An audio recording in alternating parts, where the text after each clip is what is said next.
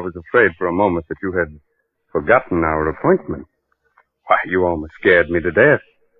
And that won't do after all the pains I've taken to scare you. You remember me, don't you? I'm your host on behalf of the makers of Carter's Pills.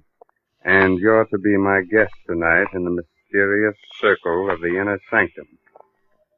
Come in, friends, won't you? Thank you. Take that chair by the fire. Good. And you'll become accustomed to the dim light in a moment. Don't get too comfortable, because we'll have you out of that chair with thrills and chills, shivers and quivers. You're on our side, aren't you? You'd better be.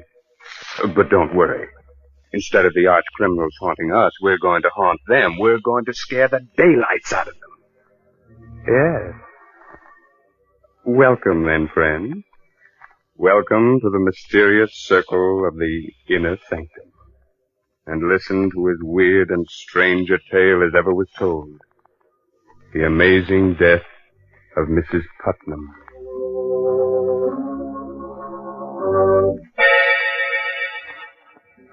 The night is dismal. A light shines uncertainly in the room of a large, gloomy mansion. Suddenly, a sobbing, hysterical woman slams the door shut, rushes to the telephone. Get the police, quick. The police. Quiet, Wolf. Oh, hurry. Please, hurry. Hello? Hello? Police department? This is Mrs. Putnam. You've got to save me from them. They'll kill me. Put that telephone down. Help! They're going to kill me. I'm being murdered. Where are you? Oh, they're killing me. Help!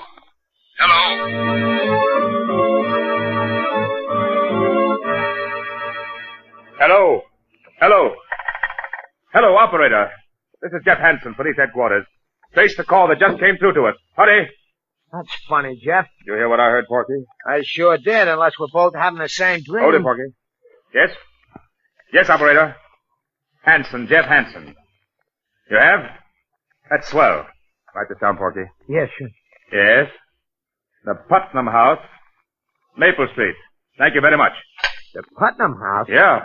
Hey, that's the first time in centuries we've heard that name in the police department. Come on, Porky. Someone in that house is in great danger. We've got to get there, and quickly.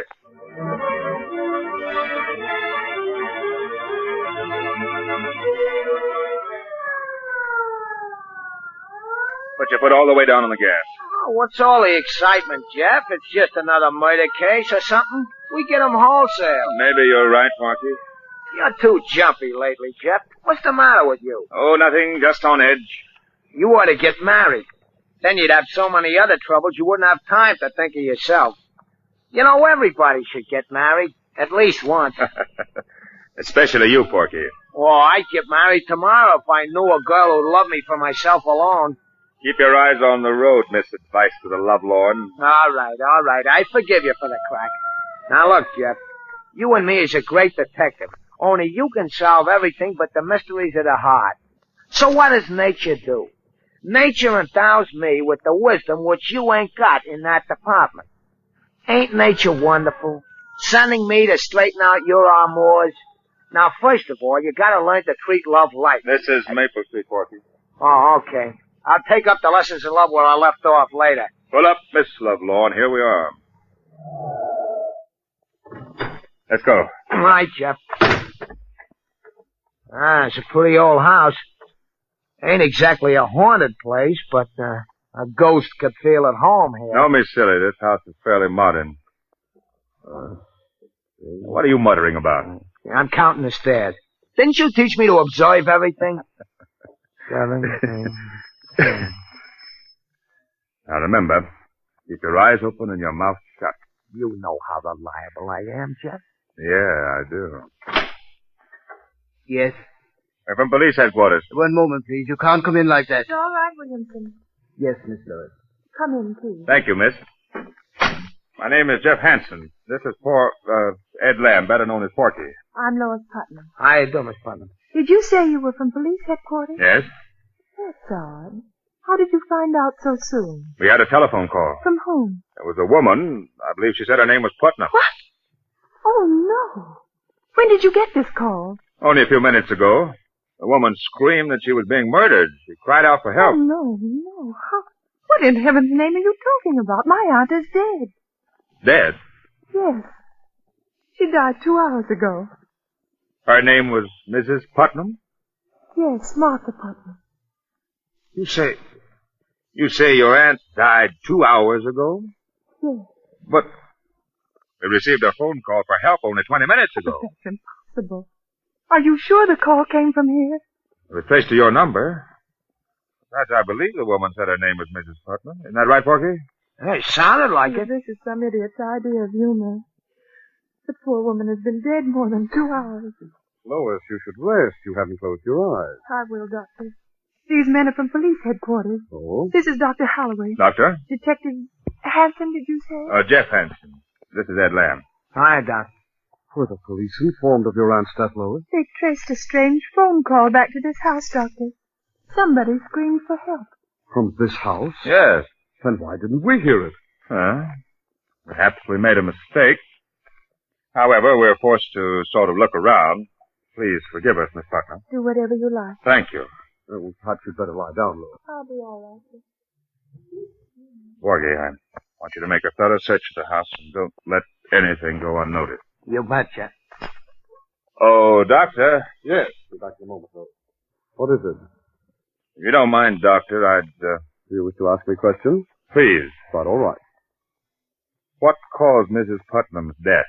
The causes of her death were quite natural. A blood clot lodged itself in the veins of her heart. You may have heard it called coronary thrombosis. How many members are there in the family? Well, there's Lois and Mrs. Putnam's brother. He's very ill. And his sight is failing. Is there anyone else? Yes, there's Joel Adams, the gardener. He lives in the back of the garden. He and the butler have been with Mr. Putnam for years. Would you mind, Doctor, if I looked at Mrs. Putnam?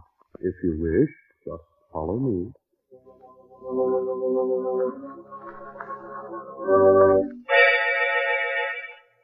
A fascinating mystery, friends? A strange telephone call late at night. A woman screams for help, a dog barks, 2 shots ring out, and then the police dash to the house and find that the woman died of natural causes 2 hours earlier. Riddle me that, my friend. Oh, have no fear, for the day of ghost-like voices from the dead and the day of superstition is past. Or is it? We shall see. We shall see. This way, Mr. Hanson. Thank you. Why do you keep this door locked? Oh, simply to avoid any scenes. They're all so high-strung. Oh. What's the matter with your hand, Doctor? You mean this bandage? Hurt yourself? Well, just clumsiness. While cutting some gauze, I snipped my hand. It bled rather profusely. I'm sorry for all this inconvenience, but in my business, it's wisest to check on everything. I understand. You wish to examine the body more thoroughly? No. No, I don't think so. She looks rather natural for a corpse. There we go. Yes. May I see the butler now? Yes, this couple will bring him in just a few moments. After I see him, I'd like to talk to the others, too. Oh, you'll be tactful with Lois, won't you? She's quite broken up. She was attached to the old lady. Of course. Did you ring for me, Dr. Holloway? Yes, Williamson. Detective Hanson wishes to talk to you. Yes, sir. And now, if you'll excuse me, I'll take a look at Lois. Quite all right, Doctor? Excuse me. Your name is Williamson, I gathered. Yes, sir. How long have you been working for Mrs. Putnam? 32 years. A long time, isn't it? Yes, sir. By the way, did you hear any odd noises or screaming this evening? No, sir. You did hear 2 shots, though, didn't you? No, sir. You're not frightened, are you, Williamson? Yes, sir. Yes, sir, I am. This house isn't what it seems on the outside. Oh? No, it's full of hatred. Everyone hated Mrs. Putnam, and she hated all of us. The Lord found vengeance. She didn't deserve to live. There wasn't a kind thought in her head. Who killed her? The devil took her. Who fired those 2 shots? Lightning struck twice. Where is the dog? In Hades with his mistress. Don't think you're fooling me, Williamson, by avoiding my question. Take me to Mr. Putnam's room. Yes, sir. It's right here. He's very ill, though. Shall I knock? No. No, you may go. Yes, sir.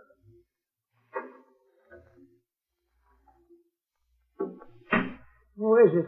I'm sorry to intrude. Are you Mr. Putnam? Who are you? Detective Hanson, police headquarters. Oh, the police, eh? What are you doing in my house? I thought the house belonged to your sister. It belongs to me now. What business is it of yours? Who else would you leave everything to? Mr. Putnam, did anything unusual happen to your sister earlier this evening? I mean, has she been ill? Cat was never ill in her life. Would there be any reason for anyone murdering her? Murder? I don't know. Maybe. She's hurt each and every one of us. She ruined Lois' life by sending her fiancé away many years ago. She made me into the wreck I am with her cruel tongue and her devilish disposition. She was responsible for the death of the gardener's wife long ago. Hasn't done a kind thing in her life.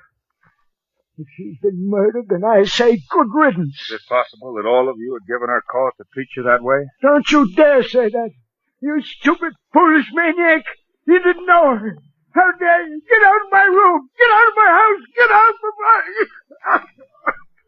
my...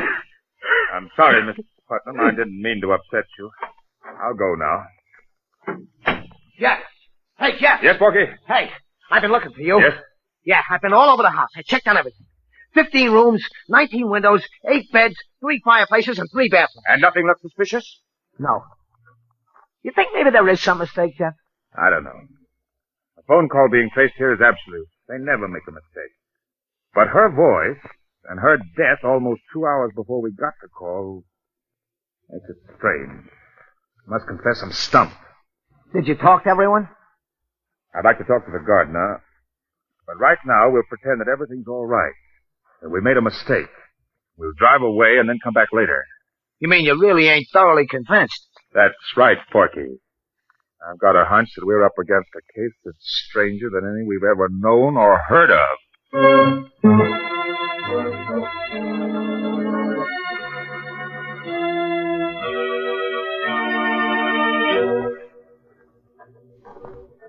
Get in the car, Porky, and don't look back. Right, Jeff. I don't want them to think that we're even slightly suspicious.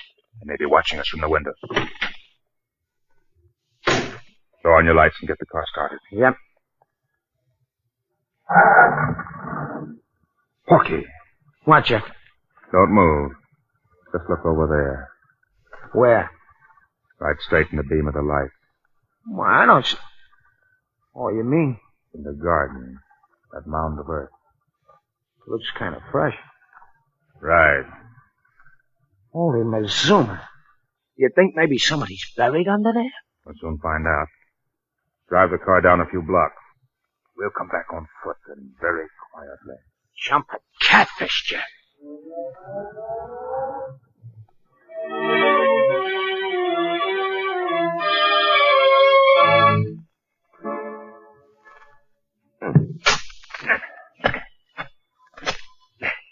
Not so loud, Porky. Don't hit the rock. Just loosen it. How much deeper are we gonna dig, Jeff? The earth is still soft. We haven't reached what we're after. What are we after? We'll know soon enough. You think the old lady might be buried here and the body in the house of somebody else? I don't know. Hey, Jeff. Huh? Jeff, I hit something firm with my shovel. Feels like a body. All right. Don't use the shovel anymore. We'll dig with our heads. Porky, you're right. It is a body. Yeah, it feels like it's wrapped up in a rug of some kind. All right. Get a grip on it. We'll pull it up. Okay. Let's go. It's the dog. The dog we heard barking on the phone. Then there were shots, and that woman's voice did come from this house. They killed the dog and the woman, too.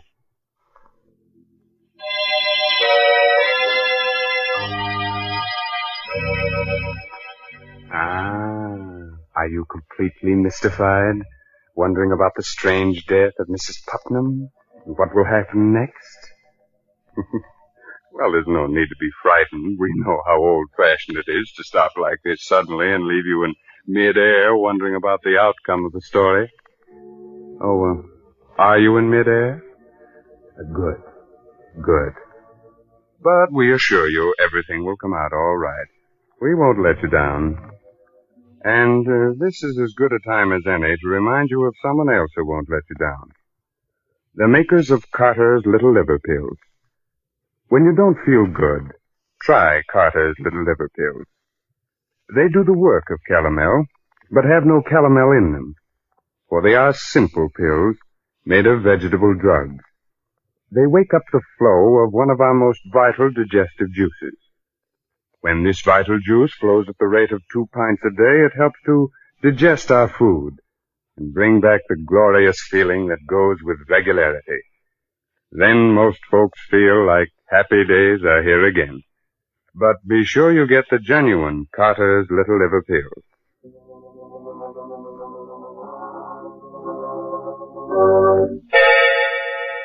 Now let's solve tonight's inner sanctum mystery. Where were we? Oh, yes. Jeff and Porky had just unearthed the body of a dog. The dog we heard barking on the phone. Then there were shots, and that woman's voice did come from this house. They killed the dog and the woman, too. Oh, I just swallowed a lump that had nails on it, Jeff. Porky, down. Then what's the idea? Throw me right into... Someone came to the window. Yeah, but you didn't have to throw me right into the grave. Sorry. Here, I'll help you out. They've left the window. Now, look, you stay here, Porky. I'm going in to talk to the gardener. You watch the house. I'll be right back. Hey, you ain't gonna leave me here with this dead dog, are you? Shh, quiet.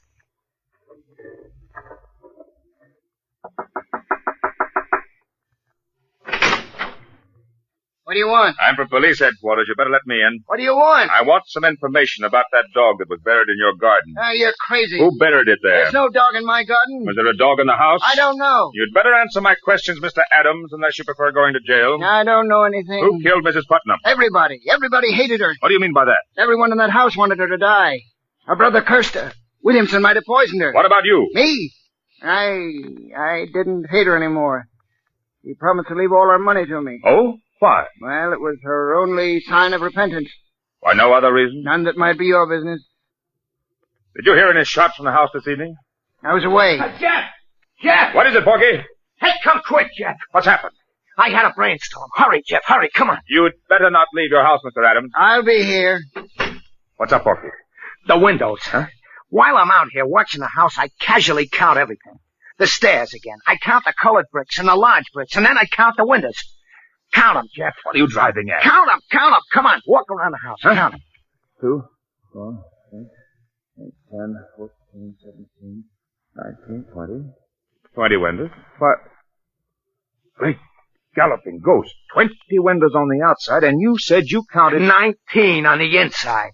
That means that there's one window camouflaged on the inside. There must be a room within a room. Come on, Porky. We're going back inside that house. Only this time uninvited and unseen.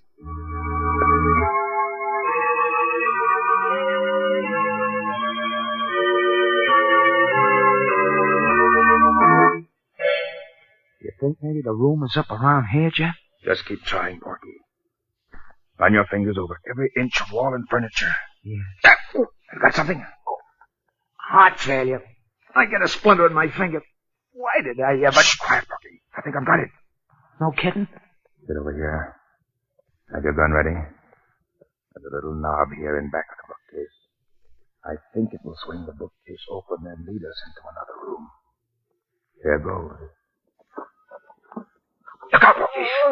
You've come to kill me, but I'll kill you first. I'll kill you if you come near me. We haven't come to kill anyone. Who are you? I'm Mrs. Putnam. What? Mrs. Put... Jeff, there's the ghost we needed to top off everything. Light a match, Porky. Oh, there's a candle over there, Jeff. All right, light it and bring it over here. Okay. How do we know that you're telling the truth, that you are Mrs. Putnam? Heaven knows I am. But I wish I was someone else. I've gone through so much. If you are Mrs. Putnam, then who is the dead woman downstairs? The dead woman? Yes. She's my cook.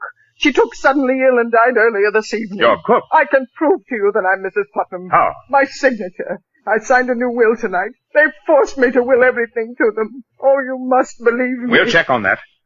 Was there any shooting in the house this evening? Yes, they shot my dog while the poor creature was trying to protect me. I called the police to help me. I thought they meant to kill me, but instead they brought me up here to face the living death. We're the police. If you are Mrs. Putnam, then we're here to help you. Thank heaven you don't know how they tortured me to make me write a new will. You say the new will leaves everything to them?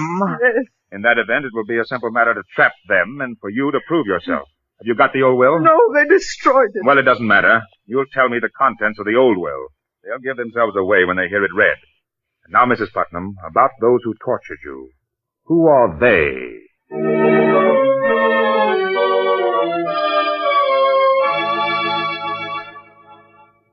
I'm grateful to all of you for not objecting to my presence at the reading of this will. Well, having you here, Detective Hanson, is best for all of us. We're really obliged to you for your kindness. Thank you, Miss Putnam. And now, if all of you don't mind, Dr. Holloway, Mr. Putnam, Williamson, Adams, I'll be brief. Oh, Porky, wheel Mr. Putnam's chair a little closer. Right, Jeff. I had the courts appoint me to see that this will is made valid and legal. Now, this is it. I, Martha Putnam, being of sound mind and body, do hereby bequeath my entire fortune and all my worldly goods to Joel Adams, my gardener. Oh, no, you've made a mistake. Careful, Lois. What did you say, Miss Putnam? That isn't my aunt's last will. Lois. No, I must confess, Miss Putnam, that isn't in your aunt's last will. Then what do you mean by reading that? My aunt left everything to me. Please, Lois. You're right, Lois. I did. In the will you forced me to sign. Mrs. Putnam! Don't move, Doctor. Yes, Lois, I signed a will leaving everything to you, that's true. But only because you and your darling doctor forced me to. Oh, I never dreamed that my own flesh and blood would be that selfish. Just a moment, Mrs. Putnam. The conspiracy to spirit you away and bury the cook in your place was entirely my idea. Don't blame Lois. It was a clever plot, my friends, and it might have worked, but fortunately you made mistakes. By the way, Doctor, does that bandage on your hand cover a nasty bite you got while doing away with the dog? Yes, it does. I confess to everything, Mr. Hanson, but Mrs. Putnam is as much to blame as anyone. Everyone who ever lived in this house hated her. With all the money you had, Mrs. Putnam, you never did one decent thing in your whole life. You distrusted everybody and hurt everybody. And so we plotted to get you out of the way. Fate was kind enough to provide us with your cook as the means. With your money, we could have gotten something out of life. You'll get life now, all right, without her money.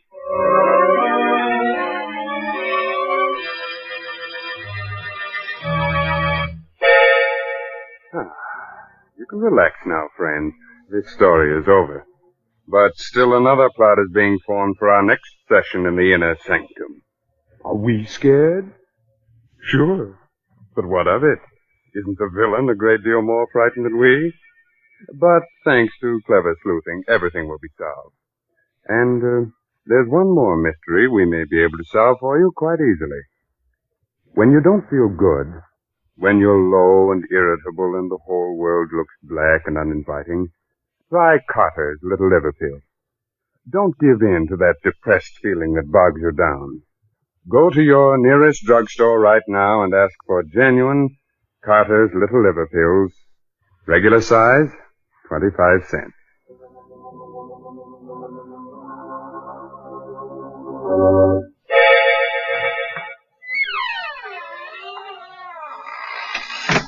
There now.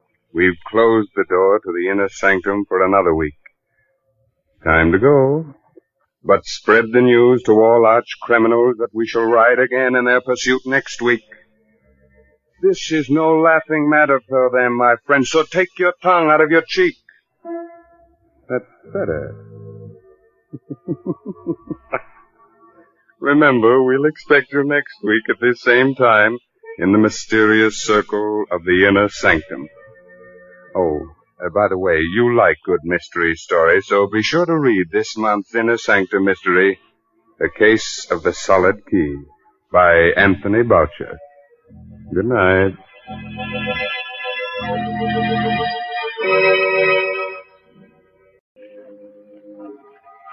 Boris Karloff on Inner Sanctum Mystery. Brought to you by the makers of Carter's Pills.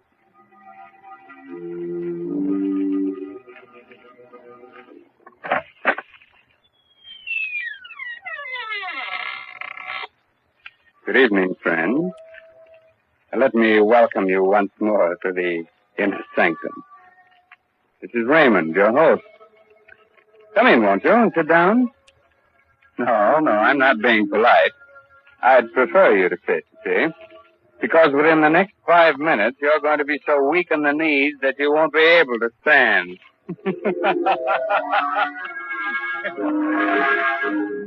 Inner Sanctum Mysteries again has the pleasure of bringing you the famous star of radio, screen, and stage, now featured in the current Broadway success, Arsenic and Old Lace, Boris Karloff. This evening, Mr. Karloff appears in Robert Newman's dramatization of Edgar Allan Poe's famous story, The Telltale Heart. Presented for your entertainment by the makers of Carter's Little Liver Pill, the best friend to your sunny disposition.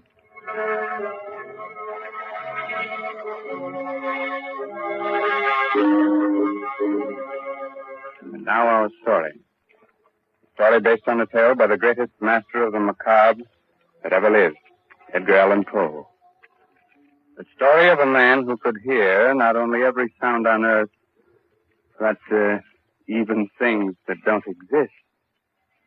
So, turn down the lights, call in a friend or neighbor to keep you company, and listen to Boris Karloff as Simon in The Telltale Heart. It's early evening. The sun is just setting behind a range of low hills. On top of the nearest hill is a huge rambling building surrounded by park-like grounds. A road winds from its gates down to the little village below.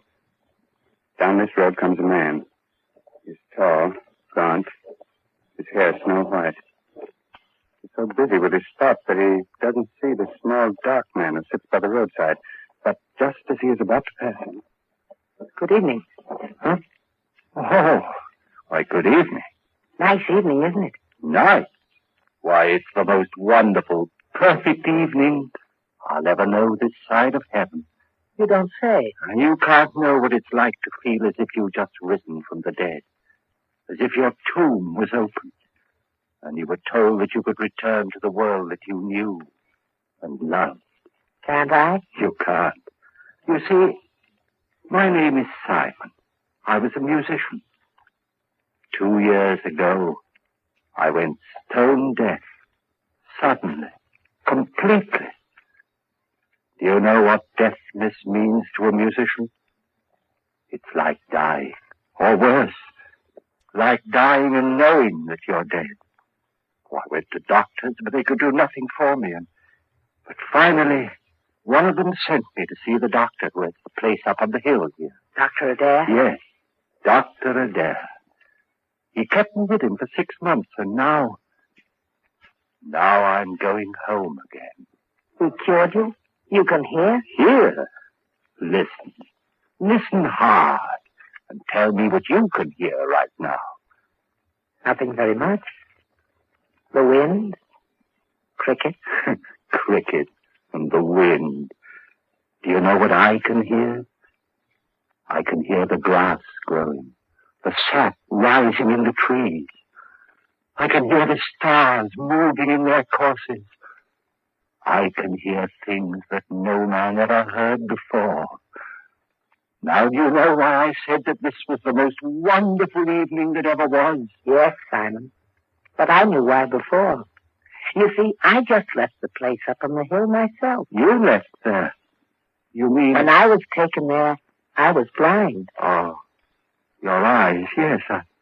I hadn't noticed before, but they are strange. Shall we walk on together? Simon? Just where did you plan to go?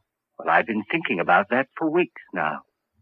All the weeks when I couldn't leave my room. I must get used to being able to hear again. Gradually. From my window, I could see an old mill, just this side of the village. Yes, it's deep in the woods, deserted. There's moss on the water wheel, and the door hangs open by one hinge. You mean that you can see it From here? My eyes have become as good as your hearing. You thought of going there, living there? For a while, until I was ready to return to the world. Oliver, why don't you come with me? Then when we are both ready, we can go back together to the world. I could do that. Think of what it's going to mean, how much we're going to be able to help people. You with your sight and I with my hearing. Help them? Yes. Yes, of course. All right, Simon. We'll go to your old mill.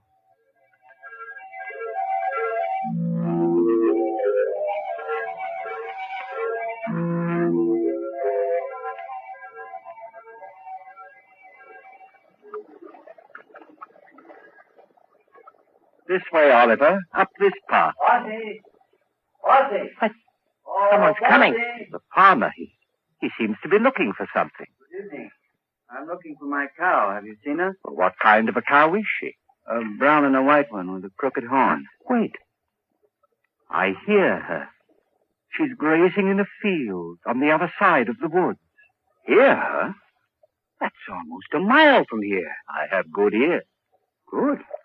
You must have ears like a fox. But that field, that's the squire's. How did you get there? You think someone took her? Who would? Well, it's the squire's land, but he's the richest man around here. Why should he have taken my cow? Wait a minute. Let me see. Yes. Yes, I do see someone with your cow. He's just leaving her. You can see that? Right through the woods? I have good eyes. Who is it? What's he like? Is he tall, wearing a brown jacket? Yes. I knew it. It's the squire. He's trying to steal my cow. I'd better go get her. Thank you very much. Perhaps I'll see you both again. Perhaps. We'll both be staying around here for a while there in the old mill. Why did you tell him that, Oliver? Did you really see the squire taking his cow? I saw what he wanted me to see. What do you mean? He hates the squire because the squire's rich and he's poor. But what? Never mind, Simon. Shall we go on to the mill? Here we are. And it's just the way I knew it would be. Quiet, peaceful, no noises, just sound. And even those are dulled by the waterfall. Yes, just the way I knew it would be, too. Dark, dank. The home of the rats and spiders. We'll be happy living here with them. Happy with rats and spiders? Why? Because they're like me. Rats see in the dark, and spiders spin webs. I don't understand you, Oliver. Must you always see the worst, the most evil side of everything? Always. But why? Don't you love people? Don't you think that this is a good world? A good world when I was blind for more than 2 years? But whose fault was that? What difference does that make? I was blind. And did anyone care that I was? No. Love people. I hate them. But, Oliver, that's wrong. You've no right to hate anyone or anything. What's that? What? It sounds like wings, like... Yes, there it is, there. A swallow. Why, it's frightened, trying to get out. Why, it's beating itself against the wall and... Oh, poor thing, it's hurt itself. Fallen to the ground. I'd better catch it. Is it badly hurt? No, I don't think so. Oh, just this one wing. Here, let's see. Perhaps we can put a splint on it, heal it. You think so? Here, Oliver. But be gentle. It's still terribly frightened. I will. Oh, Oliver! What are you doing to that bird? Blood, you've crushed the swallow, killed it. So I have. You killed it deliberately. You think so? I told you we all have some badness deep inside us. Even you. Here you are ready to believe the worst of me, that I'd wantonly crush a harmless little sparrow to death and... Simon. What is it? I don't know, but there's something in your face. Something that wasn't there before. I don't know what you're talking about. I'm going up to bed. Simon! Simon, wait! It wasn't he that was blind. It was I. Why, he is bad, evil, clean through. He's like one of the spiders he loved so much, lurking here and spinning cunning webs to catch innocent people in. And what he saw in my face just now, there was something there. Something that wasn't there before.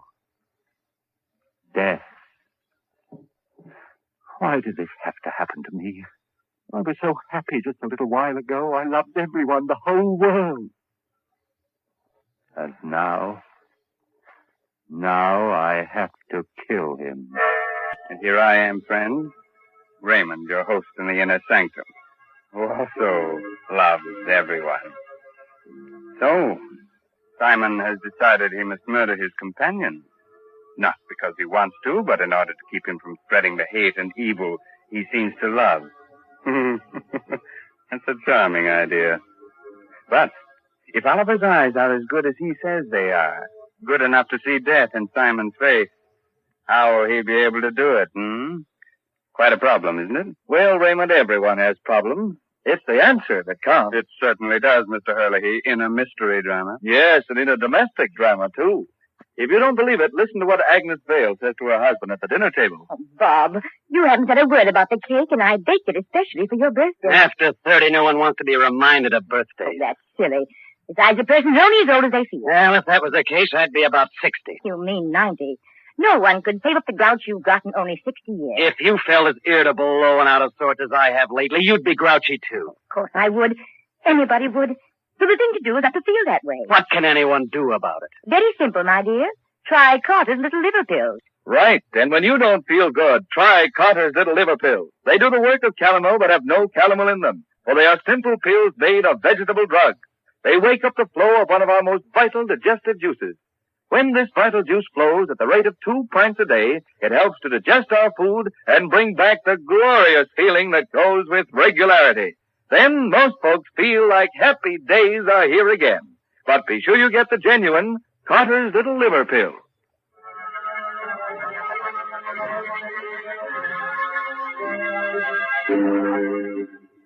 Well, friends, are you sorry I advised you to sit down before? I thought not. You still want me to go on with the story of the Telltale Heart? Very well. It's a little later that same evening, and Simon is sitting in the upper story of the old deserted mill. Waiting. Listening. Sleep, Oliver, sleep. Aren't you ever going to sleep? Oh, I know you're lying down. I heard you getting undressed. I even heard the thread snap when you pulled that button off your shirt. But you're not asleep yet. I can tell by your breathing, the way your heart's beating. And that's what I must wait for. The time when you're really asleep. When you close those hawk eyes that can see even in the dark, that could read murder in my face when I didn't know it was there myself. Wait a minute. There. Now you're asleep. And now I must go. Easy with the door. Careful. And even more careful going down the stairs. Shh. Don't creak like that. Suppose he wakes. No, he can't. He won't wake up. He can't. And even if he does... here we are. The door to his room. How shall I do it? Those sacks he's using as a pillow. If I pull them out and held them over his face and smothered him, that's it, yes. And then I wouldn't have to touch him. I wouldn't. Who's that? Who's there? There is someone there. I can see you. It's Simon. Yes, it's Simon. What do you want? What are you doing here? I know you've come to kill me. Yes, Oliver. I've come to kill you. Philip, you can't do that. You can't. Yes, Oliver, I can. And I have to. Oh, please don't struggle like that. I'm stronger than you are. You can't get away from me. You can't. You can't.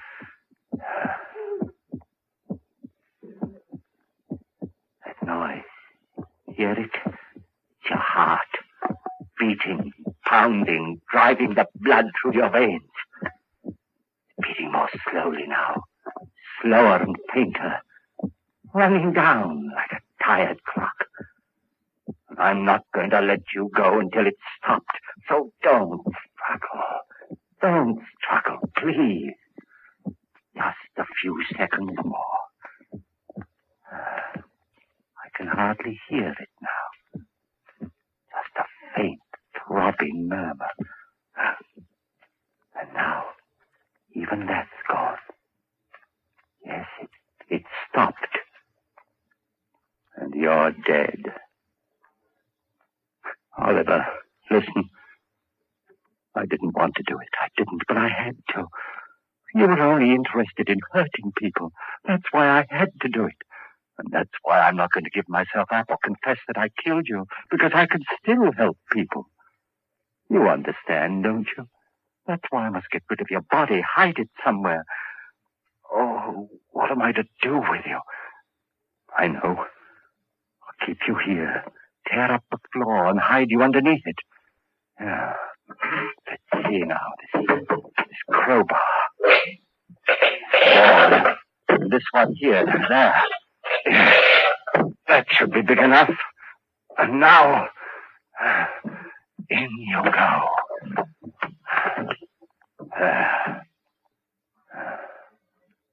Goodbye, Oliver. Goodbye. Just put these boards back. Nail them down again with the same rusty nails. And it's done. Now I'll spread this dust over the cracks. No one will be able to tell what I've done. No, not even with your eyes. If you could still use them. What's that? A light. A lantern outside. Someone at the door. Maybe Christie's come back again. Yes? Who is it? It's Trent, the constable. The constable? What do you want? Oh, nothing much. Thought I'd drop in. Say hello. Come in, constable. Come right in. Thanks. Weird time of night to be visiting, but I heard there were strangers living out here, and I thought I might... Why, of course, it's part of your job to investigate strangers, isn't it? In a way. Not that you're a stranger, exactly. What do you mean? Well, you've been around here for some time, haven't you? Up at Dr. Adair's place in the hill, I mean? Oh, yes, of course. I just left there this afternoon. Uh-huh. And your friend, where's he? Sleeping? Friend? Why, there's no one here with me. I'm all alone. But the doctor said... You mind if I look around? No, of course not. Not that I doubt your word or anything like that. Oh, no, don't apologize, Constable. Go right ahead. Well, Constable? Certainly no sign of anyone else. Well, I told you so. Yes, you did. Now, I'll just sit down here for a minute. My pipe's going. No, not there. Don't sit there. Why not? Because, well, it was just that the floor looked a little rotten right there, and I was afraid that... Oh, I guess it's all right. Sure. Strong enough to hold me, anyway. Don't step on it, I hurt you. Good heavens. What's that? What's what? That throbbing. That noise. Beating away like... I don't hear any noise. But you must, you... Those ears of mine. Sometimes they're too good. It's just your watch ticking. Watch? I haven't got a watch on me. You haven't? But then what? Oh, look, Constable, I could use a bit of exercise. Suppose I walk you back to the village. Well, that's mighty nice of you. I'm glad to have your company. But there's no hurry, is there? Just let's sit here for a while. I don't want to sit. Constable, will you come now? Now, this minute, if you don't, I don't know what I'll do. Hey, you have gotten yourself into a state. Anything the matter? Why, no, of course not. It's just that I get nervous, restless, and you won't mind if I walk up and down right here, will you? It'll make you feel any better. Go ahead. Thank you. This floor, it is noisy, isn't it? It isn't noisy enough. Constable, this lever here, I've been wondering about it. What's it for, do you know? Why, yes. I think it opens the sluice, starts the mill wheel turning. It does? Then let's try it. See if it still works. There. Yeah, still works all right. Quite a racket, too. Still not loud enough. Still. Constable, for heaven's sake, will you come now? Leave here with me. If you don't, I'll go back. Look, there's no need to get so excited. I'm not excited. I'm perfectly calm and quiet. Will you come now, right away? But I told you. I know what you're doing.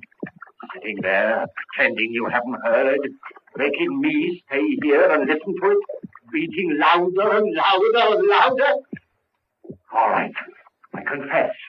I killed him. I killed him.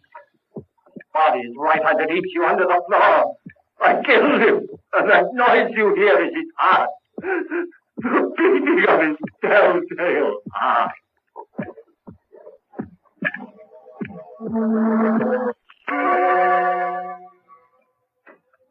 Hello, Dr. Adair. Oh, Constable, hello. Well, did you find them? Yes, Doctor.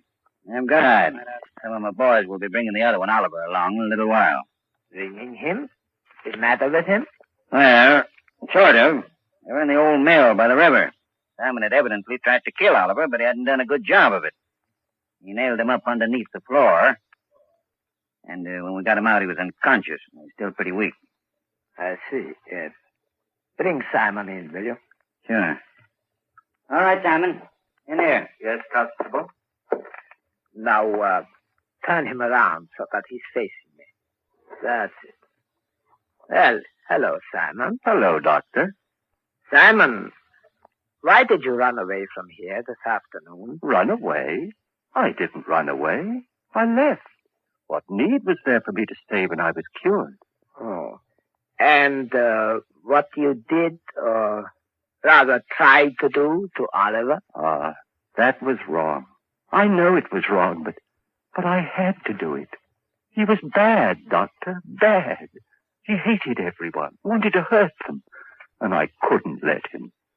You know, it's strange, Constable. 2 men, both mental cases because of a sudden affliction. But while Oliver's blindness made him hate, Simon's deafness filled him with love for all mankind. Deafness? You mean he's deaf? But when you talk to him, he answers you. Yes, he reads lips. That's why I had you turn him around, so he was facing me. But he's stone deaf. He will never hear again. What's that you're saying? Deaf? But I'm not deaf. Why, there's no one can hear better than I, no one. I heard everything when I left here. Things no man has ever heard before. The song of the swan, the breathing of the fish. Why, I even heard the beating of Oliver's heart after I'd killed him. Yes, Simon, of course. I'm not deaf, I tell you. I'm not. I'm not.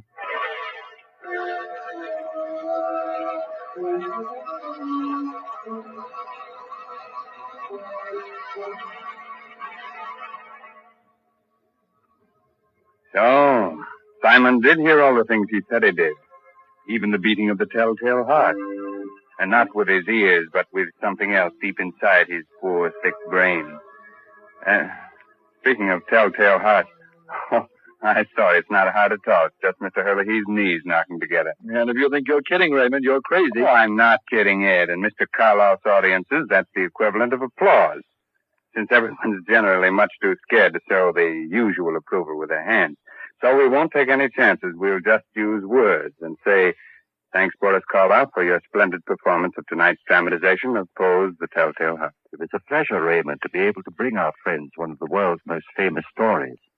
And I'm very grateful to Everett Sloane as Oliver and Santos Ortiaga, who played Christie, for the help that they gave me. So now I suggest that you listen to Ed Herlihy, who has some helpful advice for which you may be very grateful. This is Raymond again, your host, getting ready to close that door to the inner sanctum and say goodnight until the same time next week. In the meantime, if you care to do a little bloodthirsty reading, try this month's inner sanctum novel, I'll Eat You Last, by H.C. Brandon. In case you've already read that, why not try some of the other stories by the author of tonight's mystery drama, Edgar Allan Poe? According to all critics, this writer has quite a future. Have a good night. Pleasant dreams, huh?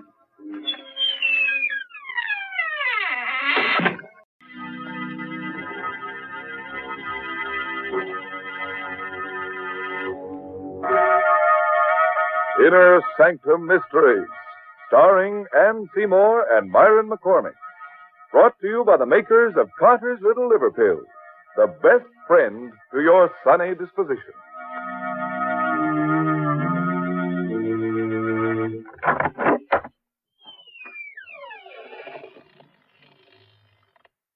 Good evening, friends. Welcome. Welcome to the Inner Sanctum. This is Raymond, your host, teller of strange tales. Come in, if you dare. Now, before we begin, a word to those of you who don't frighten easily. It'll be no disgrace if before we're finished you find yourself trembling against your will. Inner Sanctum Mysteries takes great pleasure in presenting two of America's best-known and best-loved radio artists, Miss Ann Seymour and Mr. Myron McCormick. Tonight, these two favorites of the air lanes co-star in The Man from Yesterday, an original radio mystery drama by Milton Geiger, brought to you by the makers of Carter's Little Liver Pills, the laxative with the two-way action. For over 60 years, everybody has known that the name Carter's Little Liver Pills means gentle and efficient help whenever a laxative is needed. Yes, and they know, too, that Carter's Little Liver Pills bring added relief by waking up the flow of a very important digestive juice. So take advantage of this two-way action and ask for Carter's Little Liver Pills.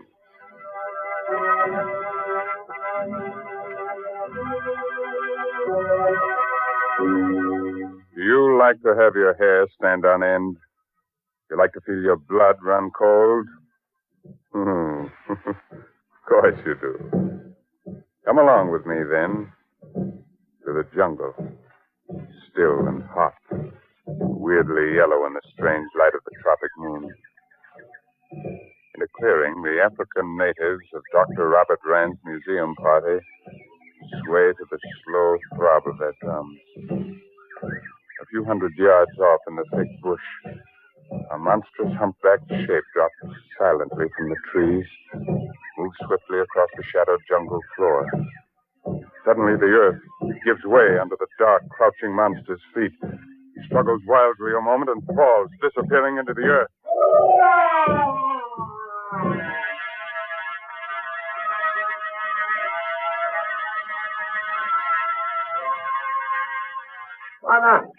Run. Quick, come quick. Ngagi, come quick. Eh? What's up, Sangala? Is something wrong, Sangala? Wana, you come fast. Bring big gun. Oh, what is it? Ngagi. Gorilla? Where? Old man gorilla. He fall in trap. Oh, you shouldn't go, Bob. You're fever. Where is he? Where is the gorilla? Sangala, show you. Bring big gun. You follow me.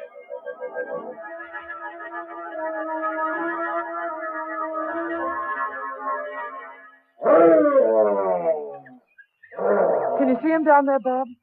Can I see him? What a fellow. What a prize he'd be for Professor Converse at the museum. A full-grown gorilla. Ruth, we've got to get this fellow home, alive. Oh, Bob, it's dangerous. You're ill. Must you? Converse would nenever forgive me if I didn't. Bob. What is it? The gorilla hasn't made a sound for some time now. That's right. Turn the flashlight on there, will you, Ruth? That's very strange. Is he hurt? No. But look at him. See how he stares up at me. Yes. And such steady, knowing, intelligent eyes. Almost human. Yes. Gazing so steadily into my own. Unflinching. Unafraid. And puzzled. As though he's seen me before. As though he recognizes me. Is trying to remember me from somewhere. Sometime.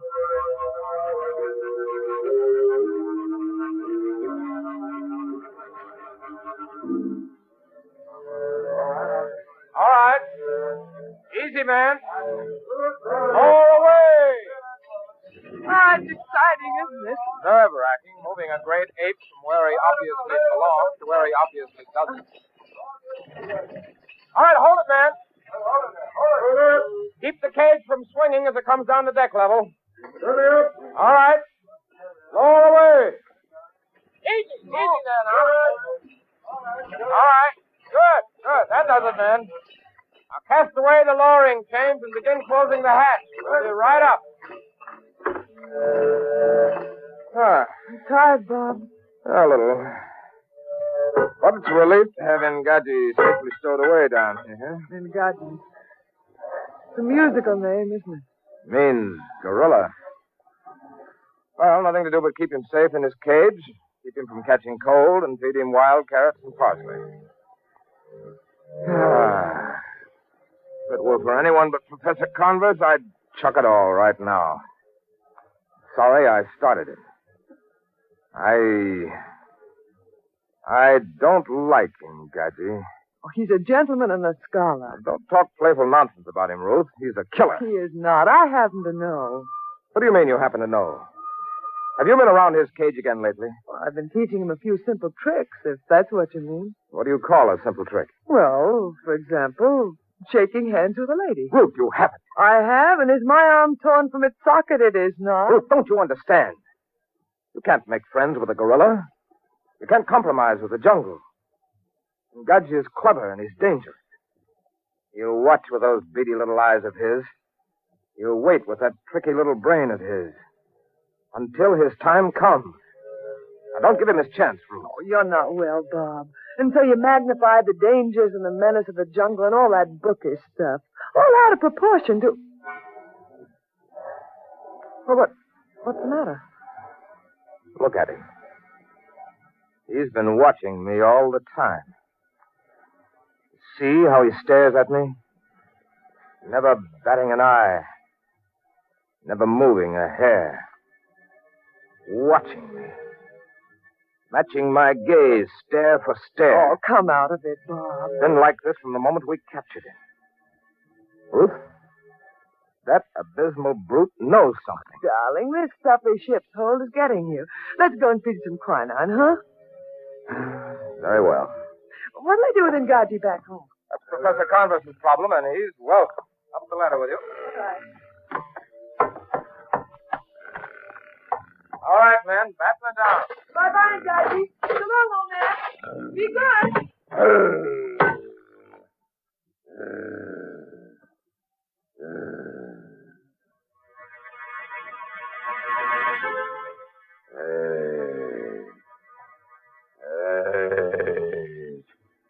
Hey, from before. When? Where? Hey! I am Ngaji, King of the Jungle!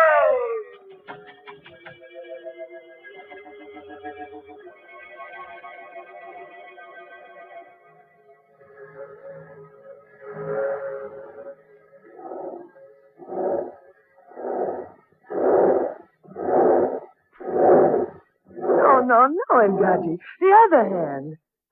That's it. That's it. Ah, good fellow.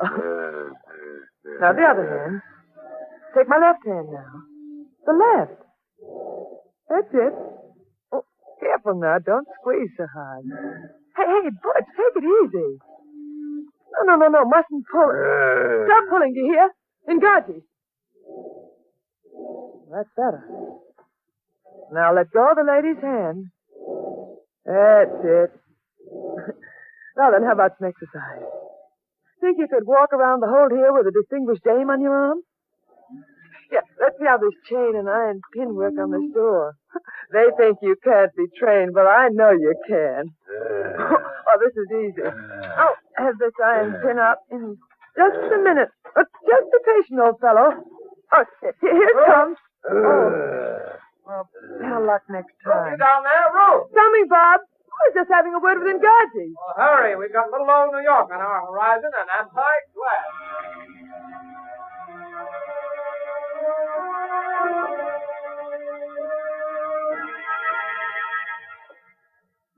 That's very kind of you, Professor Converse, putting Ruth and me up at the museum like this. Not at all.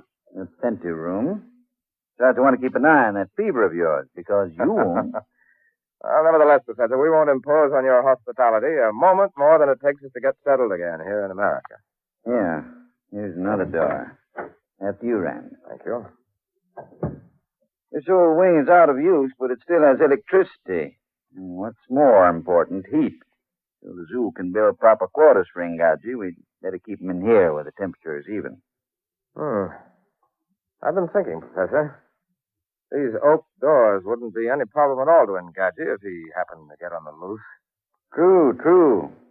The door closing off this old wing from the new building is really made of iron. I see. So, unless your gorilla is of the armor-piercing variety, pretty safe. Here's next to the last door. This used to be our dinosaur room. A huge room.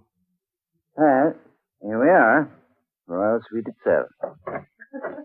Ruth, what are you doing in here? I'm talking to Ngati. Hello, Professor. I shouldn't become too familiar with Ngaji, Mrs. Rand. Oh, he's quite gentle. You know what he does now? He takes the rings off my fingers and then gives them back. Takes the rings off your fingers. Ruth, come on, let's get out of here. All right. You're rougher than a 500-pound ape. He's a real gentleman. Look at him.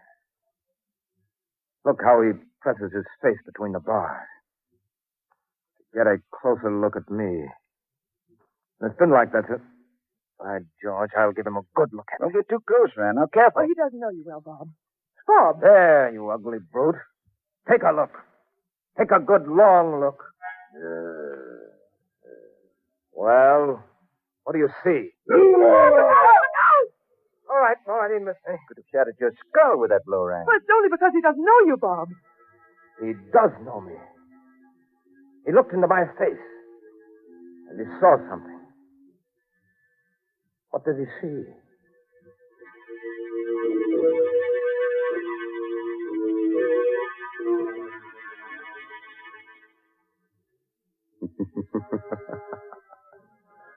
What do you think he saw? Well, I'm no fortune teller. I'm only Raymond, your host here in the inner sanctum. But I can tell you he must have seen something. But what was it? That's the big question. Yes, and when that logy, dull, sluggish feeling tells us that a laxative may be needed, the big question is, what laxative will do you the most good? Lots of folks have answered the question successfully by taking Carter's Little Liver Pills. Why?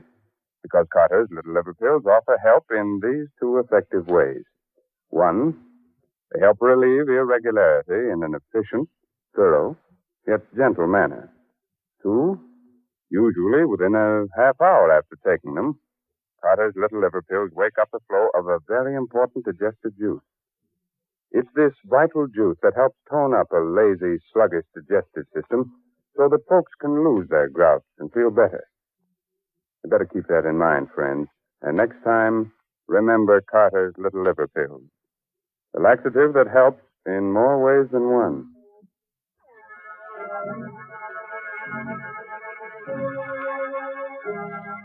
All right. Do you still want to know what the man from yesterday saw when he looked into Rand's face? You'll be sorry, but you asked for it. So let's go into Ngaji's cage with him now, as he listens to a strange, mysterious voice. Ngaji, Lord of the Jungle, do you hear me? Do you hear, Ngaji? Do you hear the jungle speak? Ngaji, I am Ngaji. I am the jungle. Jungle. You looked into the man-creature's pale eyes. Do you remember now? Do you remember that other Ngaji, 1,000 million moons ago, before the pale man-creature walked here? Wait. Do you remember, Ngaji? Remember. You fought with him in the jungle, fought for the beautiful she. He conquered. How you hated him. He was mighty, and he was different from the others. When the others swept through the trees, that other one ran, swift as the wind, on the ground. Remember. Remember. You fought, and you died. That other one who was different stood triumphant in the clearing, his neck half bitten through, victorious. He who would one day be a man. Man. Your conqueror then. Your captor now. Hey, man. Where is your strength, O Ngaji? That this same other one conquers you again, as he did 1,000 million moons ago. I am strong. I am Ngaji. Yet the weak one wins.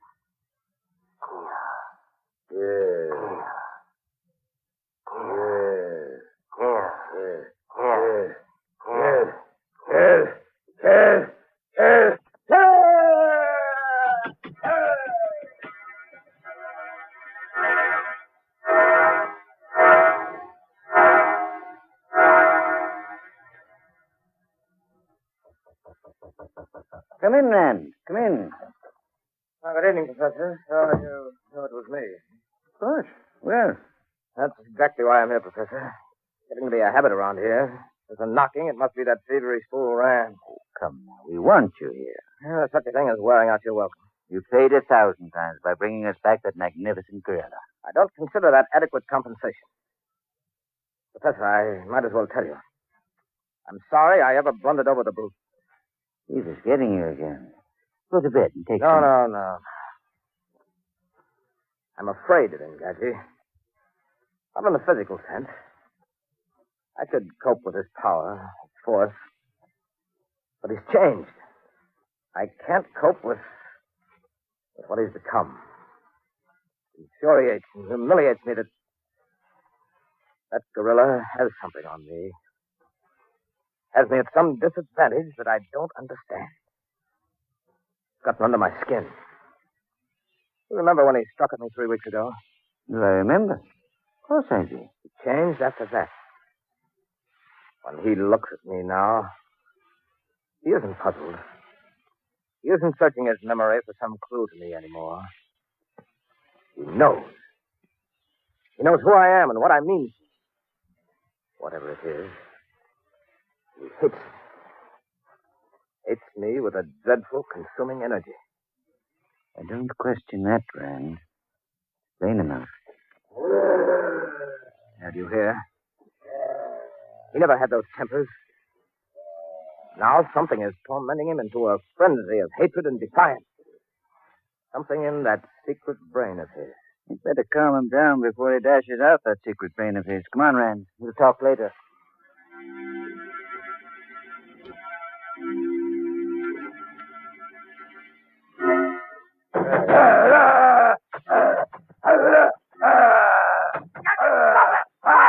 Be quiet, here. Quiet. Who did you say was afraid of whom? He's quiet, yes. But look at those eyes. Where have you seen such hatred? Or such tremendous living power? Yeah. You've got to admire it at first. You almost think for a moment that he represents the super race. That big, black-haired, purebred gorillas are the dominating people. And on the basis of sheer power with a certain amount of intelligence and ruthlessness, you think he ought to rule. Then you stop to think. You remember. Yes, he's sure a black gorilla and powerful. But after all, he's just a gorilla. Oh, I thought I heard him guard you fighting in here. Well, you did. Your precious beast was paying attention. You catch cold running about barefooted like that, and that wouldn't do. Because Engadji might catch it from you, and that would be the end of Engadji. On second thought, perhaps you'd better run around barefooted. But, Bob, he's worth a fortune. Well, so are you. Now run along back to bed. Professor Converse and I have a chess game to play. Hey, Professor?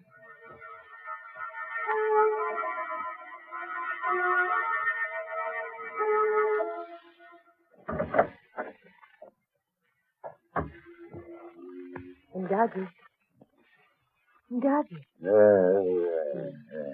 Hi, old fella. I brought you bananas. Here. No, I haven't got any more. What? Oh, my hand. Which one? This? Oh, the left. Sure, pal. Take it easy, though. It's breaks. That's a good boy. Oh, no. Come on, Engadji. Give me back the rings. Come on. Hand over the jewels. I'll pick them up, Engadji. Engadji! All right. Get them myself. But you won't hear the end of it. I'll show you. You've eaten your last banana for a month, and don't you forget it. Engadji! What's the matter? Oh, don't you know me? Engadji, stay back! Stay back!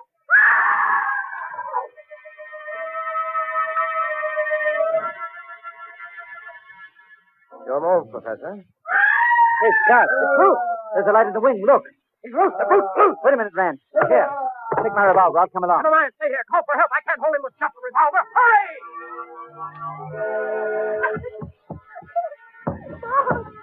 Bob, help me, Bob! Help me! Ruth, what happened? Are you hurt? That's my answer. I unlocked the cage. He broke the door space for me. I could just get in here by the door before he realized he was free. Can you walk down there? No. I ran to the door, but I hit my foot right. I can't stand, Bob. Put your arm around my shoulder. Hurry. He's breaking through. I let him escape. I let him. That's it, darling. Now hold tight. But you're yourself. You can't carry me too, Bob. Hobble on one foot now. Up. Come on now. All right, darling. Quick. The next room.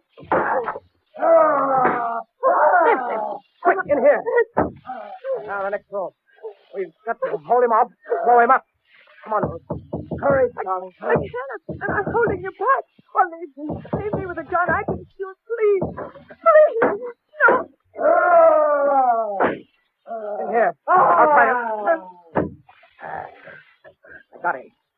Quick now before he recovers. Bob, you can't go on with me. Just one more door. The last door. All right. Can't smash iron. Keep moving. Try to help him, can you? I'm trying. A little further. Just a little further. Here. Bob! What's the matter? It's locked. From outside, it's automatic. Bob, but the professor... I don't know. He's gone for help. Oh. Steady, girl. Steady. The lights have... They hit the fuse box. We shut out the lights. Listen. He's dead. Another shot must have hit. He's dead. Quiet.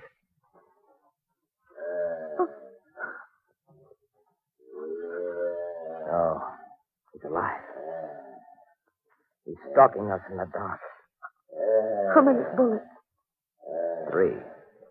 Bob, one more for Engadji, and don't kill him. Quiet. This way. Keep moving.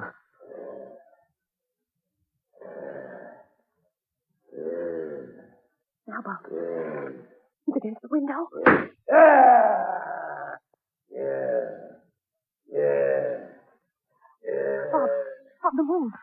The moon's coming out.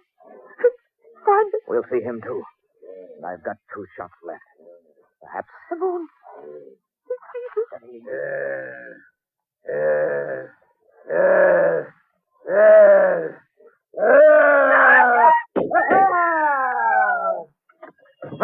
Friend, where are you?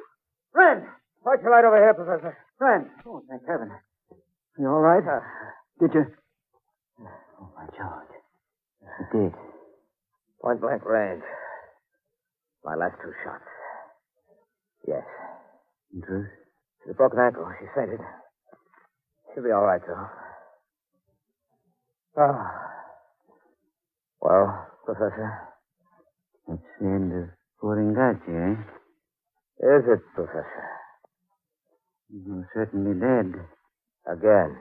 Again? Have you ever had the feeling that something that has just happened, that happened before, somewhere, a long time ago? A very familiar psychological phenomenon. What about it? I feel that all this has happened before. Yeah. And that it will happen again. I only wonder when. And where. And who will be the victor. Then. Yeah, let me look at you. Oh, yes. You're hurt. There are the marks of teeth on your neck. An unusual birthmark. It occurred in my family for generations. Shows up when we become excited. Is it strange, Professor?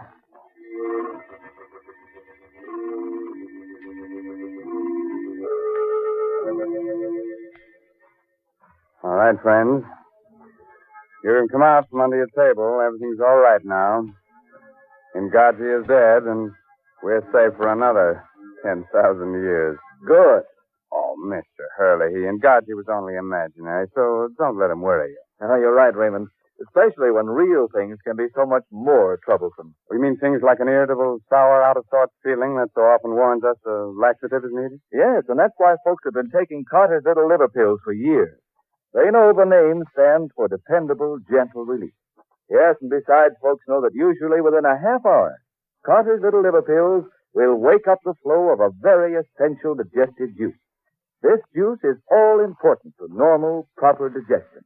So why don't you take advantage of this time-tested, two-way action and ask for Carter's Little Liver Pills? Well, friends, it's time to close that creaking door to the inner sanctum until the same time next week. Invite all your friends to be here with you. It'll give you courage. There's safety in numbers. Well, next week, our ghost artist, pardon me, guest artist, comes with the highest credentials. He was on the horror roll at Spirit School. Fine student. And for anyone who'd like a snap course in exciting mystery reading, let me suggest this month's Inner Sanctum novel, The Murder of a Novelist, by Sally Wood. It's on sale at your favorite bookstore. Now, friends, here's an urgent, serious thought. Remember the Red Cross. It needs your help now more than ever. And also remember you are giving both for Christmas and for America. And your presents are United States defense bonds and stamps. Buy all you can afford today. Well, good night. Pleasant dreams, huh?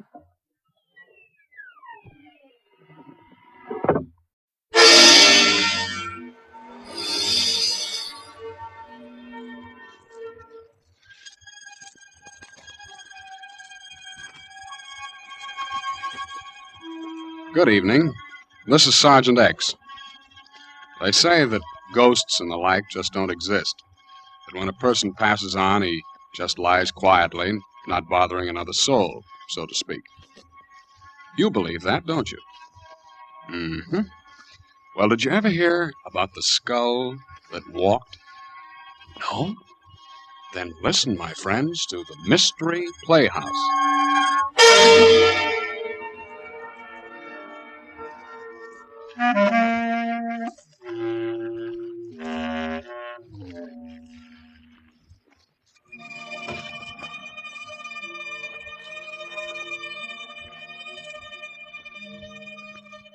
I guess superstition's a pretty hard thing to down completely, isn't it? I mean, under certain circumstances, almost anybody can get the creeps and get them good. I guess most of us are a little bit afraid of the unknown. For instance, taking a midnight stroll through a graveyard isn't exactly your idea of fun, is it? I don't suppose you'd particularly go into ecstasies if you happened to witness a good gory murder, either. Well, there's a fellow I know who thinks this all comes under the heading of good, clean fun. His hobby is horror, and he likes to tell stories along those lines. I think he has one for you right now. Wait till I try this door here.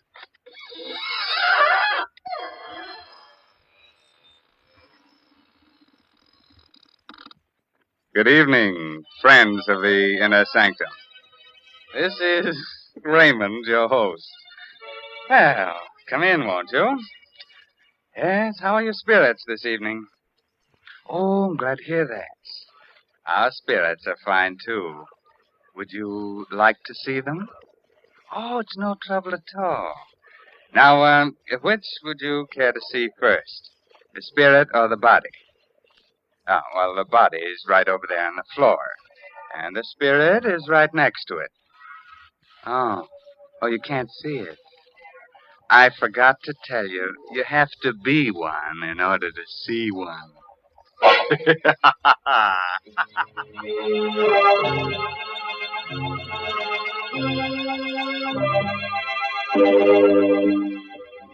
Shall we get started?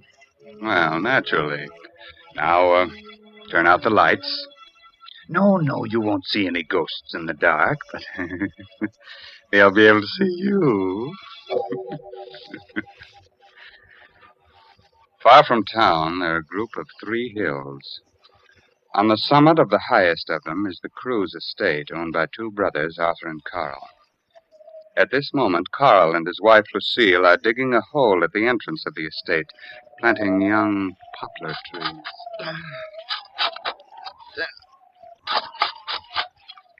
Carl, I think it's deep enough. Oh, I think we ought to go a little deeper down. Oh, here comes Spears. You're digging? Yes, we're going to plant a whole row of Lombardy poplars. You mean right here? Yep. We're going to line both sides of the road. Well, perhaps you'd better let me do it. I'm your caretaker. I should do the gardening. Spears, you look upset. What's the matter? Well, where you're digging is an old Indian burial spot. There's a curse on it. Oh, don't worry about it, Spears. You don't believe it? Of course not. Lucille and I don't go in for superstition. Yes, but it's no superstition, sir. It's... You hit a rock. Uh-huh. Oh, that sounds like a rock. It's a little hollow. Dig it up, whatever it is. Yeah. What? It's a skull. Yes. A skull. Spears is right. This place must have been an old Indian burial ground. Please put it back. No, keep it. Carl, perhaps you'd better put it back. No. Please bury it again, Mr. Cruz. It will bring bad luck to all of us. No, Spears, that's just a silly superstition. Well, what about the rest of the skeleton? Well, there doesn't seem to be one. No, just a skull. You bring it into the house, will you, Spears? No, partner, I'd rather not. All right, I'll take it in myself. Don't either of you mention this to my brother Arthur. He's terribly scared of things like this, and he's just gotten over his nervous breakdown. Carl, perhaps you should put the skull back. Lucille, you're not being taken in by this hokum about curses, are you? That sounded like my wife, Mary. She was cleaning the windows. Good heavens. She fell out of the window. Mary. Well, she's unconscious. Please do something. You must do something. I'm afraid there's nothing we can do, Spears. She hit her head against a rock. She's dead.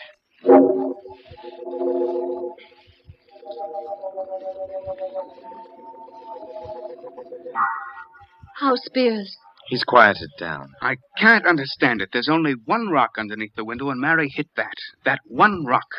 There isn't even a pebble around for yards. Well, don't go imagining things again, Arthur. Spears kept talking about a curse. Spears believes in pixies and gremlins, too, don't forget. Well, I feel rather funny about it all. Oh, Carl, maybe you'd better switch some more lamps on. This living room feels gloomy. Oh, let's cut this nonsense out. Wait. You hear anything? Oh? Oh, I don't. Yes. Something is coming from the ceiling. What's coming from the ceiling? I don't hear... What is it? It must be the beams. They sometimes do that from the heat. It's not the beams. It's too regular a sound. What room is directly above us? It's an old bedroom. We use it as a storeroom now. It hasn't been open in years. There's something up there. Of course there is. A lot of old things from years back, Lucille. Did you put the skull in the storeroom? Yes, I did. What are you two whispering of? It's coming down the stairs. We'll take a look and settle this. So far. Look! At your feet, Carl. The skull. How did it get down here? It came down the steps. Seems to be looking up at us. A skull. How did it get into the house? Carl found it while digging. Spears said it belonged to some Indian. Spears was right. There is a curse on the house. We'll all be killed. I'm leaving. I can't stand it. Well, Carl, what are you going to do with the skull? Well, lock it up in the closet. Lock it. Carl, you'd better bury it again. No, I can't do that, Lucille. If I do, it means I believe in all this tommy-rot about ghosts. Well, then suppose you tell me how a skull could open a door and then come bouncing down the steps. I don't know. Maybe someone's playing a trick on us, dear. What happened to Mary was no trick, Carl. Nor is this, and you know it. Well, whatever it is, I'm not going to bury it. We'll keep it locked up in the closet. Oh, Mr. Cruz. Yes.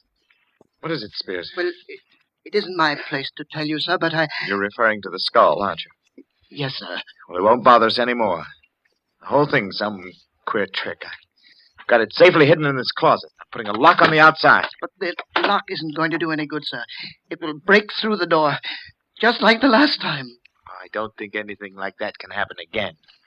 I'm the only one that has a key to this lock.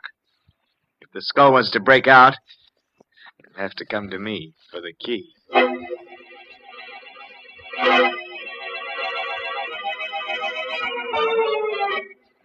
How are you feeling, Arthur? I'll never feel right in this house again. Oh, nonsense. Why don't you put a light on? Arthur, it's morbid sitting here in the dark by yourself. We're all going to die. Don't be ridiculous, Arthur. Where is the skull? Where it can't get out. Tomorrow I'll take it into town and let the police look at it. Tomorrow will be too late. Look, I'm getting tired of this. You've got to get hold of yourself, Arthur. You'll go completely to pieces.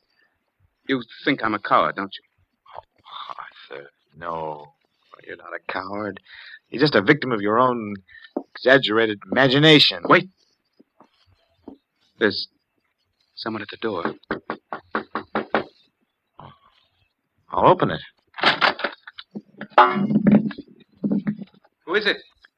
I don't know. No one came in. Something came in. For heaven's sake, put the light on. The skull.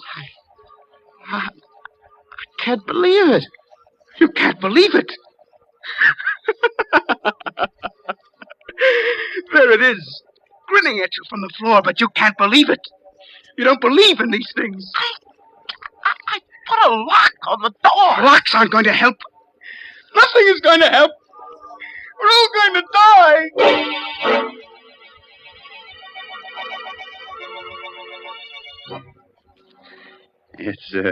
It's an hour later now. Arthur has gotten over his hysteria, but he is still terrified. I'm not going to spend another night in this house, Carl. But, Arthur, there's got to be some logical explanation. I'm not in the least bit curious. I just want to get out of here tonight. I'm going to go with him, Carl. Lucille. Well, perhaps we'll bury it again. We'll put it back in the same place we found it. That won't do any good. It's too late now. Don't be ridiculous. If it wants anything at all, it wants to get buried again. I'm sure all this mysterious business will come to an end as soon as we bury it. The house won't ever be the same. Oh, stop it, both of you. You're acting like a couple of scared children. We'll put the skull back where we found it, and we won't be bothered by it anymore. Spears! Spears! Yes, Mr. Cruz. This skull. Let's take it out, bury it in the same place where we found it. I'm glad you reconsidered, sir. It's the only way.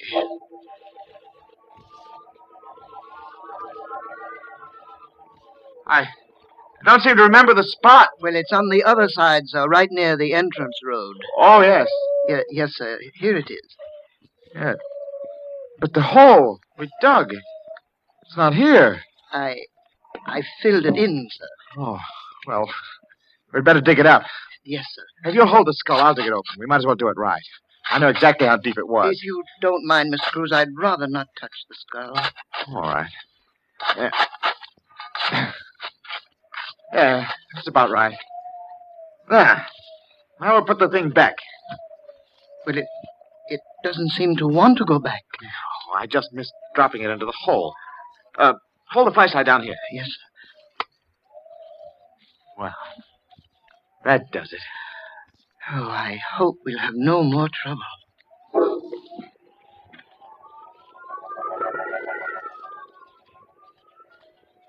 Well, Carl, did you bury it? Yes, same place. That's all. Forget about it, shall we? Maybe it's easy for you, Carl.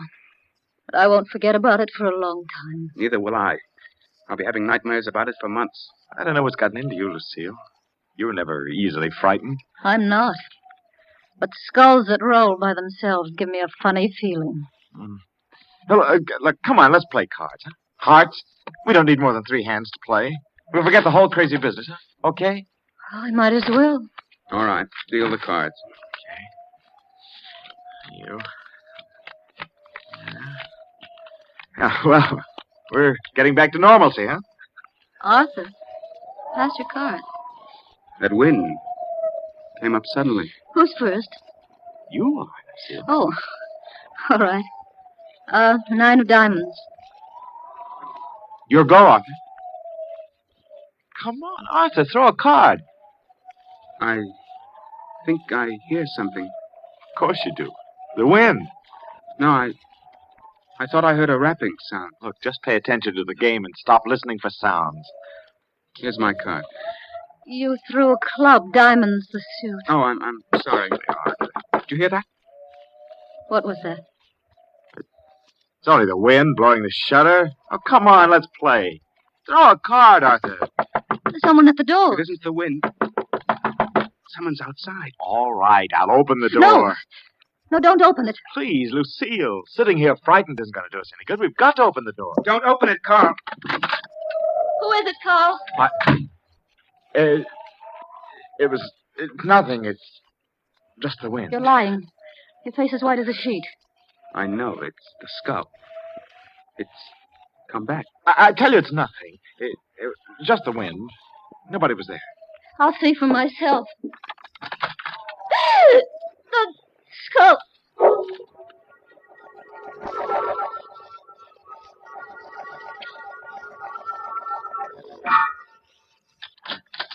Oh, Mrs. Cruz, I didn't hear you knock. I didn't. I want to talk to you, Spears. Yes, Mrs. Cruz, but it's rather late. You've been up late before. Oh, yes, but it's just that I'm tired tonight. I don't mean to be rude. You've been doing a lot of night work? What are you referring to, Mrs. Cruz? Spears, you don't really believe in skulls that move around by themselves, do you? Well, I warned your husband about it. It's a curse. Is it part of a curse for a skull to use a trowel to unbury itself? Your trowel? My trowel? Oh, you're mistaken. No, I'm not. I just came from there. Why would I want to do anything like that? Mm-hmm. Why? That's why I'm here. I'd like to know why. Please, Mrs. Cruz, I'm tired. We'll talk about it in the morning. We'll talk about it now, Spears, right now. Get out of my room. All right. I'm going straight to the police. I've got the trowel. We'll see if the skull left any fingerprints. You won't do that, Mrs. Cruz. Oh, yes, I will. All right, Spears, just sit right where you are. I'll shoot. Oh, please. Put the gun down. Start talking. Why, it's all a mistake. If you don't start talking, I'll shoot. In self-defense. Did you dig up that skull? Why, Did you? Yes. Yes, I did. And you rolled the skull down the steps. The first night it was in this house, didn't you? Well, it was only a joke. And you also managed to open the closet. Yes, but Whose skull is it? I don't know. You're lying. That skull has something to do with you. I checked up on it. Your first wife disappeared. Perhaps the police can identify the skull. Oh, please, don't go to the police. Well, it was my first wife, Jane. I killed her. I didn't want your husband to bring the skull to the police, so I tried to scare all of you away from here as the safest measure. Go on. Yes. Wait a minute. Who rolled the skull into Arthur's room? It wasn't me. It must have been... That's right. It was me. Perhaps you and I can work things out. I tried to frighten my dear brother-in-law Arthur away so that I can have complete ownership of the entire estate. You see, Arthur is leaving tonight. Yeah. Perhaps we can help each other. No one has to know of our little conversation. No one is going to know. Well, now that we've both accomplished our purpose, maybe it would be the best thing to bury the skull again. Yes. We'll do it now.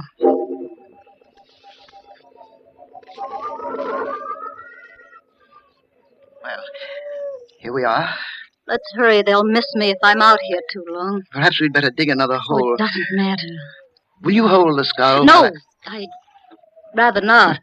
You haven't suddenly gotten squeamish, have you, Mrs. Cruz? Put the skull in the ground and dig that hole. All right.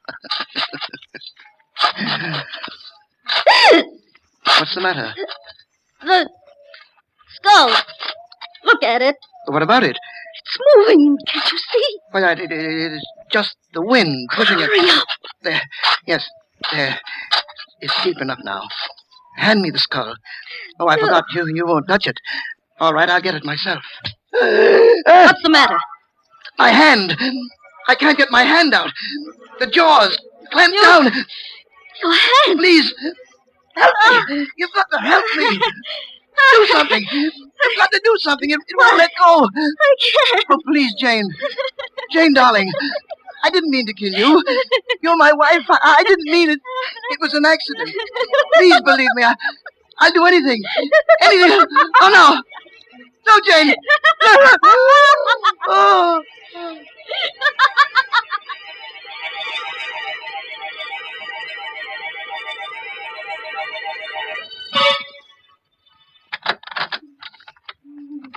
How is she, Carl? Arthur, it's pretty bad. The doctor says it's hopeless. There's nothing more he can do. Her hair it's turned completely white. She's just out of her mind. Horrible. Spears died this morning. He never recovered consciousness. Died of fright. Everything else seems to make sense, but I don't understand how the skull could have clamped its jaws on his hand. When he picked it up, he must have picked it up upside down. The lower jaw, which swings on a hinge, came down. He was so frightened that his hand froze to the skull. Spears was just frightened to death.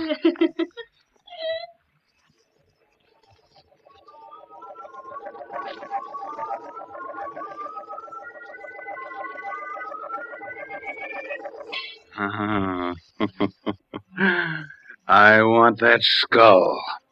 Yes, sir, I want it as a knocker for the inner sanctum door. Good night. Pleasant dreams.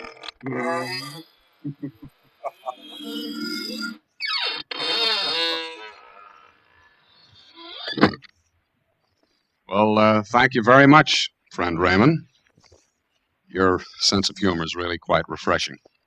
That is, in a ghoulish sort of way. We'll be trying your creaking door again soon for some more laughs.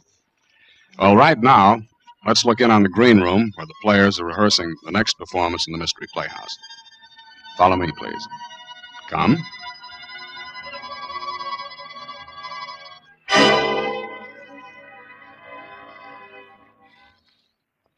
What a crowd. Say, Dexter, how's it feel to be both a spy-catching hero and a prospective bridegroom at the same time?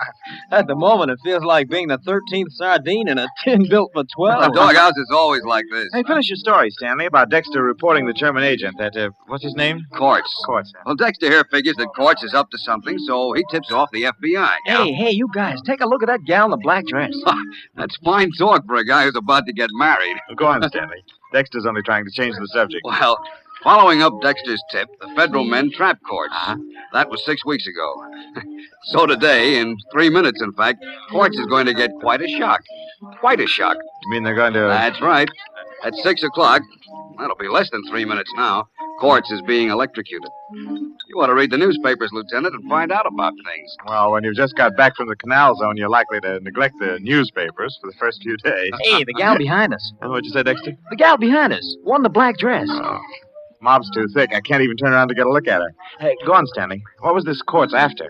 Plans of a new type mortar, wasn't it, Dexter? Mortar? Oh, I can't say. Oh, don't be such a clam. But it's taboo, I tell you. Well, don't get sore about it. Oh, who's sore? Come on. Let's get out of this mob and find some less crowded joint, huh? Oh, take it easy. Let's have at least one drink here, now we finally got to the bar. Ouch! Oh, what the heck? What's the matter, Dexter? Somebody step on your corns? Oh, no, it felt like someone stuck a needle in my hand, but the way I'm wedged in here, I can't even lift my hand to see. Probably a pen scratched you, with all these women about. Hey, Dexter, according to the clock on the wall there, Quartz is being executed right this second. Say, it's kind of close in here. Let's get out and get some fresh air, huh? Take a look in the mirror over the bar, Stanley. That woman behind me. That's what Dexter's been muttering about. The brunette in black. Smooth. Hey, do you know her? What makes you think I know her? Well, I thought she nodded at you. Just my natural good looks. I never saw her before in my life. It's kind of close in here. Let's get out. I can hardly breathe. Oh, stop clowning, Dexter. Quit leaning on me. What's eating, Dexter? Just because he's going to be married. You shouldn't have mentioned marriage, Stanley. From the way he's leaning on me, he must have fainted. That's altar fright. Come on, Dexter. Take your weight off him. All I can do is take care of myself. This... Say, Stanley... He has fainted or something. No kidding. Oh, Dexter's a practical joke. No, this isn't a joke. He's all gray about the lips. Huh? Look at... hold him. He's falling. Oh, Dexter! Dexter, what's the matter? Dexter! Lieutenant, is he all right? What's the matter with him, mister? Is he all right? No, he isn't. I think he's dead. Oh, it's impossible. Is there a doctor here? Open his collar or something. Just don't let him lay there. Come on. Over here, Doc. Back up, please. Let the doctor through. Lieutenant, what on earth's happened? Mr. Doctor, maybe he can tell us. Hey, Doctor, over here. The crowd. Here, let's have a look. Oh. Help me turn this man over. Sure. Looks like he's been suffocated. Doctor, is he dead? Oh, yes, he's dead, all right. He can't be. Only a minute ago, he was standing here talking with us. He said something about somebody sticking a needle in his hand. What's that piece of black paper on the back of his right hand? Yeah, what? Don't touch it. Don't touch it. It's thin black cardboard. Perfect circle about 1/4 of an inch in diameter. With a tiny hole in the exact center. There's a small puncture in the skin on the back of the right hand. Right over the place where this circular piece of cardboard was. A drop of blood caused the cardboard to adhere to his hand. Somebody better call the police. The police? Why? Because it looks as if your friend here has been murdered. But Dexter couldn't have been murdered. I was standing right beside him all the time. No one's to leave. Everybody stay right where you are. And you over there, call the police department and ask for homicide.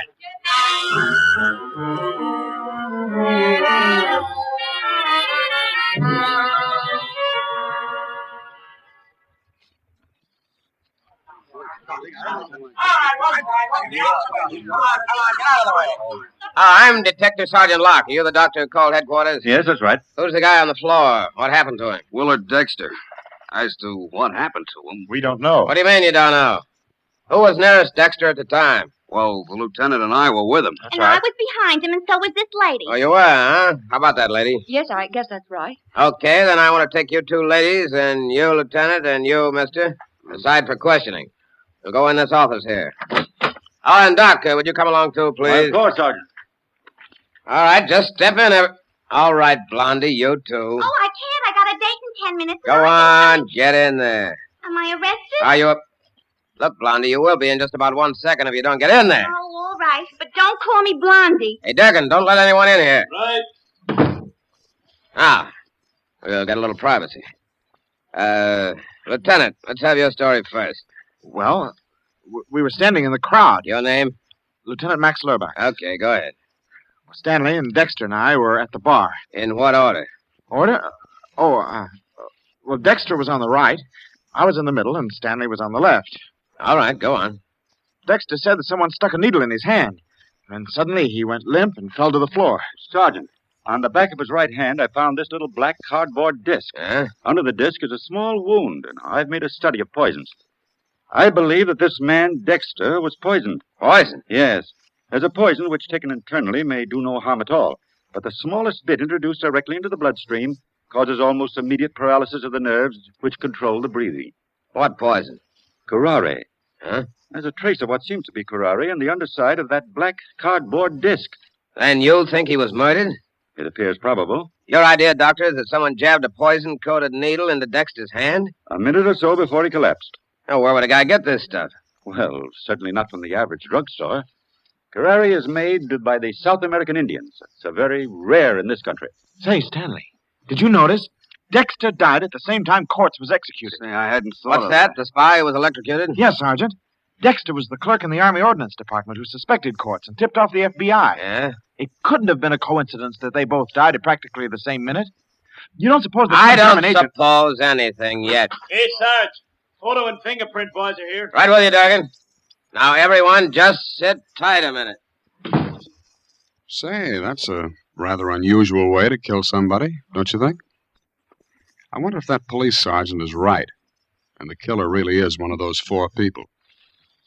Well, it's too bad our time is all up, or we could stay around and find out. I'm afraid you'll have to wait until next time, when we present the entire story of Death in the Doghouse. This is Sergeant X, closing the doors of the Mystery Playhouse. Good night. Sleep tight.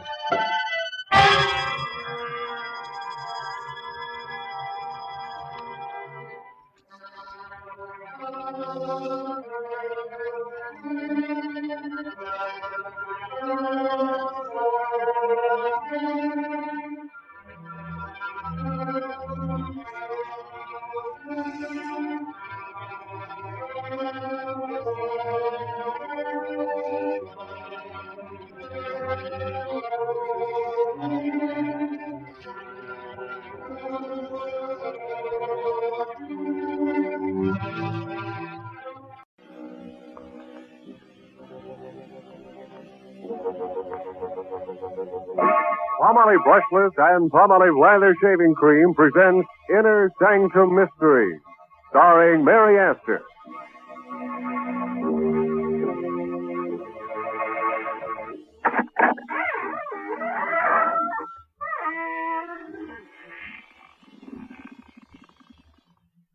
Good evening, friends of the Inner Sanctum.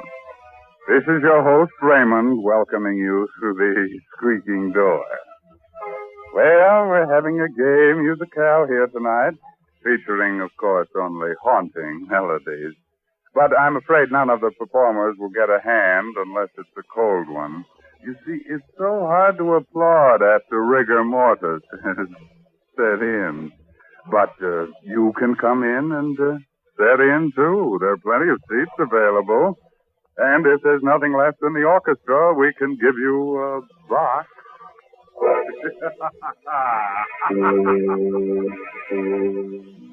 Tonight's Inner Sanctum story, Melody of Death, is an original radio play by Robert Tallman and Robert Sloan and stars the famous movie actress Mary Astor in the role of Anne. It is directed by Hyman Brown. Miss Astor appears tonight through the courtesy of Metro-Goldwyn-Mayer. Then, Inner Sanctum Mysteries ask you to shave with Palmolive Brushless and Palmolive Lather Shaving Cream. Either Palmolive Brushless or Palmolive Lather Shaving Cream gives you the cleanest, most comfortable shave you ever had, free from razor burn, or mail the cotton top to us and we'll refund your money.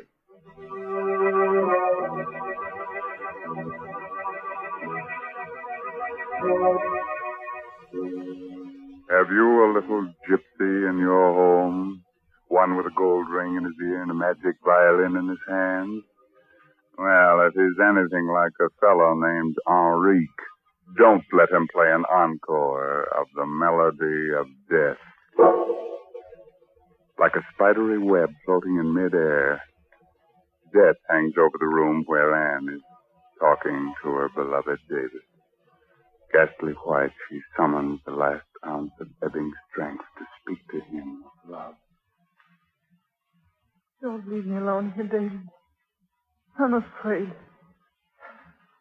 Just hold me in your arms. In a few minutes, it'll all be... David, what's that on your hand? Blood. How did you get... Oh, yes, I remember now. The cat. The cat with the yellow eyes. And the music. It was the music that started the whole thing, wasn't it, David? I remember now. That evening in Lugo's cafe, Henrique, the gypsy violinist, came over to our table.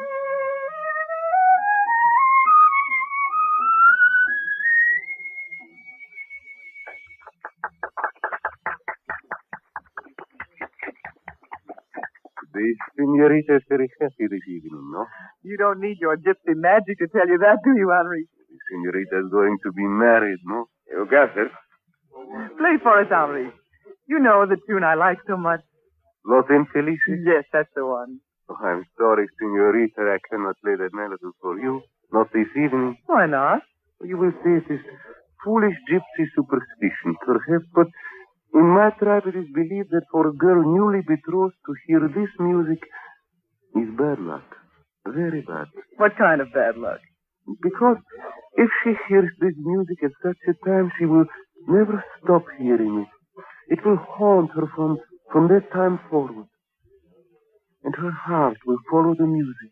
And she will do what the music bids her to do. Even kill her lover, if the music tells her to. Well, I'll take a chance on that, Henri. Very well, then. I will play, but never say Henrique did not warn you.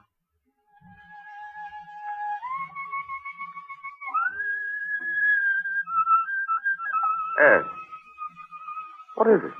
That cat, watching from the doorway. Look at its eyes. Yellow eyes. Darling, you're so strange this evening. Something wrong? Something terribly wrong, David. The music and that cat watching from the doorway like death. Anne. Take me out of here quickly, David. I'm afraid. Well, of course, darling. I'm sorry, David. I couldn't help myself. I felt I had to get out of there. You'd what, darling? And what's happened to you? Why do you look at me so strange? I don't know. I keep thinking of what Henrique said about that melody. It was bad luck for me. I would never stop hearing it. It would haunt me and I would do its bidding. Even kill. And stop it. Get hold of yourself. I'm tired, I guess. You'd better take me.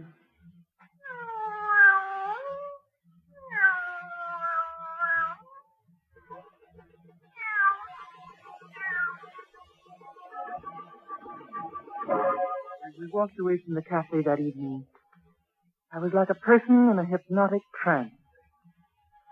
I kept hearing that melody in my head. You will never stop hearing the music. It will haunt you. No. No, I won't listen to it. Even kill your lover if the music tells you. No. I love David.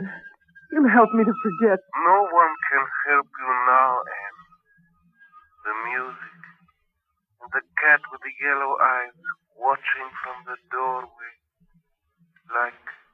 Like death.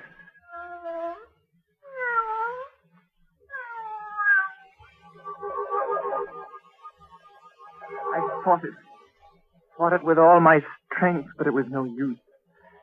The music called me irresistibly back to that dingy little cafe, to Henrique, and to the cat with the yellow eyes. The cat that belonged to Lubos, a man I had never seen. Yes, something. I knew you would.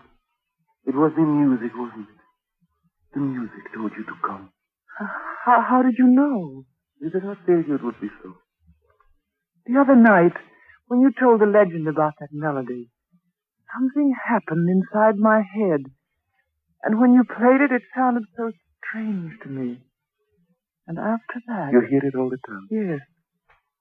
I thought if I could hear the melody played again, maybe it would lift the spell. I'd do anything to stop this thing that's torturing me. What do you know about torture? You hear music in your head.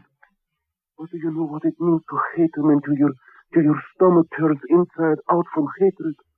And to work for that man and have him watch you every minute, and when he's not here, that cat of his, that devil of a black cat, watching me with those yellow eyes. Why do you hate Lubos so much? Why do you hear music in your head? Who can tell about these things? There are devils in both of us. I will help you kill your devil if you will help me kill Lubos. You're mad. You don't know what you're saying. He lives in a rooming house. The address is 117 Green Street. Take the cat with you and tell the druggist you want chloroform to get rid of the cat. Where are they? The janitor will let you in. Stop it. I won't listen to any more of this. The music will tell you when it is time. The melody. Remember. No, I won't listen to it. I won't. But you are listening to it, aren't you? You can't help yourself. And you will do what the music tells you to do. Won't you? No, I won't. What is the music telling you to do? To kill Lubos. And you will do it. Won't you?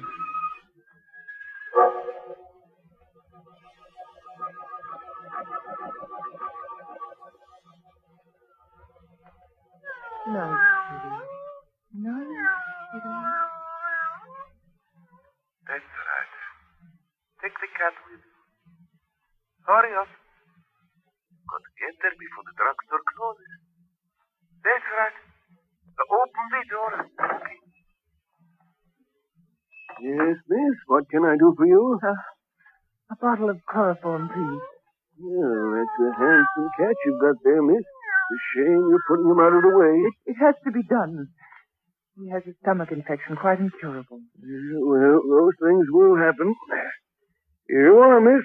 That will be 38 cents plus tax. Put the chloroform in your purse now, Anna. Hurry along now. Here we are. Green Street. Around the corner. There is the house. Over there. He's sleeping there now. The man you're going to kill.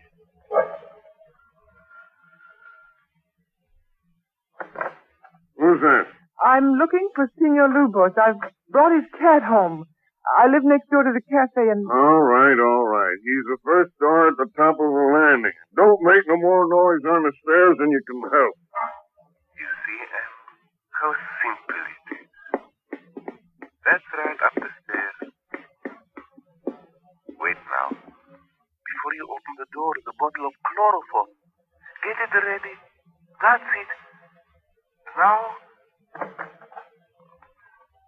the cat down. Gently. He won't make any more noise now. He's home with his master. Yes, he's asleep. Fast. Quickly now, the chloroform. Over his face, quickly. more chloroform on the coffin. He's going to have... Who is that? Who? The knife. There's a knife on the table there. Grab it before you know it. The knife, Anne. The knife. Kill him. No, don't do it. Please. Don't do it. I tell you.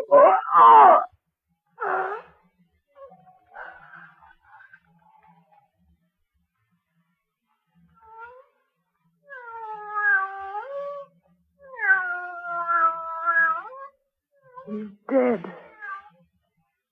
Dead. I've killed a man. I've killed a man. Well,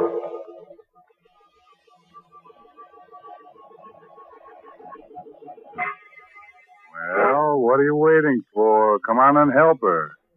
I'll be close by, swinging on my squeaky door. You know, I just love to swing on that door. It makes such a nice sound. Listen.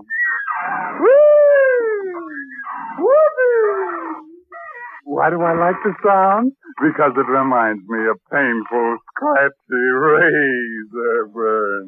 Men, when you torture your face with razor burn, don't just blame your razor blade. Instead, try Palmolive Brushless. That smooth, easy to spread, won't clog your razor shave cream.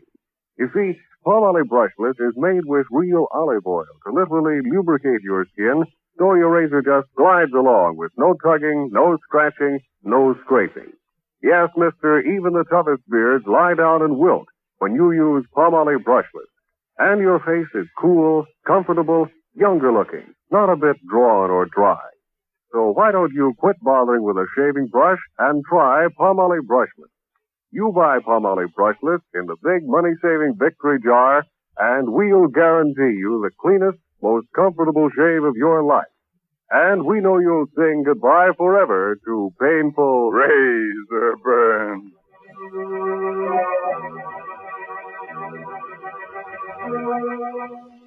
All right, friends, let's get back to that song that murders them. Remember how it goes?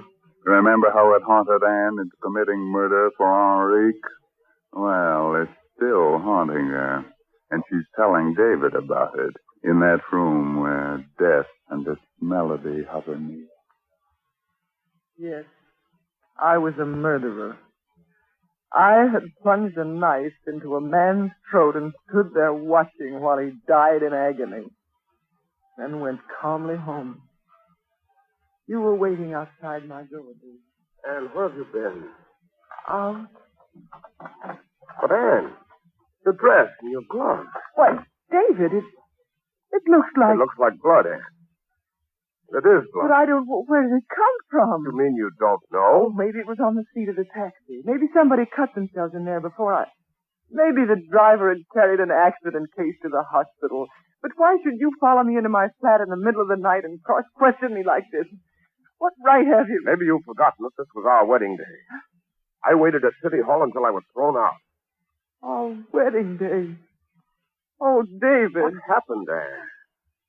Well, I don't remember exactly. Don't remember? You know, that tune has been running through my head. This morning it got suddenly worse. I was desperate about it. I thought maybe if I went back to Henrique and heard it played again, I might be able to get it out of my mind. Well, what happened? Yes? What is it, Anne? Music. That melody. Don't you hear it? I don't hear anything. Lubos was murdered a little while ago. A woman wearing a navy blue suit and white gloves went up to his room on the pretext of taking his cat to her. He tried to chloroform him, and failing that, she stabbed him in the throat with his own knife. No, I couldn't have done a thing like that, David.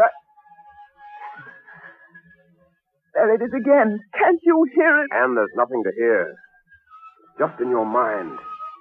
I don't know what happened tonight, and I don't want to know. But one thing is certain, this man has you under a hypnotic spell. We've got to fight this thing somehow, this music you hear. Be quiet, David. Trying to tell me something.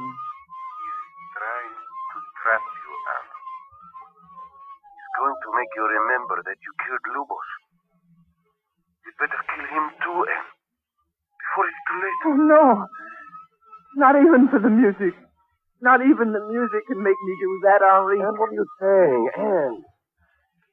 Oh, it's all right. Gone away now. It was trying to get me to kill you, David. Oh, Anne, darling, what has he done to you? David, it's the music. Then why did you say Henrique just now when you were talking to the music? I don't know. It's the music that talks. But it's always Henrique's voice, and... Did Henrique's voice tell you to kill Lubos? Yes. I remember now, David. Yes, even buying the chloroform. But I don't feel guilty. You aren't guilty. Now look, do as I tell you, Anne. Take off these clothes and burn them. I'm going to lock you in here. You hear the music again, fight it. Fight it with all your strength. I'll be back here in an hour. When you see me come in that door, you'll know that music of yours has been silenced forever. Where are you going, David? To kill Henrique.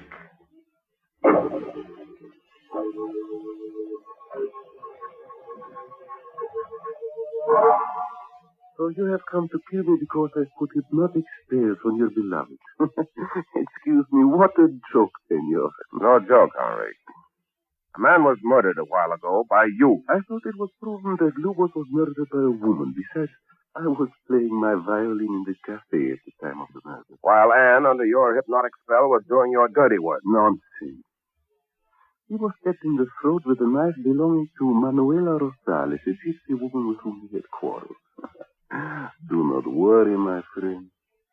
I've composed a new melody. Would you care to hear it, senor? Go ahead, Henrique. I'm listening. You must look at me while I play. Look at my eyes. It makes me play better.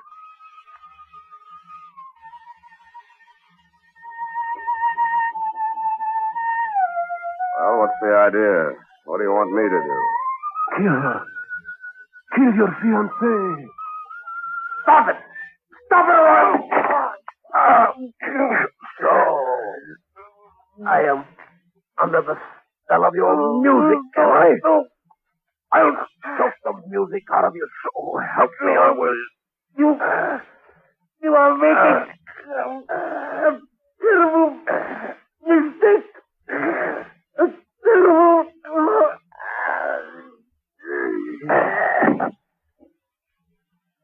Where is your music now, Henrique?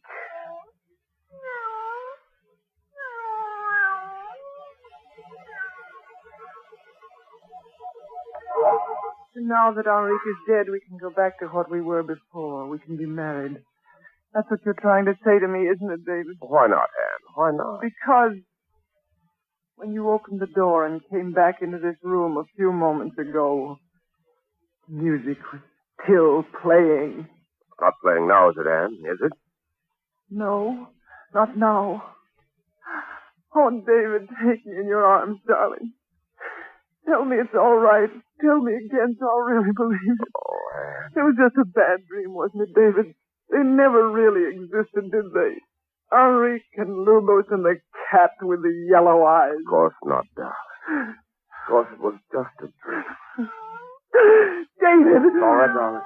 I see it too. It's a black cat. Must have followed me home. You see, it's really quite friendly. Go ahead, darling. Pet him. All right, David. There, that's it. You see, it's just an ordinary cat. Yes. Yes, of course. Take the letter opener, Anne. The letter opener on the desk. Go and get it. Yes, of course. And you're not hearing it again, are you? Anne, is that the music again? Oh, no, David. It's just I've been crying so much, I think I'd better fix my makeup. Be a darling and bring my purse, will you? It's in the bedroom in the top drawer of the bureau. Sure. Back in a second. Now take the letter opener and follow him. That's it. Quietly now. He mustn't hear you coming. His back is turned. He's still rummaging in the bureau drawer. The poor fool. Quietly. Now and now. Anne, Put that knife away. No, David, it's no use. I can't fight it any longer. I must kill you. Anne, don't, Anne. Oh, David. David. Anne, darling, speak to me. I didn't mean to do it. I tried to grab your arm. That's all. The point of the letter opened. It turned and... It's all right. David. I'll get a doctor. Oh, no, David. Please don't leave me. It's better this way. If I lived, I'd have to kill you. The music would make me do it. And there might be others. Yes, David, it's better this way. Oh, Anne. Anne. It was the music, David. The music. A melody more beautiful than life itself. Listen to it, David. Melody of death.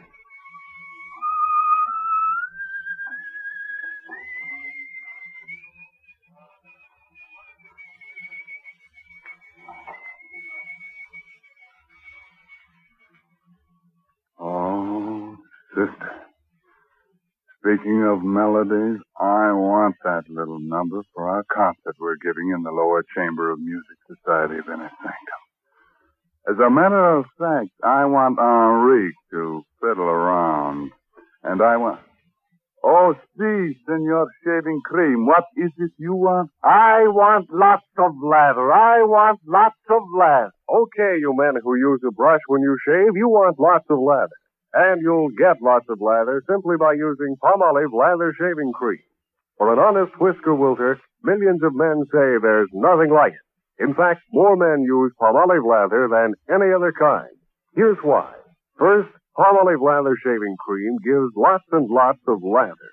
He-Man lather with millions of moist bubbles to blitz your beard.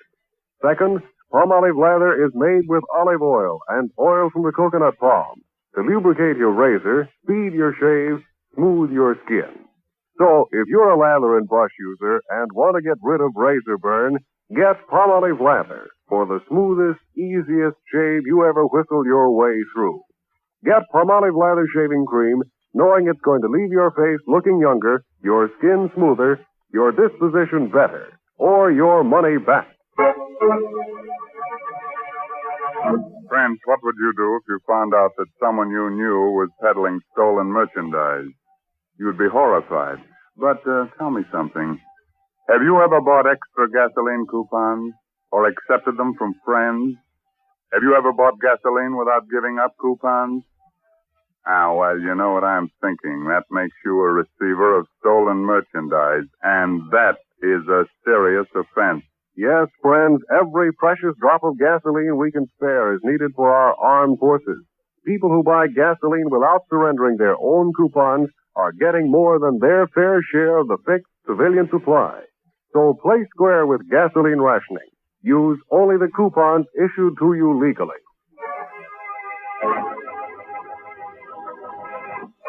Oh, friends, by the way, the latest Inner Sanctum Mystery novel is The Moon Was Red by Dana Sage. Oh, now look here. Here's a calling card and a confirmed appointment for next week's Inner Sanctum Mystery. That dapper demon of deviltry right from Hollywood, Adolphe Manjou, to suavely and smoothly scare us right out of our Inner Sanctum. And now it's time to close the squeaking door until next Saturday, when Palmolive Brushless and Palmolive Lather Shaving Creams bring you another Inner Sanctum Mystery. Until then, good night. Pleasant dreams.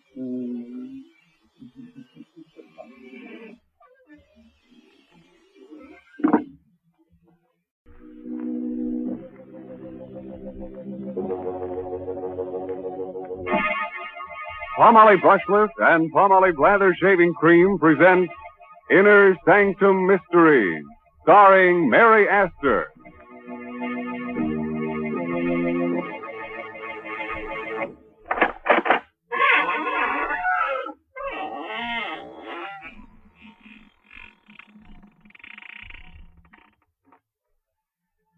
Welcome, friends of the Inner Sanctum.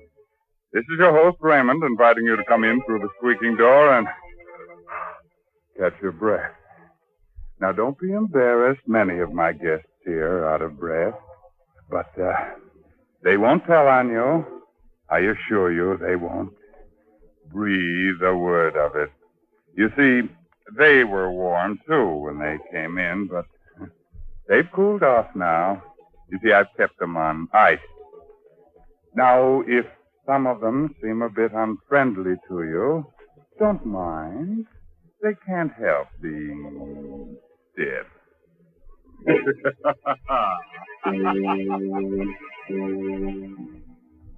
Tonight's Inner Sanctum story, The Silent Hand, is an original radio drama by Robert Sloan and Robert Tallman and stars Mary Astor in the role of Nina Kohler.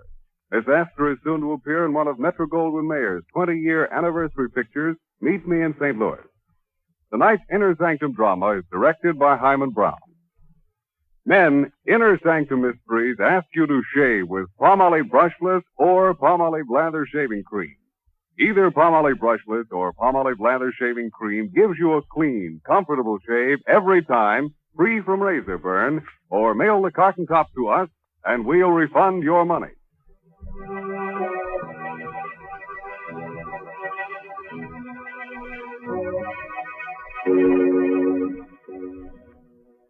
When a murderer sneaks up behind you and you haven't a rear view mirror handy, the best thing to do is listen carefully and try to hear the sound of the silent hand. High up on the bluff, overlooking a West Coast harbor, police cars feel their way through the fog on their night patrol. They're on the lookout for a mysterious woman in white who has already strangled 3 men and pushed their bodies over the cliff. Attention all police cars. Attention all police cars. Woman in white evening dress reported walking with middle-aged man in Overlook Park. Investigate right away. Investigate right away.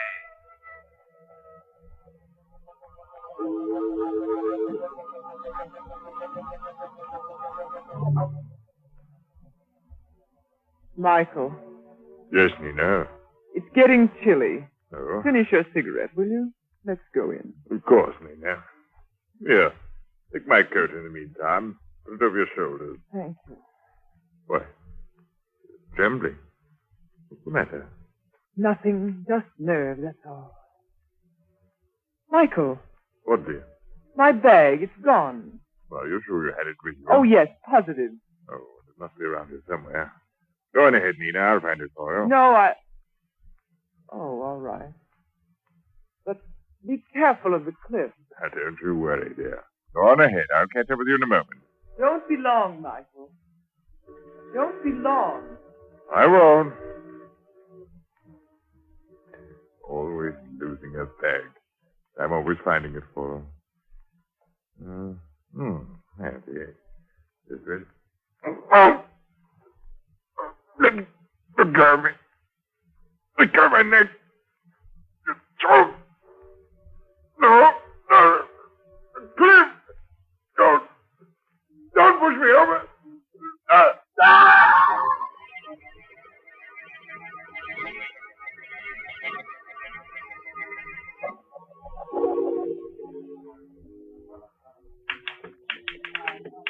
Don't you ever go home, Barnes? Not when there's a story to get out. Uh-huh. I'll be finished in a minute, McGraw, and then we can leave. Okay.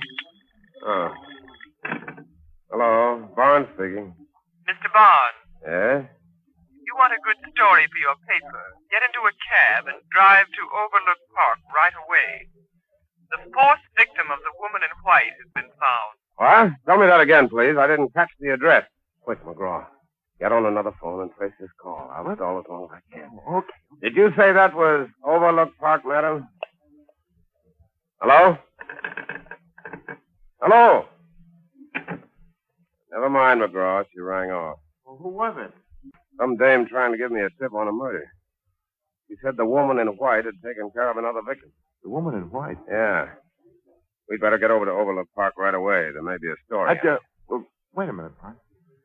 What's the the matter? You scared? Well, sure I am. You don't know who that was. It might be a trap. Come on. But look, don't be a fool, Barnes. You might be the next victim. You gotta call a cop. And tip off every other newspaper in town? Come on, McGraw. Every second counts.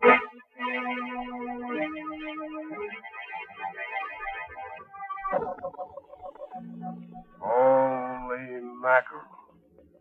That dame was right. Look down there on the rock. What is it? A man's body. A man without a coat. We better get the police. Yeah, we'll phone the story in and then we'll... Hey, wait a minute. Look at this. Barnes, don't touch I anything. won't. I just want to see it. Yeah. The same, all right. What's the same? This metal ring on the ground. And a piece of silk next to it. That's what they found before in every one of these murders. What do you suppose it means? I don't know. The cops say it's like an East Indian trick, practiced by highway thieves. A precious stone or coins left on the road. When a traveler stoops over to pick it up, wham! A silk noose is slipped over the neck, and in a few seconds, it's all over. Barnes. Yeah? Somebody watching us. What? Over there, behind that hedge. Something moving. Something white. You got a gun? No. Neither have I. Come on, we better not fool around. Which way do we go? Back to the car? No. The house beyond those trees. Maybe we can get to a phone. Okay, let's run for it. Right.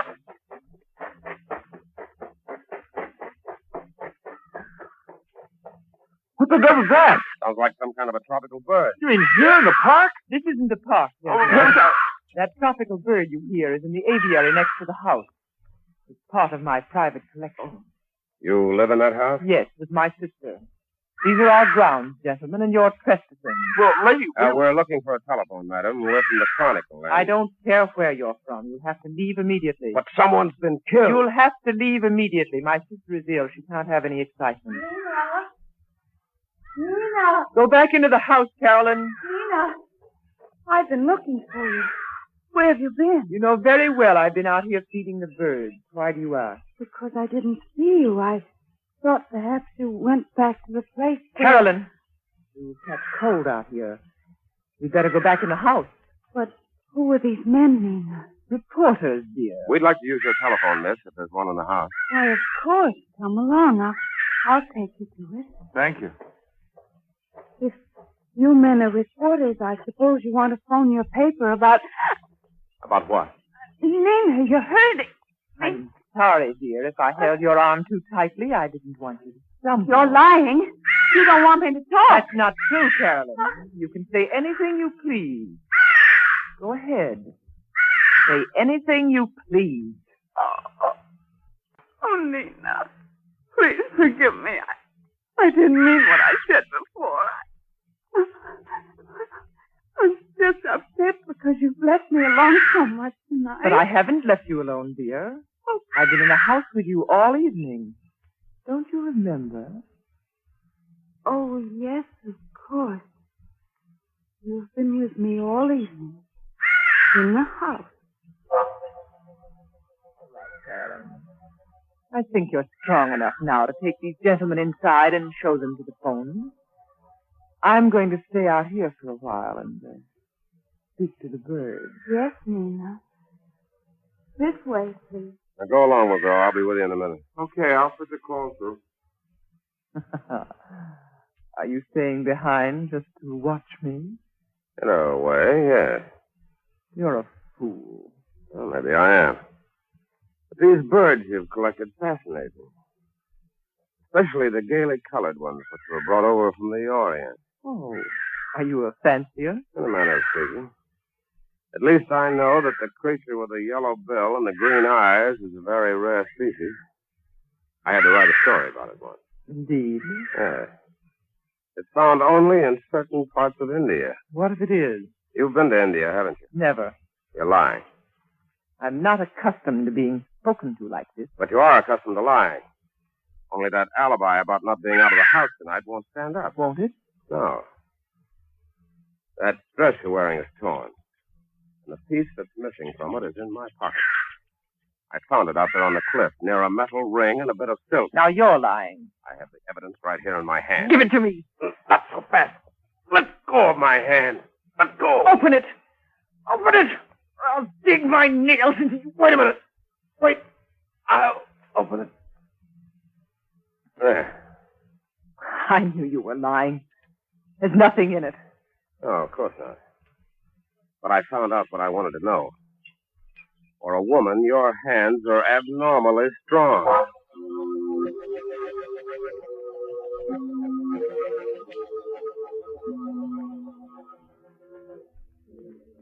So now it's your turn to watch me and follow me around, huh, Mr. McGraw? Oh, not necessarily.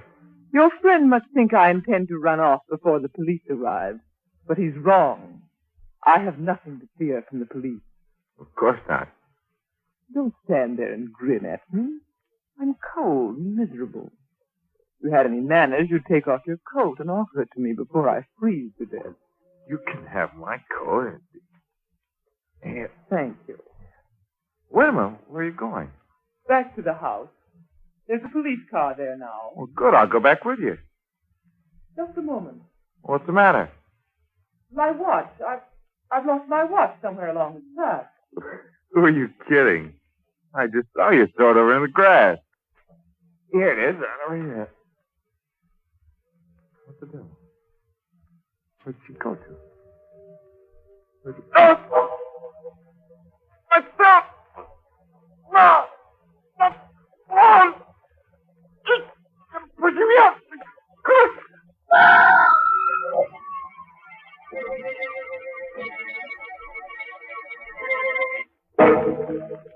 Oh, sorry to see McGraw go like that.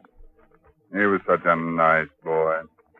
But, you know, it's his own fault in a way. He never should have tried that jump without a parachute. He may hurt himself someday, like the fellow who, when shaving, gives himself a good case of razor burn. Men, when you torture your face with razor burn, don't just blame your razor blade. Instead, try Palmolive Brushless. That smooth, easy to spread, won't clog your razor shave cream. You see, Palmolive Brushless literally lubricates your skin, so your razor just glides along without tugging, scratching, or scraping. Yes, mister, even the toughest beards lie down and wilt when you use Palmolive Brushless. And your face is cool, comfortable, not drawn or dry. So why don't you quit bothering with a shaving brush and try Palmolive Brushless? You buy Palmolive Brushless in the big money-saving victory jar, and we'll guarantee you a clean, comfortable shave every time. And we know you'll sing goodbye forever to painful razor burn.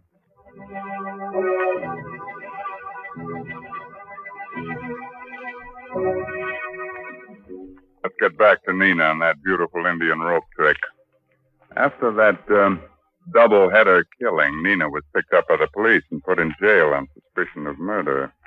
But the case against her was still pretty slim, and when Barnes went down to his cell to get her story for his paper. You seem very confident for a woman who has so little time left to live. You're meddling, Mr. Barnes. Something that doesn't concern you. Oh, it does concern me. McGraw was a good friend of mine. I'm warning you not to interfere, Mr. Barnes. You'll regret it if you do. You'll regret it more. I have everything to gain and nothing to lose. Nothing but your life. Yeah, what about yours? They'll never convict me. Don't be so sure. I'm innocent. They can't even keep me here another 24 hours. Oh, your lawyers are going to spring you, huh? I have influential friends, Mr. Barnes. And when I'm free, I want to be left alone. You understand? You don't frighten me, Miss Cola. I'll get the goods on you if it's the last thing I ever do. If you try, it will be the last thing you ever do. Miss Cola. Oh, thank you. Nina, you're free. You're free, darling. Yes, I know. George told me he was getting out a writ. You see, Mr. Barnes, I have influential people. Well, they won't always be able to help you. No? Come along, Carolyn. I have so much to tell you. Yes, dear. Mr. Barnes, you've got to help me. What? It's a matter of life and death. Come to the house tonight at 10 o'clock. I'll be feeding the birds in the aviary. Right. Carolyn! What are you doing? I'm coming, Nina. I'm coming.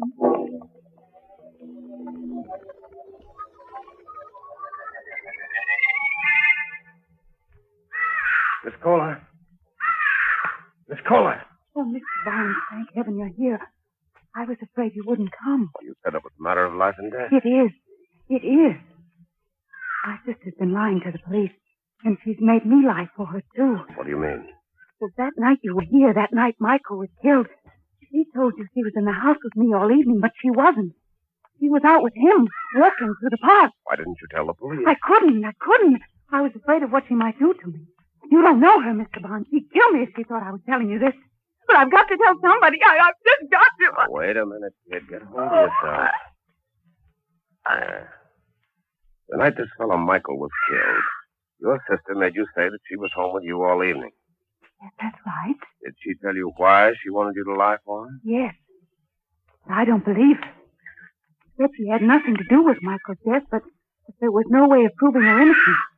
She was afraid that police might convict her on circumstantial evidence if I didn't give her an alibi. I see. One more question, Miss Kohler. You've been to India, haven't you? Yes, we lived there a number of years. I thought so. When I saw that bird with the yellow bill and the green... Well, by the way, where is that bird? I don't see it. It's gone. The cage is empty. Your sister must have taken it away. I had to, Mr. Huh? Barnes. He was dead. Oh, Nina. Why are you so frightened, Carolyn? Have you been talking out of school? Oh, no. What have you told him? Nothing.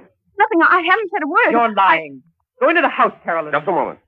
Are you meddling again, Mr. Barnes? I'm more than meddling. I'm going to protect the state's key witness in its case against you. So you have told him? Yes. Yes, I told him everything. I don't care what you do to me. I don't care. Be quiet. Be quiet, I say. How long do you think you can keep this up, Miss Kohler? Aren't 5 cold-blooded murders enough for you? You're a fool, Barnes. Phone the police, Carolyn. Hurry. I'll keep her here until they arrive. Carolyn, don't you dare. Phone the police, I tell you. She'll kill you if you don't. Yes, I'll tell them. Carolyn, come back here. Jig's just about up, Miss Kohler. You think you're clever, don't you? Not especially. But I know who committed those murders. You don't. You're wrong, Mr. Barnes.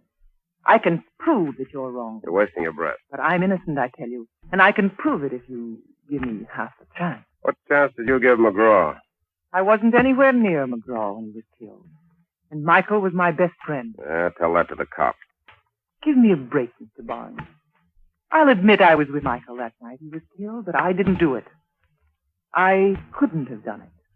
You couldn't have done it. No. I'll show you why if you let me go back to the place where it happened. What do you think I am? I think you're a gentleman, Mr. Barnes. And I know you want to find out who murdered your friend. But you never will find out if they convict me. You'll never find the real murderer. Won't you believe me? Won't you give me this one last chance? I don't know. Please, let me prove that you're wrong. Okay. Where do you want to go? Back to the edge of the cliff.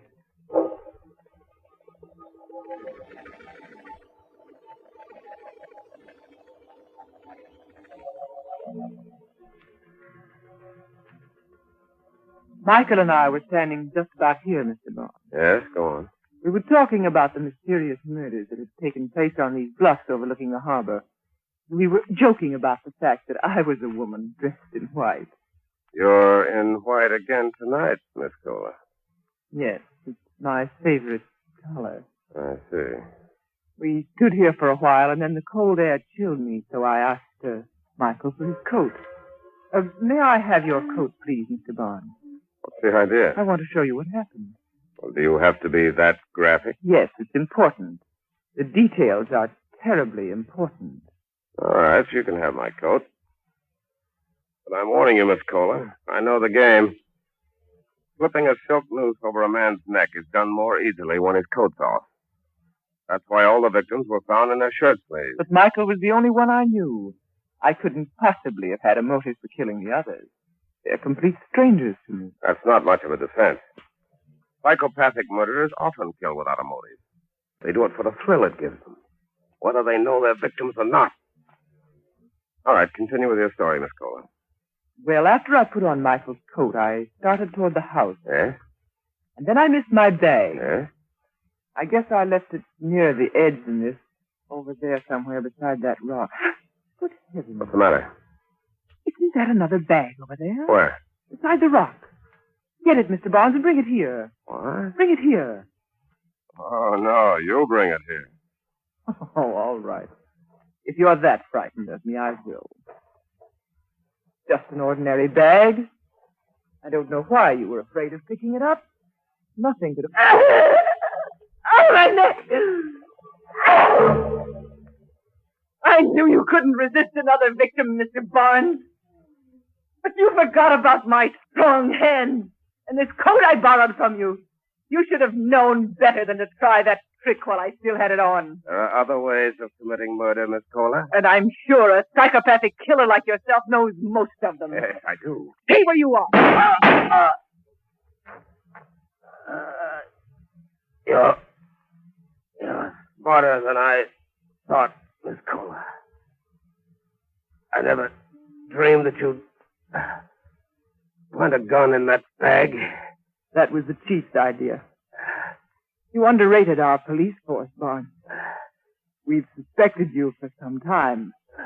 We couldn't get the goods on you till tonight. We? Yes. Didn't you know there were women detectives? My sister and I have been leading you on ever since you killed Michael.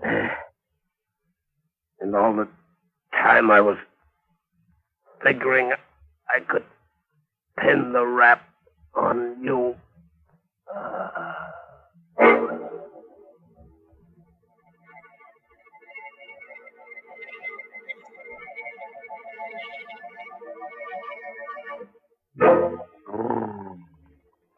That Barnes boy gave me the willies. And that, of course, leads to the gimmies. Well, look here. Here's Laptop with the wanties. I want lots of lather. I want lots of lather. Okay, you men who use a brush when you shave, you want lots of lather. And you'll get lots of lather simply by using Palmolive Lather Shaving Cream. For an honest whisker wilter, millions of men prefer it. In fact, more men use Palmolive than any other lather shaving cream. Here's why. First, Palmolive Lather Shaving Cream gives lots and lots of lather. He-Man lather with millions of moist bubbles to blitz your beard. Second, Palmolive Lather lubricates your razor, speeds your shave, and leaves your skin smooth, cool, comfortable. So, if you're a lather and brush user and want to avoid razor burn, get Palmolive Lather for a smooth, easy shave that you'll whistle your way through. Get Palmolive Lather Shaving Cream, knowing it's going to leave your skin smooth, your face clean and comfortable, or your money back.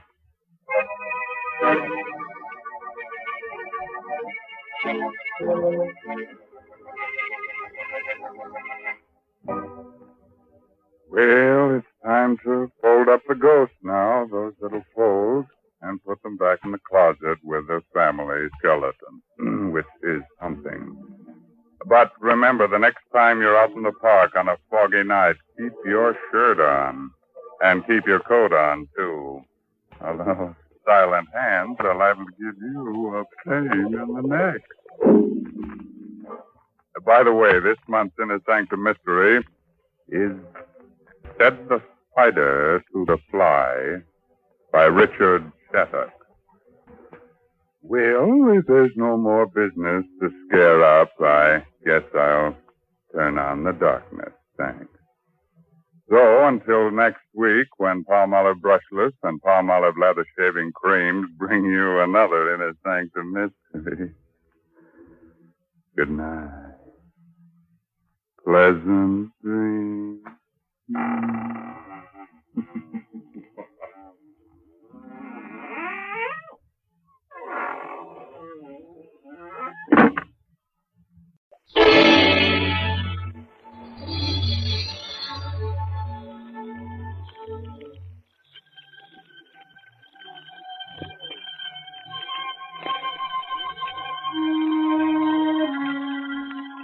Good evening. This is Peter Lorre.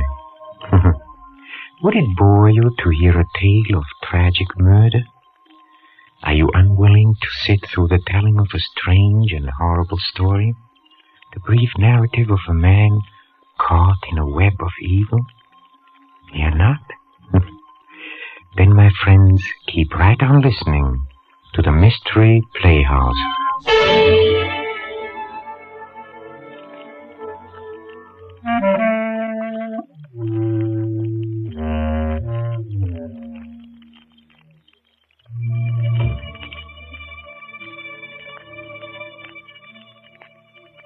A sense of humor, I've heard it said many times, is of real benefit to him who possesses one. This particular sense has come to be so generally admired that it has attained the stature of a first-class virtue. Well, the fellow whom you're about to meet, while hardly falling into the virtuous category, he does have a sense of humor. Things like murder, or hate, and madness, or someone telling him his mother just died, practically rolls him in the aisles. He loves a good, ghoulish joke. Oh, and he loves to tell them, too. He's about to start one now. So follow me, please, to the inner sanctum and your host, Raymond.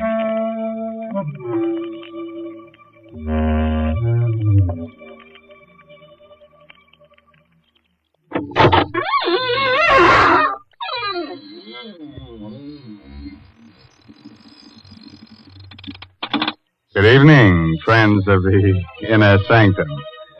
Now come in, won't you? This is your host, Raymond, again, disturbing the peace. Say, have you ever had the screaming meanies? Did you ever get an attack of the yelling and wailing jitters? You walk in your sleep? Do you ever wake in the middle of the night shrieking at the top of your lungs? Oh, you do? Well, you must be an awfully hard person to live with.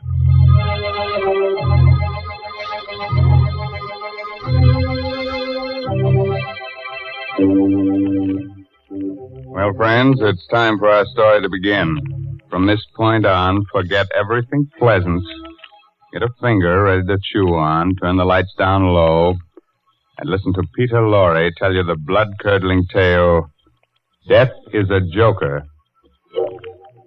Come with me to the criminal court building. A tense hush falls upon the spectators as Charles Luther takes the stand.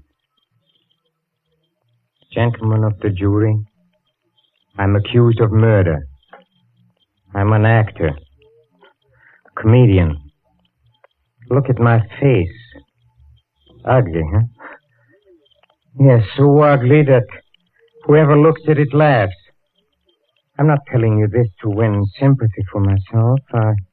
I tell you this because it is important to your understanding the strange events that brought me to this courtroom today to plead for my life. Shortly before midnight of November 28th, I went to the apartment of my friend Robert Langwell, the famous actor and matinee artist. Charles, well, this is a surprise. Come in. Thank you. Would you like a drink? No, don't bother. I don't want anything. No? Well, here, may I take your thing? Oh, excuse me. Hello. Oh, George. Yes, I have the money for you. You'll be up? When? 20 minutes? Yes. Bye. George Galvin. You know him, Charles? Yes. Rotten actor. But an excellent poker player. So I've heard. Robert, before leaving the theater tonight, someone told me that you and Julie Winthrop are going to be married. Is it true? Yes, we'll be married in 2 weeks, right after my wife gets a decree in Reno. You must not marry Julie. Not marry Julie? Well, who are you to tell me what I can do? I know Julie well, and I also know you. That's why you must not marry her. Charles, it might be better for you to mind your own business. Julie and I are in love with each other. No, you're not. She's fascinated by your good looks. She's impressed by your fame, but she does not love you. Now, look here.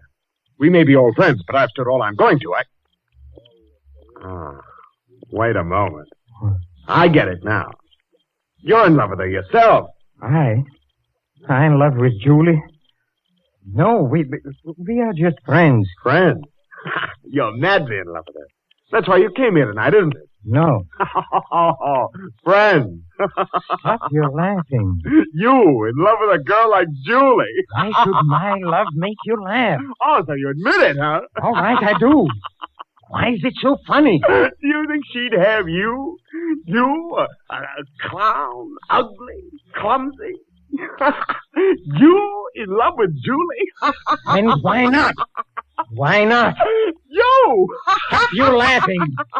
Stop it. Can I? Look at yourself. Stop. Let go of me. No. You're choking. Let go. A joke, huh? A joke. Laugh. Go ahead. Laugh now. Laugh. Robert. Robert! I didn't mean it. Robert! Lord, what have I done?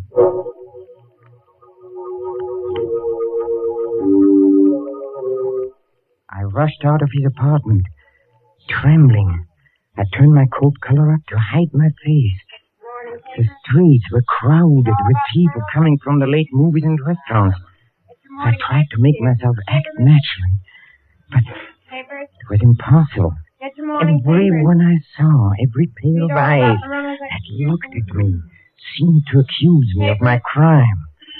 I stopped, waited for the light to change. Paper, mister. Morning paper. Read about the Reynolds execution. Here, let me have one. There you are. I didn't know Reynolds was to be executed tonight. They burned him. Well, he deserved it. Murdering his friend like he did. Oh, wait a minute, mister. You forgot your chain. Oh, never mind.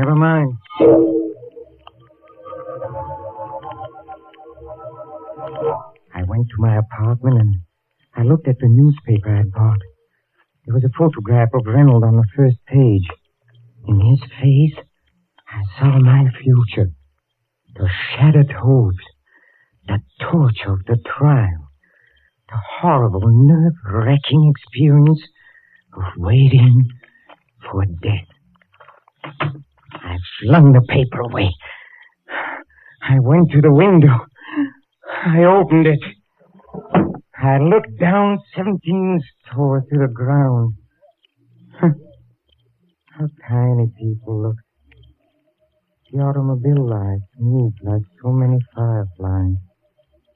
I climbed out on the edge. I braced my arms. I took a deep breath. One last look. I closed my eyes and... I hesitated a moment. I decided to answer it. I closed the window, went to the door. Hello, Charles. Julie. Why did you rush away from the theater tonight? I was anxious to talk to you. Talk to me about what? I need your advice, Charles. What's wrong? Well, it's Robert. What happened? Well, nothing happened. It's just that I'm not sure I love him. I'm not sure. It's when I'm with him, everything seems all right. He's handsome and charming, but when I'm alone, I begin to wonder and to doubt. Why? Can't you guess why? Yes. You love someone else? Yes. Oh, who is it? You. Me? Yes, that's what I came here to tell you. That's why I don't want to marry him. Yes, I would have told you before, but I was so afraid of making a fool of myself. You didn't seem to care. I didn't care. Julie, this is crazy. I loved you from the moment I saw you. You loved me? Yes. But, darling, why didn't you tell me? Tell you? How could I? You're so young, so beautiful. And look at me. Ugly, clumsy. How could I speak to you? Oh, they both were. How you look means nothing to me. Nothing? Of course not, darling. How lucky we are we found out in time. In time? In time? Oh, merciful heavens. What a joke. What a joke. Charles, what's wrong? What There's a tears joke. streaming down your face. Charles, you're hysterical. Now stop it. What a joke. Stop it! Julia. Something you must know. Yes, sir. Tonight I committed a murder. Murder? What are you talking about? I killed Robert. Killed Rob? Out of your mind. You don't know what you're saying. But is it true? I went to his apartment and we quarreled and I killed him. Oh, no. You told me a moment ago that you loved me. Do you still love me? Yes, Charles. And tell me what to do, Julie. Help me. I can't think. I don't know where to turn, but what can I do, Julie? What can I do? Now,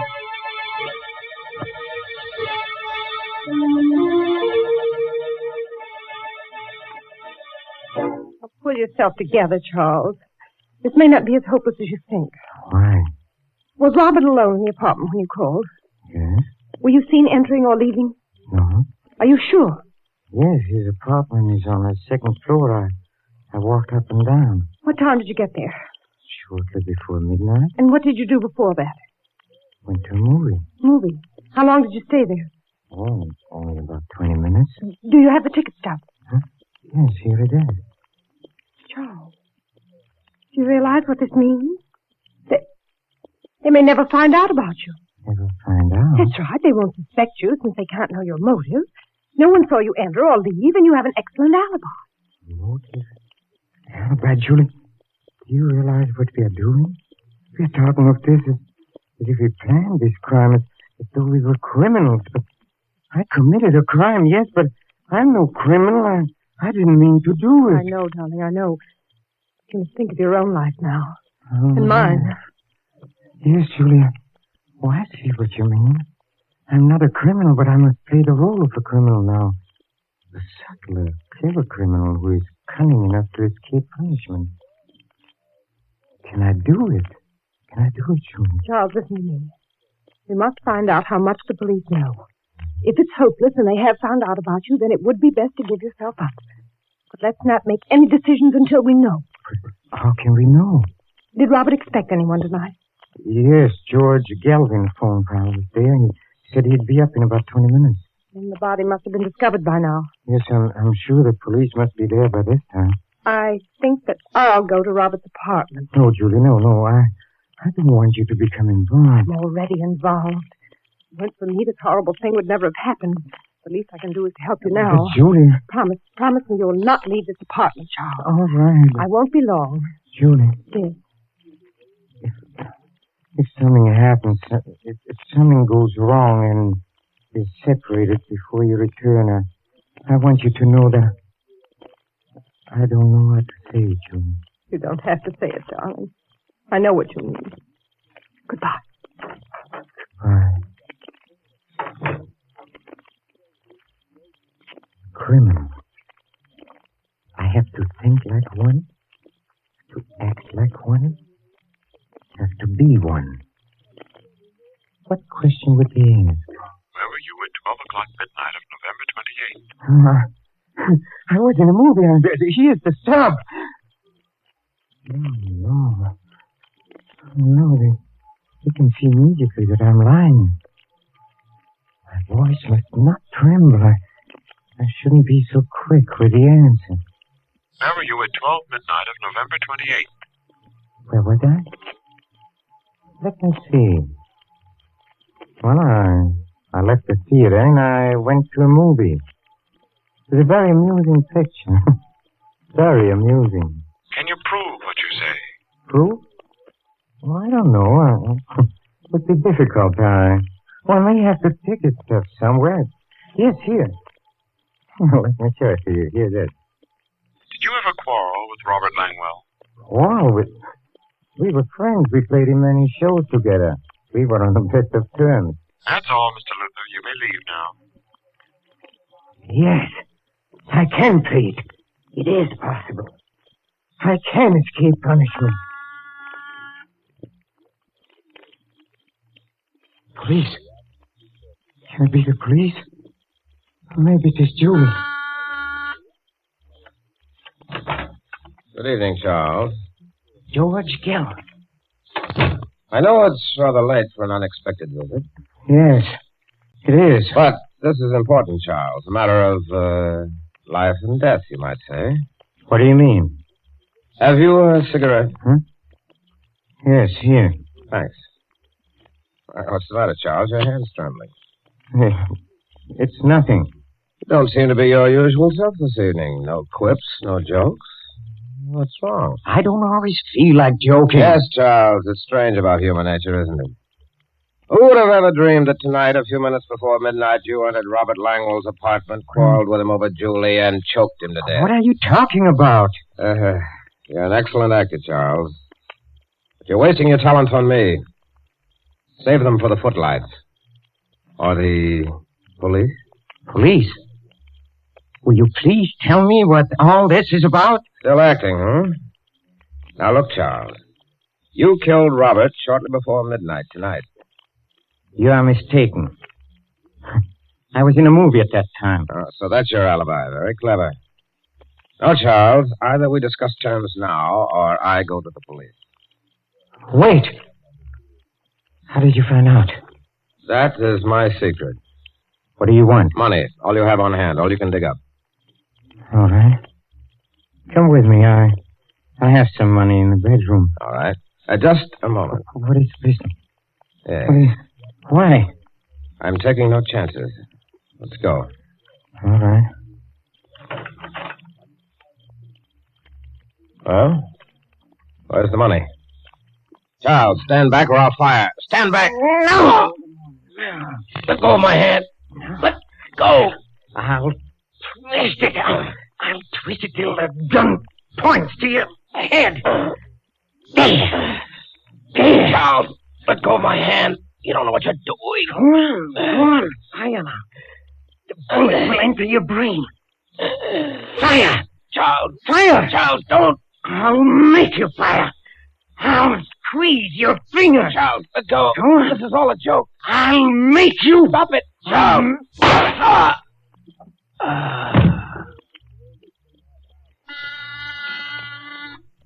Just a second.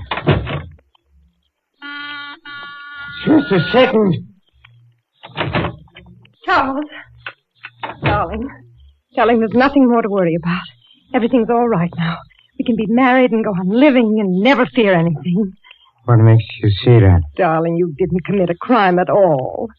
What do you mean? Robert's alive. Alive? Yes, he's downstairs now paying the taxi. Robert is alive? Yes. I spoke to him about the marriage, and he was wonderful about the whole thing. Darling, aren't you happy? The worries are all over. You can smile and be gay. That must be Robert now. Hello, Charles. Robert. I thought you were... Well, I'm not. But how did you... see, I fainted. George Galvin came in and brought me to. George Galvin. Did you tell George Galvin what happened? Yes, I did. Look here, Charles. As I told Julie, I'm willing to forget the whole thing if you are. Forget? Forget? Yes. It might have ended tragically, you know, but thinking it over, I realize I'm as much to blame as you are. So if you're willing to shake hands. Shake hands? There now, darling. There's nothing more to worry about. I feel so happy I could...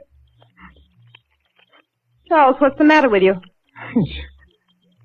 It's nothing. It's nothing. It's nothing.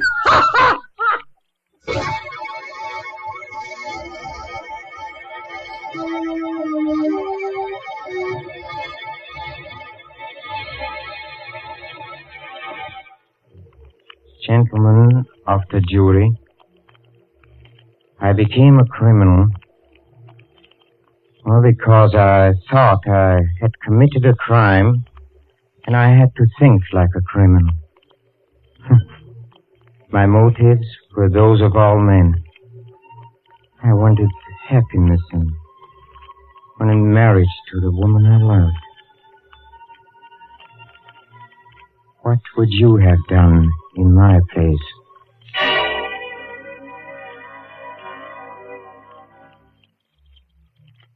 And I still think I know that guy. I wish I could place him. Well, it must be wonderful to have a sense of humor, but I don't think Charlie feels much like laughing. Do you? We'll pay a return visit to the inner sanctum and its fun-loving host Raymond soon, but don't go, please. Not until we drop in at the green room, where the players are rehearsing our next performance in a mystery playhouse. Come with me, please. Come. Change the dressings at midnight, and again in the morning, nurse. Yes, Doctor. Well, Doctor, what did you find?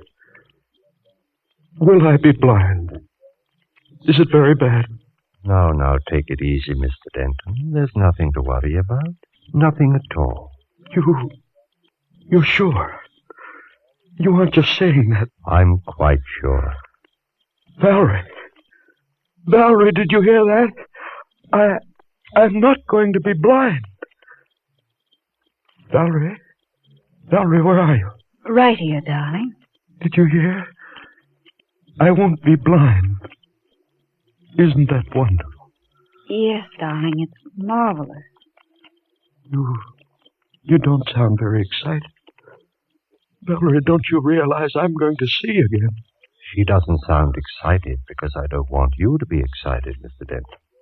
You've got to relax. Try to sleep. Sleep? With this ungodly pain? My eyes feel as though they were on fire. That will stop as soon as the opiate I gave you takes hold. You'll be comfortable, I'm sure. Now, good night. You're going now, Doctor? Yes, I'll look in on your husband in the morning. Stephen? Yes, Valerie? Do you mind if I step out into the corridor for a moment? But you promised not to leave me. I'm afraid, Valerie. Everything's so dark. The nurse will be here, dear, if you want anything. I just want to ask Dr. Wade some questions. Questions? But he's already told us. Yes, Stephen, I know. But I'd like to find out about the treatment and how I'm to take care of you when we get you home, you know. Just little things. All right. But hurry back. I want you near me. I will, dear. Good night, Mr. Denton. Good night, Doctor. And thank you. You're quite welcome. After you, Mrs. Denton. Thank you. I suggest we step into the consultation room across the hall. We'll have more privacy. All right. Here we are. Thank you. Well, it's been a long time, Valerie. Yes, Paul, it has. Almost 10 years, isn't it? About that? Strange that you should have called me, of all people, to treat your husband's eyes. Oh, I was panicky, Paul. I didn't know what to do.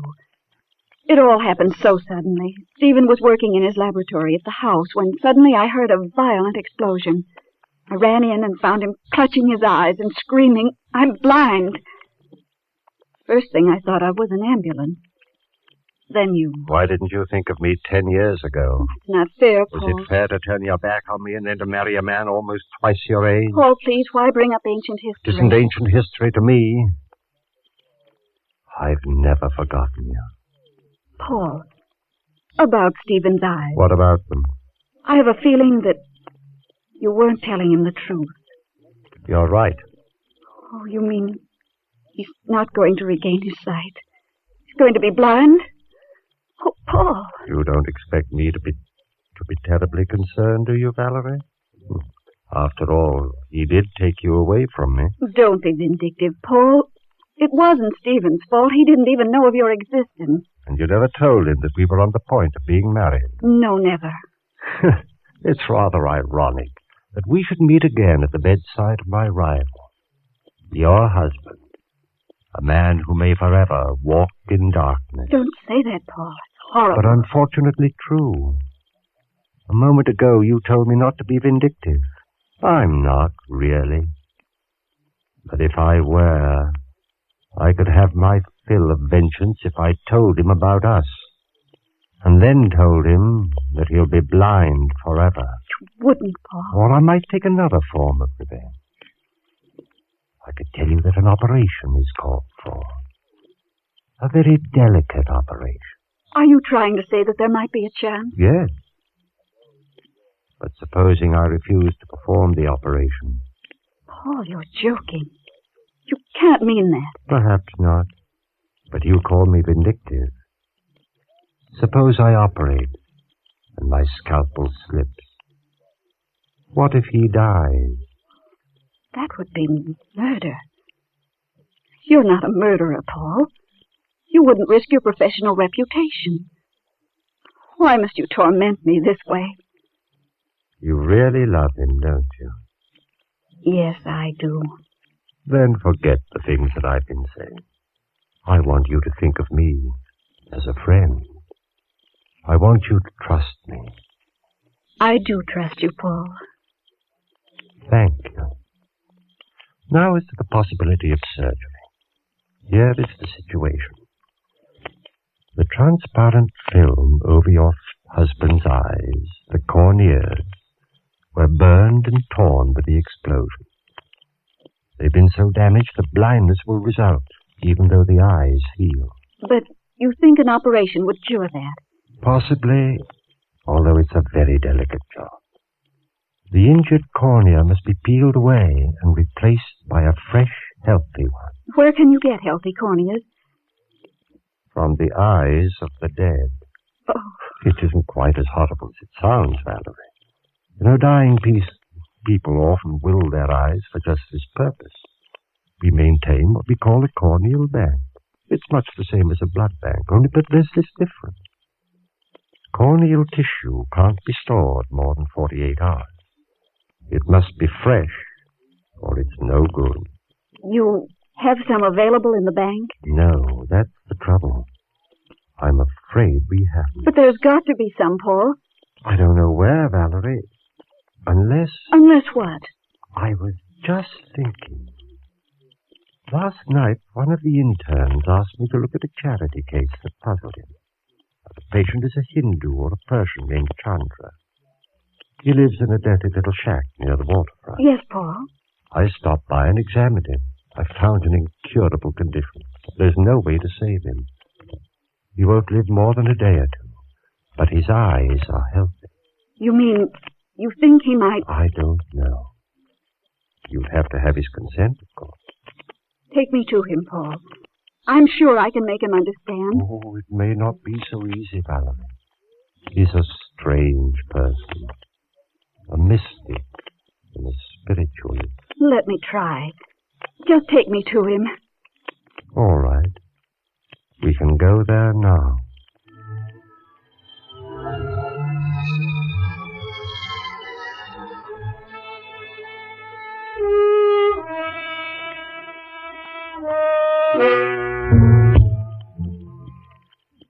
Doesn't the doctor sound familiar to you? Huh?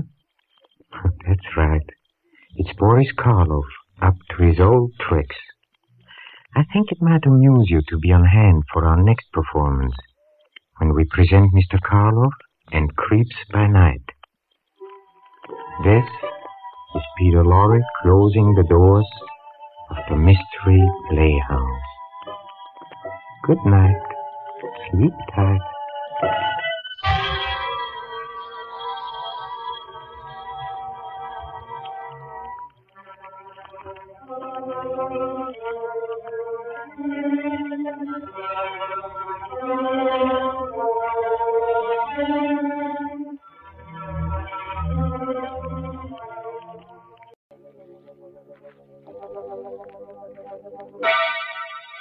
Colgate Tooth Powder presents Inner Sanctum Mysteries.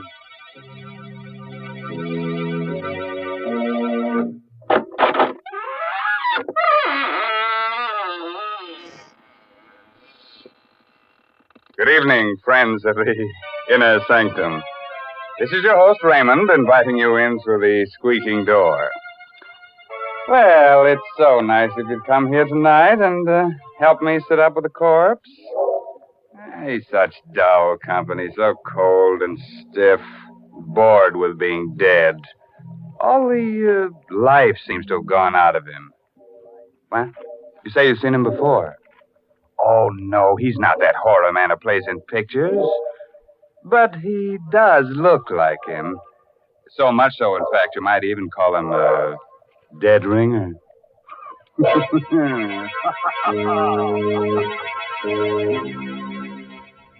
Tonight's Inner Sanctum Mystery, Voice on the Wire, is an original radio drama by Robert Sloane and stars Miss Leslie Woods in the role of Geraldine Reeves. It's produced under the direction of Hyman Brown. Use Colgate tooth powder. Keep smiling just right. Use it each morning and use it at night. Don't take a chance with your romance. Use Colgate tooth powder. Romance. What is romance? Romance is the light on the path of love, but a light so delicate that even a breath may put it out. Even a breath. You'd hate that to happen to you, wouldn't you? Well, don't let a breath of trouble ruin your romance. Don't let unpleasing breath offend the one you love. I tell you what, brush your teeth night and morning and before every date with Colgate tooth powder. Because scientific tests have definitely proved that in 7 cases out of 10, Colgate tooth powder instantly stops unpleasing breath that originates in the mouth.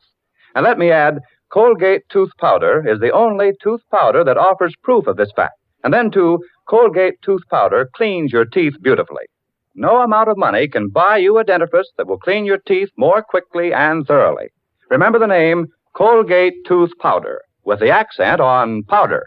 Don't take a chance with your romance. Use Colgate tooth powder.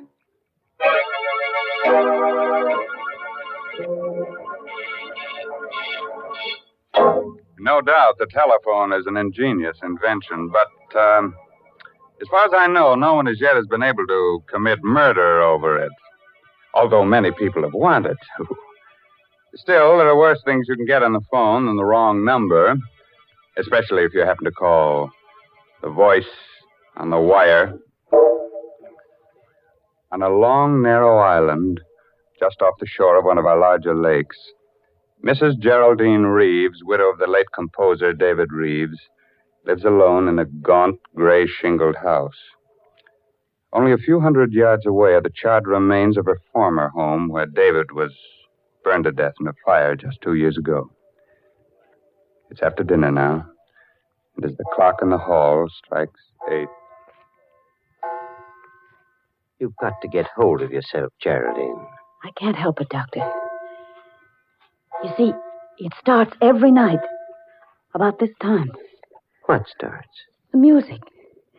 David's last composition. I hear it being played on a piano. And the notes seem to come from the old house, the house where David died in the fire. Well, perhaps someone is playing that piece on the piano.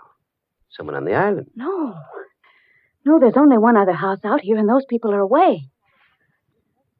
And the dog. The dog keeps howling all night long. What dog? I don't know. There's no dog on the island, but David and I did have a dog. You remember? He stayed with David the night of the fire. He died with him because David was too ill to get out of bed. There it is again. It's amazing. That's a real dog. Somewhere on this island. Oh, do you think so? Why, of course. Probably some stray got across the bridge or swam over from the shore. Well, you see, Oh, excuse me, Doctor. Certainly. Hello? Hello? Mrs. Geraldine Reeves. Yes, speaking. Who is this? Listen.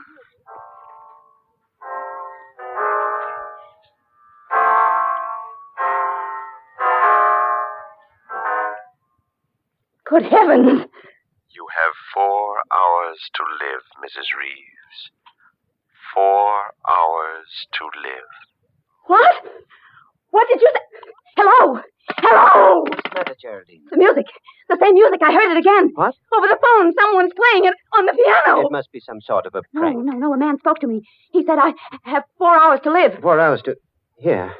Let me have that phone. No, it's no use. He's rung off. Well, we might be able to trace the call. Hello. Operator. Operator. Somebody's trying to kill me. Hello, operator. Operator. What's wrong, Doctor? I'm afraid the wires have been cut. We'd better get into my car and drive into town right away. Yes, it isn't safe for me to stay here another minute.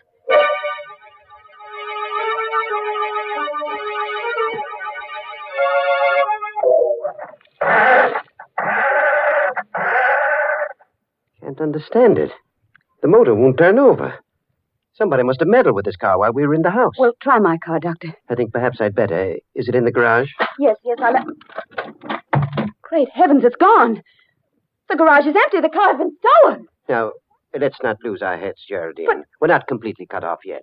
We can't use a car. We can still walk. But it's almost a mile to the bridge, and the road is so dark down along the water. It won't be too dark with a flashlight. We can go down through the woods to the edge of the water and walk along the shore. Oh, wait a minute. What's the matter? I just remembered. David's brother's driving out here tonight. Harvey? Yes, and his wife, Laura. They said they'd be here by 8:30, and if we wait for them, they can take us back in their car. What do you think, Doctor? That's safer than trying to make it alone. If we wait right here, perhaps we can watch the bridge and see them coming. Heaven's sake, Geraldine. What are you staring at? The bridge, Doctor. The bridge, look. This end of it's been washed out.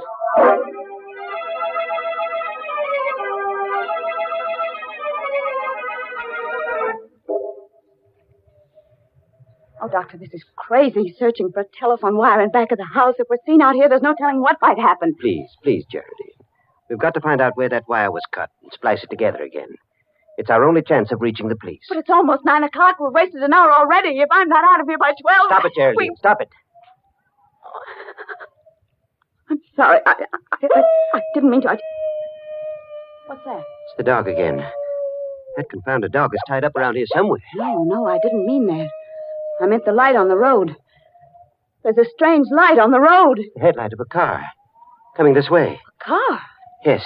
Quick. Behind the house and stay out of sight. It's turning into the driveway. How could a car have come out onto the island with that bridge out? They're getting out. Oh! Why, it's Harvey and Laura. Good heavens. Oh! Harvey! Hello! Harvey! Oh, Harvey. Pete's sake. Oh. Jerry, what are you doing? Playing hide and seek with us back there? Oh, Harvey, I'm so glad you come. Jerry, what's the matter? Oh, everything. But first you've got to tell us how you got here. Why, we just drove over the bridge and on up the road the way we always do. But how could you drive over the bridge? It's been washed out. What? Well, I saw it with my own eyes, and Dr. Pricing saw it too, didn't you, Doctor? I certainly did. Oh, you must be mistaken. We drove over the bridge not more than 2 minutes ago. Are you sure you haven't been on the island longer than that? I'm positive. Why? Well, some very strange things have been happening here tonight. Geraldine's life was threatened. Her car stolen, and mine tampered with. What? What are you talking about? Look, I'll show you. The starter in my car won't even turn the motor over. Here. By George. It's working now. Say, what is this, Jerry? You and the doctor been taking a few pills? Did you drink too much wine at dinner? Oh, no. Everything he said is true. Even the telephone wires have been... I must be going out of my mind. That is my telephone ringing, isn't it? Yes, of course. Aren't you going to answer it? I'm almost afraid to. Come with me, Harvey, will you, while I do? Sure.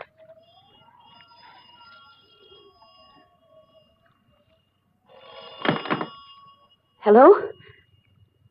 Hello. Mrs. Reeves. Yes?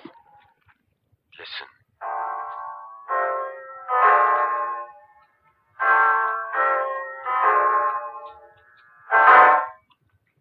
It's 9 o'clock, Mrs. Reeves. You have 3 hours to live.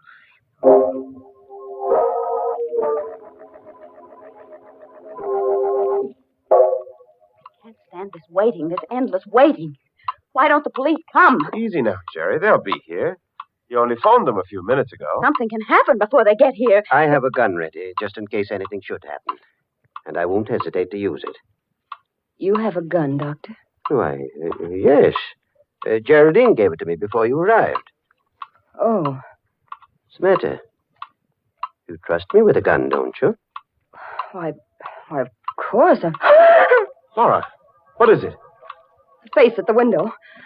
I just saw a face at the window. Laura, please, you're letting your imagination run away with you. No, I saw it right there. It was the face of a dead man. Quick, Harvey. Out the back way. Right. No, please don't leave us. We'll be right outside the window. Jerry, I'm afraid. Well, there's nothing we can do, Laura. They won't be far away. But I don't trust Dr. Prizing. You never should have given him that gun. Why not? Because I think he's a murderer. Oh! Yes. Don't you remember how he acted at the trial? When you were accused of starting the fire that killed David? He testified against you time and again. Subtly. To make them think you did it. Because he started that fire himself. What on earth are you saying? I'm telling you the truth. During the trial, he swore that he wasn't on the island the night of the fire. But he was. And I can prove it. How? By this cigarette case of his. Here, look at it.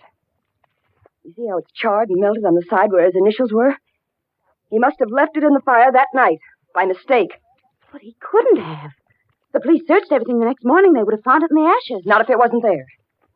He came back for it that same night, as soon as he missed it, and dragged it out of the fire.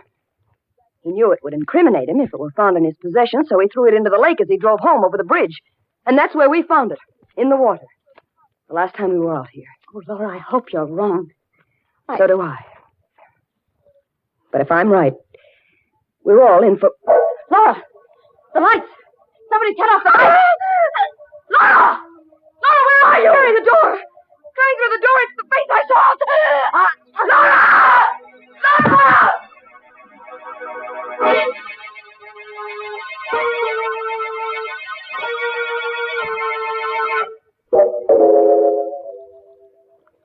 It was meant to be me, Harvey. Whoever came through that door intended to kill me. Jerry, please. How is Laura, Doctor? I'm afraid I can't do anything for her, Harvey. She's passed on. Oh! Laura, darling. You'd better not touch the body, Harvey. Oh, leave me alone. You've done enough already, Dr. Prizing. I beg your pardon? You'll have a lot of explaining to do when the police arrive, Doctor. I'll tell them how you ran away from me out there before the lights went out. And how you were here in this room when they went on again. Harvey, don't say things you'll regret later on. Just a moment. Where is the cigarette case Laura had in her hand when the lights went out? What cigarette case? You know the one I mean, Dr. Prizing. The gold one that was charred in the fire. I haven't the faintest idea what you're talking about. I have. If you're as innocent as you claim to be, you won't mind being searched. Not at all. Go right ahead. I will. Whom are you calling, Geraldine? The police. I can't understand why they haven't arrived yet. It's almost 10 o'clock. Maybe something's happened to them on the way. Maybe their car broke down. Their car, too? Huh? Nothing. Only it seems as if your car is the only one that works when you want it to. Headquarters. Oh, Sergeant. Sergeant, I can't understand why your men aren't here yet. A murder's been committed. Do you think you've been calling the police department all this time, Mrs. Reeves?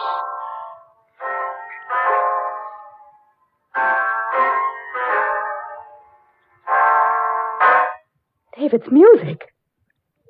It's 10 o'clock, Mrs. Reeves. You have 2 more hours.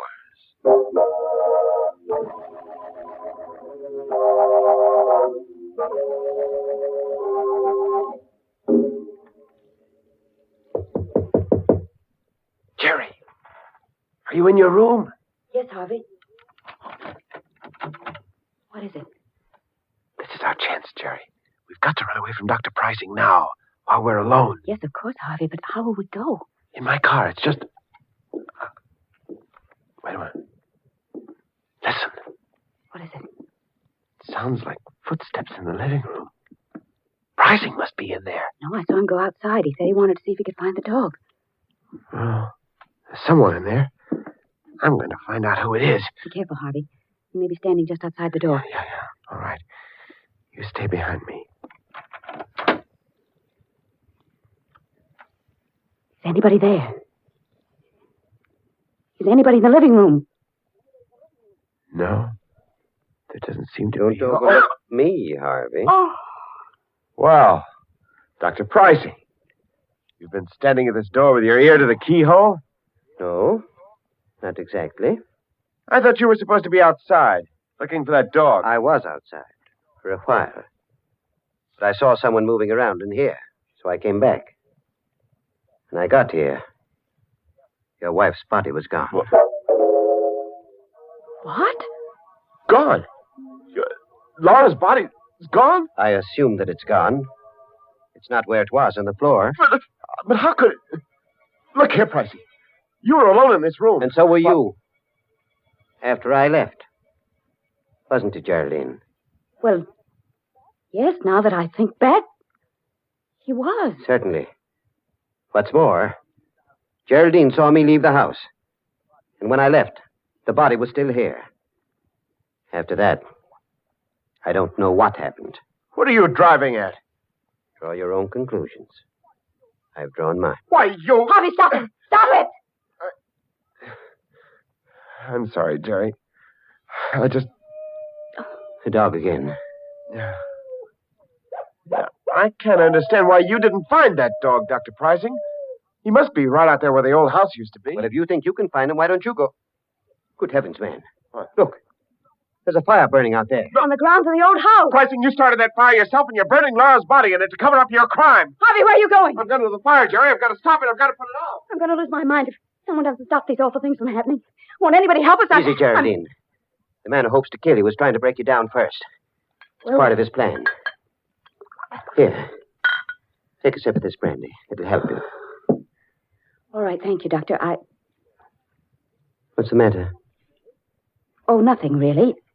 I just don't care for any brandy just now. What's wrong with it? Well, I didn't say anything was wrong with it. I just don't... You fool. Do you think I'm trying to poison you? I don't know what to think. Here. Give me that brandy. I'll drink it myself. There. Believe me now? I don't believe anyone. Listen to me, Geraldine. I'm the best friend you have in the world right now. You've got to understand that. Because there isn't much more time. We've got to get away from Harvey while he's still out there. What do you mean? Can't you see? He's trying to kill you. That's a lie. It isn't, Geraldine. Harvey's the one that's lied to us. He and Laura both.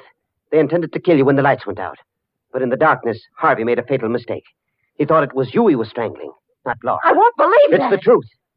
They never drove across that bridge at 9 o'clock tonight.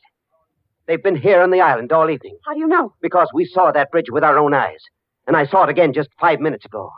It's still down. You're lying. Come out and see it for yourself. You're just trying to get me out of this house. Stop being such a fool. Here. Take this gun. If it'll give you any security, take it. And hold it in my back while we're out there. But for heaven's sakes, let's get away from Harvey while there's still a chance. All right. Give me the gun. Here. Now you keep in front of me all the time. And I'm warning you. If you make one false move, I'll kill you in cold blood.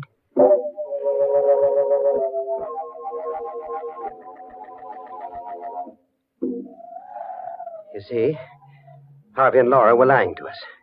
The bridge is still down. You're right. They couldn't have come across that bridge. Of course not. The only trouble is, we can't get back over it now either. We've got to get away, Doctor, now, before we're seen. What about that house at the other end of the island? People are away. But they might have a boat. Yes, of course they do have a boat. We can row to the mainland. Come on, quick. All right. I have a feeling we're being followed. It's your imagination. Hurry, Geraldine. Hurry. We are being followed, Doctor. Look behind us. There's a man with a dog. Good heavens. It's just like the dog you owned. The one that died in the fire. Yes. And the man... It's David.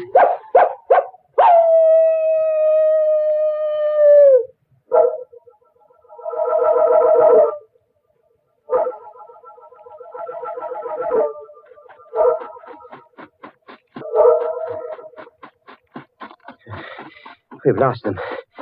Lost them in the woods. They can't be far Doesn't behind. matter now. The house is just ahead. But the boat, Doctor. The boat's not at the landing. It must be. Well, it isn't. Can't you see it isn't? Perhaps it's around and back. No, that side of the house faces the road. We'll have to break in and hide here until morning. Our best chance is to be inside, where we can protect ourselves. After all, you still have a gun. But I hardly know how to use it. Then give it to me. No. You still don't trust me, do you? I don't know, Doctor. But I'm the one who's been threatened, so I really should have the gun. Very well. Wait here. I'll break through the window and come around on the inside. Did you hurt yourself? No. I'm all right. Just wait there for me and I'll unlock the door. Oh, hurry, Doctor, please. Hurry. They're on our trail again. Come inside, Geraldine. Quickly. And lock the door behind you. What's wrong, Doctor? Nothing's wrong. We're in luck. There's a phone here. If it hasn't been disconnected. Hello. Hello, operator. This isn't the operator. Tell Mrs. Reeves it's 11 o'clock. She has 1 more hour to live.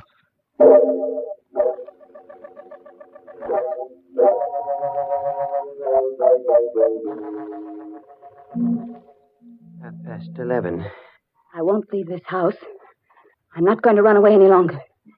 If they're going to kill me, let them come here and do it. Only for heaven's sakes, why don't they do it right away? Why don't they come here and get it over with instead of waiting until 12 o'clock? Geraldine, please. Well, I can't stand it any longer. I'd rather die than go through any more of this torture. I just... Sit down for a moment. Relax. And try to ease your mind. Oh,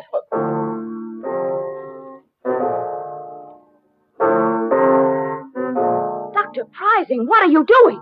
Playing the piano. I thought it might relax you. But that melody... You're the one I hear at night, playing David's music. Playing it right here in this house. Yes, Geraldine.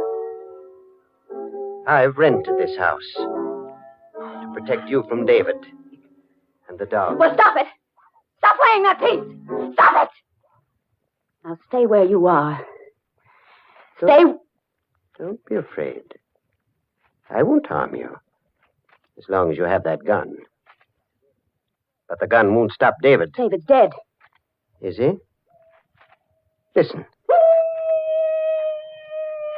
He's right outside the door.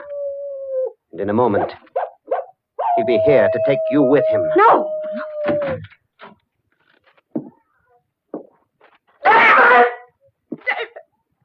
Yes, Geraldine. I've come back to see you. In spite of everything you've done. Stop! You killed me, didn't you, darling? You started that fire because you knew I was too much of an invalid to get out of bed. Stay where you are! You hated me, Geraldine. Stop! No. Your bullets can't harm me now. Nothing you can do can harm me. Because I'm dead and you're still alive. Oh, David. David, forgive me. I didn't know what I was doing that night. Please believe me. I was sorry as soon as I'd started that fire, but it was too late then. I couldn't put it out. I couldn't. How dare you ask my forgiveness when you're still lying? But I'm not lying. I'm not. I told you everything. Why didn't you tell the police? Because I wanted to live. You'll confess everything now? Yes, David. Yes, I will. If you'll only leave me alone, please. It was my cigarette case Laura found in the water. I'd thrown it over the bridge that same night after I took it out of the fire. Well, I guess that's all we need, Harvey. Full confession with 2 witnesses. Harvey! Yes, Geraldine. I do look like my brother in this dim light. And the dog Laura's holding outside is the same breed as the one you own. Laura! Laura! Did you say Laura was alive? Very much so, Geraldine. Wasn't hard for me to pretend being dead. With the doctor keeping you away from my body. Then you were all in this together. You forced this confession out of me. Yes, Geraldine. The blank cartridges Dr. Pricing slipped into that gun of yours really turned the trick. Oh, excuse me. Hello. Oh, hello, Inspector. Yes, it's all right now. You can hook the wires up again. She's told us the truth. And you'd better get to work on that bridge right away. It's still down.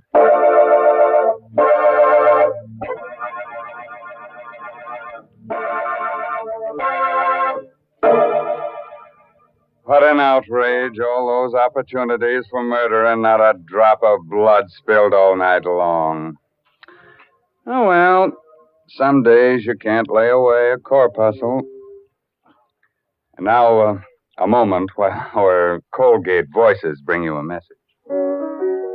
Use Colgate tooth powder. Keep smiling just right. Use it each morning and use it at night to help you rate with every date.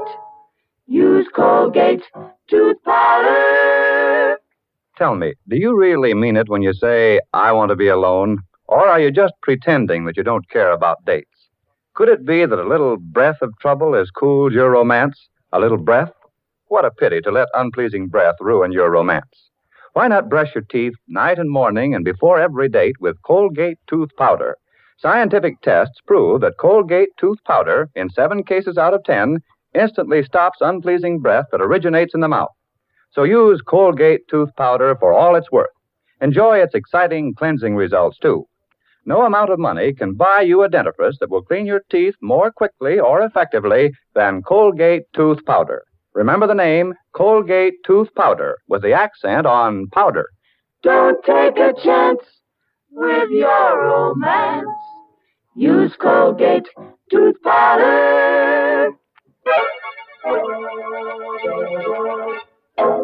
Well, it's time for me to join the moonbeams now.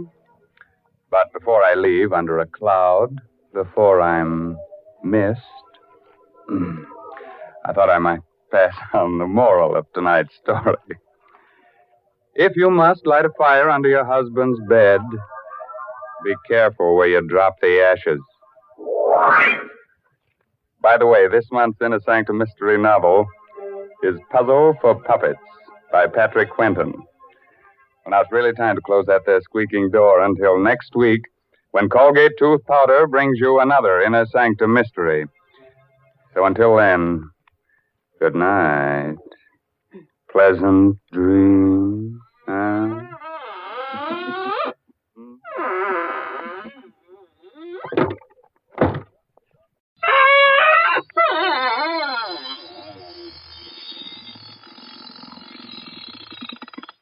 Well, and how do you do, friends of the Inner Sanctum? This is Raymond, your host of the Squeaking Door. Come right in. What are you staring at? Oh, him. Oh, he won't hurt you. He's been dead for years. He came here with our first program. Said nothing could scare him. I've been using him for a doorstop ever since. Have to get a new one, though. His bones are showing through.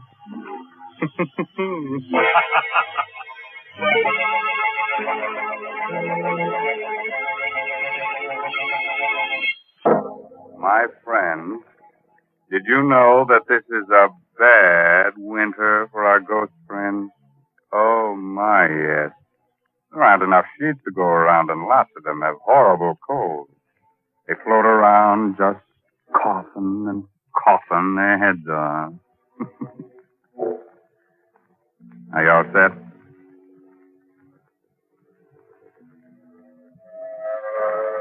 The Coast of Maine Express is already an hour out of Boston. It's noon of a windy November day as the New England landscape flashes past.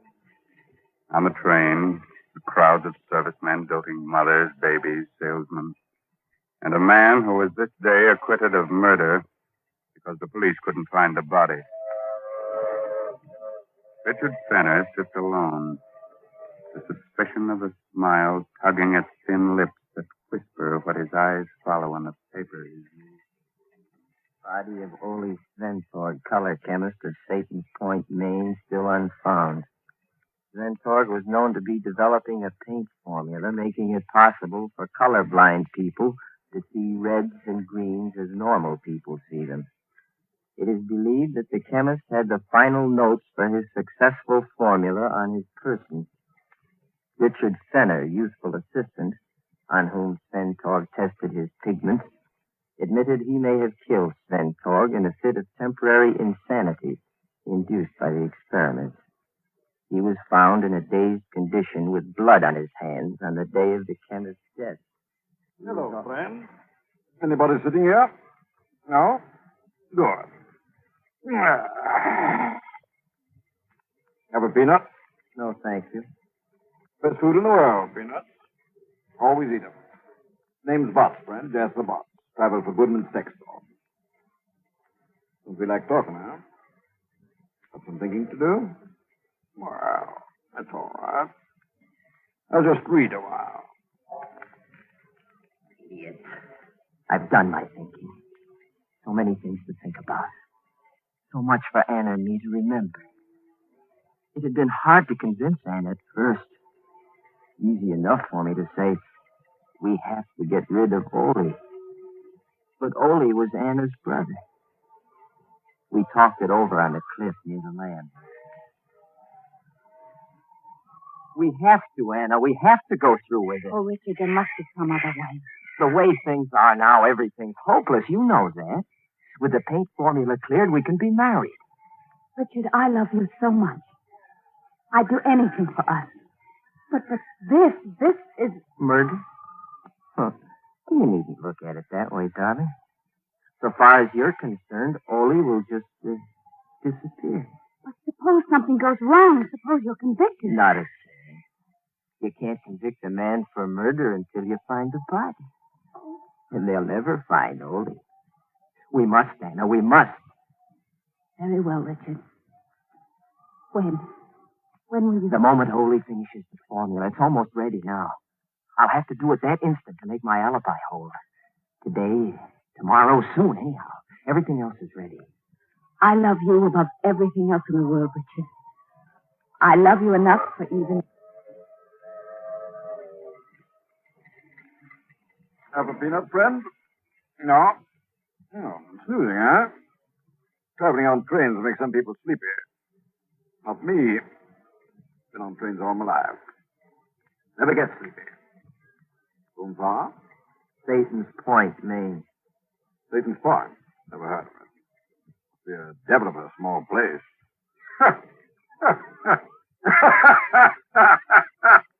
What I said.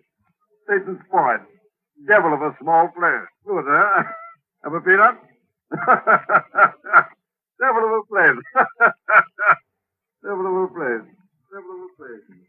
Devil of a place it was that day. We went over every detail again and again until our story was perfect. A lot depended on the story we constructed. A lot depended on telling it well. I told it well. To the police in Maine and to the alienists in Boston. I started the story with the morning of October 11th in Ole's laboratory. Hold on. This is my last mixture. It will be ready in a few minutes, and I want your eyes to be well rested.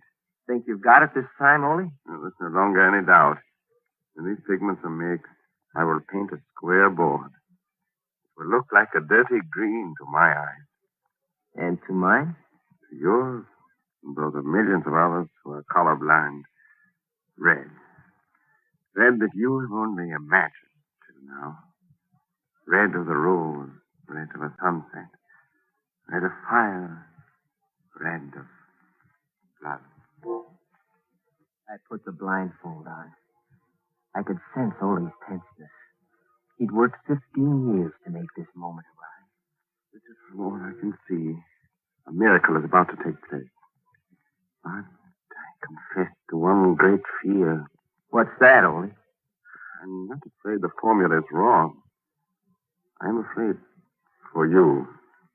For me? Yes. I have to warn you, Richard. I don't know. No one knows what mental reaction takes place when a person who's never seen color before suddenly does. You mean that I could be affected? You could be. You see, red excites even normal people. It vibrates in the brain. With you... Let's have a look, Ole. Now, Richard, when you take the blindfold off, look straight ahead of you. The board is right before your eyes. Look, Richard. When you do, stop talking right away. I want your immediate reaction. Okay, here goes. Look. Look, it's red. Look. Talk. Something I couldn't. It's hard enough to recall the little that I do. I was staring straight ahead of me at a square board. Nothing happened for a brief instant. And then I caught my breath sharply. My eyes dried. They burned. I closed them, but the patch of exquisite color seared my brain.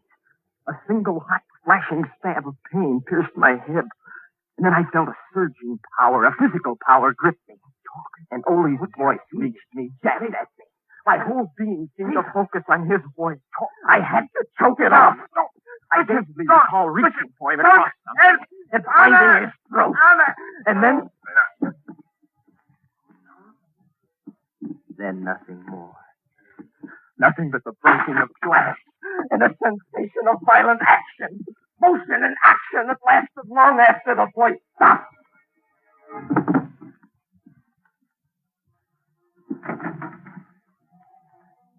Then I felt cold air lashing at me. I was carrying something limp and heavy. There's a point of rock outside the house. It juts over the sea. I stood there for I don't know how long. The first clear thing I recall is identifying Anna's voice coming towards me. Richard! Darling, what are you doing? Richard!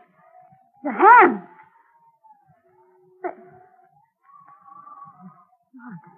Something died in me. I sank to the ground, moaning. Anna, I'm afraid. I'm afraid.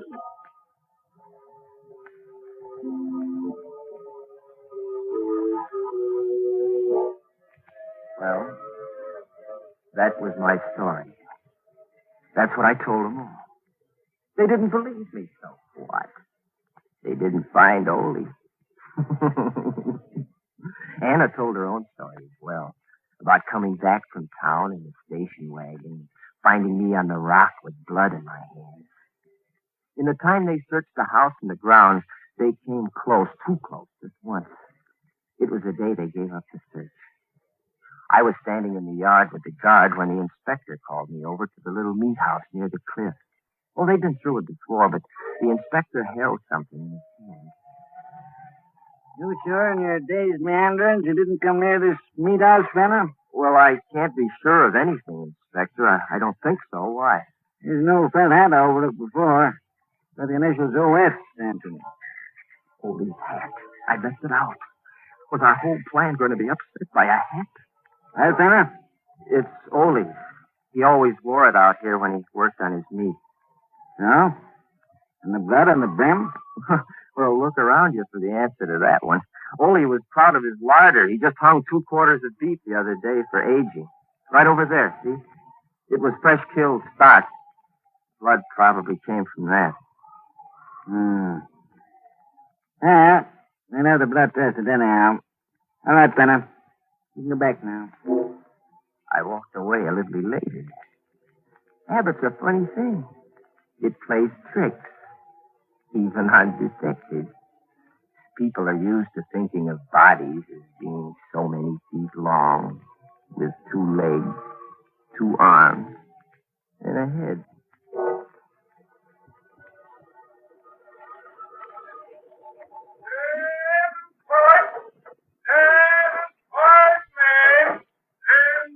Well, friend, this is your stop, I guess. Yes, this is it. I'm sorry I was such a poor traveling companion. Oh, that's all right. Feel that way myself sometimes. Have some peanuts? No, thanks. So long. Anna! Oh, darling, darling. Oh, I'm so glad to see you. Everything went just as you said it would, didn't it? And now you're free. Free, but not safe yet, baby. Don't talk here. Let's get in the station wagon first.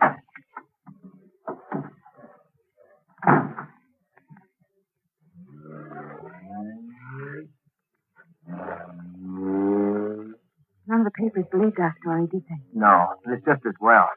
Makes tonight's work easier. But there are so many things I don't understand. Isn't there some other way we could... No. And it's just as well you don't know everything, Anna.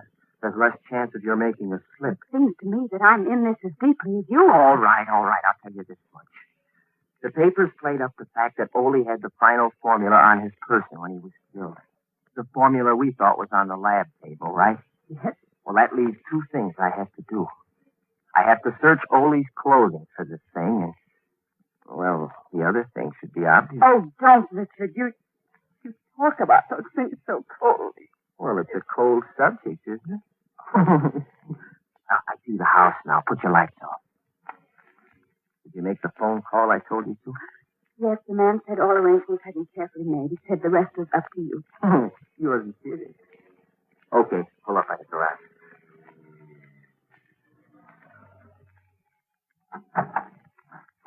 Don't look around you as we walk into the house. Oh, I'm not as calm as I thought I'd be. You've got nothing to be afraid of, darling. Unless you believe in spirits. Richard, let's do what has to be done and go. Did you have that extra tea made for the meat house? Yes. Yes, you did. Good. Now, do just as I tell you. My life depends on it. You'll stand at the kitchen door with the lights off, and you won't take your eyes off the meat house for 1 second. That's right. The meat house door will be open so you can see me working. The lantern will make it light enough. Right now, I'm going to stand in front of the only window in the room we left the blind up on. While I'm there, you go get the dummy we had made to look like you. Put it in a chair in the position you're in now. Got that? Yes. All right, get the dummy. It's in the linen closet.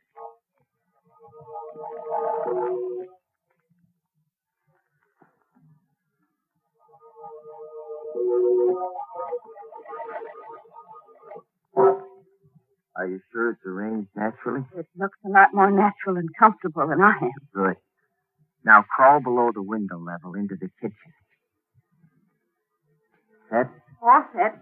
Here's the revolver. Now stay in the shadows while I light the lantern and leave. And then stand in the door as I told you to. And remember to watch the meat house. Scared? Yes, but I'll do my part. Don't worry. Just be careful and hurry. Well, this gruesome business will be over soon, baby, and it's worth it. What are a few days of this compared to what's in store for us? I know. But hurry.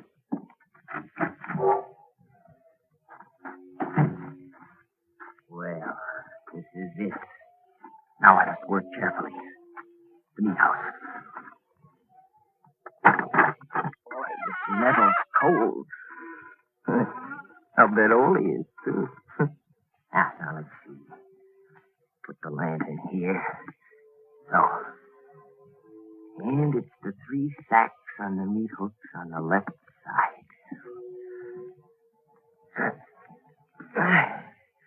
It's heavy. Seems heavier than when I put them up.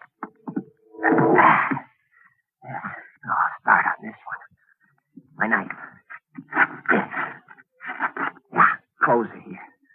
Now let's see. It'd be the inside coat pocket. Yes, here it is. Here's the... You? Hello, friend. Have a peanut? You were on... That's right. I was on the train. I got on because you did. And I got off because you did. Small world, huh? Yes, isn't it? Let's see. Didn't you say your name was Jasper Botts? Yeah. Good memory you've got. I see you finally remembered where you hid poor Sventog's remains. What do you want, Botts? See? I can crack peanuts with one hand. Good, huh? Just telling you in case you think it might spoil my aim. For your little partner in crime sitting comfortably back in the house, waiting for you to finish your business here. What do you want, Botts? You and the formula, my friend. I followed your case very carefully. When I first read about you in the papers, I said to myself, now there's a very clever young operator. He's fibbing when he says he threw Sventog's body into the sea. So? Wouldn't take a chance on its turning up on some shore. That would convict you. No body, no murder, eh, fella? You're right, Botts. Then when I read that Sventog's formula was on him when you murdered him, I knew you'd have to get it from the body before destroying the corpus delicti. Simple? Hmm? All right, Potts. Put the cuffs on and let's go. Oh, guy. I see you don't understand. I'm not a detective. And you're not going anywhere. Anymore. All I want is the formula. Oh? That's how it is. Mm-hmm. That's how it is. Why? Why what? Why am I going to kill you? Because that's life insurance for him. My business. Why do I want the formula? Well, I tried to buy it from Centaur about a month ago. We knew we had it just about finished, but he turned me down. So you read about the murder, figured out that I was after it, and now you want to take it away from me. Pretty low, Pat. Yeah. Well, you see, I can get a much better price for it than you can. Some friends of mine think it would be a valuable asset in counter-camouflage, taking targets in this country. Clever, hmm? Don't move a muscle, Mr. Bart. That little round thing in your neck is the muzzle of a .38. Just open your fingers very slowly and drop the gun. That's it. Now stand still. All right, Richard. Good girl. Now I'm taking over, Butts. Nice Luger your friends gave you. Mm-hmm. It is a nice gun. I hope you won't hang me on those hooks. Oh, no. No, I've got other plans for you. Annie, you feel all right? Yes, I'm all right. Just that thing on the floor. Yeah, no, well, don't look, darling. We're going back to the house now. And look, Butts, no brakes, please. You'd make a heavy corpse to drag from here. Wow,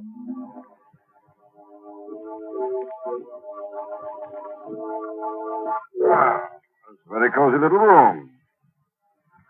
Tired and everything, huh? Okay, darling, make your phone call.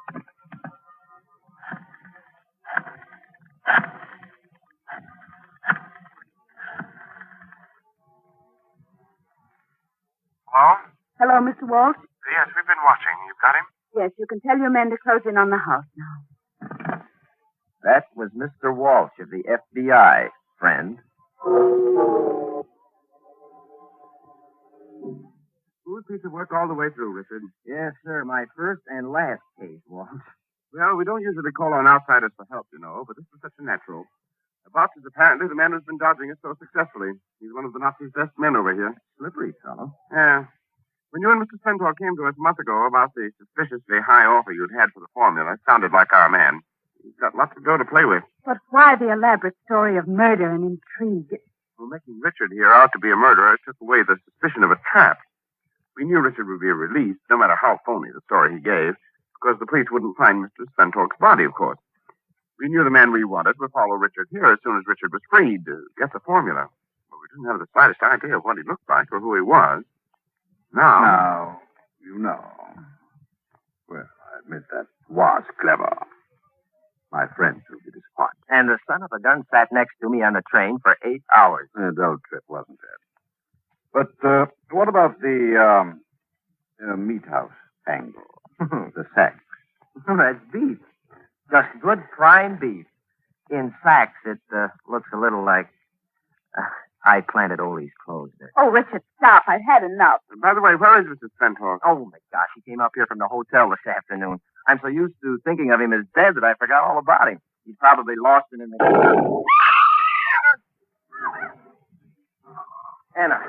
Anna, you all right? Yes, I'm all right, Richard. Just took me up, but I... Richard! Richard, the laboratory! All right, you still have the box, Mr. Ward. Hold on to him. I'll take a look in the lab. Go ahead, Tenant. Ole, where are you? Ole? Oh. Yeah, Richard. I'm all right. Just my leg. Light a match so we can see. Yeah, sure. Hurry, Richard. I want to see what's wrong. I'm holding a lit match, Ole. Oh. I see. Your eyes, Uli. He's all right, Anna. Bringing him out now. He's all right, yes. But never again to see the red of a rose. The red of fire. The red of a sunset. The red of blood. Oli's formula brought color to millions.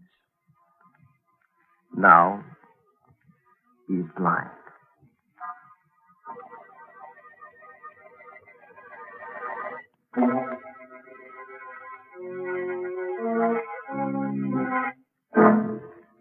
No corpse? Oh, my. No corpse. Well, a corpse, man. Will somebody pass the peanuts? Listen, you. Yes, you over there. Are you sometimes green with envy? You ever go into a purple rage? Are you yellow? You are. Oh, well, don't worry about it. You've got what the writers call a colorful personality. Or maybe you're just a rainbow. By the way, this month's Inner Sanctum Mystery novel is Puzzle for Puppets by Patrick Quentin. So now it's really time to close that there squeaking door until next week at this same time. So, good night. Pleasant dreams.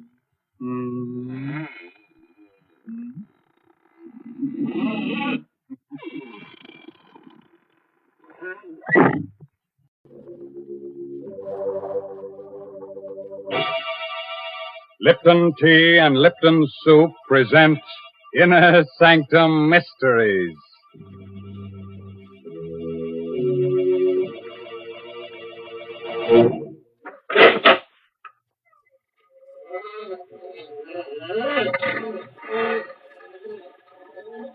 Good evening, friends.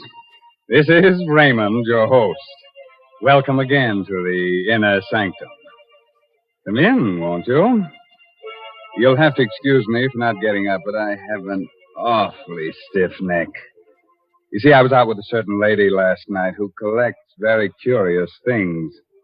She spent the first half of the evening telling me how wonderful I am, but after that, well, it's one thing when a girl tries to turn your head. It's another when she tries to twist it off. And now, friends, let me introduce someone who is a real lady. She must be a lady because she wants to reform me. Come in, Mary Bennett. Hello, folks. Draw up a coffin and sit down, Mary. Now, Mr. Raymond, please don't talk that way. It isn't nice. Why are you always pretending to be so cold-hearted and creepy? Underneath, I'm sure you're a friendly, good-natured sort of man. Yes, you are. Underneath, you're just like everybody else. I'll bet you like to come home in the evening, put on an old jacket and slippers, and then sit down to supper. Yes, sir, and I'll bet I know one of your favorite dishes, too. Noodle soup. For most all men like noodle soup. That's why Lipton's is so popular. Lipton's noodle soup is real homemade tasting. It's got a grand chickeny flavor, and it's swimming with noodles. Egg noodles, too. You know, Lipton's noodle soup will bring a family swarming to the table quicker than a dinner bell. Mr. Raymond, someday I'm going to take you home with me and feed you a good hot bowl of Lipton's noodle soup. Well, thanks for the invitation, Mary. And now let me invite you to come to the desert and hear the story of Desert Death. It's an original tale written by that spinner of surprise stories, Robert Newman. And our star tonight is Horace Braham.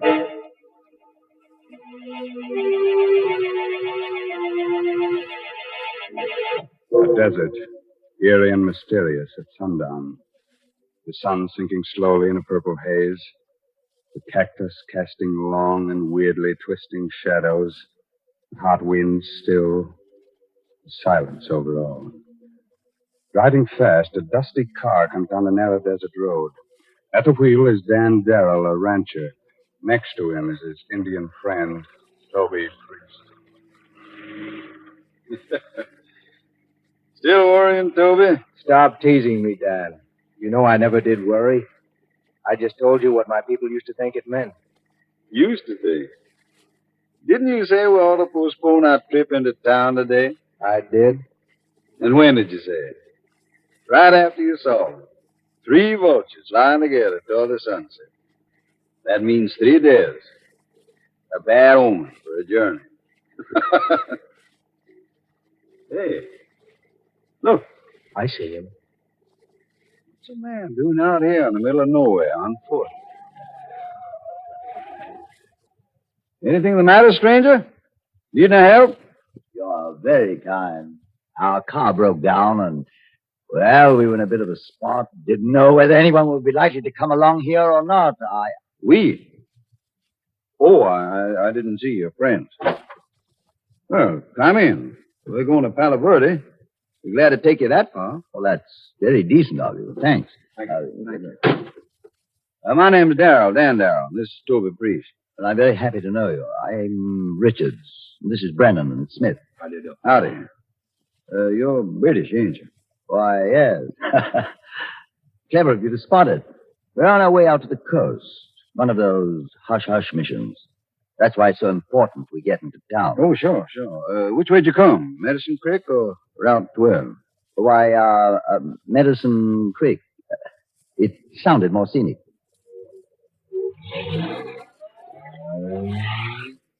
You're lying, Dan. You know that, don't you? What makes you say that, Toby? Use your head. He doesn't look. Mr. Darrell, surely it's considered rude to whisper in front of strangers, even here in America, isn't it? What? Oh, sorry. Yes, I'm sure you will be. But first I must insist on knowing what you were saying. Insist? What you mean, insist? This is my car, and this is I know. A free country. But this is a gun. That's why I can insist. And now, will you tell me what you were saying? I was saying it, so I'll tell you. I said you were lying, that you weren't British at all. No? Then who are we? I think that you're Nazi prisoners who escaped from that camp up near Post City. Oh? And what makes you think that? First, none of your clothes fit you, so they're obviously not yours. Second, you said your car broke down, but there wasn't any car around. Third, you said you came by way of Medicine Creek, and that road's closed. All right. Stop the car and let us get it over with. You mean shoot them? Not so quick, Bernard. We can use them for a while yet. At least one of them. What the devil you mean? Of course, your Indian friend is right. Very clever, too.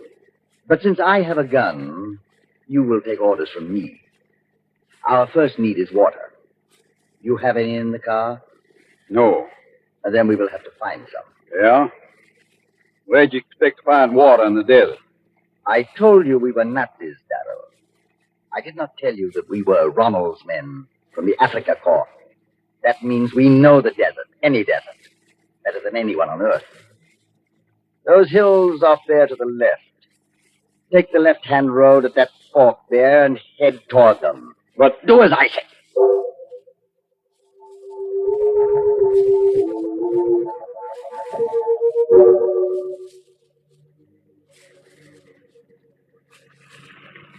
How much further you want me to go up this wagon track? Slow up.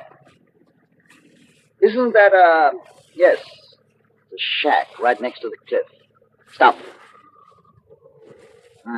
Looks deserted, but there, next to it. Is that not a well? It should be. Brenner, go see if there's any water in it. Jawohl, Herr Colonel. You two come with us. We'll go look at the shack. What is this place? Those terraces up there on the cliff? A pueblo. Cliff dwellings.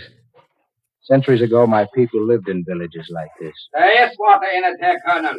Even a bucket to get it up with. Good. Come into the house. Match, Schmidt.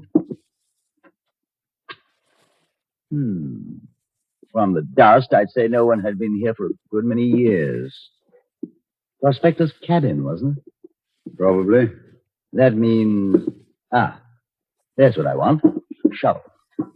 What the devil do you want that for? Want to dig yourself a grave? Yes, Darrell, exactly. But not for me. Huh? What you mean? Precisely what I said. Sit down. Make yourselves comfortable, and I will explain things to you. I'll stand if you don't mind. Oh, not at all. We Nazis are very objective, analytical people. We decided we needed a car to make our escape in. Now we have one. We also decided we needed someone to drive the car and get us safely across the border. That means we can use one of you. The other one will die. You wouldn't dare. My dear Darrow, outside of the thousands of men we killed in North Africa, who don't count, we killed at least 2 guards in making our escape. Do you really think one more death means anything to us? The only question is, which of you shall die? This one here. He talks too much. Well, that's not quite fair, Brenner.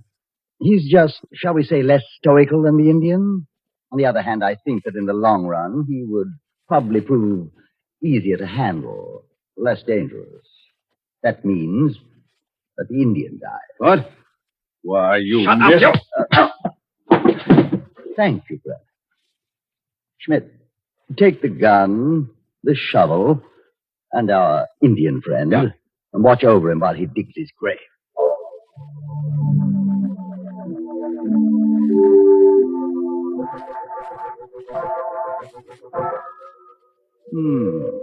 Very nice. Very nice indeed. Of course, I personally would prefer a deeper grave, but that's up to you. The depth is not important. The only thing that matters is that it faces west. That is why I dug it with the head against the cliff. An old tribal custom. Very interesting. Similar to the Egyptians. But of course, they believed in a life after death. My people believe in a life after death also, Colonel. And in this case, I think I can promise that I will not rest easy in my grave. Oh, I'm sorry to hear that. Hear this, too, men from across the seas. Men with death in your hearts. For the evil you would do, evil will follow you like a hungry wolf. What is that? What he just mentioned. A wolf. Though you bury me deep, the earth will not hide me till you have paid for your crimes. Here where you have killed, here too will you die. Now, Herr Colonel. Yes, Brenner. Oh, you can't, you... Oh. Very good, Schmidt. I'll take the gun now. Fill in the grave, then meet us back at the cabin.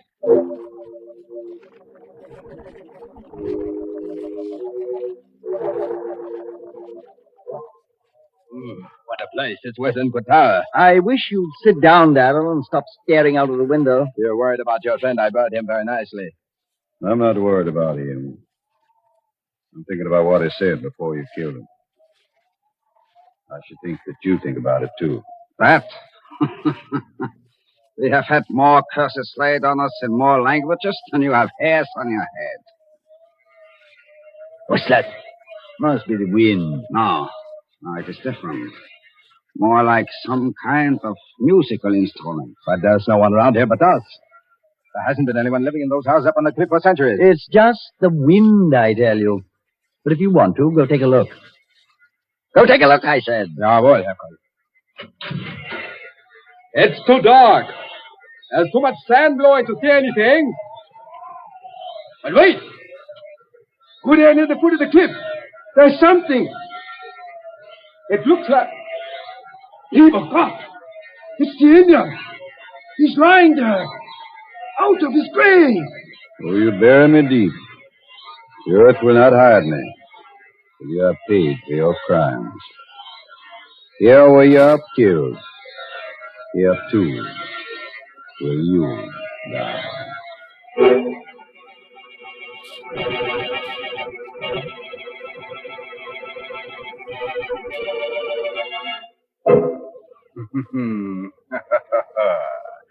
A 100 curses in a dozen different tongues. Perhaps they did mean 3 deaths. If so, who are the others that'll die and who will live? Gosh, Mr. Raymond, this is exciting. What? Oh, Mary Bennett, I've overlooked you in all this desert. Tell me, Mary, whom do you hope will die, huh? Well, I don't like to see anybody killed. But those Nazis sure ought to be clapped in jail. Mm-hmm. And deprived of their Lipton's noodle soup, aren't they? Well, I should say. Lipton's noodle soup is much too good for fellas like them. It belongs to law-abiding folks who've got a right to sit down to a plate of homemade tasting soup. And say, that's just the kind of noodle soup you get when you use Lipton's. Lipton's is the noodle soup with the old-fashioned flavor, you know, brimming with noodles and blessed with a real chickeny taste. Yes, it takes Lipton's to show how good a noodle soup can be. Now, Mary, don't get so excited. Stay calm. Why don't you go and perch on that tombstone over there while I go on with the story of death in the desert? I'm warning you, if I do go on, you'll be seeing strange sights and hearing strange sounds every time you put out the lights. But it's your funeral. It's just a moment later now. The three Nazis are still standing at the open door of the deserted cabin, staring out into the darkness. And the colonel turned sharply, glares at them. What was that you said, Darren? I was just repeating what Tova said. Before you murdered him. It's true, Herr Colonel. That's what he did say. The earth will not hide me. And there he is out of his grave, lying there. Shut up. Fine Nazi you are. A fine example of the Africa Corps. Listening to the ravings of a savage and believing them. Schmidt, where did you bury the Indian? In the sand. Then this wind came along and blew the sand away. And that's all. And that's strange, Miss? Another trick of the wind. But if it bothers you to see him lying there, go on out and bury him again. Deeper this time. No, Herr Colonel, no. That's an order. Jawohl, Herr Colonel. Friend Schmidt seems to be getting a bit rattled. That's why I sent him out there. Nothing like facing a fear to overcome it.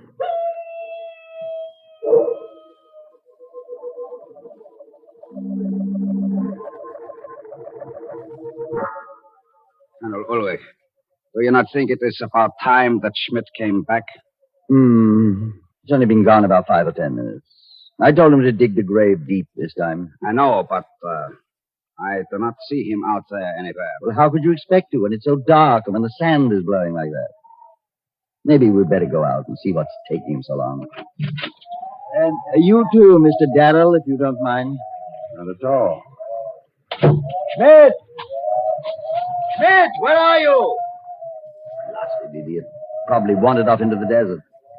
Schmidt! Look, the Indian. He is still lying there. He never did bury him. That means Schmidt never even got over there. Must have lost his way right after he got outside. Schmidt! I think you can save your breath, Colonel Ulrich. Come on over here to the well. Huh? What are you talking about? Schmidt. Dead. Well, why are you looking at me like that, Brenner? Exactly as I said. He lost his way in the darkness, the sandstorm, fell down the well. Yeah, I guess that is what must have happened. As for you, Mr. Darrow, since you discovered Schmidt, you shall have the pleasure of burying your friend the Indian again. Jawohl, Herr Colonel. I'm sorry. I never did appreciate the American type of humor. Now get busy with that shovel. May I just point out that while it's easy for you to knock me down when my hands are tied, it's not so easy for me to use a shovel. Oh, I intend to untie you. But please remember always that I have a gun, and that Brenner and I have every intention of getting away from here.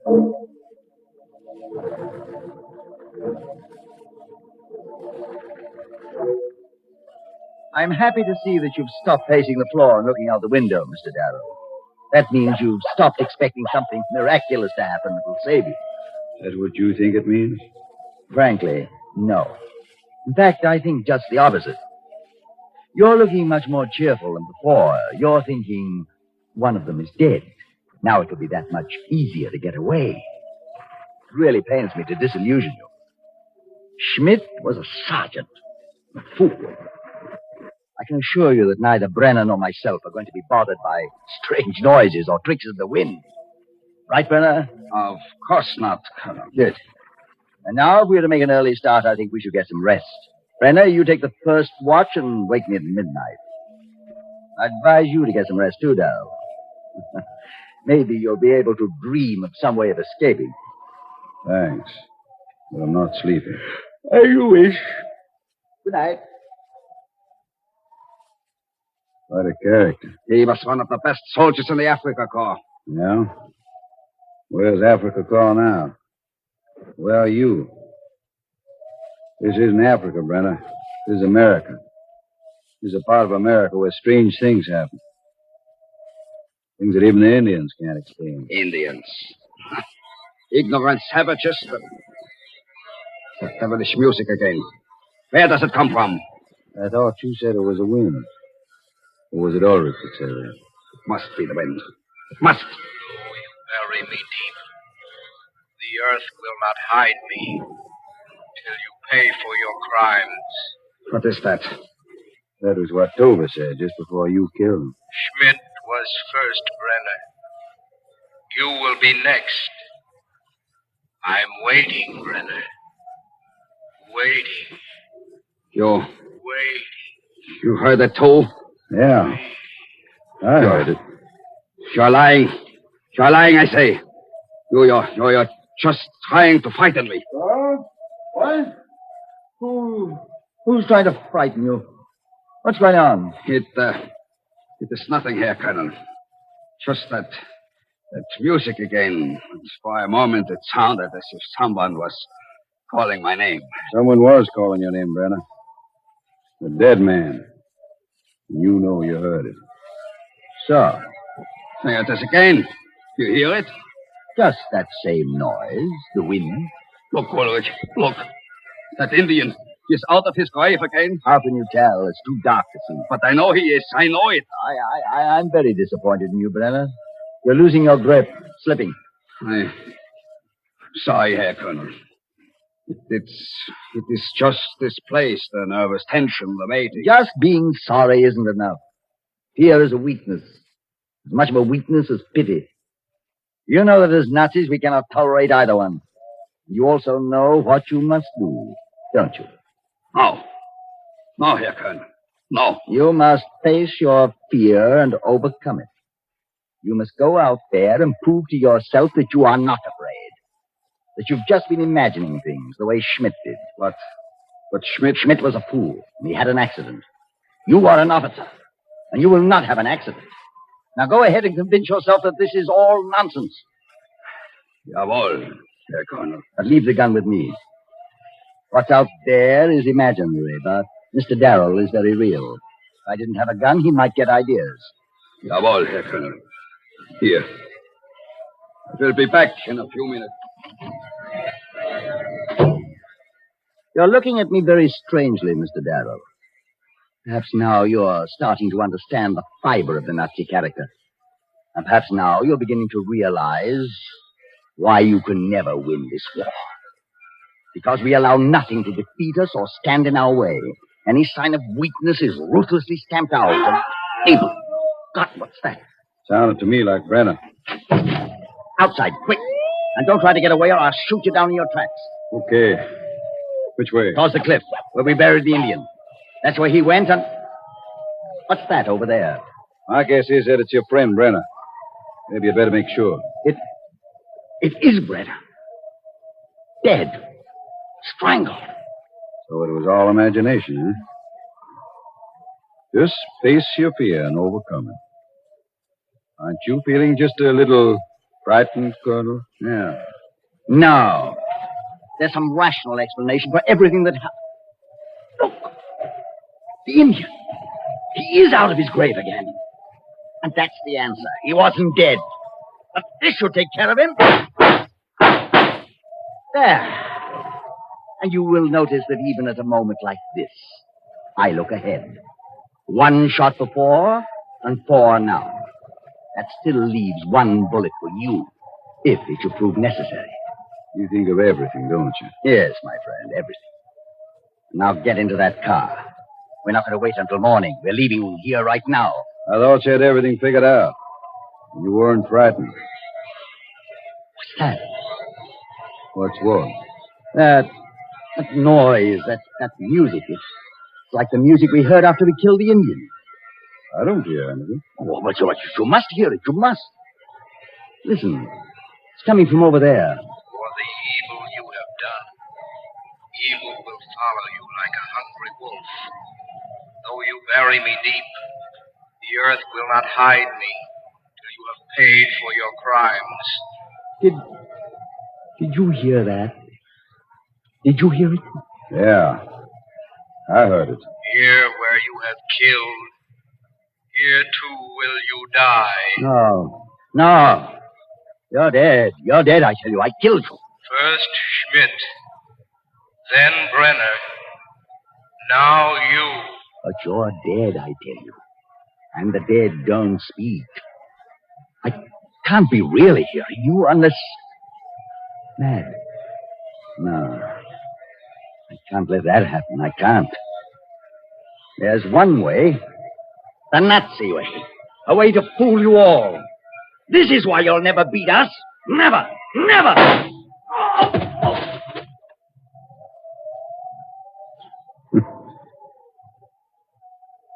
Toby! Toby! Where are you? Over here. Near the foot of the cliff. Are you all right? That first bullet creased my head. I was already dropping by the time he fired. Outside of that, I'm all right. Figured that was what had happened when Schmidt went down the well. I knew it was an accident. I was pretty happy that it was you that buried me the second time. That you put my face against the cliff, left a hole for me to breathe. The first time, well, it was pretty tough until the wind blew the sand off. Yeah, but what about when he shot you again? That ungodly music. It wasn't me he shot that second time. It was Schmidt. I pulled his body out of the well. I figured that in the dark, no one would be able to tell the difference.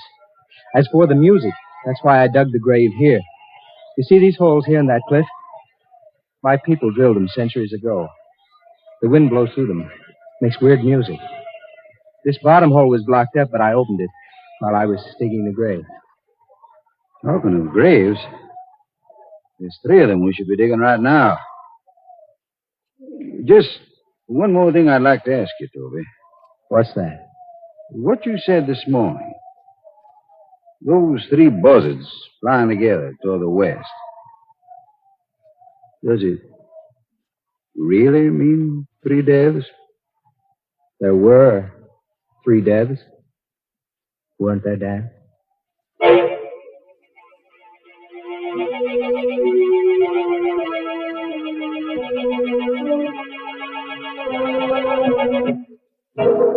Better boy, Toby. Never give a Nazi an even break. Unless it's in the neck. As for our 3 visiting murderers, they may not like our sense of humor, but they can't complain about our poetic justice. After all, it was in the desert that they got their just deserts. Well, Mary Bennett, did you like the desert with its sand and wind and weird music? Would you like to live there? Well, I wouldn't mind so much. You know, I believe a woman can make a good home in some pretty out-of-the-way places, the way the old-time housewives did. But, well, I'd want to lay in a supply of good modern food. Food that's easy to make, like Lipton's noodle soup. Say, that noodle soup of Lipton's would really put some cheer in the desert, wouldn't it? Yes, of course, Mary, of course. Remind me to take Lipton's with me on my next safari.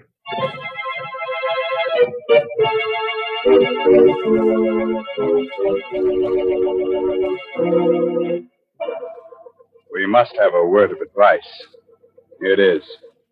If you should wake up one of these nights in a cold sweat, convinced that there's something or someone in your room, and if, when you look toward the window, you should see a strange figure silhouetted in the moonlight, then pull the blankets up over your head and don't look out again. It'll be one of our 3 friends from tonight's story. One of the Africa corpses. By the way, this month's Inner Sanctum Mystery novel is Puzzle for Puppets by Patrick Quentin. Well, now I guess it's time to close that there squeaking door until next week at this same time. So until next Tuesday night. Good night. Pleasant dreams. Lipton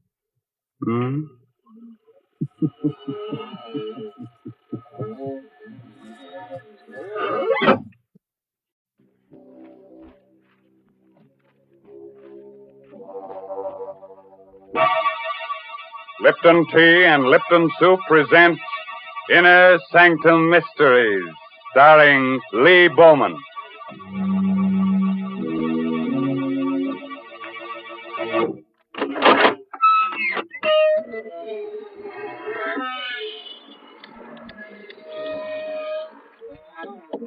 Good evening, friends. This is your host, Raymond. Welcome to the Inner Sanctum. Come in, won't you? What are you staring at? The walls. Well, you know that old saying about walls having ears. Well, these walls have eyes, and a nice assortment of fingers and hands. One of them has a heart, but you can't beat that.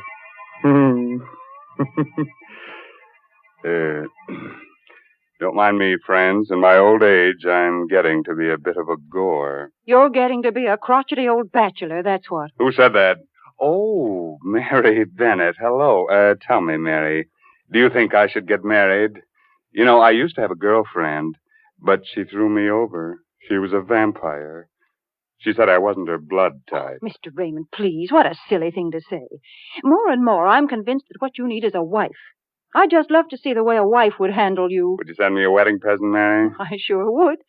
I'd send you a big supply of Lipton's noodle soup.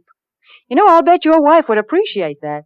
My goodness, in the old days, it took a woman all day to make a pot of noodle soup, whereas nowadays it only takes a jiffy. That is, when you use Lipton's noodle soup mix. But Lipton's has got the same homemade taste, believe you me. It's got the same chickeny flavor. Yes, sir, a hot plate of Lipton's noodle soup is a grand welcome home for the whole family. One whiff of that savory Lipton's noodle soup, and folks feel relaxed and ready for dinner with a rousing good appetite. Well, now, that's a very pretty picture, Mary. Which reminds me, our story tonight is about one of the fine arts, murder. It's called Death is an Artist, an original tale by Frederick Matho. And our star is from Hollywood, Lee Bowman, soon to appear with Rita Hayworth in the Columbia Technicolor picture Tonight and Every Night. So, curdle close to the fire and turn the lights down real low. By the way, if you have a little spook or two in your home, looking behind your shower curtains before turning on the water is the courteous thing to do. Otherwise, you might be dampening your spirit.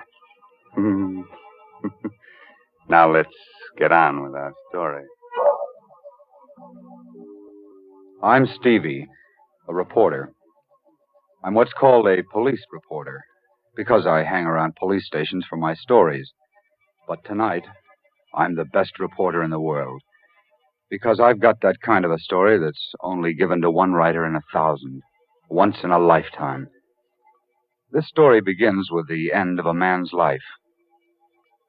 Yesterday, an old man living alone with his 5 cats on an abandoned barge under the Brooklyn Bridge cut off the heads of 4 of his cats, then expertly slit his own throat from ear to ear.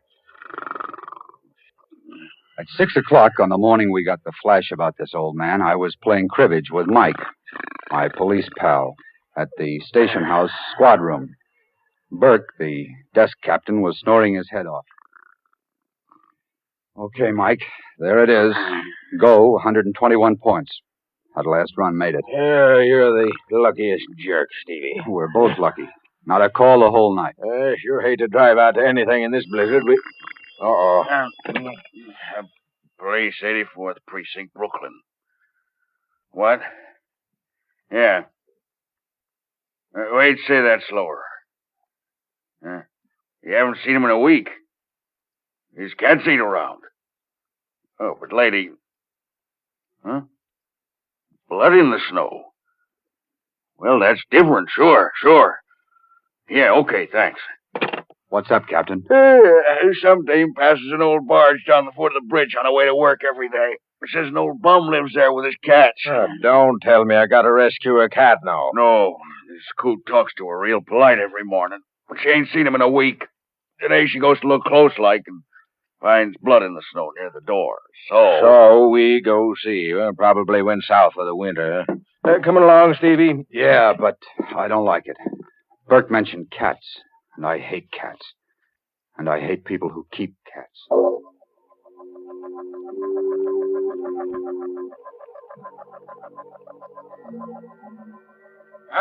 This is it, I guess. Come on, Stevie. Hey, look, Mike.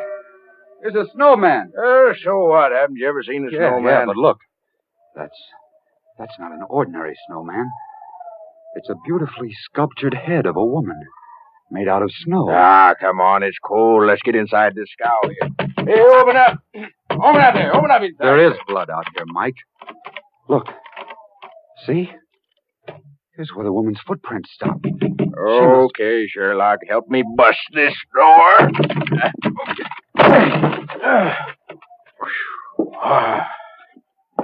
What's the matter with you? Look on the floor. Holy mackerel. 1, 2, 3, 4 cats with their heads cut off. And another one. Alive. Hey, where are you going? I told you I can't stand them dead or alive. One of them clawed me when I was a kid. Stevie, get a load of this over here on the bed. He did a good job. From ear to ear. He had done a good job. He was naked to the waist, and his hairy torso was bathed in blood. His head lay to one side and was nearly severed at the throat.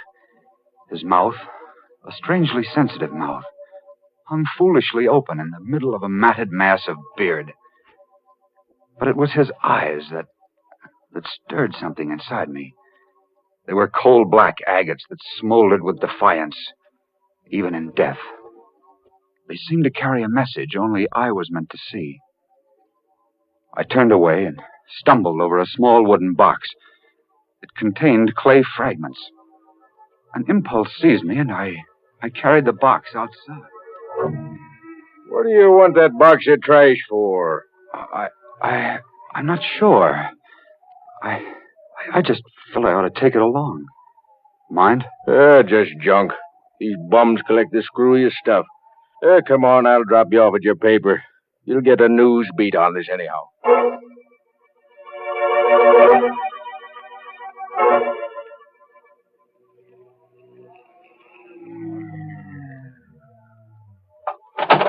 Okay, Mike. Thanks. I'll call you later to see if you identify the old bird. All right, Stevie. Hey, here's that box of junk. You want it? Oh, yeah. Yeah, thanks, Mike. I wrote the item. All we could learn was that he was Ivan. No fingerprints on record, no relatives, just Ivan. So he stayed just Ivan to 250,000 readers and to the police. But to me, he was a man who had not yet died. I poked through the rubble of clay in the box, and I was about to throw the whole mess out when a time-blackened metal tag caught my eye. It was the kind of tag used to mark paintings or statues. It read, Agatha, January 2nd, 1924. 20 years ago. Today. And below that was a name, Ivan Thorne. The name jangled a bell in my memory. It frightened me. It fascinated me. I rummaged in the box some more. A hunch grew to certainty. Ivan Thorne had been a sculptor. Here was a fragment of clay, a nose. Here, part of a chin. Here, an ear, a woman's ear. And the snow image of a woman's head came to mind. Why did Ivan Thorne, a sculptor of obvious talent, do a head of a woman named Agatha in clay, then on the same date, 20 years later, as a bum, reproduce it in snow and slit his throat? I found the answer in the yellowed clippings of the newsroom morgue. The story of Ivan Thorne was filed under Murders Unsolved. After I'd read the story, I marched into GC's office. Hey, what's up, Stevie? They study the Brooklyn Bridge again? No. You read the item on the old guy I found with his throat cut? Sure. Cut off his cat's heads, then his own, unidentified. Good item. I know who he is. Was. Yeah? Story? Story. You got time to listen? Shoot. Well, this begins in a sculptor's studio off Washington Square on a stormy night long ago. Ivan Thorne and Agatha, his wife, were having words. For the last time, Agatha. Are you really going through with this divorce foolishness? For the last time, yes. I'm tired of living from hand to mouth. I'm tired of your stupid statues. I'm tired of your stupid cats. I'm tired of you. All right.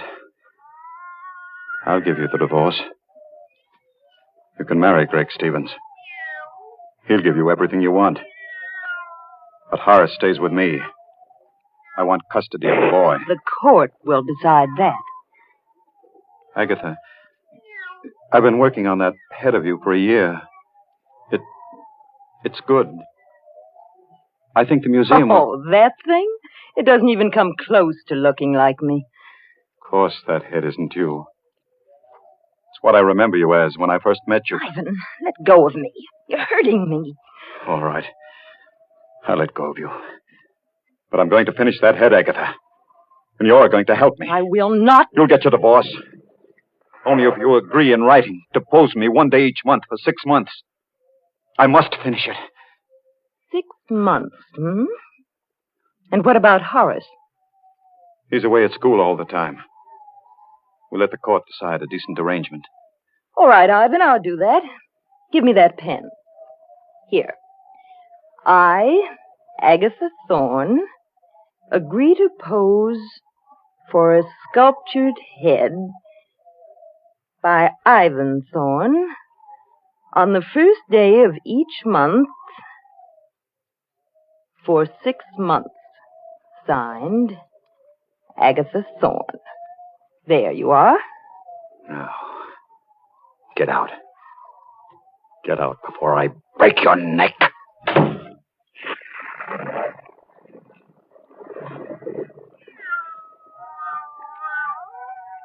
She's gone. She's gone. But I'll see her again. 6 more times. That's all I need. 6 more times.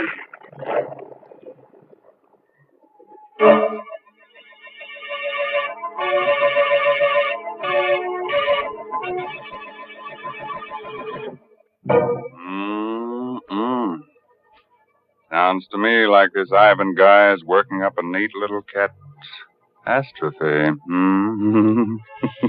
Mr. Raymond. Yes, Mary. I got to thinking about that snowman they found. Did you ever make a snowman? Oh, sure, and I cut off his head for a souvenir. Kept it in the icebox over the summer. And you're teasing me, Mr. Raymond. But you know, when I was a child, we used to spend all afternoon making a snowman. And then we'd go in the house for supper with our cheeks red as a frost apple and with a real country appetite. The house was so warm and cozy. Yes, and filled with all the exciting smells of good cooking. You know how children are. They play in the snow and then come in ready to eat you out of house and home. And I've got a grand suggestion for these winter night suppers. Lipton's Noodle Soup Mix.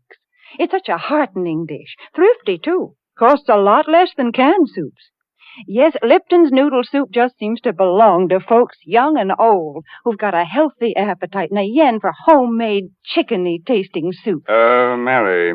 Yes, Mr. Raymond? Mr. Bowman is waiting to resume his part of the young police reporter, Stevie.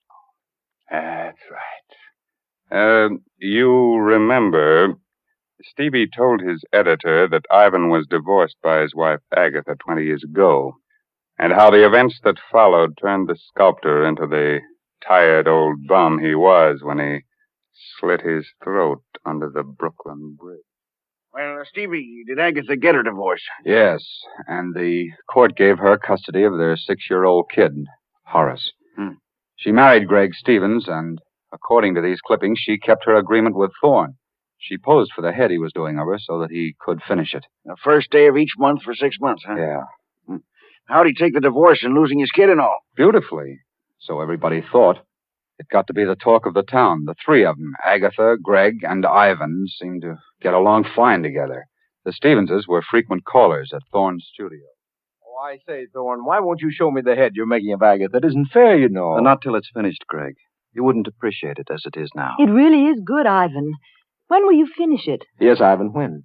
I want to finish it on New Year's Day. That will be the last time you need pose, Agatha. Can you make it that day? Well, I'll just have to, won't I? Yes. At 3 o'clock? At 3 o'clock. Come on, Greg, darling. Good night, Ivan. Good night, Ivan. My goodness, 6 months goes by so fast, doesn't it?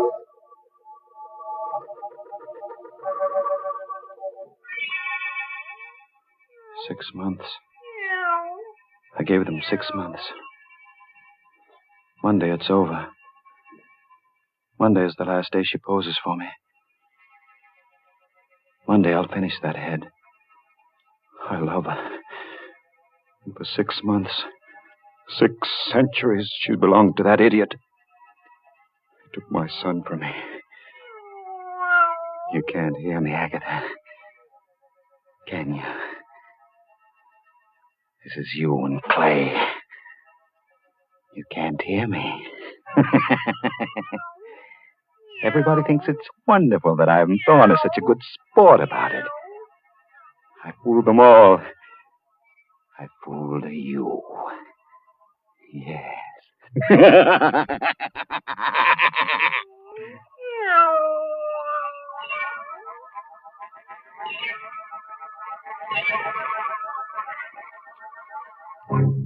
Then he really was out of his mind, Stevie, the Ivan guy. Sure, but with a madman's cunning, he disguised it well. At that point, only his cats knew it, I guess. New Year's Day, 1924, was a howling wintry day. Neighbors later testified to seeing Ivan's massive frame, coat flailing open in the wind, eyes staring, unblinking, as he turned into his building. It was the last time they saw him. In his studio, Ivan kicked his door shut and began talking to Agatha's statue, as he'd gotten into the habit of doing now for some time. I'll set the table by the fire, Agatha, just as we always did. You like that. And I'll set a place for little Horace. Oh, I know you don't want him to come here, but we'll just make believe, huh? Agatha, I must pull myself together. Happy New Year, Agatha. Come in, come in. And the same to you, Ivan. Oh, let me get to that fire quickly. I'm frozen up. Why are you bolting the door? The draft rattles the door. Here, give me a coat. Now, how about a bite? By the fire? Why, Ivan. How quaint. Just like old times, hmm? This is the last time you'll come to pose. Have you minded living up to our agreement? No, Ivan. You've been very decent about it. But tell me, why are you so set on finishing the head you're doing of me? Have you ever seen a human skull, Agatha? Ugly thing. Long after that pretty head of yours becomes a skull, the head I'm making of you will live in ageless bronze. That's why I'm so anxious to finish this work. I see. Well, shall we start, Ivan?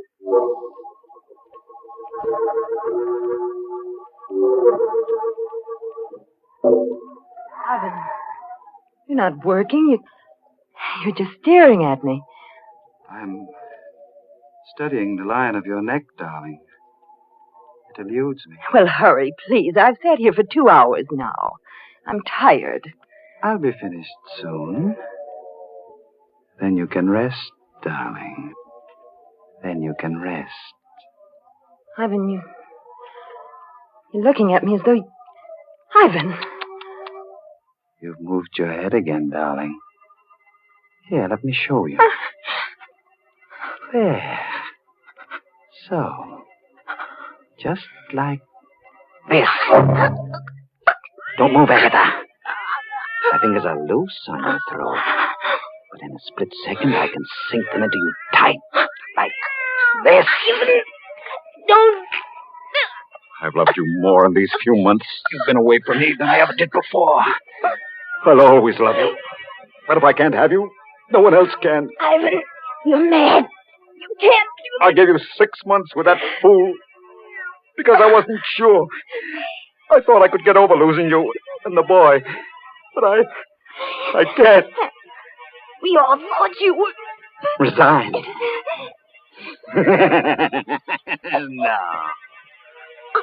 Even now, I don't know if I want to kill you, Agatha. I'm not sure. No, you don't. You know you don't. Think of ours. Your son. I am thinking of you, little fool. Oh, Greg. Greg, help me. Greg. You've got the nerve to speak his name here. No. You want Gregory.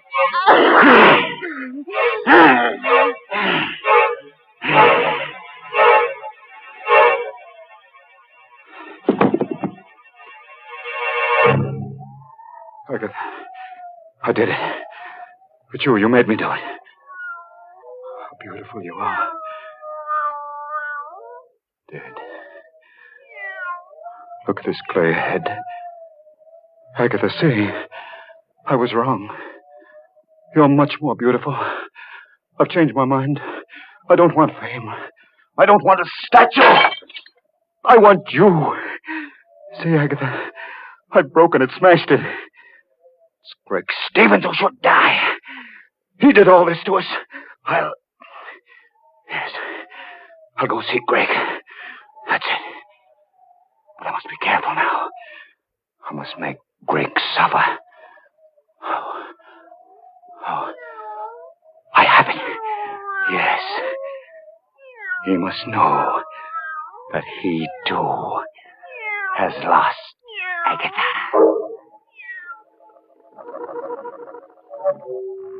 Wow, that's some yarn, Stevie. He actually strangled Agatha, huh? What happened then? He left his studio and called at the Stevens' house a little after 6. Greg Stevens and young Horace were the only ones there, except for the butler. He testified that Ivan quietly asked to see Stevens alone.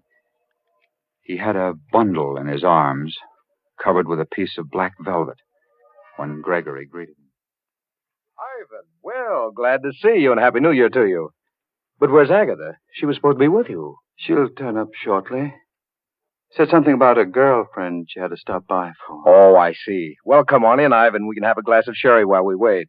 Thanks. Put your package down somewhere on the table here. Thank you. Did you get a lot done today on the head, I mean? Yes. I've finished it. Oh, good. Say, that wouldn't be it in that box, would it? Yes, as a matter of fact, it is. Well, good heavens, man, let me see it. I've been kept from all this long enough. Now that it's Now, finished, don't wait till Agatha gets here. I'm going away for a while, Stevens. Before I go, I want you to tell me something. Do you love Agatha? A lot, I mean. A lot? I worship her. I adore her. You know what you did to me when you took Agatha and my boy from me. Well, the choice was hers. I'm glad for my sake. I'm sorry for you. But I thought you were resigned by now. Resigned? You poor fool. I've lived a life of raging hate for you. Ivan, sit down. You don't have to be sorry for me anymore, Greg. You can start feeling sorry for yourself. Go on, what are you driving at? Everything comes out even, Greg. Come over here. What's in that box? Come closer, Greg. Here. I'll take the cloth off. See for yourself. Agatha! You fiend! You beast, I'll kill you! Hurts, doesn't it, Greg? Hurts to lose Agatha. Doesn't it? I'll kill you! I'll kill you! Oh, you won't! Get away from me! You won't kill me. I won't kill you. We'll both live to remember.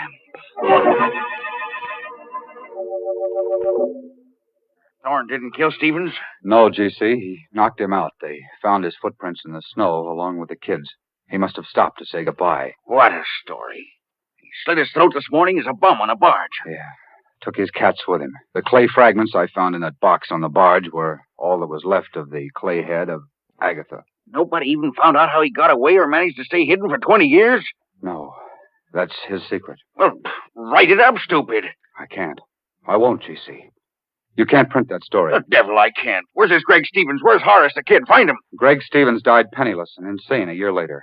His kid was raised in an orphan asylum. Well, find the kid. Now, let's see. He'd be about 26 today. Maybe he doesn't know any of these things. What a scoop. Get busy. Look, you can't print this story. Why do you think I didn't write it up and hand it in? I feel sorry for the kid. I was raised in an asylum. A story's a story. What do I have to do? Draw you a diagram, GC? Why do you call me Stevie? Well, because your name is Stevens, I guess. And, good heavens. You don't mean it. Yes. My name is Stevens. I never use my first name.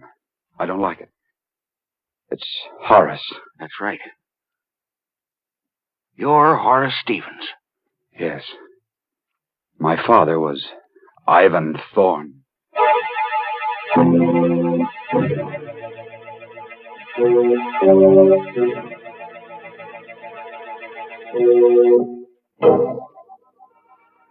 You have a little sculptor in your home,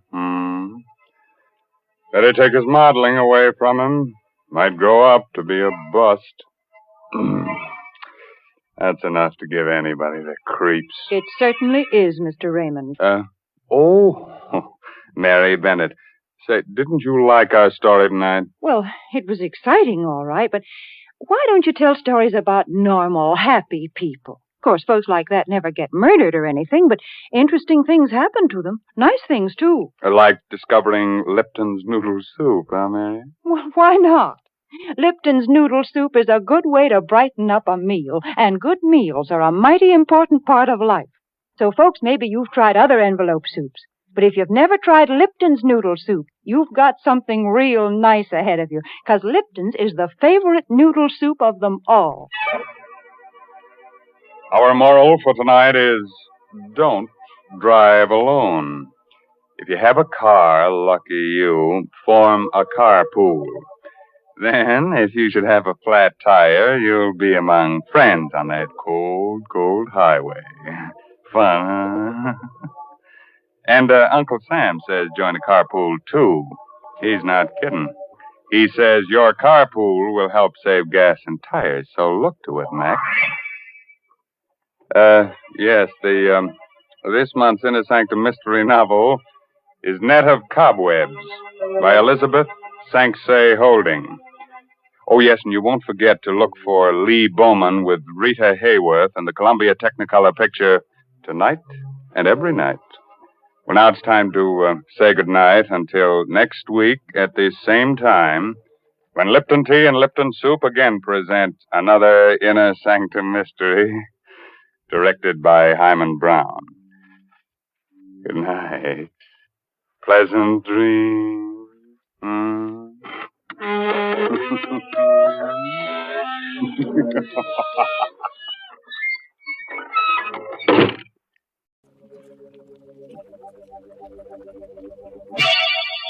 Lipton Tea and Lipton Soup presents Inner Sanctum Mysteries.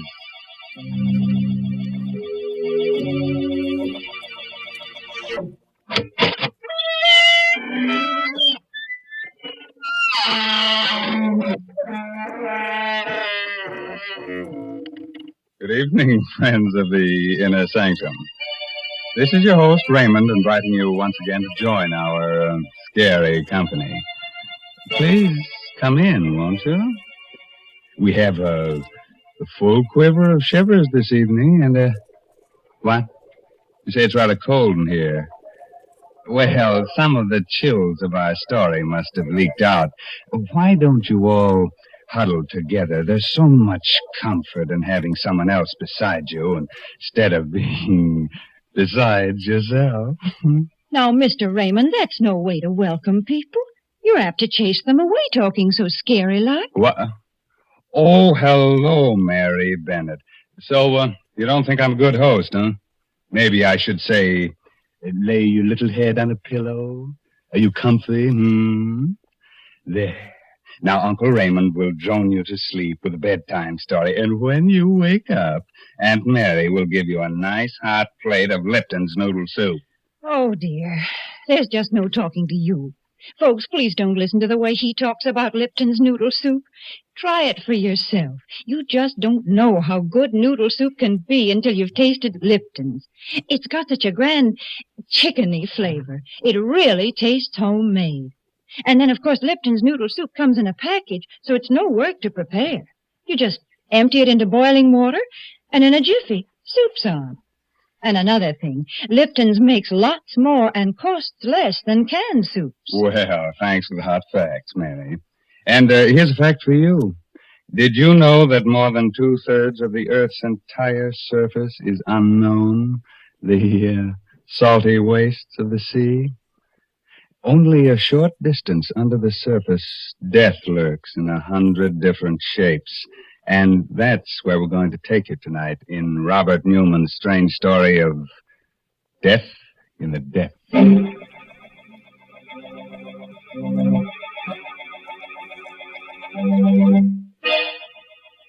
A wharf in a small seaside town a few minutes before midnight. Moored to the dock, just barely visible through the thick fog, is a stubby, broad-beamed ship. Suddenly, out of the swirling mist, a man and woman appear. He is tall, heavy-set, carries a sea bag over his shoulder. She's slim, attractive. They reach the end of the dock, and he stops, his face haggard. I can't do it, Leila. I just can't. That's all there's to it. Stop arguing and get on board there. Well, I'm telling you, I can't, Leila. I can't. Why even think about it? The way the water looks down under. The feel of it pressing against you. And I'm telling you that you're going, whether you like it or not. 2 years of living in crummy second-rate rooming houses. That's plenty, see? Too much. You're going back to doing something that really pays off. But, Leila, I told you to shut up. Now stop squawking and let's go aboard. Okay. Hi there, the Gasca Bay. Is Captain Brody around? I'm Brody. Come aboard. Evening, Captain. My name's Farrell. This is my wife. Hello. I understand you're going off on a job and you're looking for divers. Well, yes, I am. We've got a salvage job off the Keys. It's a tough one, 20 fathoms. We only use real deep water men. What did you say your name was again? Farrell. Steve Farrell. You mean Big Steve Farrell? Why don't you say so? Sure, I can use you. Wait right there. I'll go get the paper. Okay, Captain. Well, was that so tough? Leila, for heaven's sakes, don't make me do it. You don't know what you're asking me to do. It's like sending me... Leila. Did you hear that? 9 bells. What of it? What of it? There's no such thing as 9 bells. It's like a clock striking 13 o'clock. That means death. The only other time I ever heard it was when Curly... Listen, I'm getting sick of this, see? You don't want to do any more diving because you've lost your nerve. And because a bell rings 9 times instead of 8, you say it means something. Well, what do you think it would mean if I told the police a couple of things I know? I'll tell you. It would mean the chair. Now, how do you like that? Leila, you don't know. You don't know. Take care of yourself, Stevie boy. I'll be seeing you in a couple of weeks. Feeling pretty good, aren't you? I think you're getting just what you want. Well, maybe you are. Because when I sign those papers, I won't be signing on as a diver. I'll be signing my own death certificate.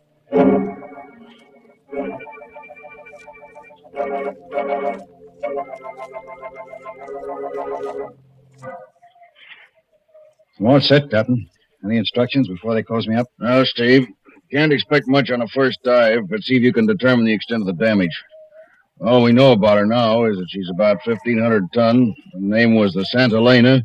She went down the collision. Right, Captain. Okay, close them up. Start the pumps.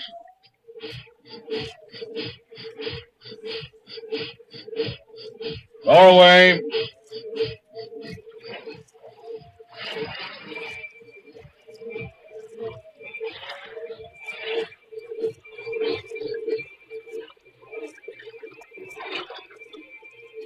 I'm scared. Scared. I swore I'd never go down again. But here I am. It's all just the way I remembered it. Nothing at first but the quiet. Just the pumps like the echo of your heart beating. And the light fading as you go down.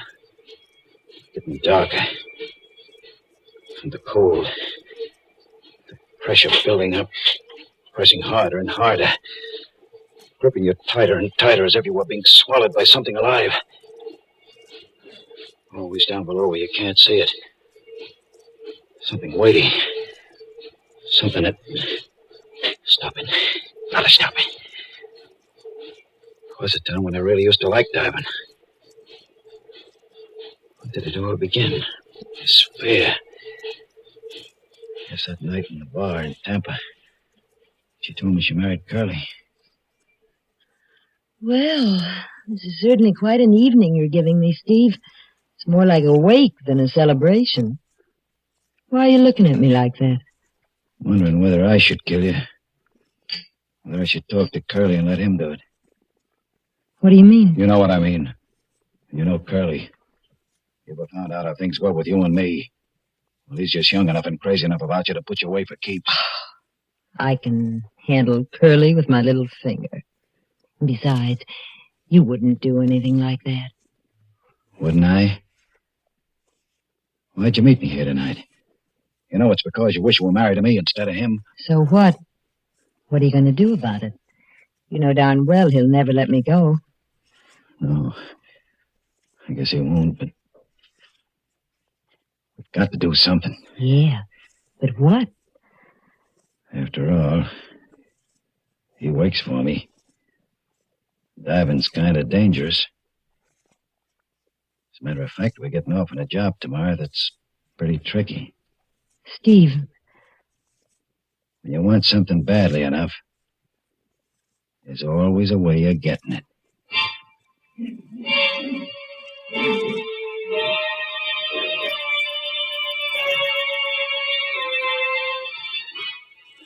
Yeah, that was the beginning. That wasn't when I was afraid for the first time. That came later. 2 days later, out on the reefs. 2 days of being with Curly and talking to him. Knowing all the time what I was going to do. And that last dive, late in the afternoon. Standing on deck with Andy, the pump man, and watching Curly through the clear water. Watching her move across the deck of the Hulk. As cool as she was, and... You going down too, Steve? Yeah, Andy. Maybe we can wind up today and start home tomorrow. You can handle both of us? Sure. Only watch the coral over on the port side there, sharp as a razor. Almost took Curly's boot off this morning. If you get into any trouble, well, I'm all alone up here. I'll watch it. Want to button me up? Yeah, sure.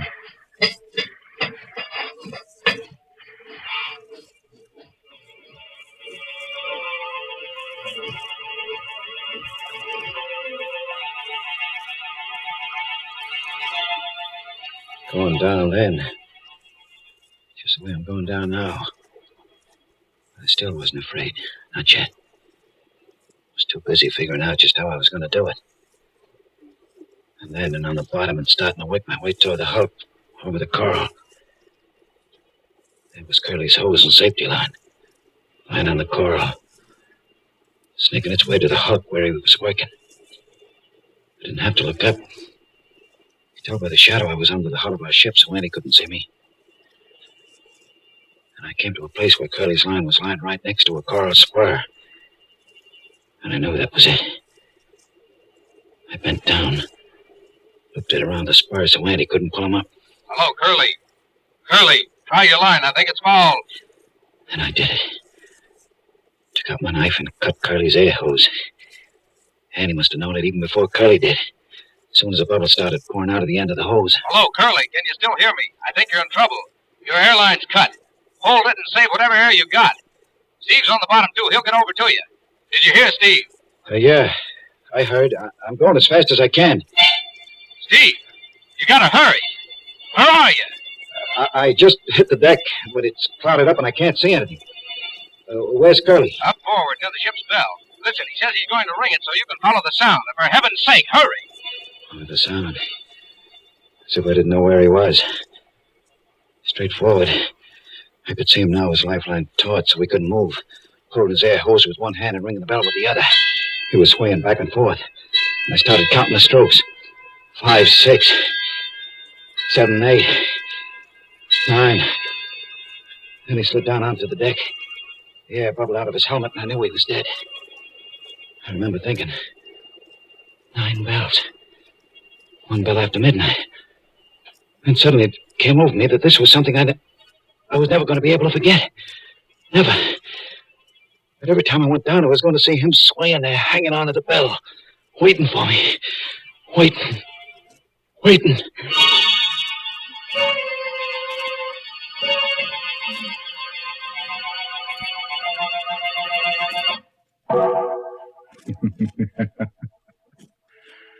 So that's why Steve Farrell wouldn't go back to his old profession of deep-sea diving.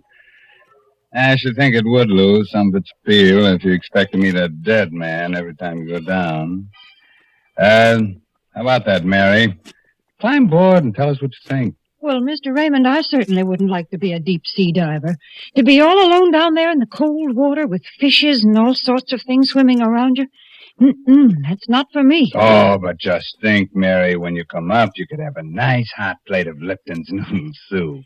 I think you've really got something there. Lipton's noodle soup would sure be welcome at a time like that. It's such a heartwarming dish. It perks you up just looking at it, looking at those tender noodles floating in that golden broth.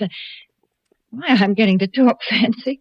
But really, folks, Lipton's does taste sort of special. It's got a chickeny flavor, and it just tastes homemade, like the old-fashioned noodle soup you used to make yourself. But heavens, I don't want to be interrupting Mr. Raymond's story, so I'll just say, try Lipton's real soon, won't you, folks?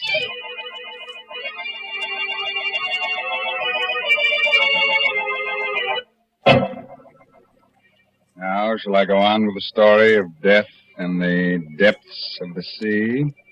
That strange underwater world where dead men ring their own death knell on the bells of a sunken ship? Okay. It's just a moment later now. And Steve Farrell is still standing on the deck of the sunken freighter Santa Elena. Oh, Steve, anything the matter? Why, no, Captain. I'm sorry. I thought I heard something funny, and I guess I lost my nerve for a minute. After all, this is my first dive in quite a while, but I'm okay now. Sure, we can haul you up, send Mike down. No, I'm okay. I'm going to stay. Well, all right, but don't forget, we can't see you from up here.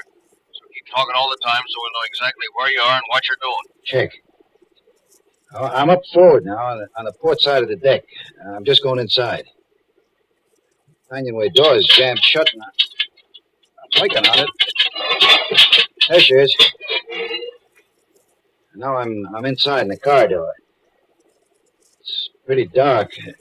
I'm switching on my light. I can see now, a little way ahead of me at least. It's all kind of queer. Queer? How? Just funny, strange. She's canted over on her starboard side, so the card is tipped over at an angle. Sort of like a dream where everything's turned around. Kind of different and still familiar. Why does it seem so familiar? It seems to remind me of something else. That's it. The corridor of the hotel right after we were married. Walking down it with her, Leila. Out onto the terrace. The way she took the cigarette I gave her. Smiled at me. Very sure of herself. Thanks, Steve. Thanks a lot. Why the smile, baby? Why shouldn't I smile? I'm young, healthy, and I'm married to a guy I like. A guy who's going to take real good care of me. I sure am, baby. Not only that, from now on, things are going to be different. Didn't have a chance to tell you before, but I'm through with diving. For keeps. What do you mean? Just that. I sold a boat yesterday and all the equipment. I'm out of that racket for good. You shouldn't have done that, Steve. Not without talking to me about it first. What do you expect to do from now on? Oh, I'm all set on that. I got a job as a second engineer on a freighter, the Arcturus. Well, I guess that'll be all right. For a while, anyway. What do you mean, for a while? You think you're going to tell me what kind of work I should do and what kind I shouldn't do? But of course, Steve. Like I said, I'm your wife. And besides, if I wanted to, I could tell either you or anyone else a lot of other things. Like why you decided to give up diving. What are you talking about?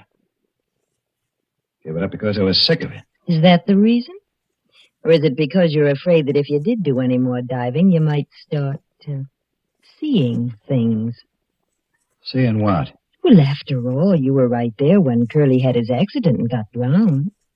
The funny thing is, you were talking about how he might have an accident just before you went off on that trip.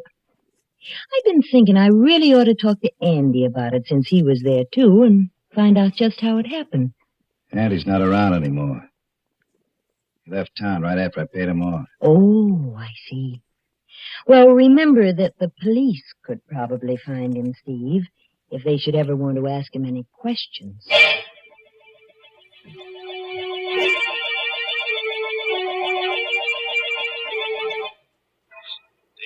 Steve, what's the matter? Why don't you answer? Where are you? What? I'm sorry, Captain. Nothing's the matter. I guess I was just thinking about something else, and I'm at the end of the corridor now. Just opening the door to the engine. I'm going across the gratings now and down the stairs. Funny. Something kind of familiar about all this. Pattern in the grills. Picture the stairs. Hey, Captain, what did you say the name of this tub was? Santa Elena. Panamanian registry, I think. Why? She kind of reminded me of another ship, the Arcturus. The Arcturus. What made me think of her? I know why. A year and a half in which I almost forgot about Curly. What had happened down there on the deck of the schooner. A year and a half in which I was almost happy, even with Leila. And that night, the night McHenry came up to me when I was on watch in the engine room. Hi, Steve. How are they going? Swell, Chief.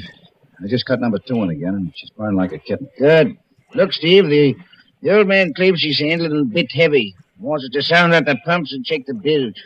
I told him he was crazy, but, well, maybe we'd better. Okay, Chief, I'll get on it right away. Anyone around to give you a hand? I don't really need any help. But if I want him, Swanson's aft someplace. Well, report to me as soon as you're finished. Right, Chief.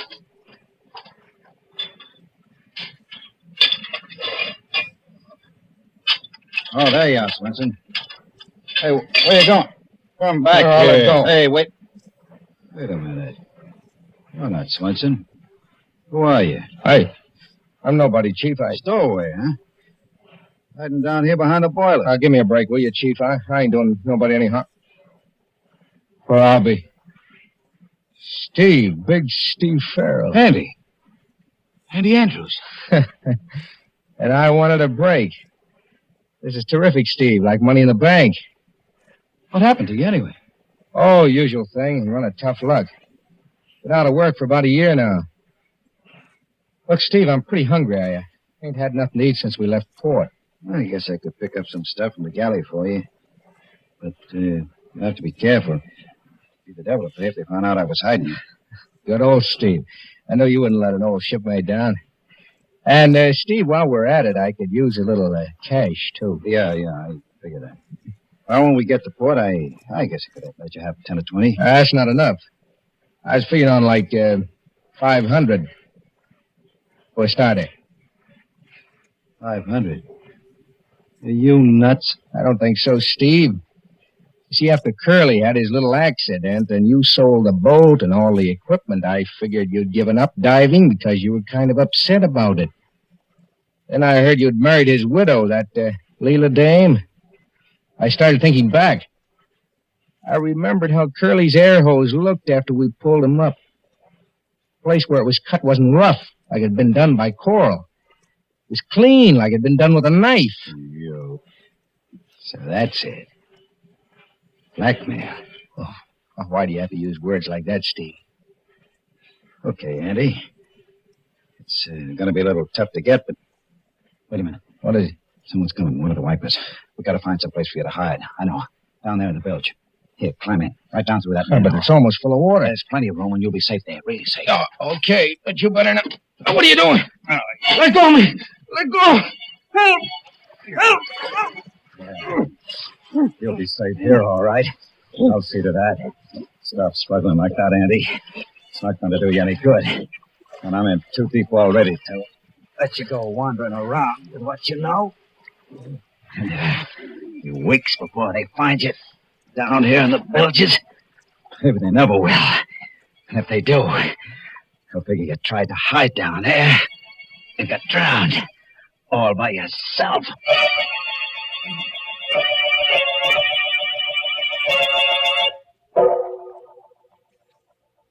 Hello, Steve. Steve, will you talk up and stop mumbling? Where are you now? Down at the bottom of the ladder in the engine room. This light's not too good. The boilers are right in front of me, and there seems to be some kind of a brass plate on the floor here. Captain! Captain! This isn't the Santa Elena. It's the Arcturus. What are you talking about? It is. Don't you understand it? It's the ship where I killed him. And he must still be down here. Down the bilges. Get me out of here. Pull me up. Pull me up. Okay, Steve. Now take it easy. We'll get you up. Start hauling them up. Mike, you better go down there fast, see what the trouble is. Hurry up. Hurry up, for heaven's sake. I think I see something moving back there. Behind the boilers. Hey, Brody. Thing like it did when Curly. That means that he's here, too. The bullshit. Can't you get me out? We're trying, but something's wrong with your line. Seems to be fouled. Now look, Steve. Try to get out yourself. Start working your way back along your line.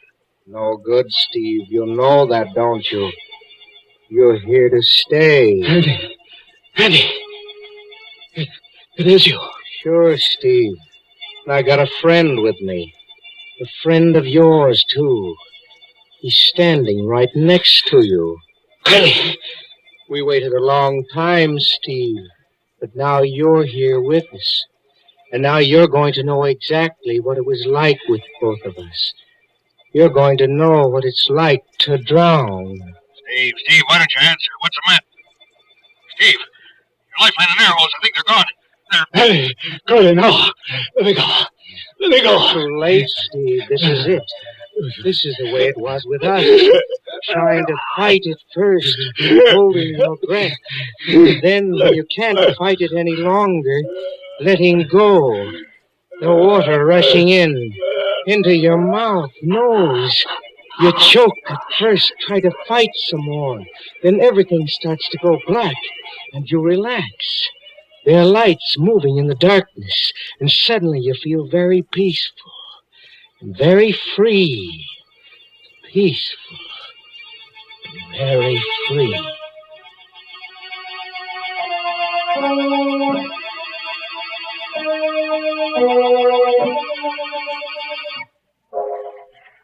Did you find him, Mike? Yeah. He was right where you said. Down in the engine room. They're hauling him up now. It's going to be tough breaking the news to his wife. How did it happen? There's a heavy iron door leading into the engine room. It swung shut, cut his lifeline and air hose. You're saying an awful lot of stuff that didn't make sense, but there was something about a bell. Well, his lifeline was looped around the bell on the foredeck. Must have gotten caught when you tried to pull him up. And that may have rung the bell a few times. There was something else, though. You remember you said he kept asking if the ship's name was really the Santa Helena? Yeah? Well, there was a brass plate in the engine room with her original name on it. And it was the Arcturus. Yeah, they must have changed it when they re-registered her. That is funny. There's one thing that's even funnier. Well, of course, the whole thing was an accident, but I wonder what made that door close.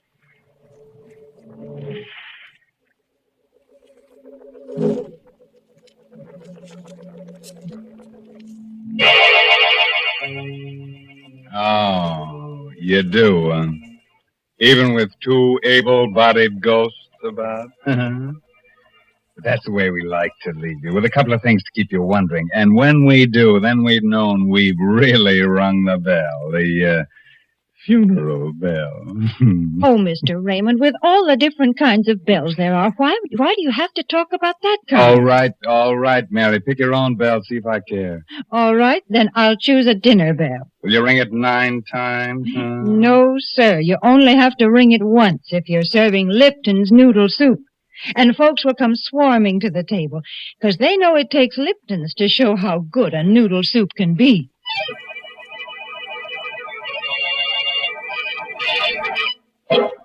Now, before I close the inner sanctum, here's a word of advice. If you should have nightmares tonight about drowning men and wake up with a start and see a strange figure in your room, a figure with staring eyes and seaweed in its hair, dripping water on the floor, don't be alarmed. Just ask it for its haunting license. Brother. By the way, this month's Inner Sanctum Mystery novel is Net of Cobwebs by Elizabeth Sanksay Holding. Now it's time to really close that squeaking door until next week at this same time when Lipton Tea and Lipton Soup present another Inner Sanctum Mystery directed by Hyman Brown. So until then, good night. Pleasant dreams.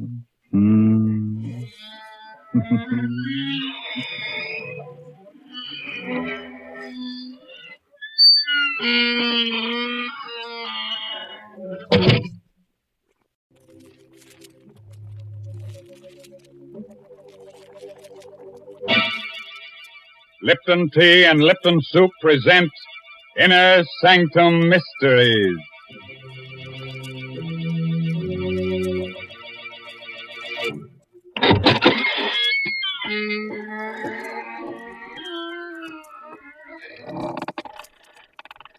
Good evening, fiends. Friends of the Inner Sanctum. This is Raymond, your host, inviting you through the squeaking door. Don't hesitate. Come right in. Oh, it's a bit dark. Careful, don't brush up against that skeleton. Oh, he's quite harmless, I assure you. He's only the skeleton in our closet come out for a bit of air. The idea of a skeleton coming out for air. Such nonsense. Oh, you mean because it's already so well ventilated? Oh, how do you do, Mary Bennett? Hello, Mr. Raymond. Now, you tell me truthfully, is there a family skeleton in your closet? Oh, yes, indeed. And what's more, we make no bones about it. But I'd like to really get him out of the closet. I need space to store my Lipton's noodle soup. What a silly thing to say. You know very well that Lipton's noodle soup comes in a tidy little package that takes up hardly any room at all. Oh. Fact is, Lipton's is convenient all the way around. It takes hardly any time to make, costs less, and makes lots more than canned soups. And when it comes to flavor, nothing can beat Lipton's. It's a grand, homemade tasting noodle soup with a chickeny flavor. And, folks, Lipton's is just swimming with tender, golden egg noodles. It's like I always say, you just don't know how good noodle soup can be till you've tried Lipton's. And like I always say, tonight, put a tight hat on your head so your hair won't rise. And get ready to listen to No Coffin for the Dead. It's an original story by Emil Tepperman. And our star tonight is that famous radio actor Les Tremaine, who plays the part of Tom Archer. Along the swanky East River Drive, all is quiet, except for the footsteps of two men who hurry toward one of the many tall apartment houses. Let me introduce you quickly to these two men before death strikes out at them. The man on the outside, the tall, blond man, is District Attorney Tom Archer. The other one, the lean, dark-haired fellow, is Tom Archer's assistant, John Frayne. Tom's really worried about you. I'll walk you to the door of your house, John. I don't like your being out alone this late at night. Whoever's been sending you those threatening letters isn't John. Look out, John. That fellow in the alley with a knife. Look out. Drop that knife, you. You've killed him. You've killed John Frayne. Don't. Keep back, you. No. With that knife, you don't. No. Don't stab me. Well, the devil killed John Frayne. Stabbed me. I'll remember his face if I ever see him again. I'll remember.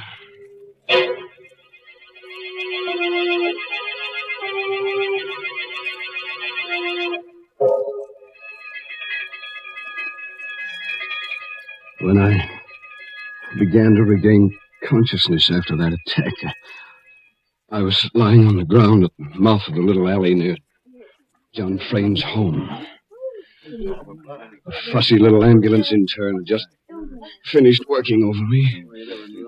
There was a small crowd around me, and I glimpsed the face of Detective Inspector Lambert just behind the intern.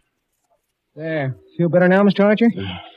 How is he, Doc? About got him fixed up, Inspector Lambert. I think he'll be all right. He's conscious now. Can I talk to him? Yeah, but better not move him for a few minutes till the shock wears off. How are you, Mr. Archer? Oh, pretty good. I feel like a mummy with all these bandages. Yeah, both hands. What did they do? Jump you with knives? Oh, we were passing the alley. John and I... John? What happened to John Frayne? Speak up, Inspector. What happened to John? Now, take it easy, Mr. Archer. John's dead. They got him in the back. Right through the heart. Oh, merciful heaven.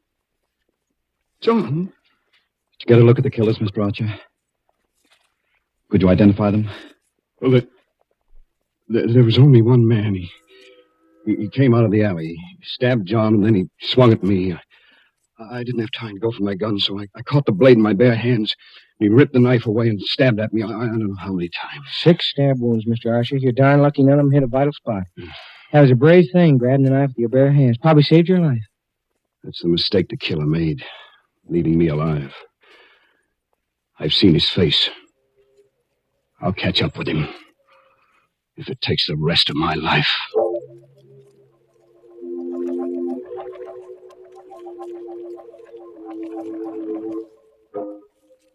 I was a bit shaky on my feet when Inspector Lambert and the intern helped me up. But I insisted on going over to where the body of John Frayne lay, covered with a white sheet. And then I saw Susan, leaning against the great comforting bulk of old Mrs. Hogan, her housekeeper. She was looking down at the shroud that covered her husband's body. It was God's will, Mrs. Frayne. Susan. Oh, Tom. Tom, I can't believe it. John. Be brave, Susan. John's dead. Nothing I can say will replace him. Have you any idea who the murderer is? I saw his face for a moment, that's all. But I'll recognize it again, I'm sure. Mr. Archer, here's something we found in the alley. What is it, Inspector? Looks like the charm off a watch fob. It's broken off. A charm? Well... You recognize it, Mrs. Frayne? Oh, no. No, it can't be. It can't be. No, of course not, Susan. There are hundreds of watch charms like this one. What is it, Mrs. Frayne? That watch charm. My younger brother, Peter, wears one just like it. Oh? Oh, nonsense, Lambert. You can buy those in any jewelry store. Besides, I saw the killer's face. It wasn't Pete. Mrs. Hogan, Yes, Mr. Archer? please take Mrs. Frayne upstairs now. That I'll do. Come along, darling. I'll see you later, Susan. Oh, please stay here, Tom. You're hurt. All those wounds. I'll be okay. Right now, I've got to go downtown with Inspector Lambert and look at pictures while that murderer's face is fresh in my mind.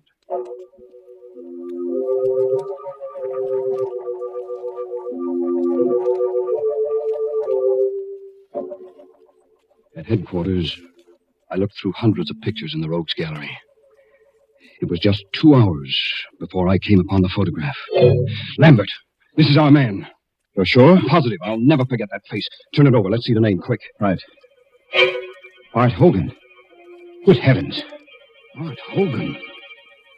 That would be the son of old Mrs. Hogan, the Frayne housekeeper. Lambert and I both remembered the case of Bart Hogan. It went back 5 years before John Frayne had married Susan. Bart Hogan had lived with his mother, both working for Susan's father. One day, Bart Hogan had snatched up a kitchen knife and attacked Susan's father with mad fury. Only John's lucky arrival had saved the old man. John subdued Bart Hogan. The mad youngster had been committed to the state asylum for life. But he had escaped 7 months ago. Nobody had heard from him since then. Until tonight. Great Scott. So that murderous kid has come back after all these years to get his revenge. I'm going back to the Frayne house. I want to talk to Mrs. Hogan. You think she might know where her son can be found? Who knows? I'll talk to her anyway. By the way, Mr. Archer. Yes? While you're up there, suppose you just kind of check on whether Brother Pete has lost his watch charm.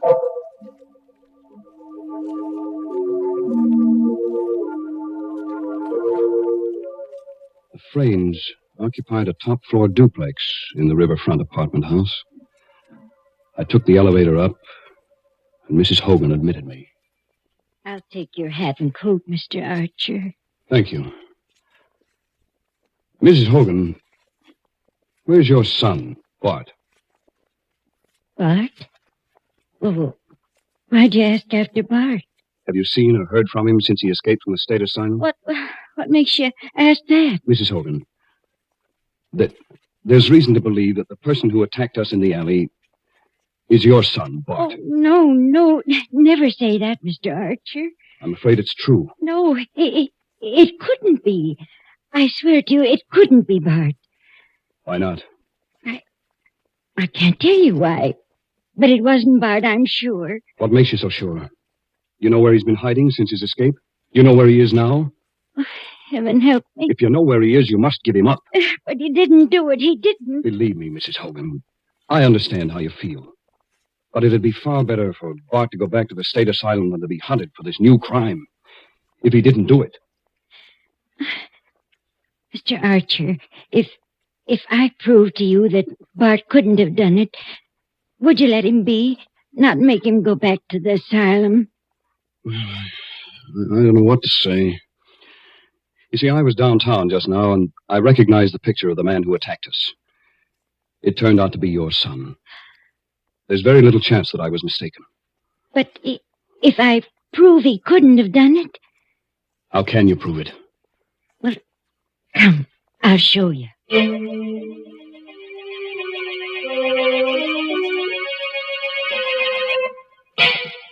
Her usually ruddy face was drained of blood as she led me up the stairs to the upper floor of the duplex, and then along the hall to her room. I always keep the door locked. Go inside, please.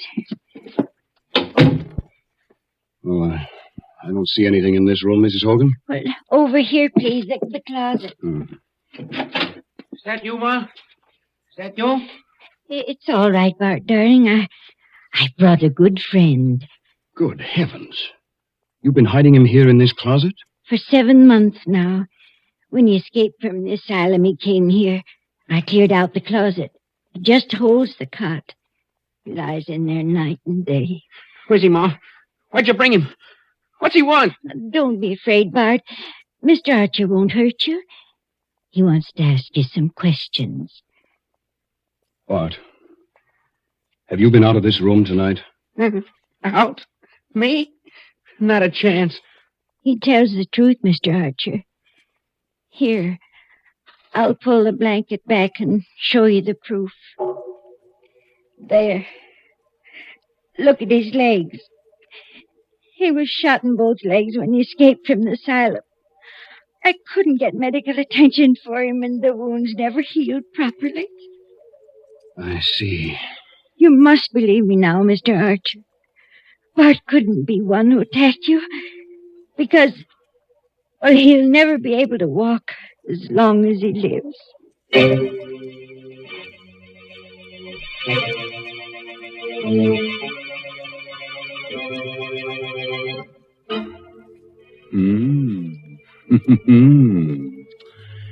Well, now, if Bart Hogan didn't do it, and mind you, I said if, then who did kill poor John Frayne? Well, whoever killed him must have been a rather cheerful person because he took life so cheerfully. Cheerful indeed. Mr. Raymond, you've always had such gruesome thoughts on your mind, you wouldn't recognize something cheerful if you met right up with it. Oh, now, Mary, aren't you being a bit unfair? No, I'm not. You just don't know what folks like. But you listen to me, because I'm going to make a suggestion that'll please everyone. All right. Folks, if you want to give the boys overseas a real taste of home, why not send them a package or two of Lipton's noodle soup? It's so easy to do. You don't even need a request slip. You know, a bowl of hot soup makes a mighty good snack for the boys. And when they receive Lipton's noodle soup mix, they're getting that old-fashioned kind of chickeny-tasting noodle soup. So send a package or two of Lipton's to your favorite serviceman. That's a terrific suggestion. And here's another thing that pleases me. There seems to be plenty of murder ahead in tonight's story. You remember that pretty little girl, Susan? Well, looks like she's next on the murderer's list. How about that, Tom? Come on, tell us more. And don't spare the gore. When I entered the living room on the lower floor, a few minutes later, Susan and Peter were there with Arnold Matson, the lawyer. I tell you, this is a serious problem, Susan, and we've got to find an answer to it. There is no answer, Mr. Matson. Oh, Tom, thank heaven you've come at last. Hello, Susan. Hello, Peter. Hi. You know Mr. Matson, of course. Of course. I understand, Mr. Archer, that you narrowly escaped the same fate as poor John. Well, I was lucky. Those bandages must be a nuisance. I can stand them. Bandages are better than a shroud. By the way, Peter, that looks like a new watch charm you're wearing. What, this? Oh, I lost the other one someplace, so I bought a new one. What of it? Oh, nothing. Miss Matson, when I came in, you were saying something about a serious problem. Exactly. As you know, Susan's father left an estate of $1.25 million in a trust fund to be paid to Susan on her 23rd birthday. Yes, I know. And she'll be 23 next month. But there's a proviso in the will, Mr. Archer. In order to receive the inheritance, Susan must be married and living with her husband on that date. Please, Mr. Matson, I don't want to talk about the money. Yes, but don't you see? You'll lose it all. The will distinctly says that you must be living with your husband. If not, then the money goes to 8 charities, except for $50,000 to Peter. I don't care. I don't care what happens to the money. Without John, it doesn't matter. Well, Peter, it'll be a break for you. What do you mean by that, Matson? Well, there's no need to become enraged, Peter. I only pointed you out... filthy rat, I'll show you what I know. Take it easy, Peter. Go. All right. Take your hands off me. Why are you all looking at me like that? You look as if you thought I killed John. Well, say it. Why don't you say what you think? Better cool off a little, Pete. This is no time for a scene. Yeah? For that matter, Tom Archer, what about you? You'd like to marry Susan yourself, wouldn't you? Why, you rotten little... You better cool off a little, Tom. This is no time for a scene. I'm sorry. Yes, Peter, you're right. I would like to marry Susan. You know that, don't you? Yes, Tom, I know. Yeah. You two look at each other like a couple of puppies in love. I'm going to get a drink. And nuts to the 50,000. Right, George, I've got it. Got what, Mr. Matson? The solution to our problem. What are you talking about? That's it, don't you see, Susan? You can marry Tom Archer here, and then you'll be able to legally claim the estate on your birthday. Well, that's a pretty callous thing to suggest, Matson. Callous? I'm a lawyer. It's my duty to protect my client. I couldn't do it. Of course not. Look here, Susan. Is there anyone else in the world who would benefit by John's death? I don't know. I can't think. Oh, what's the difference? Are you still looking for clues, Archer? You know who the murderer is, young Bart Hogan. Why look further? Bart Hogan? Matson, how did you know about Bart Hogan? What do you mean? Well, I just come from Inspector Lambert's office. There was nobody present when we found Hogan's picture. How did you know about it? Well, it's really quite simple. I phoned headquarters a little while ago, and Inspector Lambert told me. Archer, Matson! What's that? Peter! Archer, come quick, in the kitchen. Come along, Matson, quick. Yes. You stay here, Susan. All right, Pete, take it easy. We're coming. Down the hall, in the kitchen. Get hold of yourself. You open the door. I can't. Look, go ahead, Archer. Open it. Good heavens. It's Mrs. Hogan. She lay on the kitchen floor on her back, with blood all over her clothes.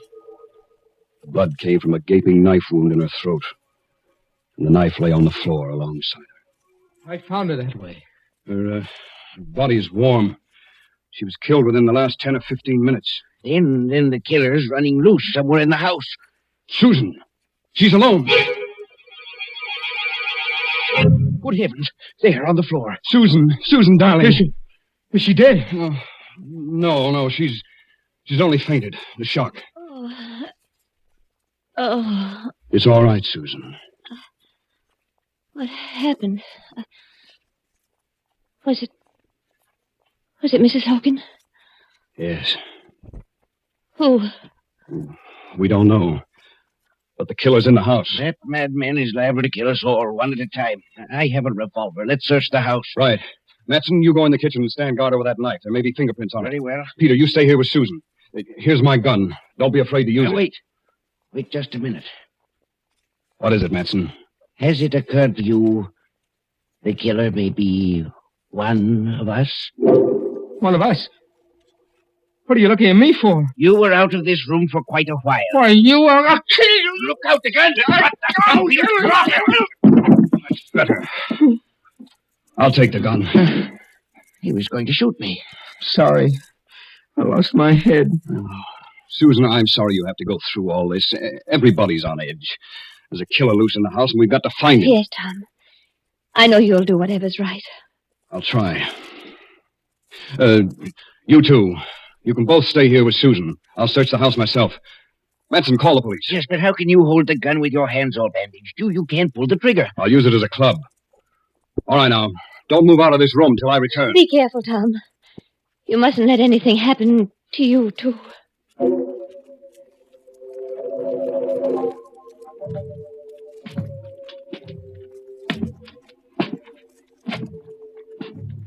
I went slowly up the stairs to the upper floor, gripping the gun by the barrel in my bandaged hand.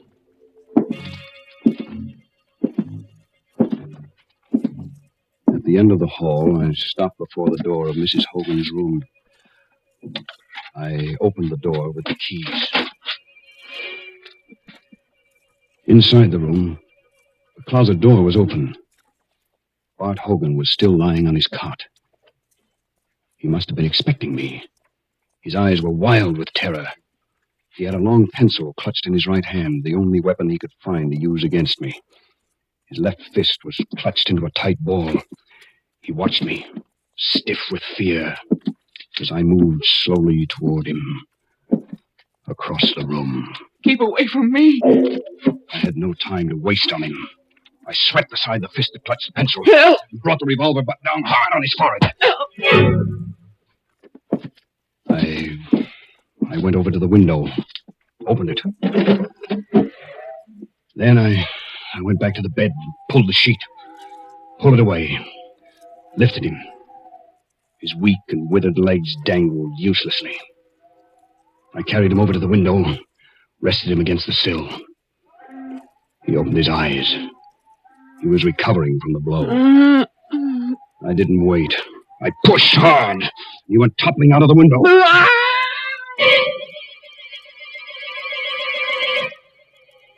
I leaned over and saw the body strike against the 10th floor setback, then go hurtling into the air and smash down upon the pavement far below. There wasn't enough of him left to perform an autopsy on. They'd never know his legs had been no good, that he hadn't been able to walk. Everything would be easy sailing from here on. Susan would marry me to save the estate. $1.25 million. Oh, I'd been clever enough. When I called out that fake warning at the mouth of the alley, I myself stabbed John in the back. Then I sliced myself up. They'd taken my story at face value, Lambert and the others. I'd guessed that Mrs. Hogan was hiding Bart, but just as a precaution, I'd stolen Peter's watch chain and dropped it at the scene of the crime, in case I should need another suspect. But when I found Bart couldn't walk, it became necessary to kill Mrs. Hogan, too, for she was the only one who could tell the police that Bart hadn't been able to walk.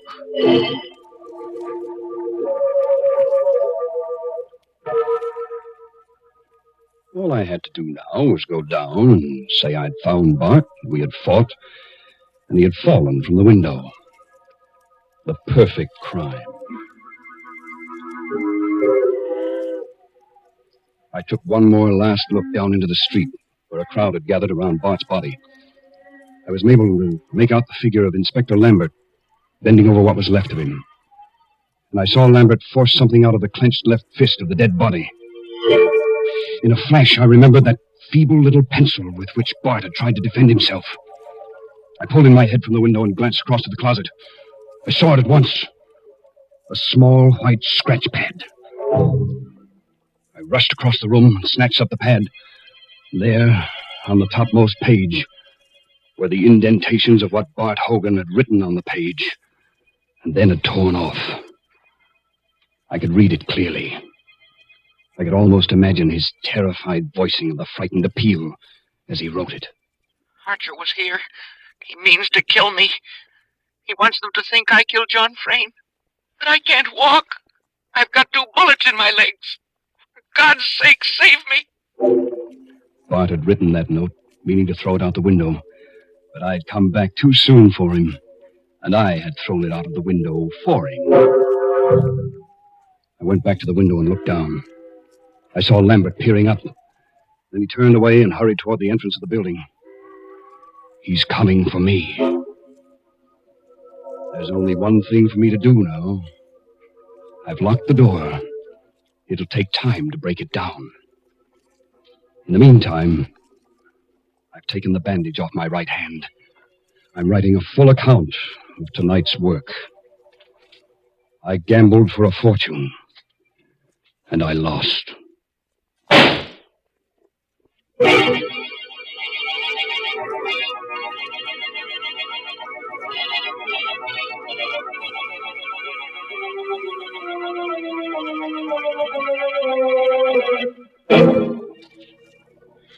Oh, dear. And I loved that boy so. Yes, sir, he seemed like such a nice young man. Well, his trouble was he tried to commit the perfect crime without first practicing up on minor crimes. He should have started by stealing watermelons and maybe tried his hand at robbing mail trains. Mr. Raymond, what are you suggesting? And just when I was getting ready to tell people to send a bowl of soup to the boys overseas. Wouldn't the soup get cold by the time it arrived? Oh, of course not. Why, Lipton's noodle soup mix comes in a flat package. You simply send it along to your favorite soldier. And he'll be pleased by your little gift because this noodle soup is just like a taste of home. So enclose a package or 2 of Lipton's the next time you write to him.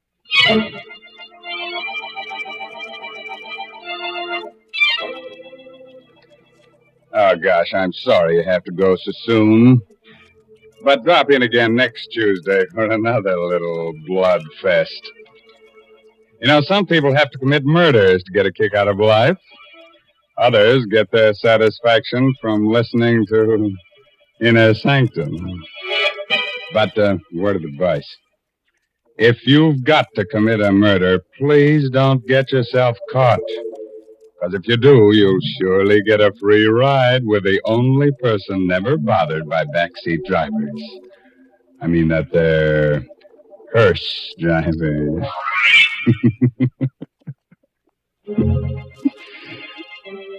By the way, this month's Inner Sanctum Mystery novel is A Time to Die by Hilda Lawrence. Now, I guess it's time to close that there squeaking door until next week when Lipton Tea and Lipton Soup bring you another Inner Sanctum Mystery directed by Hyman Brown.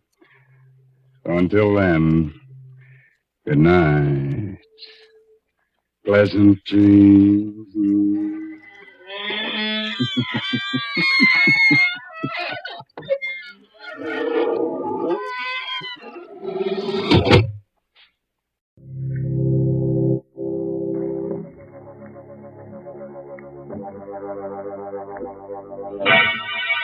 Lipton Tea and Lipton Soup presents Inner Sanctum Mysteries, starring Miriam Hopkins.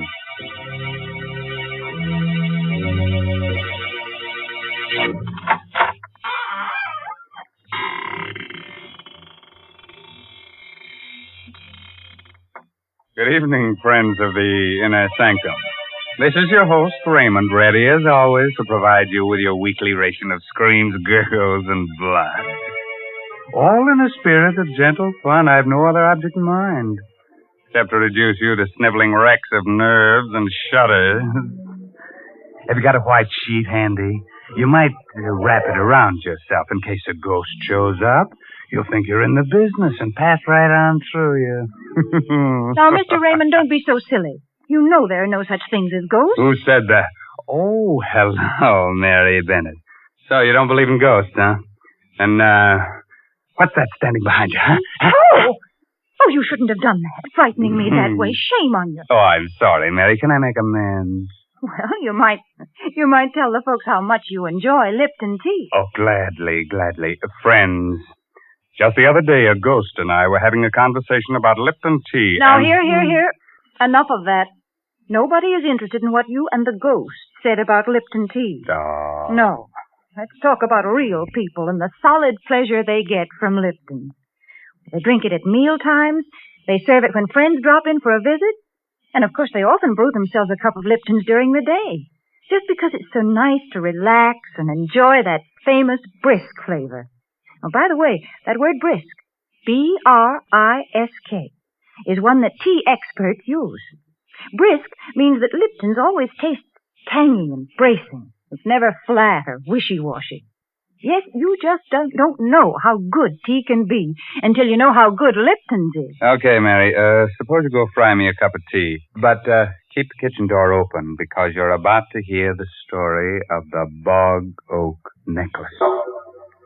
It's an original radio play by David Driscoll. And our heroine tonight is that beautiful star of stage and screen, Miss Miriam Hopkins, who'll play the role of Emily. Now, be calm. There's nobody standing behind you. At least nobody you can see. At the edge of a lake, in a small New England town, two men are busy digging an excavation.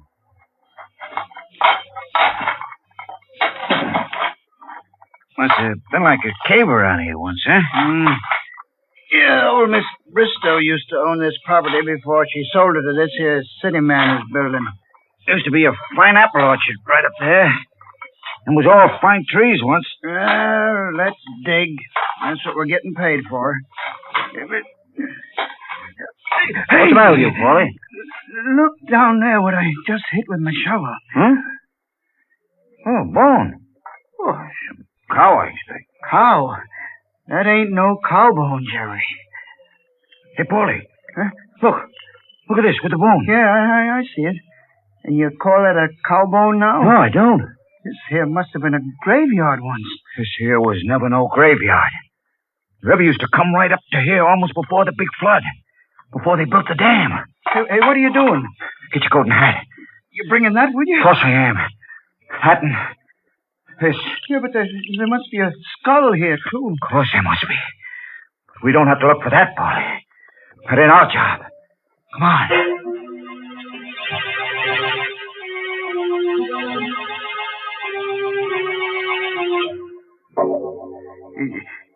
Jerry and me was digging away there, Mr. Warren, down towards the river. And all of a sudden, Jerry kind of yelled. And when I asked him what's the matter, he shows me this leg bone. So I looks and there's the skeleton right at his feet. I see. So I figure you being the county attorney here, you're the man who ought to know first. Yes. Now, this place by the river that you're talking about, it's the land that city man bought to build a home on? Yeah, that's right. He bought it from old Miss Emily Bristow. And then we found this, too. Around the, well, I guess you'd call it the neck. That is where the neck would be. Is there anything wrong, Mr. Warren?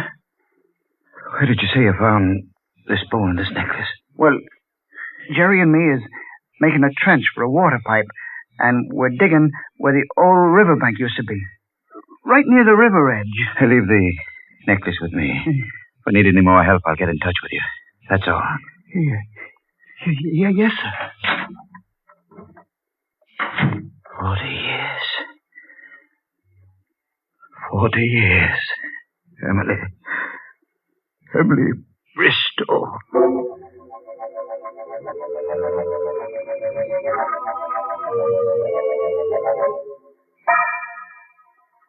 What do you want with me after 40 years, Andrew? Look, Emily. Well, these are old woman's eyes. Look closer. Take that away. Take it away. The bark oak necklace, Emily. Do you remember? Presented to Miss Emily Bristow on her 24th birthday by Andrew Warren. Where did you get it, Andrew? It was found at the river edge. On the property you've just sold. Daisy.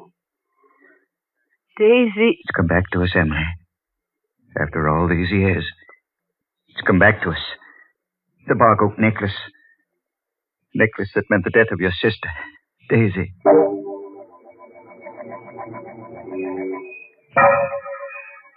Oh, Andrew. Oh, Andrew, darling. Daisy, there aren't two people anywhere as happy as we are. Of course not. May I tell Emily? Why, yes, I suppose so. After all, she's your sister. She should know. Good night, darling. Look at that moon. Smiling at you. Oh. I'm going to close my eyes, and I won't open them until you're down the road out of sight. Good night, sweetheart. Oh. Good night. Good night, sweetheart. Good night, moon. Oh! Young ladies shouldn't stand staring at the moon that way. Oh, Emily. You frightened me so. Did I? You had a nice drive with Andrew in the moonlight, I hope. Mm-hmm. Emily. Andrew. Yes?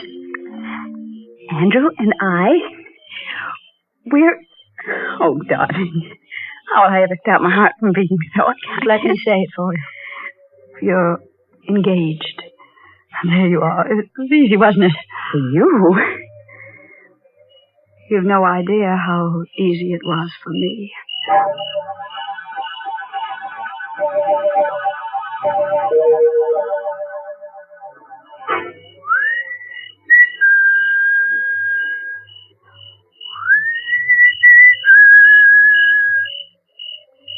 Emily. Right here. Emily. I wanted to see you so badly. She's already told me, Andrew. Emily, I want you to understand about this. I know how this must hurt you. You've got to break it off. You've got to. You can't marry her. Andrew, listen to me. Please. Please marry me. I beg you. Emily, we must be sensible. I beg you. If you love me, Emily, you must let me do what I feel is right. I can't let you marry Daisy. You're mine. I must have you. If not me, Andrew, no one. No one else at all. Too late now. Forgive me. I'll never forgive you. And I'll never let you go. Emily. Never. Never. Never.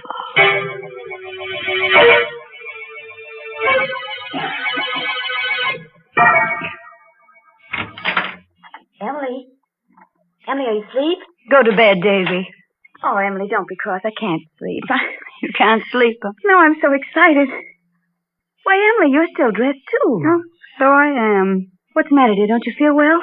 Oh, I feel very well. Thank you, Daisy. Emily, what's the matter? Why do you use that tone with me? Oh, darling, you're not feeling well, are you? I can tell by the look on your face. Oh, come on. Come on out into the night. The moon is full, and let's walk up to the apple orchard. After all, Emily, even though we're going to be separated, it won't be forever.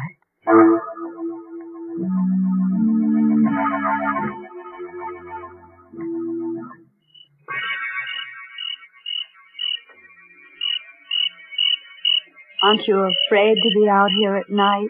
Afraid? Afraid of what? We are at the end of the apple orchard. There's the little patch that goes down the river.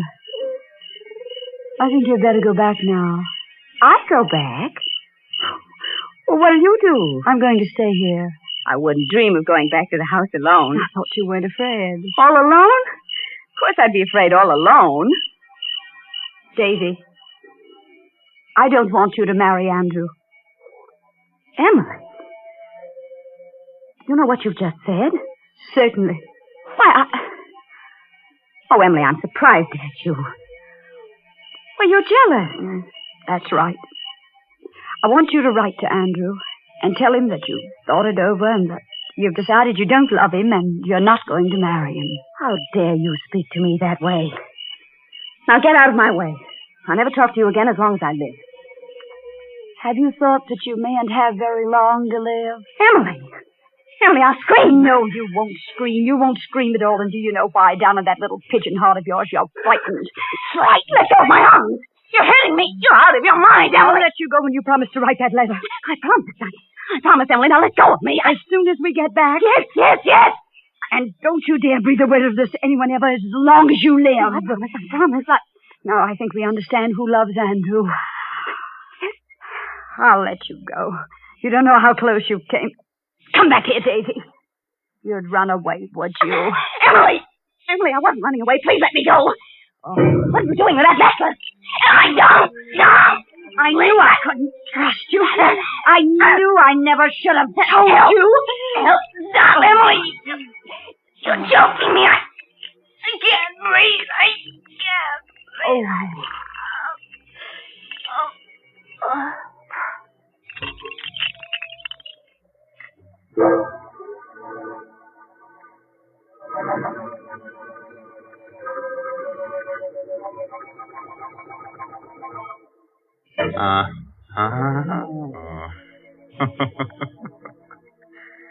Well, girls will be girls, I suppose.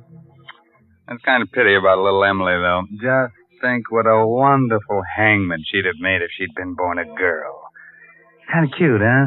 Being taken for a little swing by a girl. What a terrible woman she is, Mr. Raymond. Oh, now listen, I like Emily. She's so inventive. Most women will do anything for a necklace, but only Emily knows what to do with a necklace. Now, please. You know very well that the only thing you can do with a necklace is wear it. Oh, yeah? Well, the only thing you can do with Lipton tea is drink it.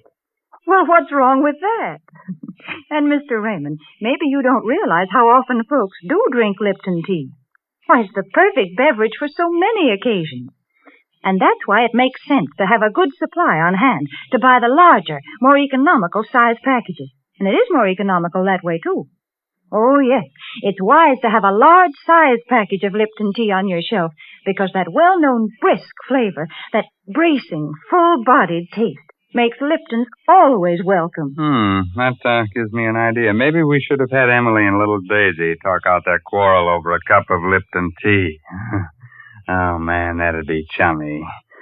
But it's too late now. Daisy is stretched out on the ground with a bog oak necklace twisted tight around her neck.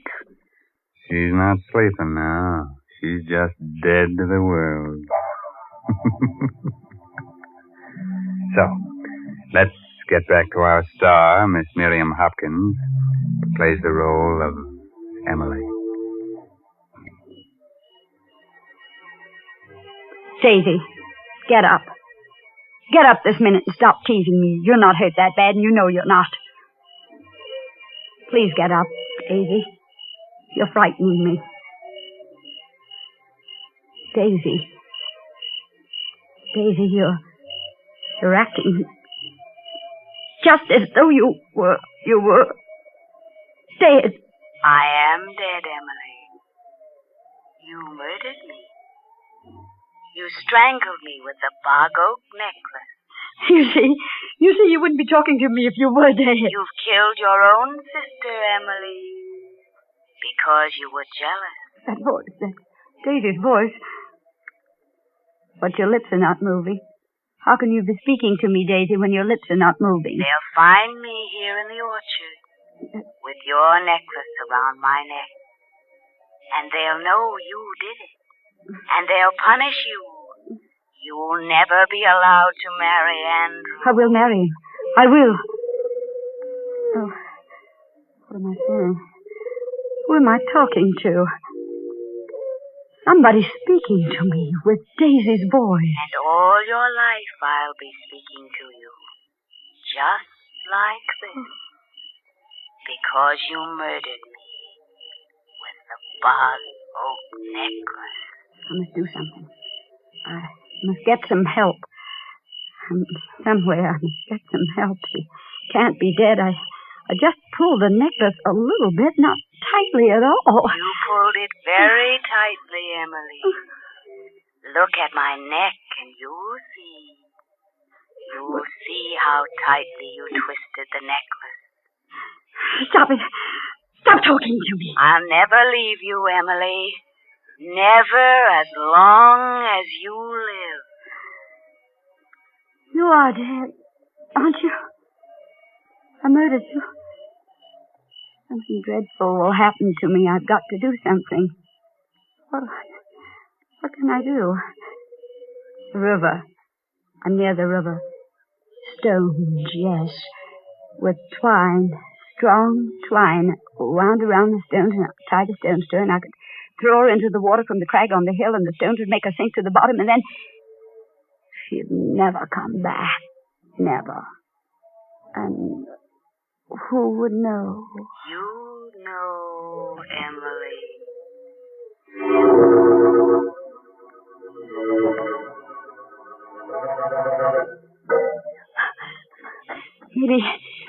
Maybe when I get back to her, she'll be moving and I'll talk to her. No, she is dead. She is... Oh, I'm running in the wrong direction. It was over there that I killed her. It couldn't have been because she's not there. It was right here. Daisy's gone. She got up and walked away somewhere.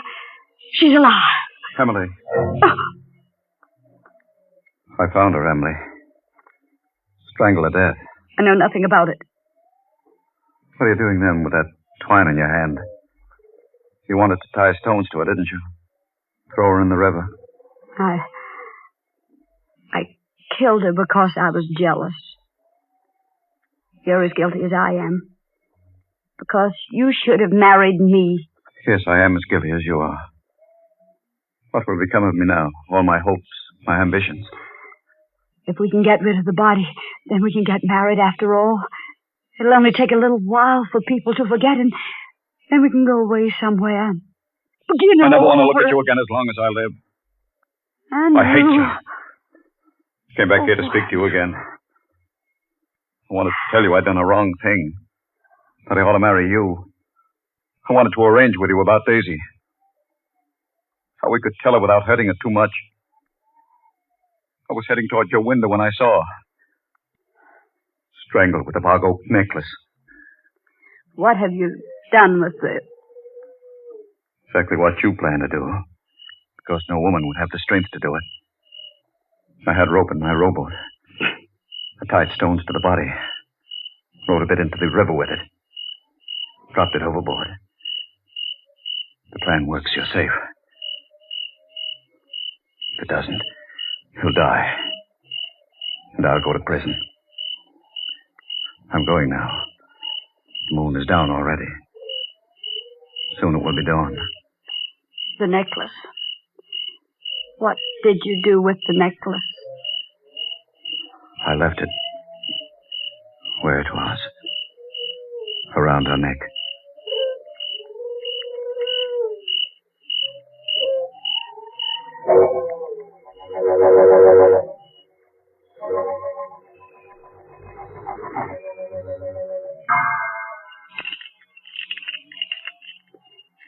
That sound, the sound the necklace makes. I have heard it every night for 40 years. 40 years. Now she's come back to us. To me. Tell me, Andrew, where was it found? She's been there, at the bottom of the river all this time. Oh. During the flood last year, the skeleton must have been swept into that old sewer. Twine probably rotted away a long time ago. That's the only explanation I can give. Watching. Down there at the bottom of the river, watching. I'm going now, Emily. Probably the last time we'll ever see each other.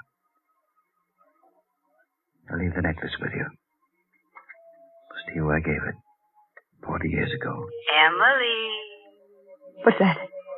What? The voice. Her voice. I'm going. Don't leave me, Andrew. Don't leave me. He'll leave us, Emily. He'll leave the two sisters alone. Together. Andrew! We're alone now, Emily. Just as we used to be. You and I and the necklace. No. Come, Emily, let's take a walk as we used to. In the old apple orchard. No. No. Come. It's getting dark. No, I've not been near that orchard in 40 years. Come, Emily. With me. But I'm old. No, you're young. As young as I am. Come with me. We'll tell each other little secrets, won't we, Emily? Just as we used to. Yes. The crickets will be chirping and the moon coming up.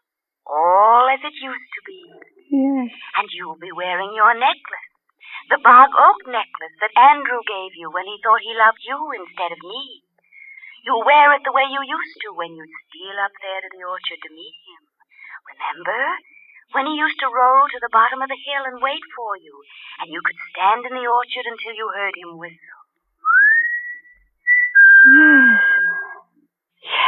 Emily. Yes. You've forgotten something. Forgotten. The necklace. The bog oak necklace. Oh. Wear it, Emily. Dear Emily. Wear it.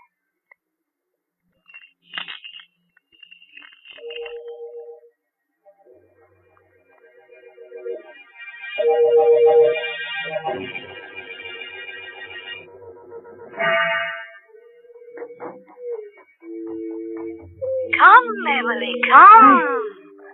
I can't run as fast as I... Come, Emily, come. He's waiting. Yes. Listen. Oh. Andrew's whistling for you. Answer it, dear. Go on. I can't whistle. That's strange. You must run faster, Emily, faster. Oh, you must run so much faster. Through the apple trees, bending beneath the branches. He may not wait. Oh, listen.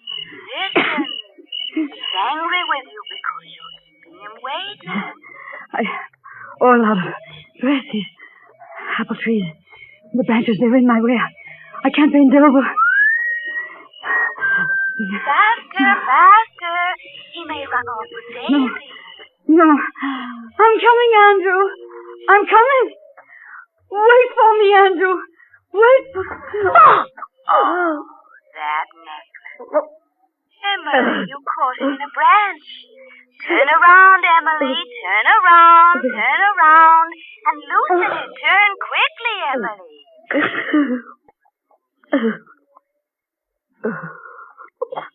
That's the way my voice sounded one night long ago. When I wore the bog oak necklace. When I, too, was strangled by the bog oak necklace.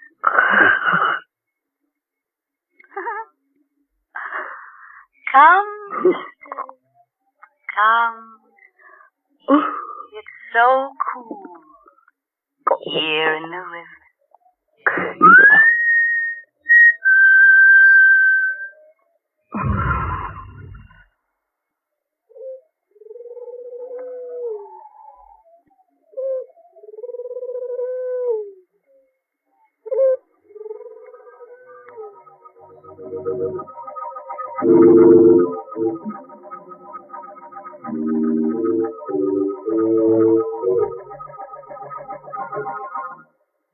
Daisy, Daisy, tell me your answer true.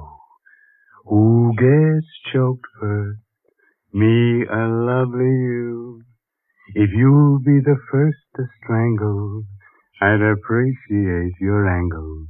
And when I learn that it's now my turn, I'll gargle as nice as you. What awful words to sing to such a nice song. Oh, but listen, I sing so well, and I can recite, too. Shall I recite you something suitable? Say a Mother Goose rhyme, huh? Mr. Raymond, you don't know any Mother Goose. Is that so? Well, I know one that you love. Listen. Polly put the kettle on, Polly put the kettle on, Polly put the kettle on, and we'll all have tea. Well, that's fine. Only I hope Polly makes sure that it's Lipton tea. Naturally. But I suppose there's little doubt that she'll use Lipton. Because after all, more people drink Lipton tea than any other brand. The reason for that is Lipton's famous brisk flavor. Yes, Lipton tea is never flat or insipid. It always tastes full-bodied and vigorous. And, well, I guess it's all summed up by that word brisk. Yes, folks, brisk is the word that the tea experts use when they talk about Lipton tea. So try it real soon, won't you?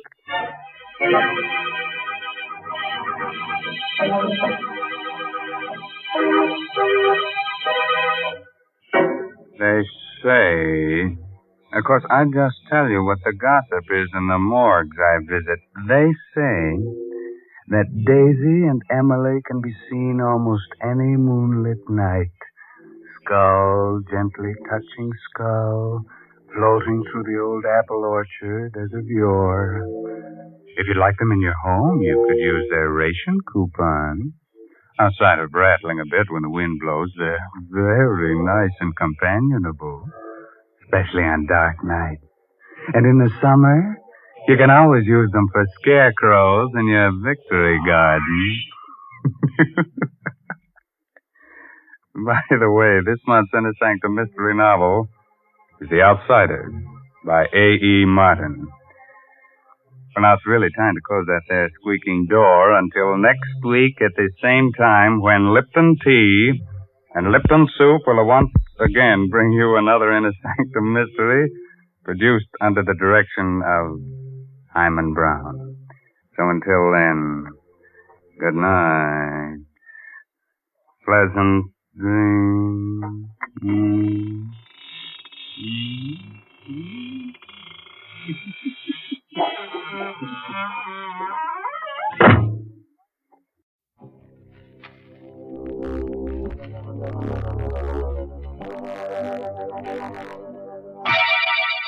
Lipton Tea and Lipton Soup present Inner Sanctum Mysteries.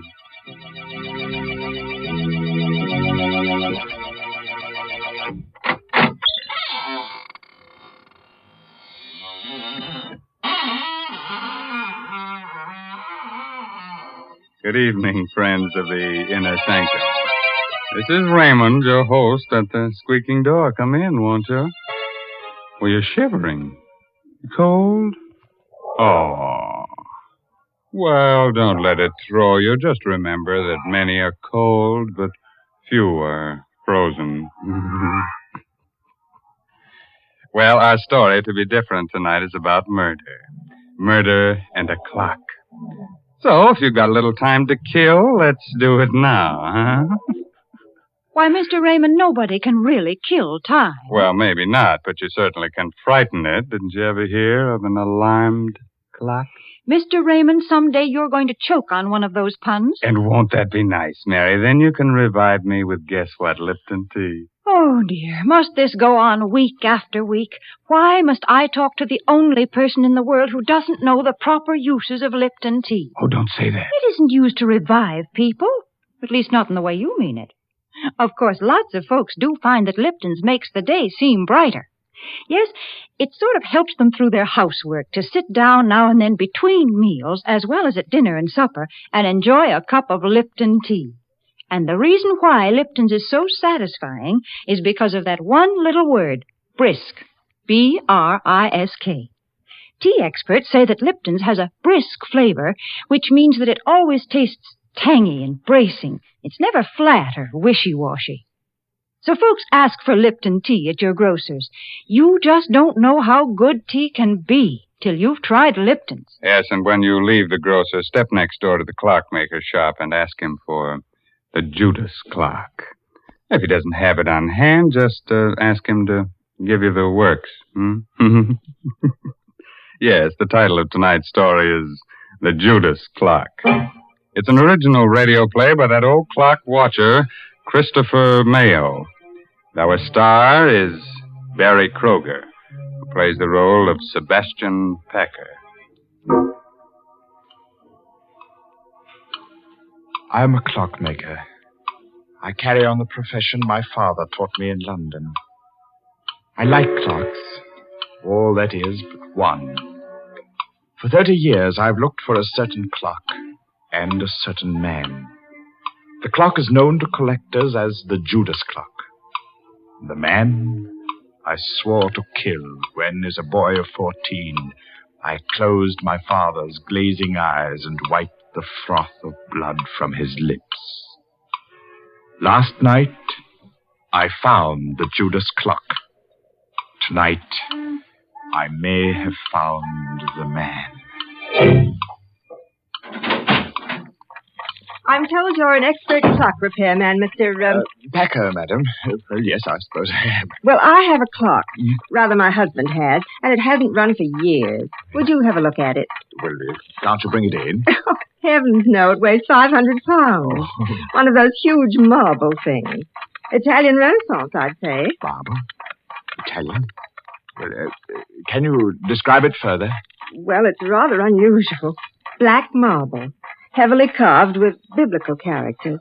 The ivory face has a beautifully etched scene on it, but it's a gruesome one. Gruesome? What kind of a scene? It's a picture of a man hanging from a tree. Judas! His face is positively ghastly. The Judas clock. I knew without seeing it why the clock wouldn't run. It had been built in Italy for a prince of the House of Savoy in 1598. He conceived the idea when he discovered that his family's treasures included the 30 pieces of silver of Judas Iscariot. The clock was made to run only when the 30 silver coins of Judas were in place in the clock's hollow weights. 15 in each weight, and the coins had been in my possession since the day of my father's death. Somewhere inside me, that clock still beats its deep-throated song, and I have but to close my eyes to hear again my father's voice. It's an evil clock, son. As evil as Satan himself. And it's cursed. There is a legend that every man who has owned it has died a violent and bloody death. Well, Mr. Packer, can you fix it? Oh, I'm sorry. I was daydreaming. Well, yes. Does Mr. Arnold. Arnold. Does Mr. Arnold know that you're having the clock repaired? No, we've only been married a few weeks, and I'd like to have it working when he comes back to town tomorrow. Sort of a surprise. Yes, I see. Then I'll be there in half an hour, Mrs. Arnold.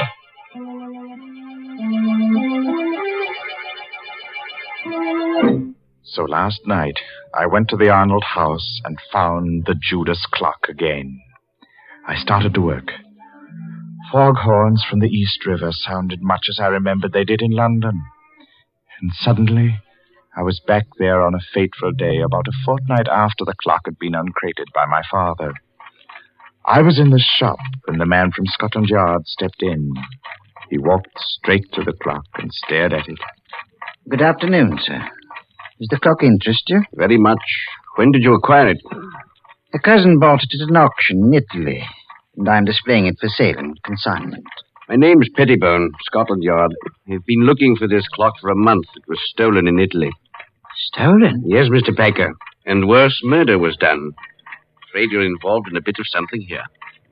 Murder? I'm taking possession of the clock in the name of the Crown. I shall never forget the look of horror on the detective's face a moment later. He laid his hand on the clock's carving, and it froze there, while his face drained white and his eyes bulged.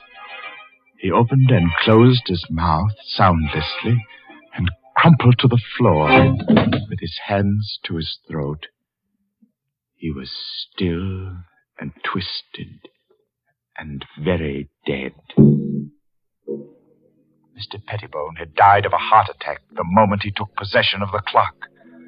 I helped Father drag him into the stockroom. Father wanted time to think, so I went to my room. I dozed off only to wake hours later at the sound of angry voices. Well, Cousin Andrew, you've done me a fine turn, haven't you? I've told you I didn't mean to kill the old girl. It was an accident. Don't talk so loud. Boy will hear us. You killed her as soon as you learned she'd made out a will in your favor. Then when you thought it was safe, you sold all her furnishings and sent the clock to me to sell. Very well, I did. You're in it to the ears. I'll go to the police. Oh, and how will you explain poor, stiff Mr. Pettibone lying in your stockroom all this while? Besides, Timothy, there's nothing to fear now Pettibone's gone. He was the only one who suspected me. Now, you're the only one who knows. I'll crate this cursed black monster tomorrow, and you leave with it. And will you also crate Mr. Pettibone? I have a plan. Here, sit down in this chair, right here. I'll show you how we can solve the whole thing. My young heart beat with a wild dread as I listened. I could only see Cousin Andy's back, but I could see Father seated dejectedly in the chair near the Judas clock, his head in his hands. It was midnight. All the clocks in the shop began striking the hour, and louder than all the rest was the chime of the evil clock. If only then I had known, I might have done something, but the slow strokes beat on. 8, 9, 10, 11, 12. And before my horrified eyes, the heavy marble piece leaned slowly from the wall and crashed across my father's back. And Cousin Andy stood facing my father as the clock crushed his frail form and choked him. He made pitiful little sounds, his eyes begging for life. And the murderer just stood, his back to me, and watched. Thundering sinners, you die hard. Cousin Andy ran from the shop crying for help. He would claim an accident. I raced into the shop. My father was dead. I choked back my tears, and I closed the poor, staring eyes. I took the coins of Judas from the weights of the clock and ran from the shop, the blood-stained pieces jangling merrily in my pocket.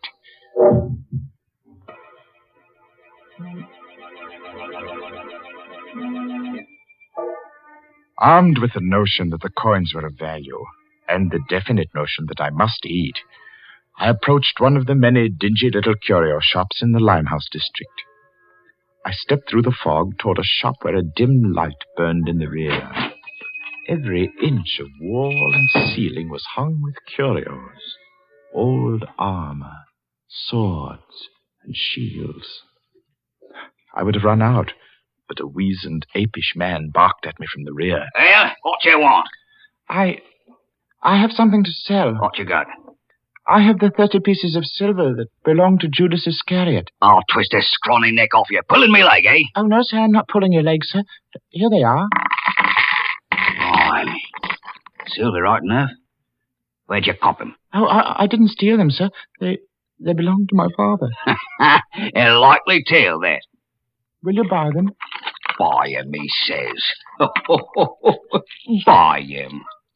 Get out of here before I cause a bobby, you scamp. Get out! Oh, no, give me my coins. Get out or I'll come about and fetch you a sound one. The ugly brute came toward me. He held my coins, clutched in a tight, hairy fist. Before I could move, he had struck me.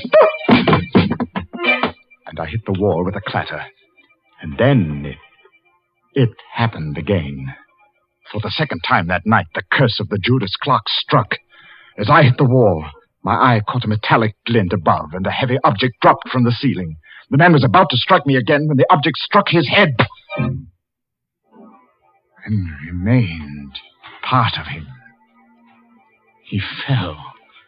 His skull split in two by a hangman's axe. I clamped my mouth on a cry and pried the man's fist open. The fresh blood made it hard, but I recovered the coins. I stumbled in panic through the shop and out into the night.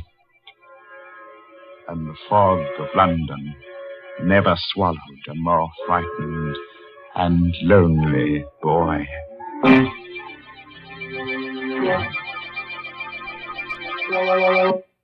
That nasty fog swallowing a little boy. That reminds me of a little nursery rhyme. Hickory dickory dock, the mouse ran up the clock. The clock struck 2. Look out, it might strike you.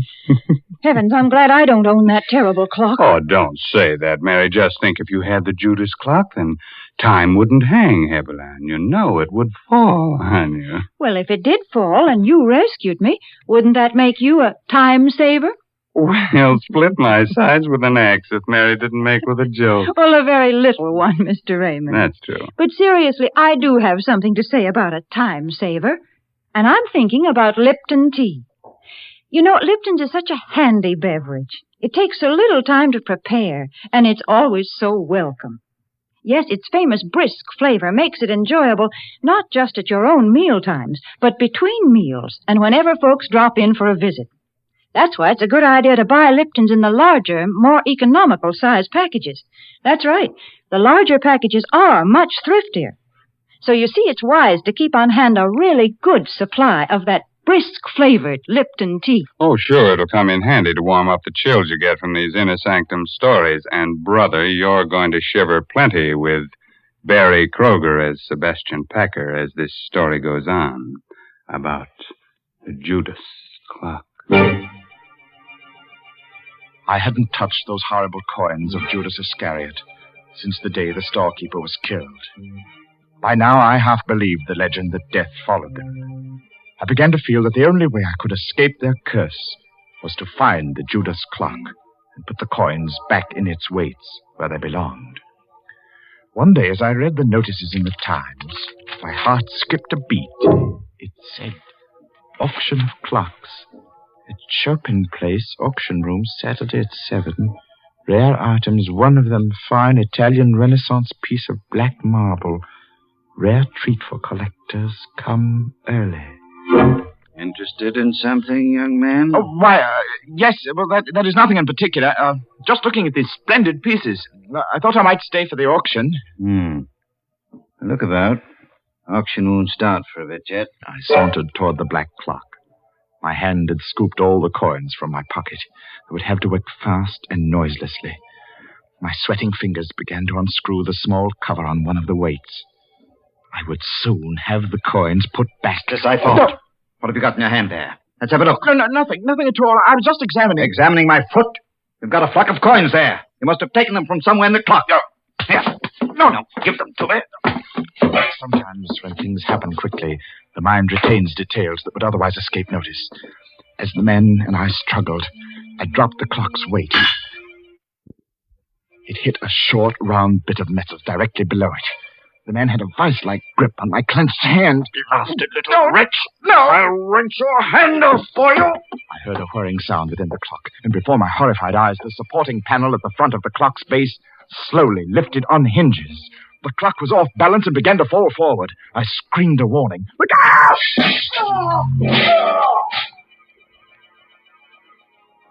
The auction man was dead, mashed to a pulp of bone and blood beneath the clock, as my father had been.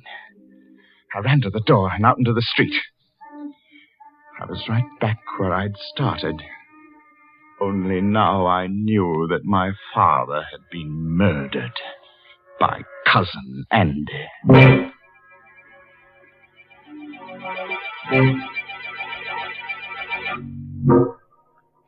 I walked for miles, trying to pull myself together. I wandered aimlessly, or so I thought.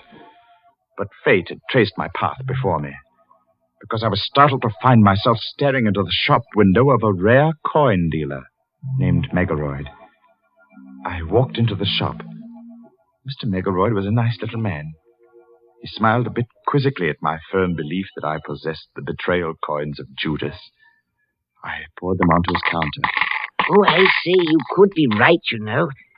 Oh, these are the right era. I say, suppose they are. Let me put a glass to them. Mr. Megaroyd, would they be worth a great deal, even if they weren't the... Well, let me see. Yes, gracious, yes, they should be worth a great deal as collector's items alone. Well, Mr. Megaroyd, I feel that there's something I should tell you about these pieces. They... Yes? Oh, it's not important. Oh, well, now, just a moment. I have a catalogue on this here in my show window. I'll fidget just a jiffy. The coins lay on the counter. I watched Mr. Megaroyd run down the aisle. As he approached the display window, his foot caught in an electric wire which lay across the floor. The lights went out, and I saw him pitch forward and... Mr. Megaroyd! Mr. Megaroyd!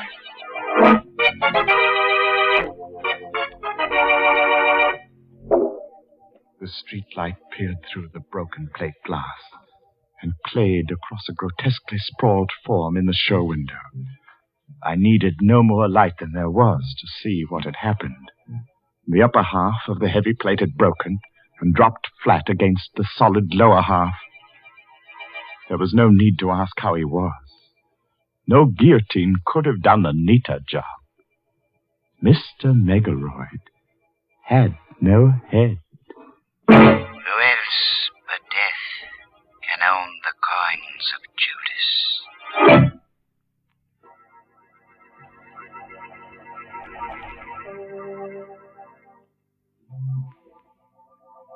Tonight, I shall find out if Mr. Arnold is Cousin Andrew. If he is, I shall feel no remorse in killing him tonight. Because while working to repair the Judas clock last night, I discovered how my father's accidental death had been well-conceived, diabolic murder. When the right-hand weight reached the floor of the clock on the 12th stroke of midnight, it tripped a trigger which collapsed the base of the clock and caused it to fall forward. My father had died on the 12th stroke of midnight. Have you finished, Mr. Packer? No, Mrs. Arnold. I shall have to come back tomorrow night. What time do you expect Mr. Arnold tomorrow? About 11, I'd say. Will you be finished by then? Well, I think so. I'll have to take these weights to the shop with me, though. Something has to be added to them. Well, of course, Mr. Packer. Mr. Arnold will be so surprised to see the clock running, won't he?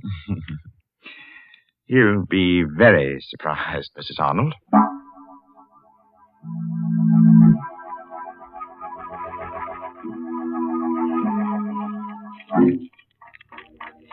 I've put the coins in their place within the weights. Not 15 in each weight, but 15 in one and 10 in the other. The other 5 coins are in my pocket. In another pocket, I have a small 38, although I don't plan to use it. 8 o'clock, and I have a 30-year-old date to keep. Good evening. Oh. Mr. Packer? Yes, but I'm closing now. I see you are. My name is Arnold. Just came in from Chicago. Sorry to spoil your little surprise. Or my wife's, rather. You surprised her instead? Yes. She had to confess. I wanted to go out, so she had to tell me about engaging you to repair the Judas clock. You don't want it repaired? By all means, I insist. It's a splendid idea. But what I came for, really, was to tell you that you and I have much to talk about. Oh, do we? Yes. But look, close your place and bring along whatever you need to fix the clock, and we'll talk about it at my place. I'm all set. Let's go.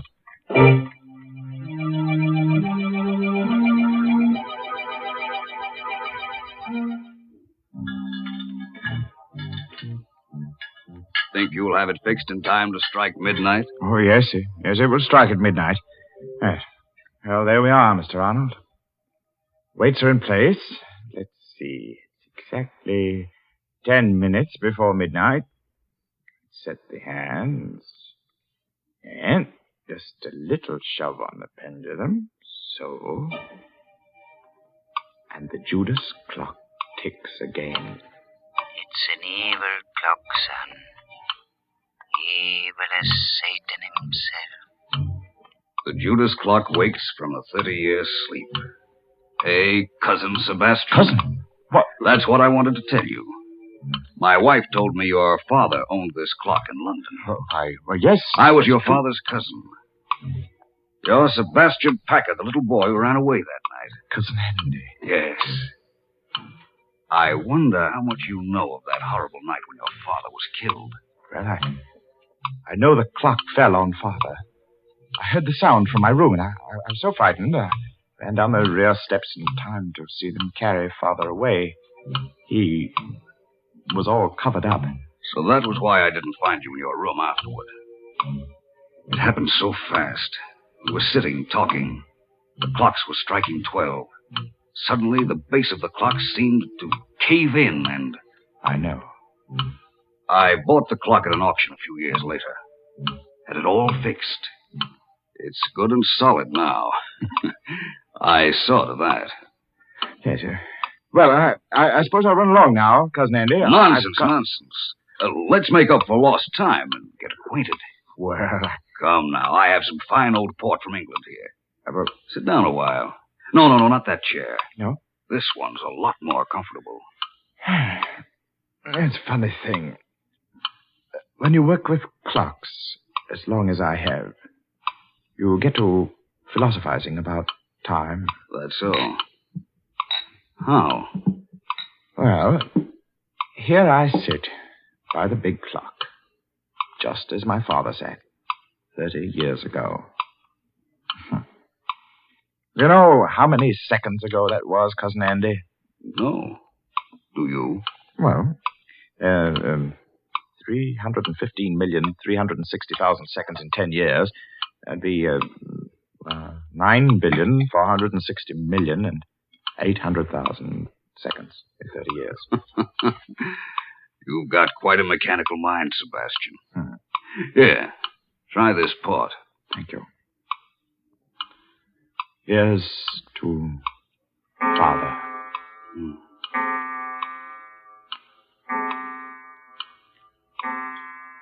What's the matter, Cousin Andy? Are you ill? No. Your face is quite drawn, gray. Shut up.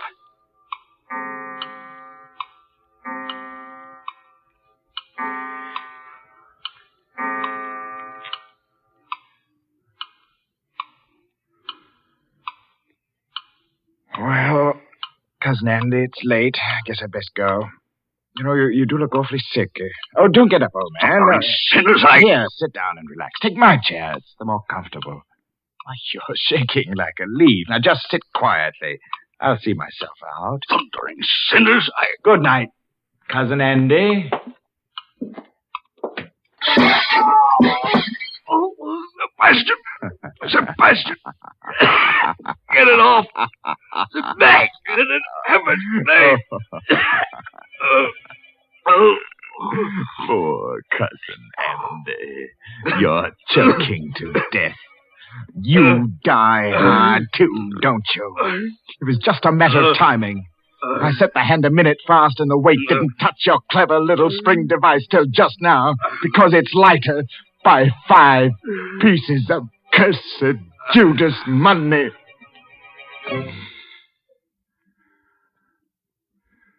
Rest easy, Father.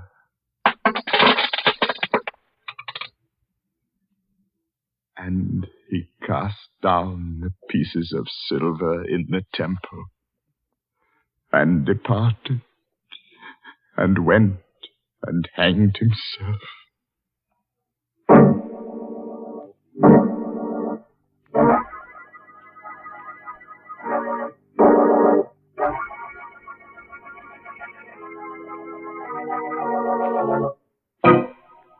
Oh, now listen, that's very sad. But a fine chime was had by all. Anybody want to buy a large grandfather clock? I'm in the market for a sundial myself. A sundial? My, they are old-timey. Say, Mr. Raymond, if you're afraid of clocks that tick, why don't you try to get hold of one of those old Egyptian water clocks? Oh, Mary, now you're going to tell me that when tea time comes around, the water begins to boil in the clock? Well, that would be quite an invention. But no, Mr. Raymond, right now I'm not going to talk about Lipton tea. Instead, I'm going to tell our listeners about an important job that lies ahead. A fight that's far from finished. Yes, the battle for Japan. Our government says that this Pacific War will be one of the most bitter and difficult in history. Never before has a nation fought so far away from its own shores. And to support this fight, we at home must work even harder at our home front activities. We must keep on buying more and more bonds, and we must hold on to them. And above all, we must stay on our war job until the job in the Pacific is over.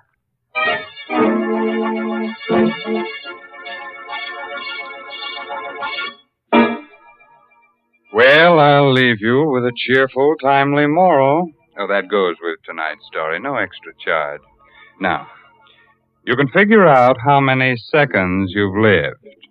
All right, that's your pastime. But you can't figure out how many you've got left. That's just, sometime. You know what I mean? Well, I'll see you in just 604,800 seconds from right now. Well, that's next Tuesday night at 9 o'clock, of course.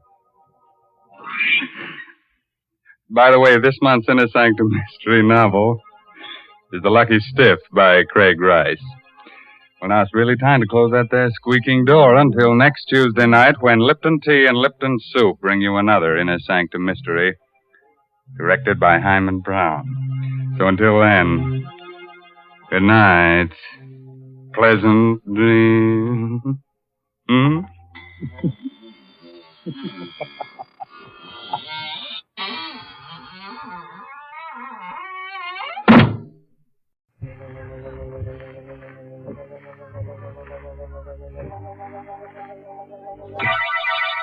Lipton Tea and Lipton Soup presents Inner Sanctum Mysteries.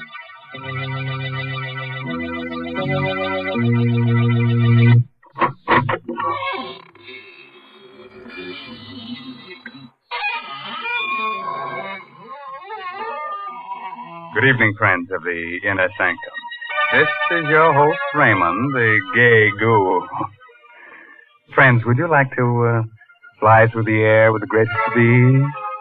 Do you think you'd enjoy being invisible, huh? Oh, it's easy. All you have to do is become a ghost. And to become a ghost, all you have to do is accentuate the ectoplasm and eliminate the protoplasm. Man! If that doesn't work, we'll introduce you to one of the characters on our show. He'll take care of you. And that's the truth. What awful people on this show. Wherever do you find them, Mr. Raymond? Well, it's simple. All you have to do is turn over a rock, and out they come crawling. And just suppose you were looking for decent people. How would you find them? Oh, well, now, Mary, you were the one who showed me how I just go snooping around houses, peering into windows, and I'd find all the nice people drinking Lipton tea. Oh, dear, there you go making fun again.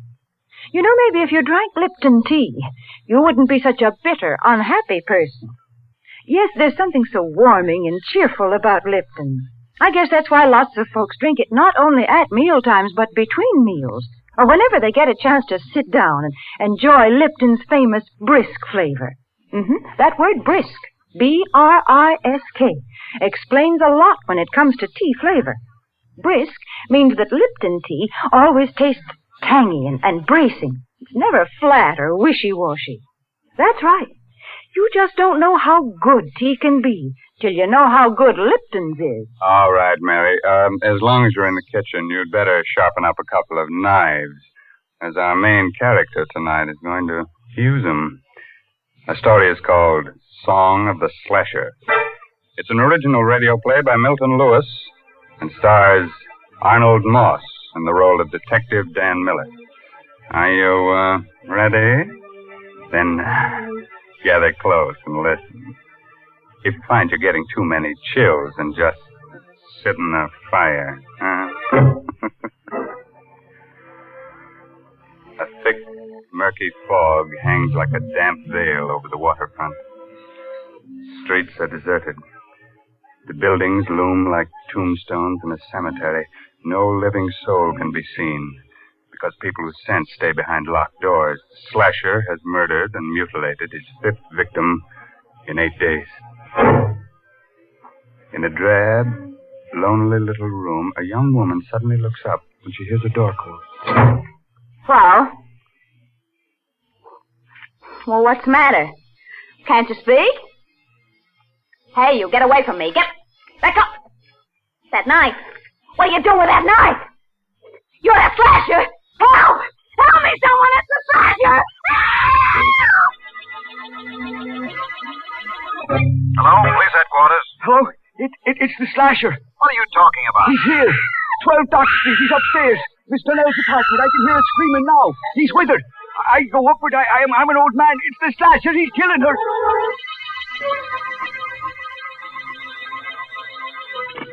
Hello?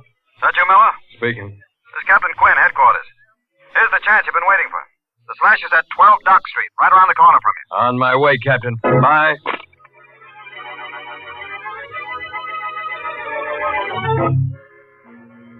And that's how it started.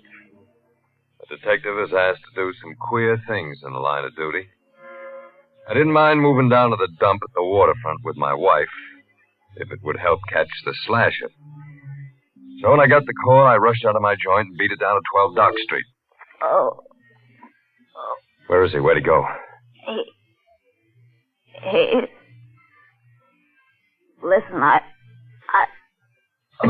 Don't do that. I'll get you a doctor. And listen to me, sister. Donnell, her name is. Are they going to send an ambulance? Yeah, but it won't do her no good. You were too late. Did you see the guy who did it? I saw nobody. He can't be far. He was here a minute ago. I heard someone go out the back way. When? A minute ago. Listen. It's coming from that alley down there. Fog's so thick you can't see 2 feet ahead of you. The back way goes into the alley. Well, then it's him. The slasher.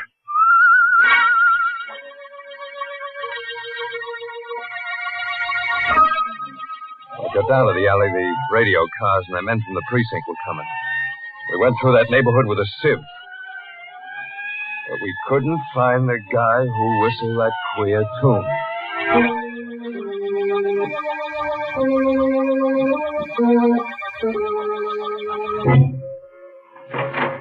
Is that you, Danny? Yeah. Oh. What happened? Oh, you shouldn't have got out of bed, baby. I was worried. He got away. Did he kill another? Yeah, another dame. It wasn't so foggy I could have seen him. That's how close it was. Any clues? No, nothing to speak of. Hey, look, baby, don't you worry about this. You go back and get some sleep. I'm frightened, Danny. That man is somewhere in this neighborhood and us living here. I shouldn't have brought you down here. You're going back to our old place tomorrow. No, I'm not. I don't want you here alone, and I want to stay with you. Shut up. Danny. Listen. You hear that, don't you? It ain't something I'm hearing in my head, is it? Danny, what are you... Answer me. I want to make sure I ain't hearing Well, things. of course I hear it. It's someone whistling, but why are you acting like this? The slasher whistles that tune. Are you sure? Yeah, I heard him tonight. Then the killer, the slasher, must be somewhere around here. I'm going out, baby. Lock the door.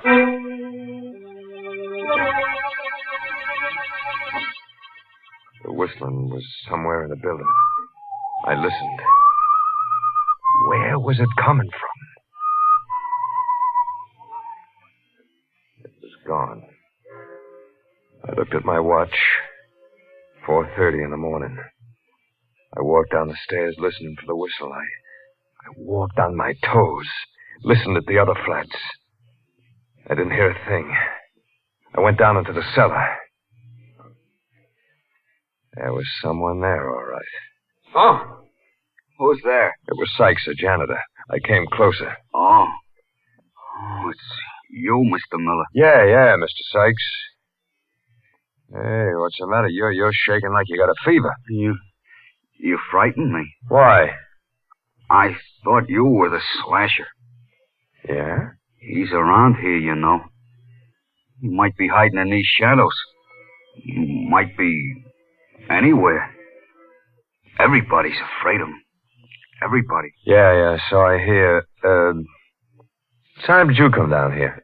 4:30, like I do every morning. Why? See any stranger in the building? No, I didn't see anyone. Who lives in the flat below us? Mr. Trevelyan. Reginald Trevelyan. Funny name. He's a funny fella. Never sleeps at night. Wanders around the building whistling to himself. Whistling to himself? Yeah. He writes music or something. He got a piano in his place today. He talks crazy sometimes. Think he's up there now? Yeah, he never sleeps. Here. $20? Yeah, it's for you. Why are you giving this to me? I want you to tell me when Mr. Trevelyan leaves his apartment. Do you get it? Yeah, but why?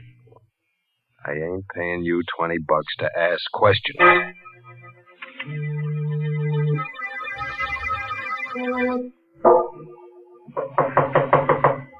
Who's there? Miller. Mr. Miller.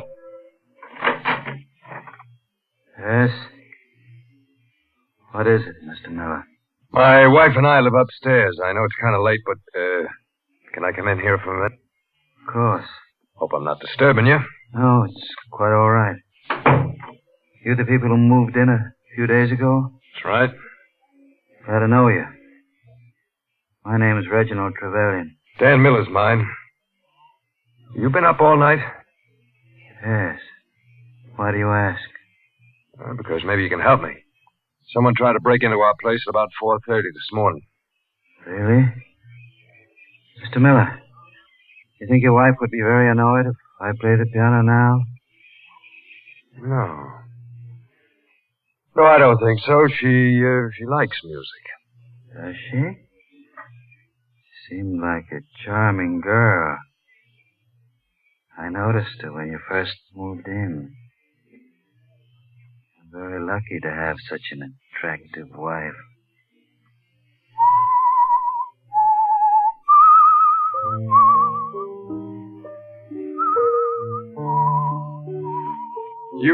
You whistle yourself like that very often? Yes. Especially when I'm working on a new composition. Wait a moment. I think I have it. I've been trying to work out that passage all night. Mr. Miller, please get out of here. I want to be alone. You're a query, you are. I'm not interested in your opinion. Well, what are you waiting for? Get out of here! Get out! I'll blow you out! Try it. I've lost it! What? That passage! You see what you've done? I had it a minute ago and now it's gone!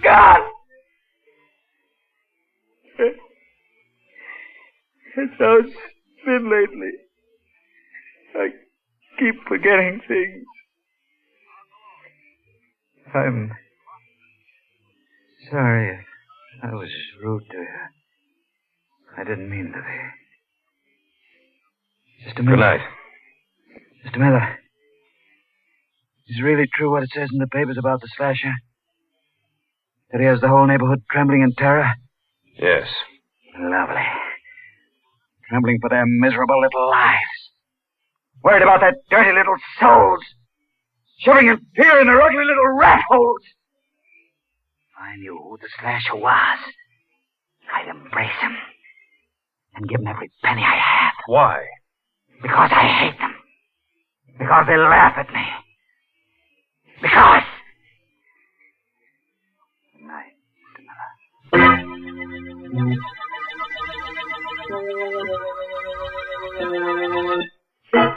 I phoned headquarters, told them to check on Trevelyan. Oh, he was a queer one, all right. So queer I didn't tell Laura about him. I didn't want to scare her. Couldn't arrest him. I didn't have anything on him yet. I lay down to rest.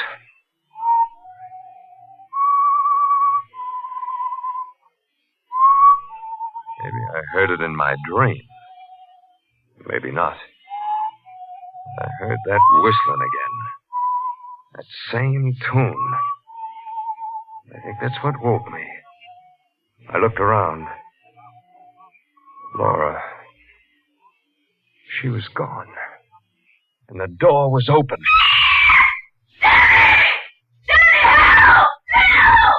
I rushed out. The hall was filled with thick fog. In the yellow light, I saw a crumpled heap on the floor. I recognized Laura's bathrobe.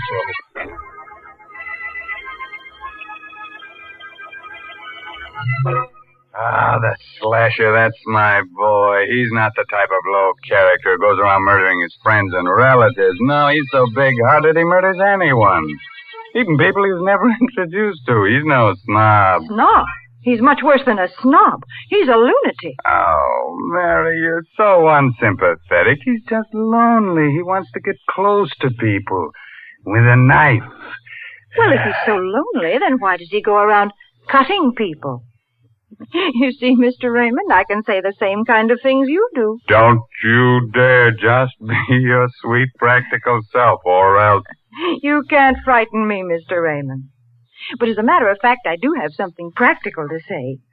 I'm going to suggest that all the folks who drink Lipton tea should buy the larger, more economical size packages. Not only because they're thriftier, but for another reason. You see, if you have a large package of Liptons at home, then you're not likely to run out just when you need it. For instance, when folks happen to drop in unexpectedly some evening. And of course, Lipton's is a grand drink to serve your guests. It goes so well with cake or sandwiches. It just seems to make everything taste better. So, folks, be sure to have a good supply of that brisk Lipton tea on hand. Yeah, do that. And while you're at it, be sure to have an extra hand on hand, because the slasher may want to collect one for a souvenir. Well, we've kept the blood from flowing long enough. On with the murders. Listen as we hear Arnold Moss as Dan Miller finish that story. Laura was alive, in a dead faint. I scooped her up in my arms and rushed her back to our flat. She opened her eyes a few minutes later. Danny. You're okay, baby. He was going to kill me. Yeah. Drink some of this. Thanks. Oh, Danny, it was awful. What happened? Well, you were asleep. I went out to get the milk, and I heard someone whistling. Do you remember what? That same queer melody we heard before, the one the slasher whistled. So I thought I'd help you. Help me? I thought I'd see him. I walked quietly down the hall, and there was no one there. Then I turned the corner. Yeah? I saw the knife gleam. Someone was hiding in the shadows. He grabbed my neck, and I screamed. I screamed, Danny. I screamed so I thought I'd burst my throat, and then it all went flat. Did you see him? No, but I felt his hands on my throat. They were strong hands, fingers like steel, and I... Oh, Danny, I'm sorry. I can't even talk about it. Now, lie down. You'll be all right. But when you think that he's right here, maybe living in this building... Well, he won't be here long. I'm calling headquarters. You know who he is. I got a good idea. Now, just let me get on that phone and... Oh, Danny, maybe that's him. Take it easy, kid. Who's there? Right. It's just the janitor, baby. Oh. What do you want? He went out. Trevelyan? Yeah. Okay. Laura, get dressed. I want to get you out of here before the trouble starts. I'll be gone for a few minutes. Where are you going? With Mr. Sykes. Got a key, Sykes? Yeah, but I'll have to go along with you. You can't take anything. You know what this badge means? You a detective? Yeah. Now let's go. What are you doing here? Looking for the slasher? I'll write you a book about it, pal. Now, here's his joint. Open the door. All right. But you'll have to hurry. He may come back any minute. All I want is enough evidence. I'll take care of him when we get it. The door's open. Come on in. It was 8 in the morning. But it could have been 8 at night. The fog was so thick. I knew this was it. I couldn't take any chances. I had to get all the evidence on him before I nabbed him. And I had to get it without him being wise. What are you looking for? Knives. We know he's got at least 3. I don't see none. Neither do I. Maybe it's a bum steer. I could be wrong. Hey, what's this? Music. He's always writing it. I used to be a choir boy once. They taught me how to read them notes. I wonder if I still can. Why? Because I think this may be a tune I'm looking for. Now, let me see.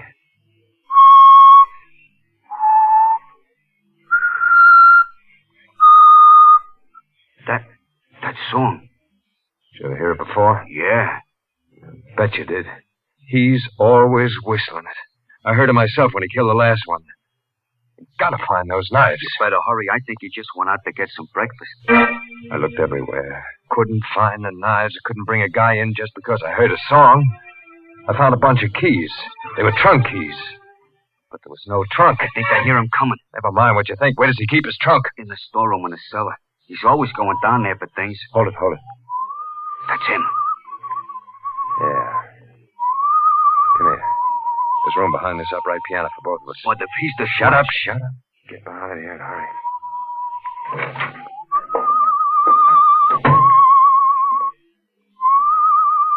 He sat down at the piano and played a queer arrangement of the same tune that led me to him.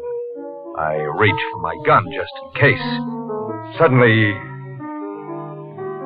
I felt the sweat ooze out of me. It was sweat that felt like ice. I didn't have my gun. I remembered I took it off when I laid down to rest. It's all wrong. Why can't I get it right? He's going out again. Come on, Sykes. I told you to hurry before. I hear him going down those stairs. It's safe to go now. All right, Sykes. We're going to open that trunk in the store.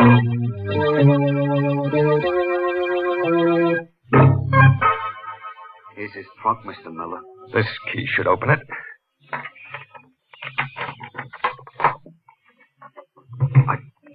The knives? Yeah. The knives. Look at them. Covered with blood. Sykes, go to the police precinct. Tell them Miller sent you. Tell them to come over here with as many men as they can spare. All right. I took the knives and put them under my coat. Went up to my room.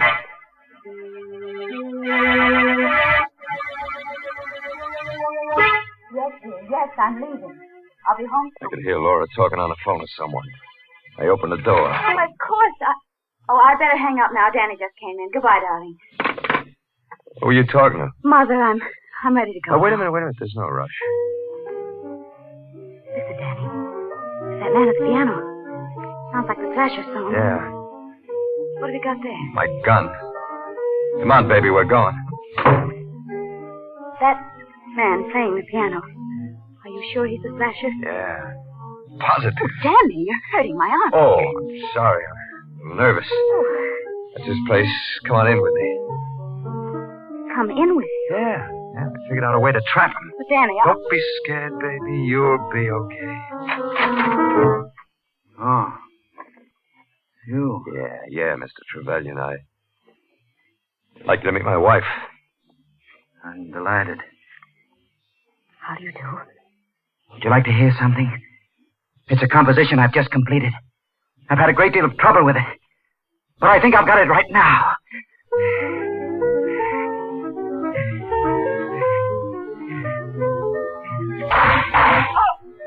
You. That gun. Yeah, you got it coming to you, Slasher. You stupid swine. You idiot! Why did you come here and dance? My music, not even written down.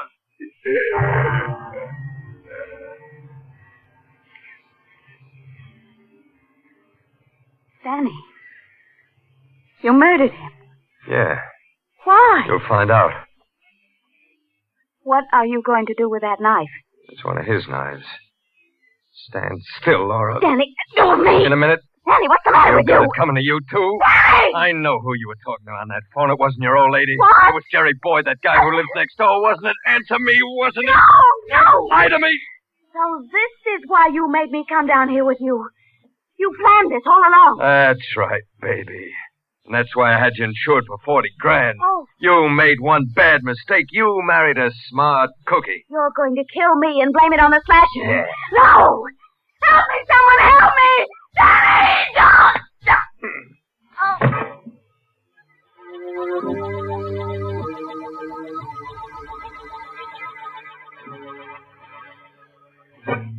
When it was over, I wiped the knife clean of fingerprints.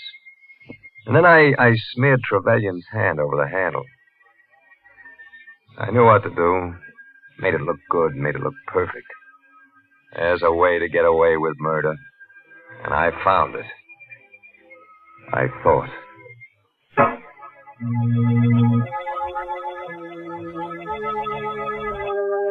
Go on with the report, Miller.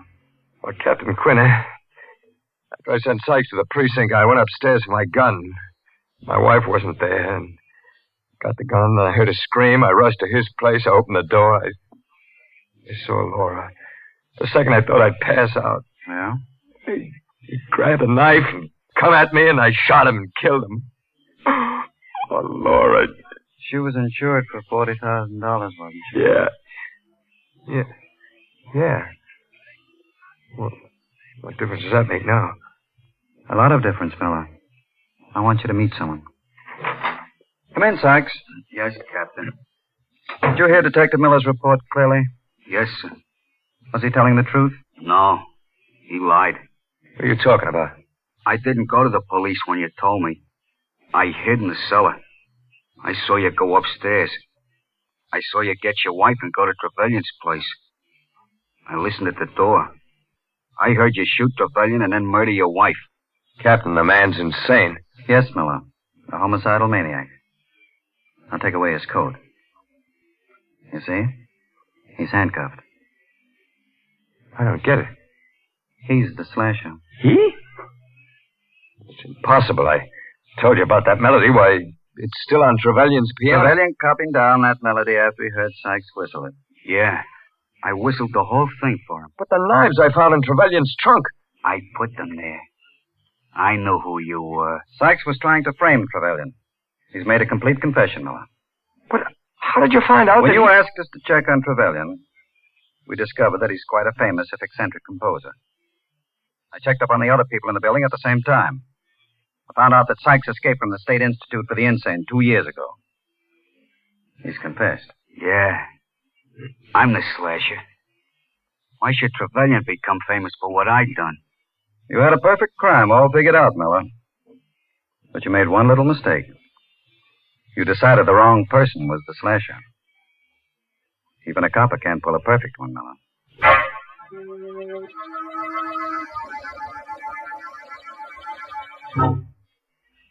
So I'm telling you all this because in 10 minutes I won't be able to tell nobody anything.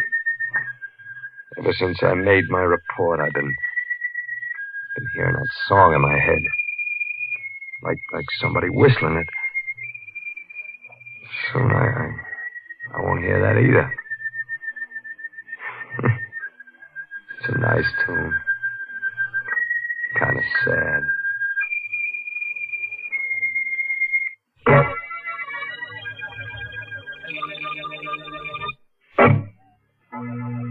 The moral for tonight's story is never quarrel with your wife. Avoid strife. If that doesn't work, get a carving knife. Now, there's the perfect formula for domestic bliss. Don't you think so, Mary? I do not. Oh, well, then I'll give you another one. You'll love this one. Beat her till she's black and blue. Break her arms and legs in two. Then tell her to brew a cup of Lipton tea for you. Oh, I give up. All I can hope is that folks don't pay any attention to all these peculiar things you say about Lipton. And I guess they don't. The proof is that more people drink Lipton tea than any other brand. But if any of you folks haven't tried Lipton, then why don't you do so now before Mr. Raymond says a word more about it? Why not let that famous brisk flavor speak for itself? Well, now, if you weren't too cut up by tonight's story, let me tell you about next week's gory little tale. It's, about a beautiful woman who holds your hand, tells you about the future.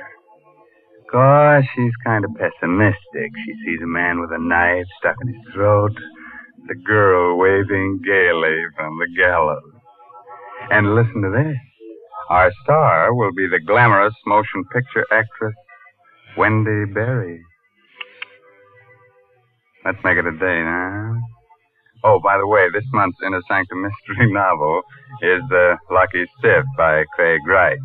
And now I guess it's really time to close that squeaking door until next week at the same time when Lipton Tea and Lipton Soup bring you another Inner Sanctum Mystery directed by Hyman Brown. So until then, good night. Pleasant dream time.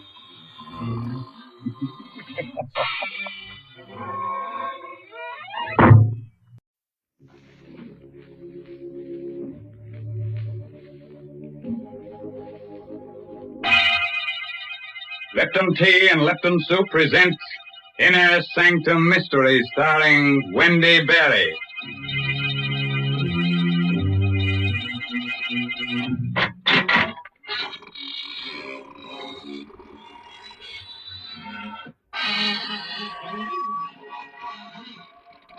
Good evening, friends of the Inner Sanctum. This is your host, Raymond, inviting you through the squeaking door for a grisly little party. Well, now for our weekly news summary of events from the other world. Slash.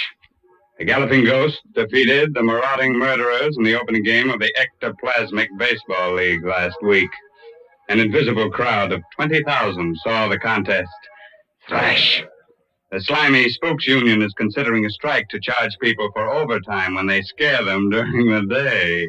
And, oh yes, a fake medium was arrested for saying he could get in touch with humans. Well, that's very funny, Mr. Raymond. Now, that's what I like, when you say amusing things instead of scary ones. Oh, thank you very much. Well, they have a very amusing time in the other world. The other day, they held a masquerade ball, and everyone came disguised as people. Well, that's very interesting. Did they serve refreshments? Oh, yes, they served Lipton tea. Everybody loved it. Why, to count all the cups of tea they drank, you'd have to be a teetotaler. Well, then the other world must be pretty much like this one, because folks here feel the same way about Lipton tea. Why, more people drink Lipton's than any other brand. And they don't just serve it at mealtimes either. Yes, sir, Lipton's is an around-the-clock drink. It helps lots of housewives through their work day, and it's a grand beverage to serve your friends when they drop in of an evening. And, of course, there's one big reason why Lipton tea is so popular. It's because of that famous brisk flavor. That word brisk means that Lipton's always tastes tangy and full-bodied. It's never flat or wishy-washy. Yes, folks, you just don't know how good tea can be till you've tried Lipton's. Friends, while you're trying things, try on this rope for size. Oh, didn't I tell you? We're going to hang a very attractive lady tonight.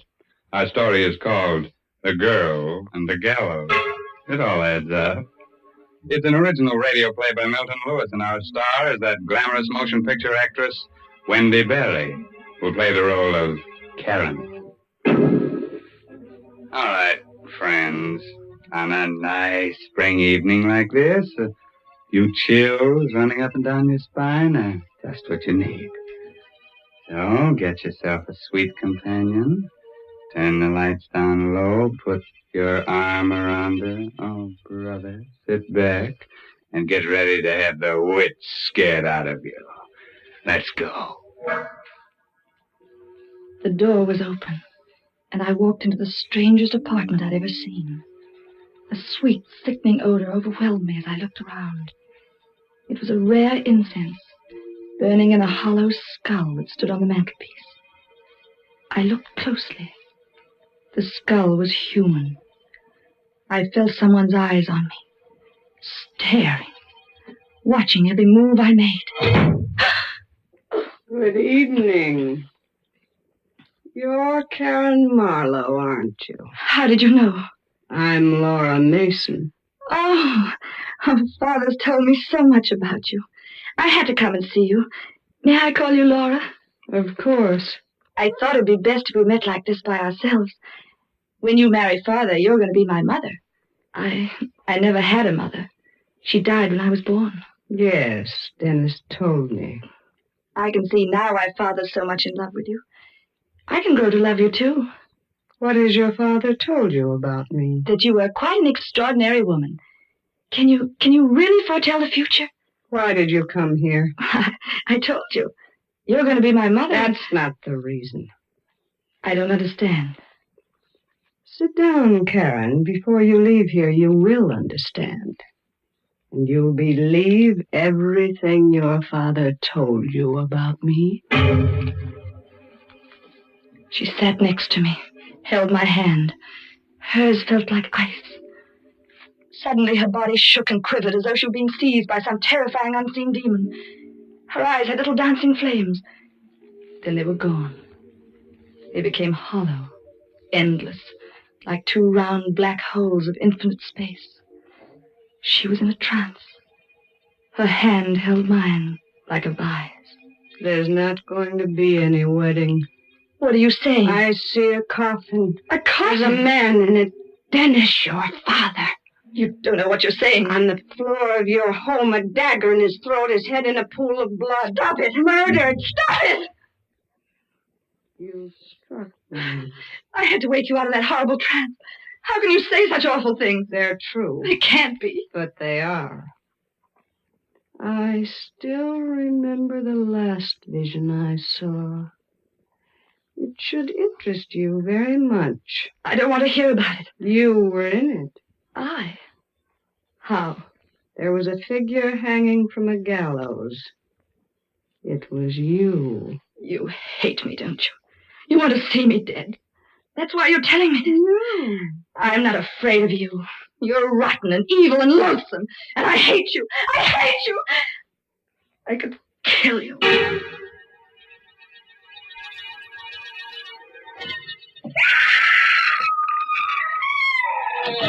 What's wrong, sister? Father. You Karen Marlowe? Just as she said. The dagger in his throat. Murdered. Father. Don't look at him again. He's been murdered. Yeah, I know it. Here, drink this. But shut up and drink it. Thanks. Who are you? Rulock. Homicide. The police? Yeah. We got a tip. But how? Someone called in. This is awful. Yeah. Yeah, it's tough on a kid like you. Feel well enough to talk? Yes. Okay. When did you see him last? Tonight. At 7. Here. Then where'd you go? To see a woman named Laura Mason. Laura Mason. Was she home? No. She arrived a minute after I got there. She predicted this. What? She said this would happen when I saw her. Oh, yeah? Did you know what was in your father's will? No. No, he never told me. He left all his dough to you and Laura Mason. If either one of you dies, the other gets it. How'd you find out? We get around. 7:30, a neighbor heard him scream. 7:15, a dark-haired woman in a red coat was brought up here by the elevator boy. She was very attractive. Do you know anyone like that? Yes. Laura Mason. You sure? Yes. Mm-hmm. Who made that head of your father? I was a sculptor in Paris many years ago. Why? Because your father mentioned it in his will. How? Well, he said that under no circumstances must it go to you. It was to go to Laura Mason or be destroyed. Well, what made him do a thing like that? I don't know. Father was a strange and brilliant man. She killed him. I know she did. Who? Laura Mason. You know she did it, too. Now, take it easy. Feel well enough to go out? Yes. Okay. Take me to Laura Mason.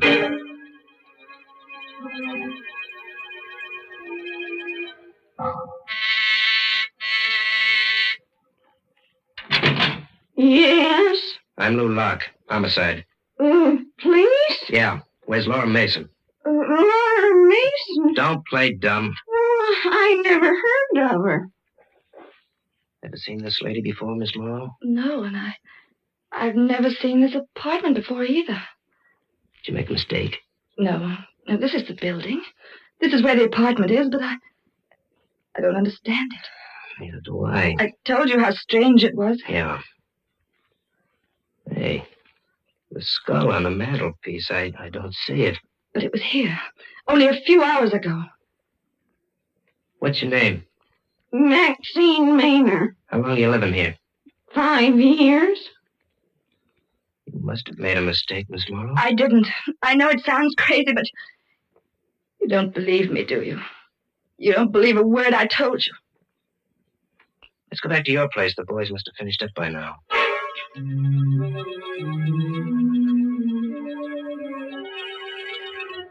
You'll be okay here tonight, Miss Morrow. Are you leaving? Yeah, I gotta get back to headquarters. You still don't believe me. Look, you're a young kid, a nice kid. You never saw a man who was murdered before. It can bowl you over. You think I imagined it all? Well, it's happened before. But you'll be all right now. Good night. Don't go. Please don't go. Well, I've got to. I'm frightened.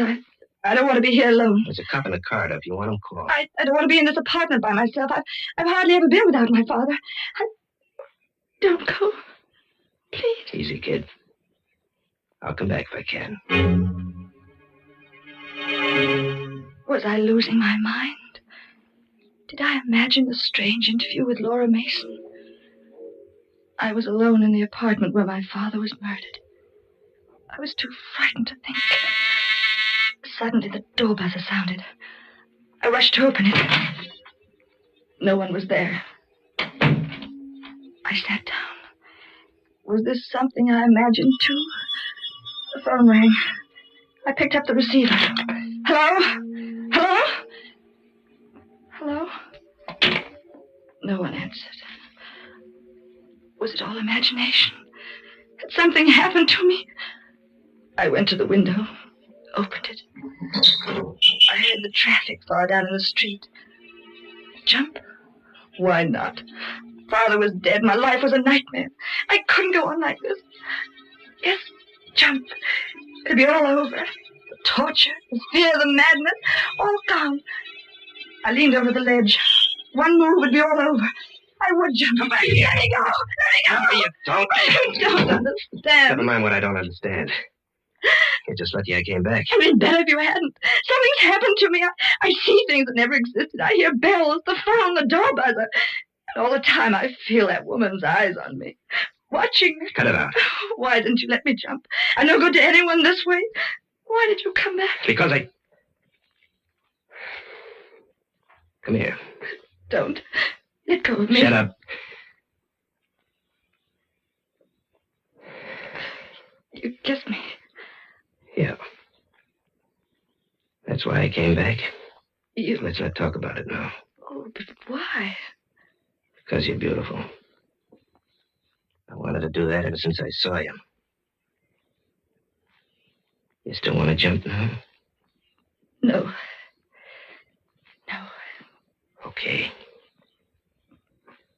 I'm going to take you to a good doctor.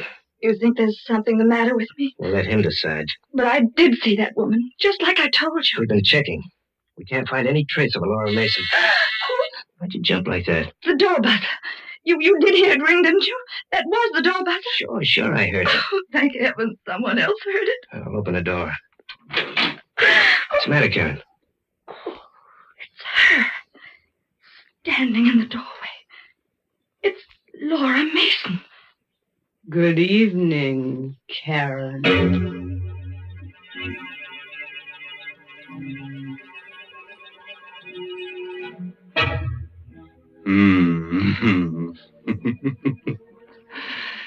Nice, square monkey business, huh?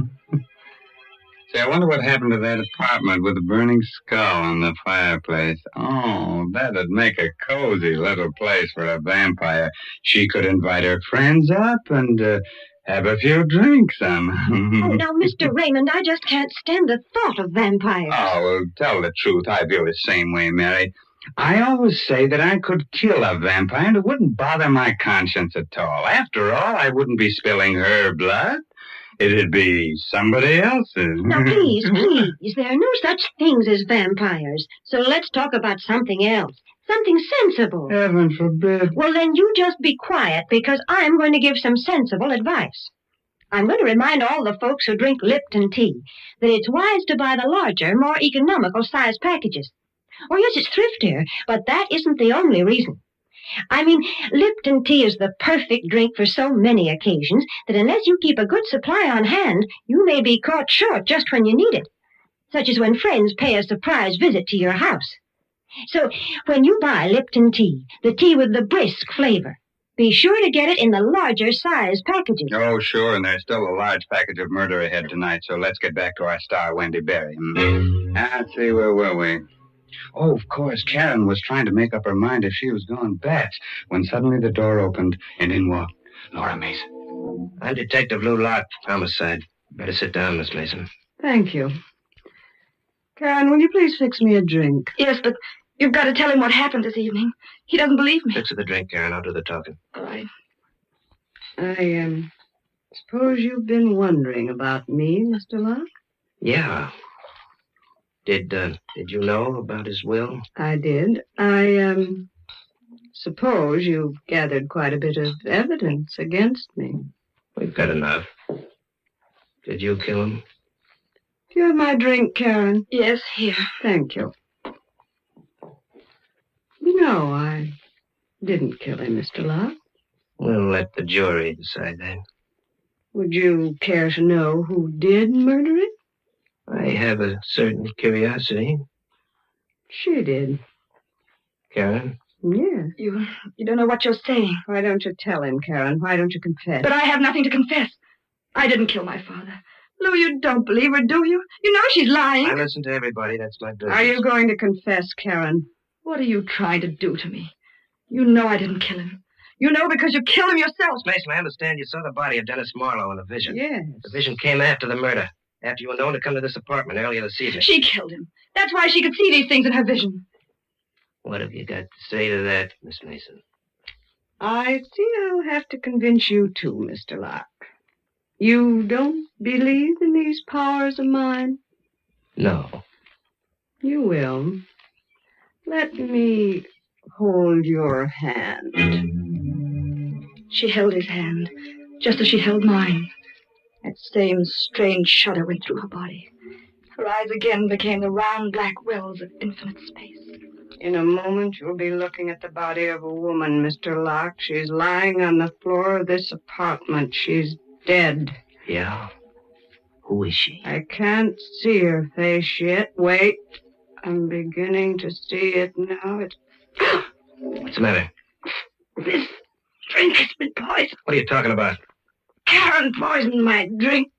The body lying on the floor is me. She's murdered. No, it's a lie. It's some trick. You won't win, Karen. My body will disappear. It's not like yours. Not like any of them. You won't be able to arrest me. What happened to her? What's the matter? Just a minute. She's dead. Dead? Murdered. She's been poisoned. Poison? That's right. Look at her eyes. But I didn't do it. You saw me pour the drink. I wasn't watching it. But you can't believe I didn't that. say you killed her. But that's what you're thinking. What I'm thinking now isn't worth a button. Give me that shawl on the piano. Here. I want to cover her. You don't really believe Listen, that. you stay here. I'm going into the next room to phone headquarters. I'll be back in a minute. I looked at the shawl, covering the twisted heap on the floor. What kind of a woman was she? Why had she lied?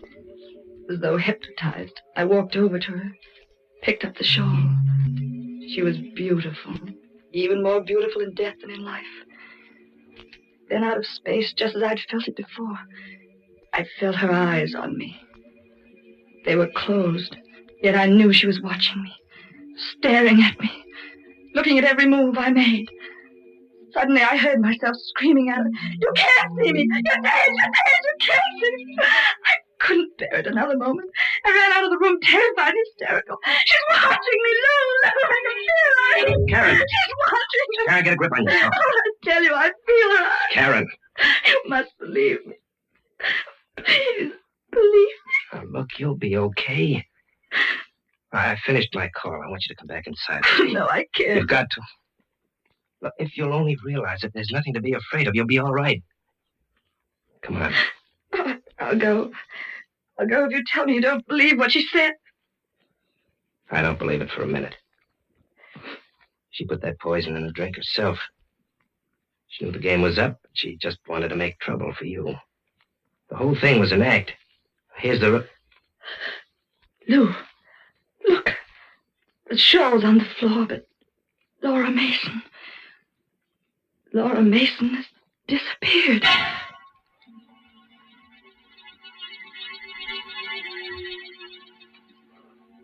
I was alone. Lou had gone back to headquarters. When he left, I could see she had him under a spell. He, too, was puzzled and confused.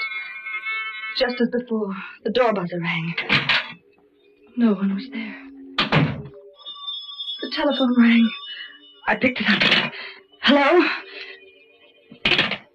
No one. I was being beaten. I knew it. You can fight evil when it's human. But what can you do when it's not human? She wanted me to die on the gallows. Somehow I knew I would. She was too powerful for me. How could I stop her? How? Good evening, Karen. I looked up, saw her. Another hallucination. I said good evening, Karen. What do you want? I want you to confess to the murder of your father. That's what you wanted all along, isn't it? That's how you want me to go to the gallows, isn't it? Yes. Call the police, Karen. Tell them how you murdered him. No. Why suffer any longer? You know you'll do it in the end. No. I have patience. I'll wait. Just let me take something out of my purse. A knife? Yes, Karen. Dennis died by being stabbed in the throat. Perhaps you'd like to know how that feels. You wouldn't dare. I'd dare anything, Karen. Don't you come near me. You know you got to die, Karen. Go away! Go away! No, Karen. I have a weapon, too. In this drawer. Oh, a gun. You think that'll have any effect on me? You tried to poison me once. It didn't work. I'm warning you. Go away. Get out of here. Don't be a fool. No, I'll shoot. Put that gun down. No, I'm going to kill you. You see, Karen? It had no effect. No effect. Blood. You're bleeding. You are human. You won't disappear again. Not this time. And I won't see you again. Ever. Ever. Karen! I killed her. She wanted to murder me. Look, she still has a knife in her hand. I killed her. She confessed that she murdered my father. She wanted to murder me, too, so she could have all the money. Is that right? Yes. Had a chance to do some checking up, Karen. We trailed that woman we found in the apartment she took me to. Oh, then I wasn't wrong about the apartment. No. We questioned the old lady, and she confessed. The apartment was a trick when she used to hold seances in. Could be changed, like a stage set. They rigged up wires in this apartment so they could make the buzzer in the phone ring. And make you think you were going out of your mind. They wanted me to confess to murdering my father. That's right. It's all over now, Lou. No, it isn't. She wanted you to confess because she knew we'd stacked up a lot of evidence against her. But I asked why she should pick on you. The answer was obvious. Because you killed him. What? You heard me. You killed him. You waited till she saw your father and left. Then you murdered him, slipped out of the house by the servants' entrance. She came back and saw what you had done. You don't believe that. You can't. It's true. But why should I do it? The money you'd inherit is a good enough motive. Then there may have been a Oh, nonsense. I've always had all the money I needed. But would you get it after your father married Laura Mason?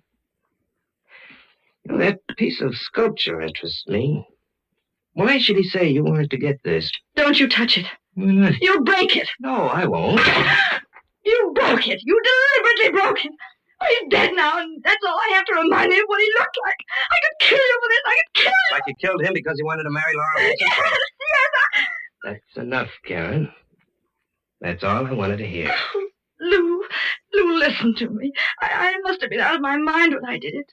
Father was all I had. I couldn't lose him. But now that he's dead, I don't feel that way anymore. Is that right, baby? It happened when you kissed me. Did it? You can forget what I told you. Everyone will believe she killed him. I have money, lots of money. I can make you very happy. Oh, it's gonna break my heart, baby, but you're gonna die. You've told me enough to send you to the gallows. Come on, Karen.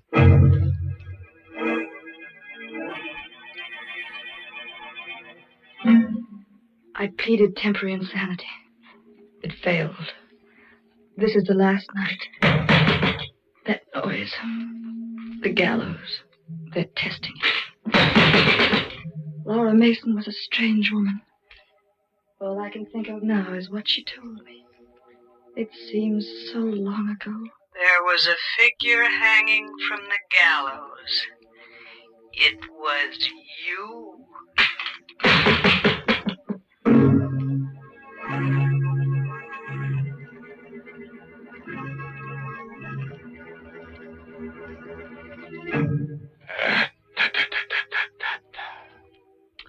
Yes, sir, that kills two of the prettiest girls we've ever had in the inner sanctum.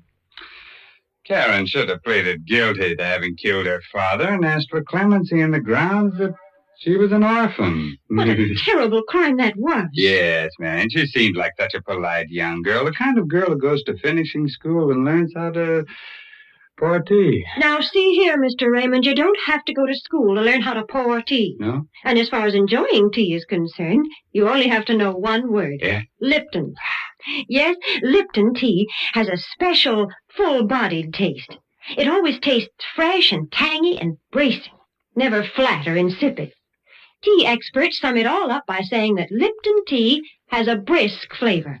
So, folks, try Lipton's and see what a big difference that brisk flavor makes.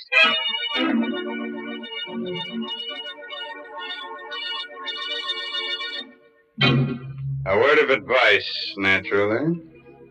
If you wake up in the morning and feel like stretching, and go hang yourself, bud. By the way, this month's Inner Sanctum Mystery novel is The Lucky Stiff by Craig Rice. Oh, yes, and next week's Inner Sanctum Mystery story directed by Hyman Brown and brought to you by Lipton Tea and Lipton Soup. Next week's story will be about a pair of young lovers who don't think two can live as cheaply as one. So they murder a rich old man. Oh, isn't that ducky? I wouldn't be surprised if she sits on his lap in the electric chair.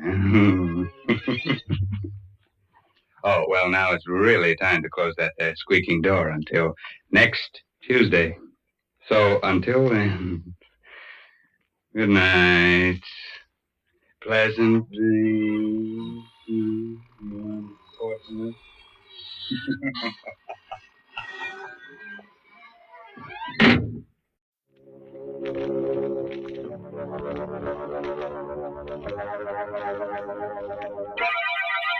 Lipton Tea and Lipton Soup presents Inner Sanctum Mysteries, starring Simone Simone.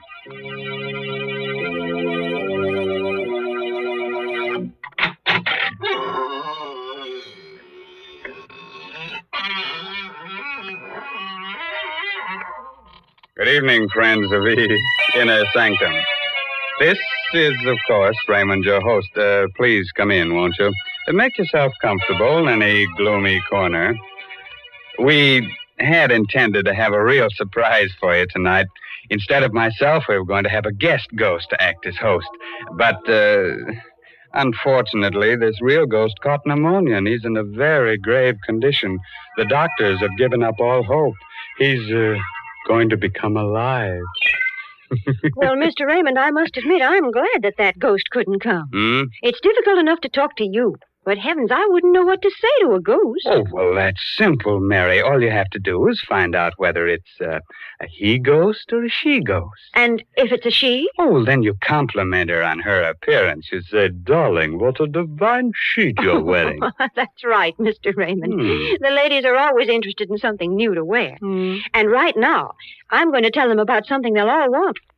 It's a lovely piece of jewelry, a real sterling silver medallion about an inch in diameter. It's the kind of jewelry you find at those smart shops on Fifth Avenue in New York. But the only way you can get it is from Lipton's. The medallion is decorated with a Chinese inscription, and it's hung on a narrow black rayon satin ribbon. That's the height of fashion this year, you know. And here's how you get the medallion. Just send 25 cents and the box top from a package of Lipton's, the tea with the brisk flavor, to the Lipton Tea People, Box 92, New York City. Yes, that's Box 92 in New York City. And now it's time to begin. Our story is called The Black Art. It's an original tale by Milton Lewis. And our star tonight is that glamorous motion picture star, Simone Simone, who'll play the role of Claudine. So, gather close and get ready to hear a sweet little tale that'll make you wake up screaming for at least the next 2 weeks. You all set? Now remember, if you don't want your hair to stand on end, get someone to sit on your head. Okay? All right, now let's hear Larry Gifford tell you his story in his own words. Wish I never heard that scream. I wish I never saw a body lying there. Blood all over the room. The knife on the floor near her throat. I'll never forget it. I'll never forget how I picked up the knife. I'll never forget the sweat that came creeping out all over me when I heard the door slam. Stand where you are. You make a move, I'll blow your head off. Don't shoot, Copper. Drop that knife. Okay. What's your name? Larry Gifford. Look, I'm from Chicago. Stranger, huh? Yeah, what of it? What's her name? Her? I don't know. I never saw her before. Look, you don't have to frisk me. I haven't got a gun. Shut up. Listen, I know it looks bad, but you see, my room's downstairs. I heard a scream, and Give me back that wallet. Your hands up. Roll papers. What of it? So I'm an ex-con, so what? You don't know her, huh? No, I don't. What have you got there? Just a picture I found in your wallet, mister. Picture of her. To Larry. With all my love, Nancy. Reckon you forgot about this, huh? Yeah, but look, I didn't kill her. Shut up. I think I heard that scream and came up here. Put out your hands. Sure. You can have them. Here. Come back here. Come back.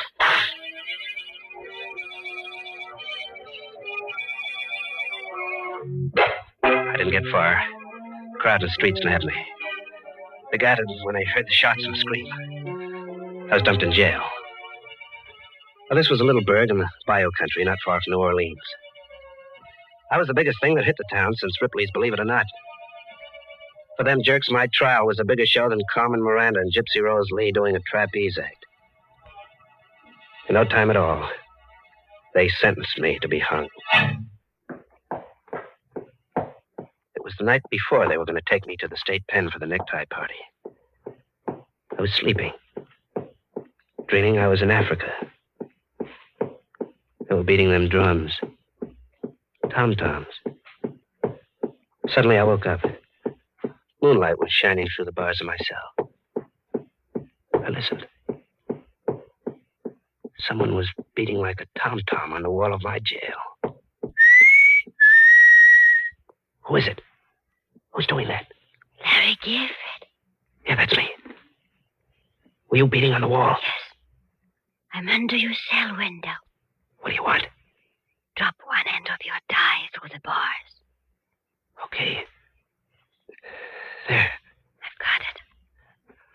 are you doing? Pull up your tie. Okay.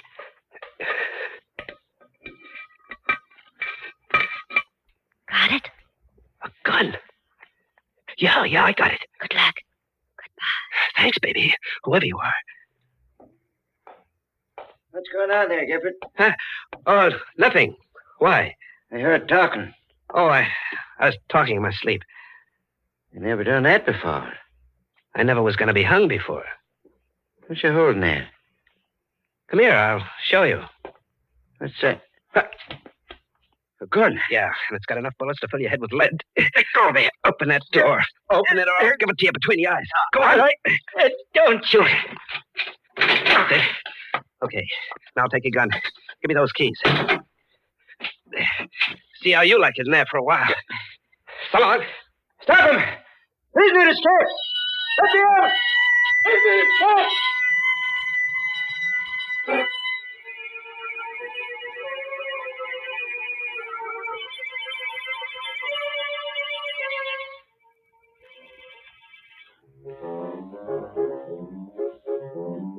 The Blue Bottle Bar. Someone told me it was a good joint where they don't ask any questions. It was. I had a few drinks. I was leaning on the bar, looking at a paper. What are you drinking? Scotch. Buy me one. I gave it a once-over. I know something about dames, and she was dynamite with class. She was something. Well? Set up another, Charlie. Cigarette? Here. Thank you. It's a nice cigarette holder.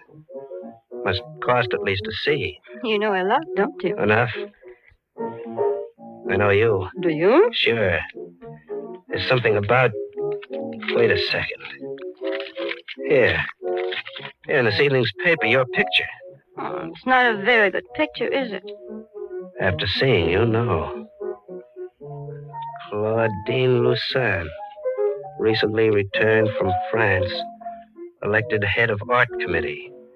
Miss Lucin, member of one of New Orleans' oldest and wealthiest families. I've read it. Turn the page. Why? I want to show you something. Okay. There.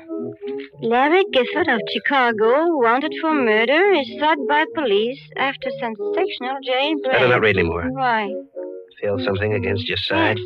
It's a gun. I'm holding it in my pocket. Don't be afraid. I won't give you away. Got a light? Yeah. What do you want? Listen to that music. That tapping. What about it? The way you're tapping your cigarette holder against your glass. I'm just keeping time to the music. I heard that tapping before. Yeah, sure, in the cell. And I heard your voice before. Did you? You gave me the gun. Now let me hear you. What's this all about? You'll find out. Relax. I can't. I guess I had a few too many. My head, I feel like I'm spinning around, getting dizzy.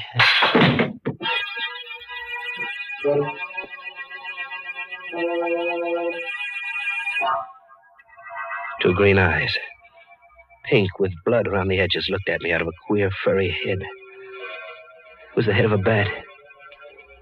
It smiled. It had sharp little bat teeth that had pink on them. There was an ache in my throat. I looked again. It wasn't a bat's face. It was hers. Claudine's. I was dreaming. Larry? Oh, well, where am I? My suite at the hotel. How'd I get here? You passed out at the Blue Bottle. I brought you here. When? 2 hours ago.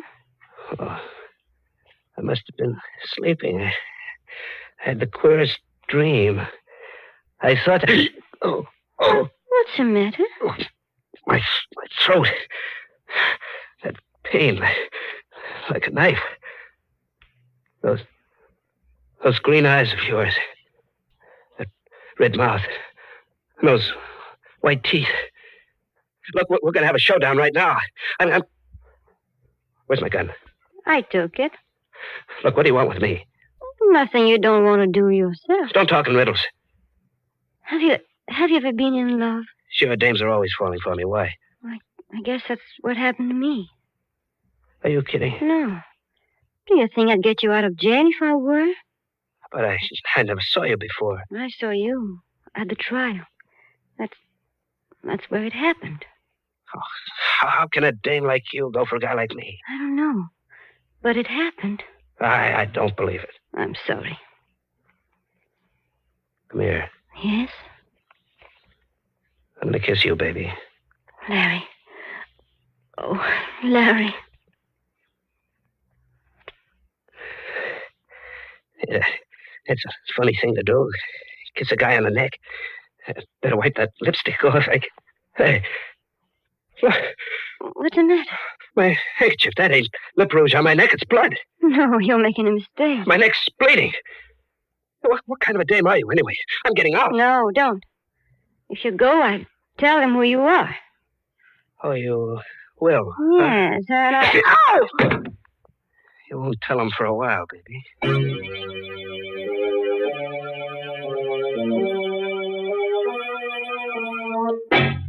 Mark Grady's joint in the old city of New Orleans was just a place. She'd never find me in that dump. Nobody'd ever find you there. I got a room. I went to sleep. I was safe. Then I heard it again. That same rhythm. It woke me up. I heard it, but I couldn't believe it. How could she know I was here? Or was it her? There was nobody in the room. I opened the door. Nobody outside. I slammed it. The beating stopped. I turned around. I was looking into the muzzle of a gun. Sit down, Larry. How'd you get here? My Grady ran to the room next to you. There's a connecting door. What's the idea of the gun? Can't you guess? You gonna kill me? Maybe. Well, you're going to a lot of trouble to bump off a guy who's gonna be hung anyway. Do you want to die? No. There is a way you can live. How? By coming with me. Yeah? What else have I got to do? Marry me. You're out of your head. You hate me? No, I don't. I don't hate you. I'm scared of you. Yeah, I've never been scared of anybody the way I'm scared of you. Scared enough to do as I say? Maybe. I had hoped you would love me. Maybe I do. You're lying. No, baby. It's no use. Look, what are you going to do? Kill you? No, put the gun down. Give me a break. Don't. Oh.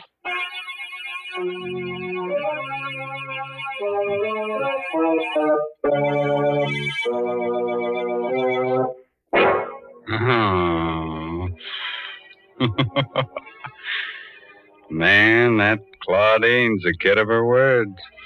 When she tells someone she's gonna kill him, she does it. She'd make a wonderful wife for some Frankenstein monster. She's attractive, a good killer, and she has a well-developed taste for blood. Hey, why should I hand her over to some other guy? She's just a gal for me. Oh, nonsense, Mr. Raymond. Why, Mary Bennett, I believe you're jealous. I am not. Yes, you are. You're thinking what a handsome couple you and I would make, strolling down the avenue, me dressed in a shroud, and you wearing your new sterling silver medallion. Now, don't you go making fun of my lovely medallion, because I want all the ladies to send in for one.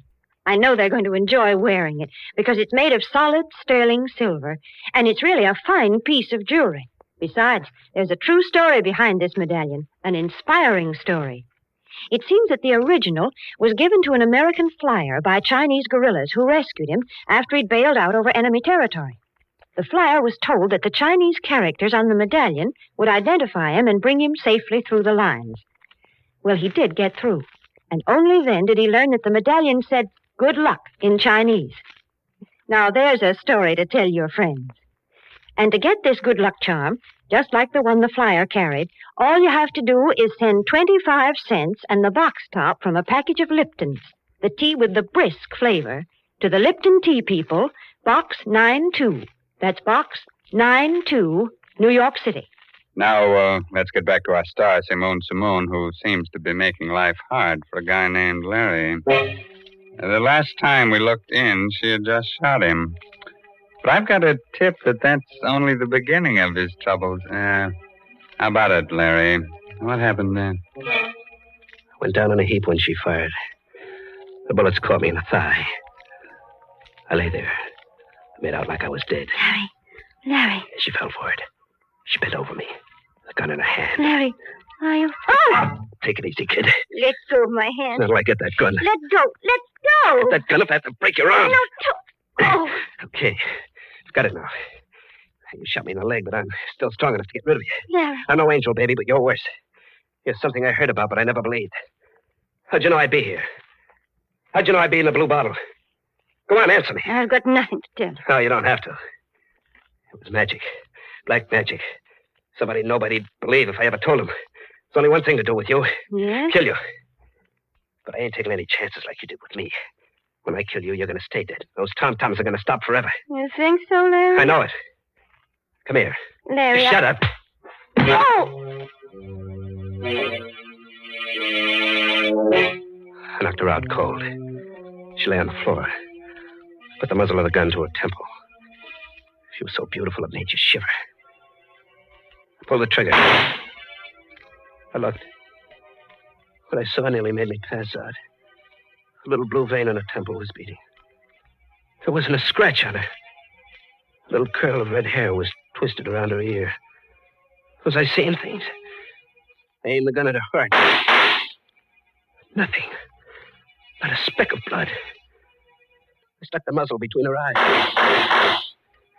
Shot till the gun clicked empty. I looked. The white skin on her face looked more beautiful than ever. Had to get away. Out of the same city where she was, out of the same state, the same world.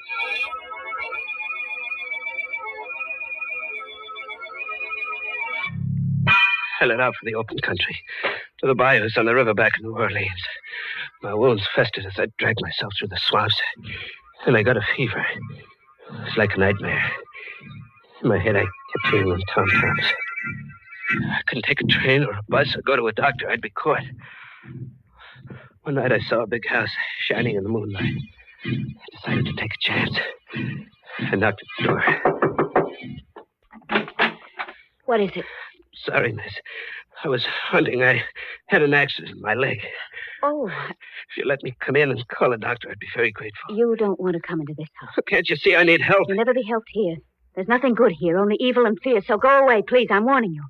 Go away before my sister comes down. What's the matter with you? Don't you see I can hardly move? Go away while you still have the strength to crawl away. Now, believe me. Tell Mr. Gifford to come in and close the door, Cassie.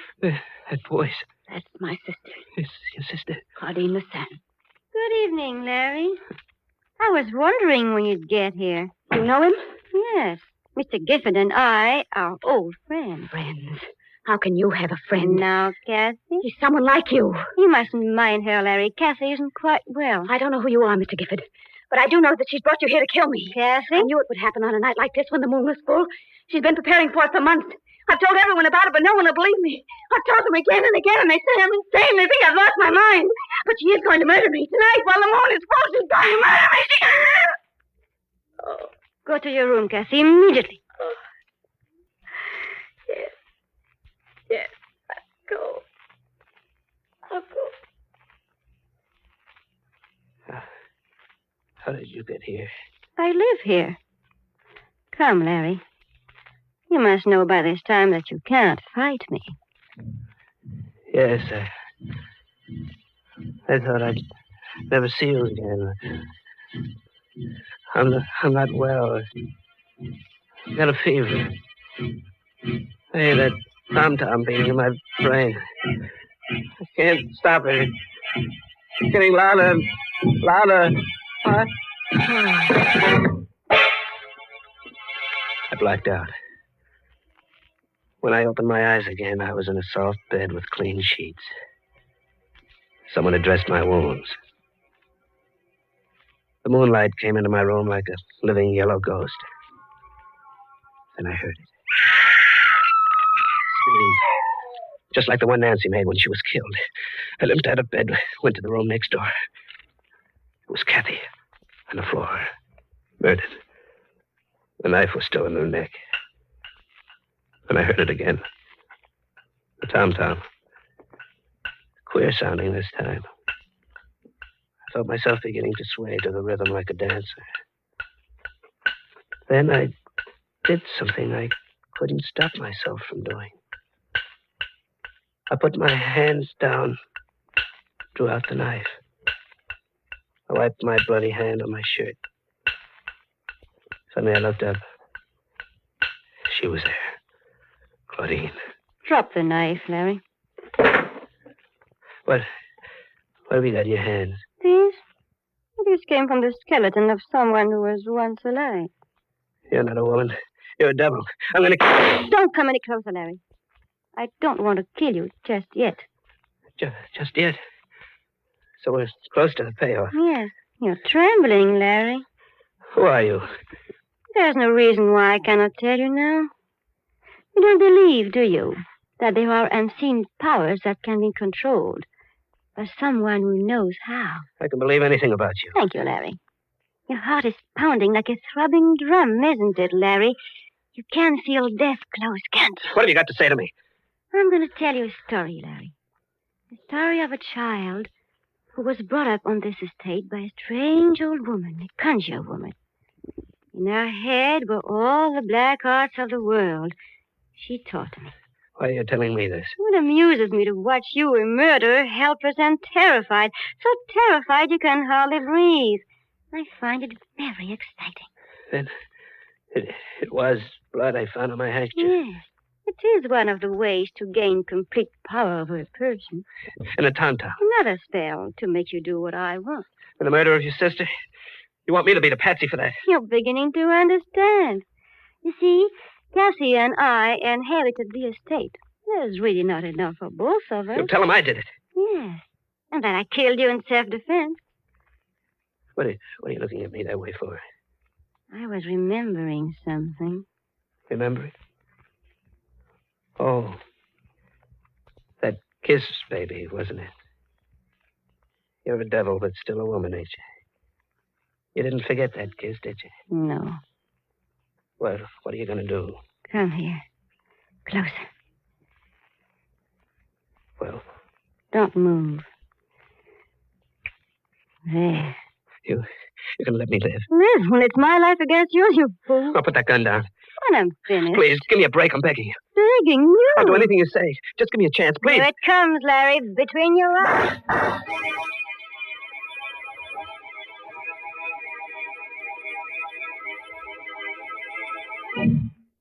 How do you feel today, Gifford?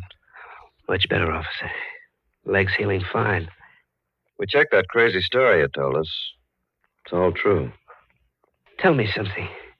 How'd you know to come to the Lucerne place when you're dead? You arrived just in time. A second later, and she would have killed me. Kathy, her sister, phoned us, told us to come out. I came in the room and saw her threatening you with a gun. I shot at her. I had to. Got her in the shoulder. You should have killed her. State will take care of that. Did you believe the story she told you at first? That I killed her sister and she was killing me in self-defense? No. You see, Gifford, we'd found out that you weren't a murderer. You didn't kill Nancy Warren. The man who did that confessed. That made her whole story false. How did she do it, Captain? How did she find out where I always went? Police psychiatrist said she did it by post-hypnotic suggestion. She told you where to go while you were asleep, and you never realized that you were always doing just what you wanted. But the bullets, when I shot at her and tried to kill her, how'd she do that?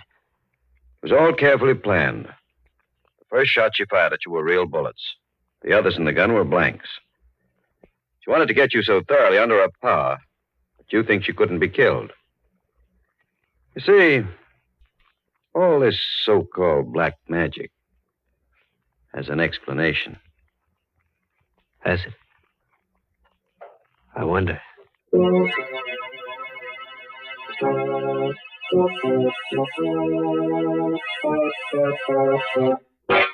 Oh, that black magic.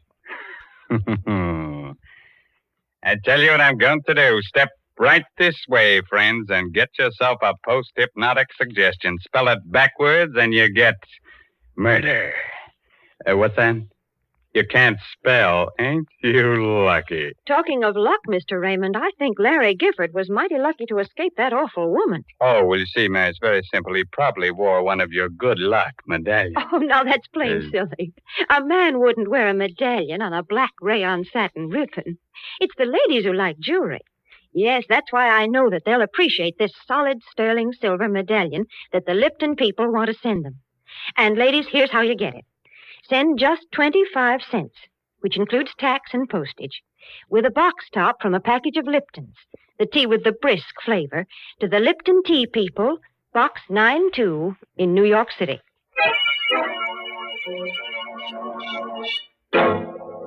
The moral for tonight's assault on your nerves is never marry a dame who sucks blood out of your throat.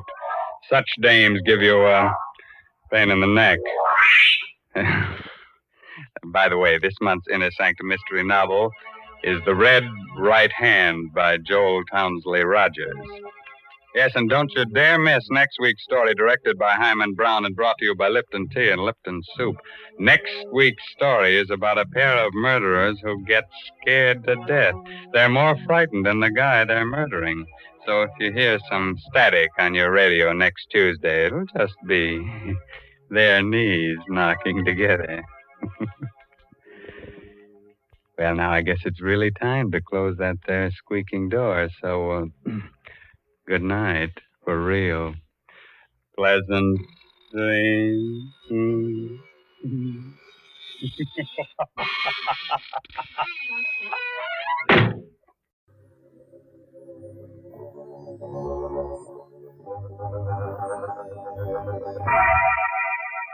Lipton Tea and Lipton Soup present Inner Sanctum Mysteries.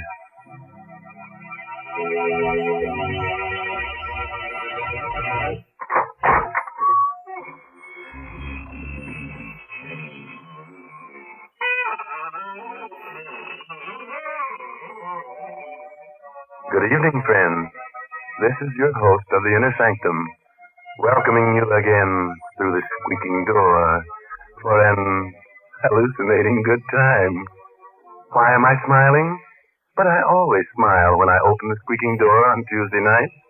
You see, each week when I say good evening, I think to myself, a good evening for what? And of course, there's only one answer to that question. A good evening for murder. A fine thing to say. You wouldn't feel so chipper about it if you were going to be murdered. Why, Mary, there's no bigger thrill than to be murdered. Why, it happens only once in a lifetime. Well, I know something else like that. Now, don't tell me that Lipton tea... No, I'm not thinking about Lipton tea. I'm talking about that solid sterling silver medallion that the Lipton Tea People are offering to the ladies. Yes, ladies, it's the chance of a lifetime to get a lovely piece of jewelry. The kind you find at those smart shops on Fifth Avenue in New York. Now, let me tell you about the medallion. It's made of real sterling silver. It's about an inch in diameter, and it's decorated with a Chinese inscription. The medallion is hung on a narrow black rayon satin ribbon, so it can be worn as a necklace, a choker, or you can simply add it to your charm bracelet. And here's how you get the medallion. Just send 25 cents and the box top from a package of Lipton's, the tea with the brisk flavor, to the Lipton Tea People, Box 92, New York City. Yes, that's Box 92 in New York City. And now it's time to begin. Our story is called Dead to Rights. It's an original spine tingler by Sigmund Miller, and our stars tonight are two radio favorites, Elspeth Eric and Santos Ortega. So relapse in your chair, settle down for a half hour of alarming but charming entertainment. Why not get really reckless tonight? Go the whole works. Turn off the main switch in the cellar. The darker it is, the more strange things you'll see. Lou Dunn is nervously pacing his room in a dingy boarding house near the East River in Manhattan. His wife, Dottie, is looking at an old newspaper. That's him, Dottie. You can see for yourself. That's Jensen, that queer old guy. Lives upstairs with $20,000. Mm-hmm. That's him, all right. All that money. Only a floor above us. According to this paper, William Jensen was found wandering through the streets in a semi-conscious condition due to lack of food. The police discovered $20,000 in $100 bills mixed with crusts of bread in his pocket. He's being sent to Bellevue Hospital for observation. That newspaper's more than a month old. Jensen's been back for 2 weeks. Hey, Dottie. Must be somewhere we can get that money. There is.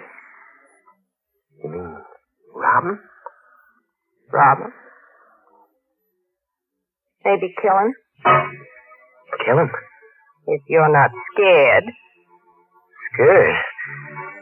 I ain't scared of anything. I know you. You always talk toughness about all. I'm not scared. We could knock him off. Make it look like suicide. You really want to do it? Yeah, sure. I'd like to put my hands in that 20 grand. Boy, what we couldn't do with that money. It'll be easy. If we do it smart. Very smart. Sure. Maybe you could sort of visit him. Just before he goes to bed. Turn on the gas. That'd make it look like suicide. Then we could go back and pick up the money. Not all of it. We'll leave half of it so it won't look like robbery. Sure. He's a crazy guy. It's natural for a crazy guy to knock himself off. Mm-hmm.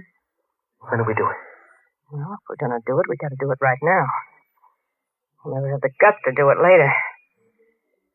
Now, you're sure you want to do it, Lou? Sure I do, Dottie. Mrs. Scully was going to the movies. What time is it now? It's, 5 to 10. She won't be back till after 11. That only gives us about an hour. Oh, you got plenty of time. Jensen goes to bed just about this time. You go on up, stay with him until he's in bed. And then, on your way out, you turn on the gas. Not too much, because that'll make a lot of noise.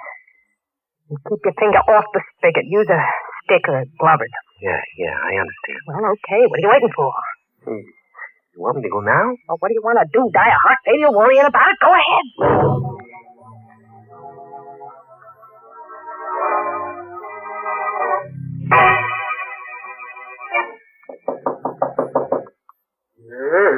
Who's there? It's me. Lou Dunn, the guy that lives right under you. Oh, just a minute. I was just about to get to my bed. Anything special you want? No. I just had a little argument with the wife. Oh. I don't want to go back right now. You're going to teach her a lesson. That's right. Yeah. All right. Come in. You can talk to me while I get into bed. Thanks a lot, Mr. Jensen. I won't stay long. You going to bed right now? Yeah. Would you mind helping me take off my shoes? Sure. I'm getting too old to bend down. Oh, sure. Sure thing. Thank you. That's no place to hide your money behind the pillow. Huh? That ain't no money. It's just a lot of pictures. It's all just pictures. Oh, yeah, sure. Yeah. I ain't gonna be good company. I feel kind of sleepy. Well, maybe I'd better get back. Nice of you to come see me, Lou. It's freezing outside. I'd better close the windows or you'll catch cold.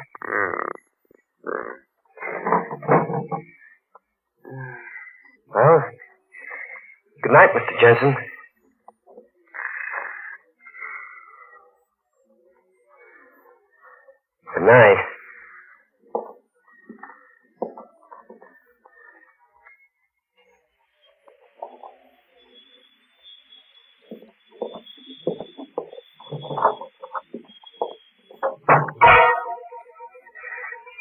Heart's beating like a drum. If I get downstairs without being seen, everything will be all right. Hey, someone's coming up the steps. It's Mrs. Scully, the landlady. It's dark. Maybe she won't recognize me. I pull my hat over my face. Mr. Dunn? I beg your pardon.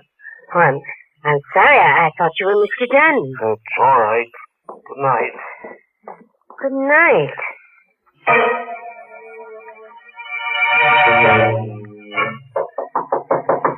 Who is it? It's me, Lou. Everything all right? Close the door. What's the matter with you? Anything go wrong? We're going to be caught. Calm down. Tell me what happened. I did everything you said. Everything went fine until I got outside. I met Mrs. Scully in the hall. I pulled my hat over my face. She recognized you? She called my name, but I disguised my voice. Nothing to worry about. I'm sure she knew it was me. We're going to get caught. Did you come right down here? No.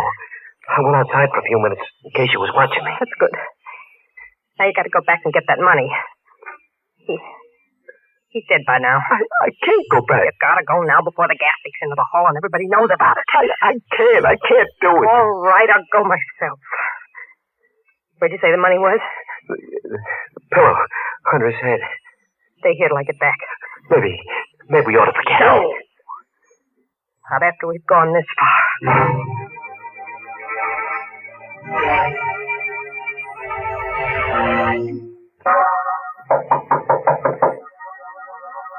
Who's there?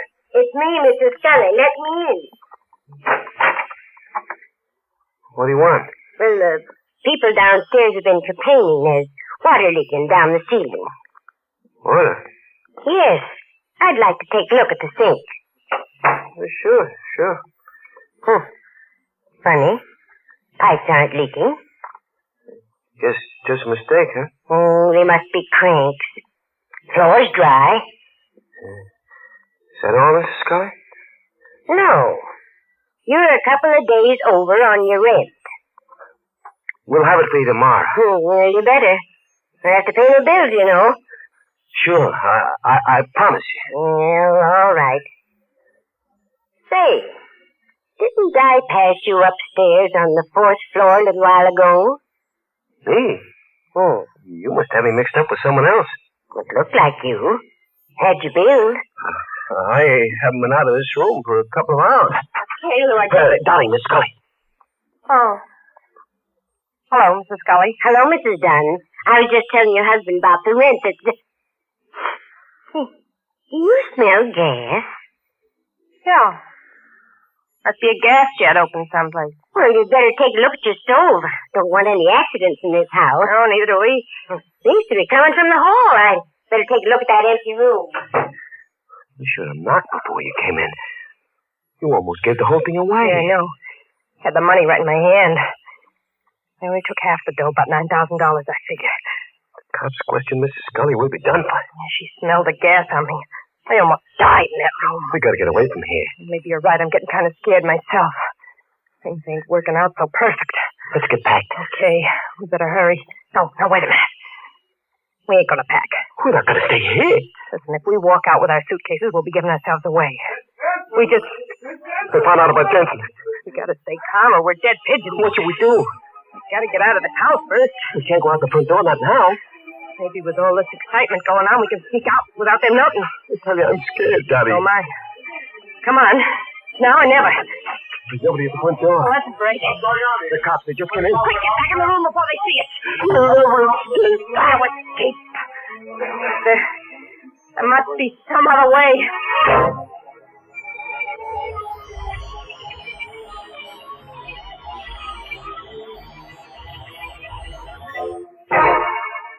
Well, Dottie and Lou are in bad shape. My only hope is that they don't die of heart failure before the end of the program. That would be very embarrassing. Sometimes I wish the characters in our stories would show a little more nerve. They all get so flustered. It's not that they aren't first-quality villains, but they're too indecisive. Well, what do you think is going to happen to them? Oh, they'll probably turn on the gas again. Oh, please. And brew themselves a pot of Lipton tea. Well, you fooled me that time, and now I'm going to fool you. I'm not going to talk about Lipton tea. Instead, I'm going to tell you a story. Yes, it seems there's a true story behind that sterling silver medallion that the Lipton people are offering to the ladies. It's really a good luck charm. The original was given to an American flyer by Chinese guerrillas who rescued him after he bailed out over enemy territory. The flyer was told that the Chinese letters on the medallion would identify him and bring him safely through the lines. Well, he did get through, and only then did he learn that the medallion said, "Good luck," in Chinese. Now, ladies, there's something to tell your friends. And to get this good luck charm, this lovely sterling silver medallion, just like the one the flyer carried, all you have to do is send 25 cents and the box top from a package of Lipton's, the tea with the brisk flavor, to the Lipton Tea People, Box 92. That's Box 92, New York City. Well, now let's go back to our pale and panicky pair of murderers. If you remember, they ran back into their room when the police came in, and since then, they've been trying to figure a way out. Maybe they've got a plan. So let's take a look, shall we? We've got to think of something. How about that back stairway? I don't know where it goes. Well, it's better than staying here. Cops will see us. You gotta take that chance. They're probably still upstairs. Come on. This way. Walk slow, you. I gotta open the door to get to the back stairway. Oh, the door's locked. You fool. Maybe it's just right. It's jammed. Let's close up and try to open it. No use. The cops will be down in a minute. Come on. Let's push it. Get up. It's opening. Just a little bit more. We can use that door. You all right? Like it's cold in here. Stairway goes down to the cellar, I guess. Come on.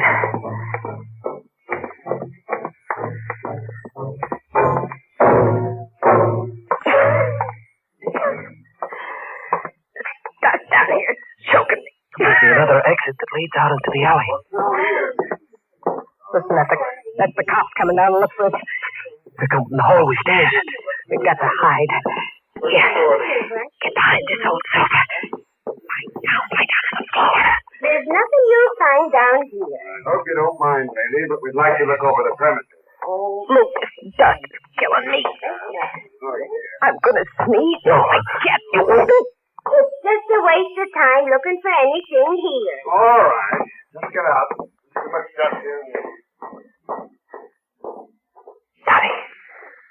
Dottie. Dottie. I killed her. Dottie. Please get her. Oh, I'm glad you're not dead. You tried to kill me. I had to put my hand over your mouth. You'd have sneezed. We'd been caught. Let's get out of this dusty hole. Get these browns where we can get out through the alley.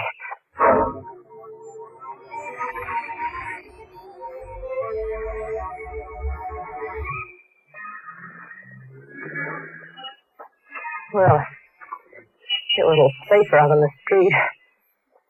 Please, will you stop looking back? There's someone following us. There's nobody following us. I tell you, there is. I know all the detectives in New York must be looking for us. Stop acting so suspicious. Turning around all the time. We gotta look like normal people. Normal? I've never been so scared in all my life. I told you not to turn around. The same guy. Who are you talking about? Think up yourself. The guy with the gray hat. He could be just an ordinary guy. Maybe we just think he's following us. We gotta get away from him. No, look. Hold my hand. We'll fool him. Make believe we're in love. What's the matter with you? I don't get it. Act like you're crazy about me. Act it for real. Go on. What am I supposed to do? Say I'm wonderful. Say I'm the sweetest girl in the world. Go on. You're crazy. Do what I tell you. You're the sweetest girl in the world. Say it like you mean it. Hurry up. You're wonderful. I love you. Put your arm around my shoulder. I think I'll do any good. Now, walk slow. Act like we don't care where we're going. He'll catch up to us. He can always catch up to us. We gotta make him think we're the wrong people he's following us. Keep talking love to me. You're wonderful. I'm crazy about you. You're wonderful, too, Lou, darling. I've waited all my life for somebody like you. I don't know what I'd do without you. You're still following us? Yes, sweetheart. But we gotta figure out something. Maybe we can give him the slip in the subway. Yeah. Look, I'll go in the subway first. You go in the cigar store. He'll follow you. I'll wait for you on the platform. You come down a few minutes after me. Have a nickel all ready. Then as soon as the train pulls in, wait till the doors are closing. Then drop your nickel in the slot. I'll hold the door open for you. Whoever's following won't be able to make it. You understand me, dear? Oh, what if he arrests me first? He won't.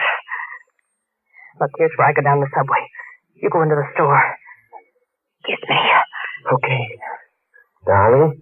Don't forget to wait until the doors are closing.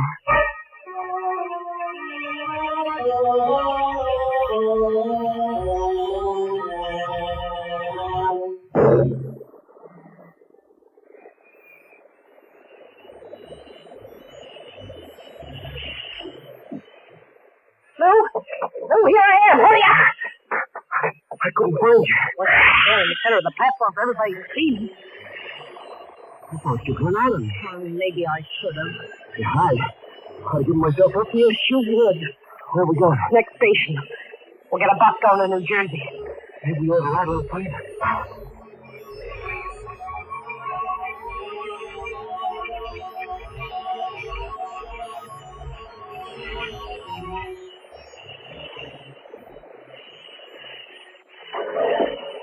Come on. We're getting off here. Let's read it. What are you hiding? Wait a minute. We gotta hide this money so they won't have anything on us in case we get caught. Yeah. That's a good idea. We can come back to it later, huh? Hide it right underneath the platform. Yeah, that's a good spot. No one in the station. Let's shoot fast. Here's the money. I'll hold you while you bend over. Be careful you don't drop it. Now, hold on good. I'm liable to fall. Hurry up before somebody comes along. Yeah. Okay. It's hidden. Let's go. We'll be back for it in a day or so.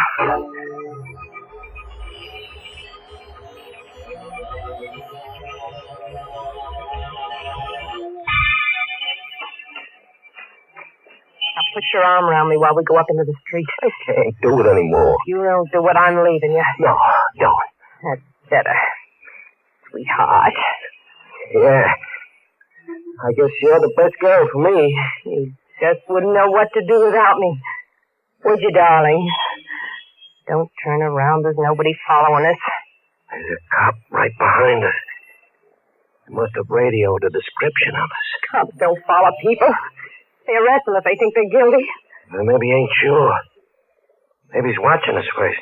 We'll turn the corner. Without hurrying. You do love me, don't you?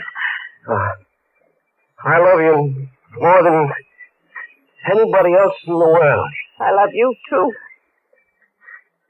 You're right, we are being followed. What are we going to do? There's a factory up ahead. We'll make believe we're going in on the night shift. That ought to throw them off the track. We get caught in the building. Well, it's worse out here on the street. When the cop sees us go into the factory, he'll think he's made a mistake and he'll leave us alone. Now hang on to me tight and walk slow.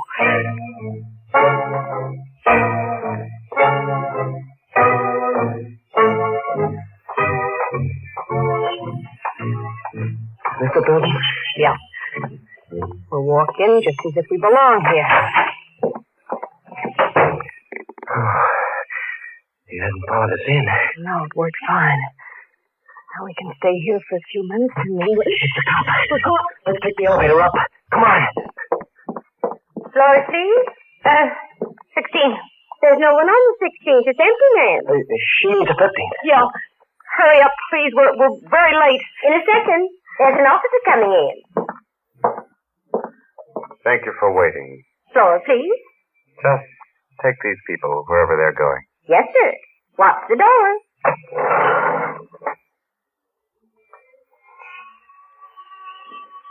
Where are you two going? 15th floor. Who are you seeing on the 15th floor? What do you want with us? We didn't do anything. Oh, I just asked you who you're seeing on the 15th floor. We work up there.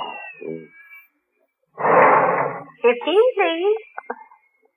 Come on, Lou. Just a second. Run, Lou. Run. Around the corner. He'll shoot at us. Hurry up. He'll kill us.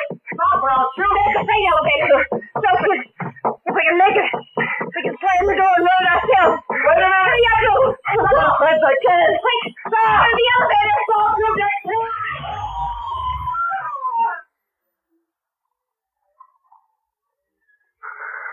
Those poor devils.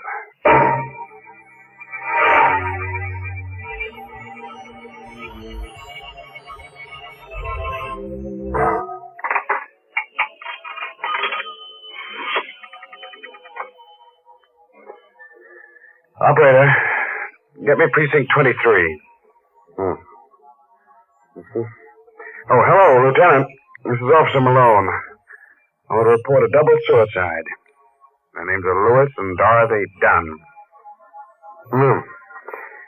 I knew they were going to do it, and I tried to stop them. I saw him in the subway station. The man was trying to jump off the platform, but the woman was holding him back. He changed his mind, and they went upstairs. It looked like a lover's suicide pact to me. I saw them holding each other around, kissing on the street.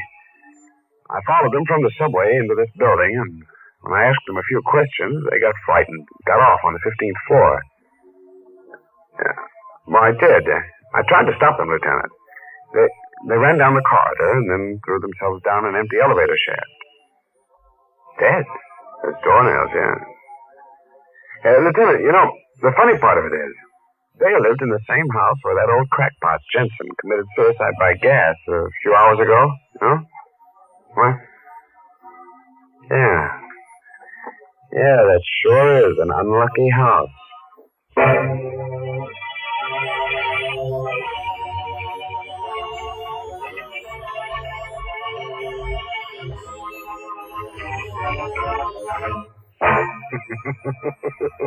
Well, that's one way of getting rid of the Dunn. Making them throw themselves down the elevator shaft. Not a very pleasant way, I'll admit. But business is business. We just don't fool around with characters like that. Well, I can't help feeling sorry for them. Those poor people probably never had a lucky day in their lives. And it's your fault, Mary. You should have given them one of those good luck charms you've been talking about. You know, the medallion with the black ribbon. Yes. If the medallion didn't bring them good luck, they could always hang themselves with the ribbon. Now, you stop that kind of talk. Because Lipton's sterling silver medallion on its black rayon satin ribbon is a lovely piece of jewelry. But you may never own it if you don't act now. The Lipton tea people make it easy for you. Listen, just send 25 cents and the box top from a package of Lipton, the tea with the brisk flavor, to the Lipton Tea People, Box 92, New York City. The 25 cents includes the full cost of packing and postage.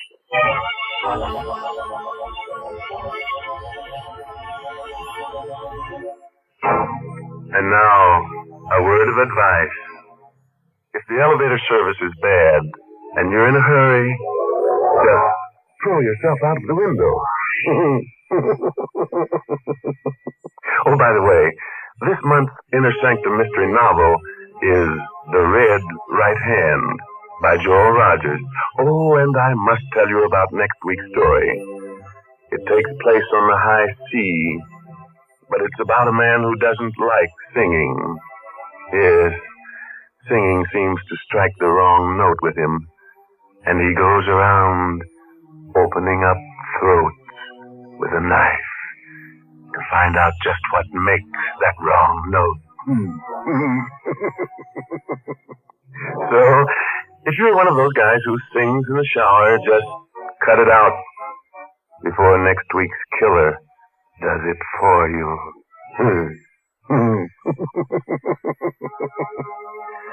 Now it's time to close the squeaking door until next Tuesday, when Lipton Tea and Lipton Soup present another Inner Sanctum Mystery.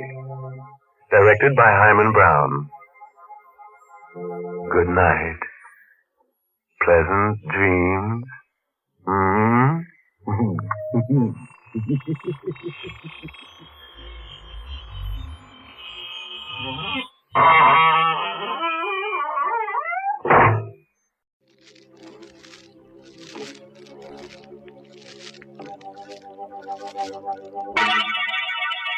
Lipton Tea and Lipton Soup present Inner Sanctum Mysteries.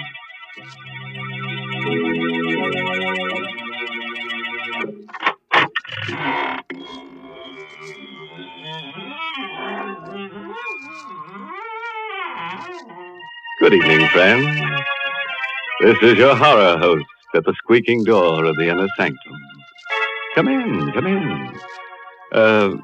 Hang your hats on the torture rack over there and get cozy.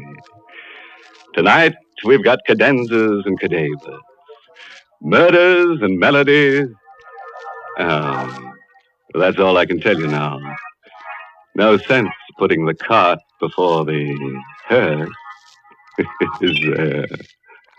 From the way you're talking, I guess we're going to have music on the program tonight. I think that's real nice. So do I, Mary. I've always loved music.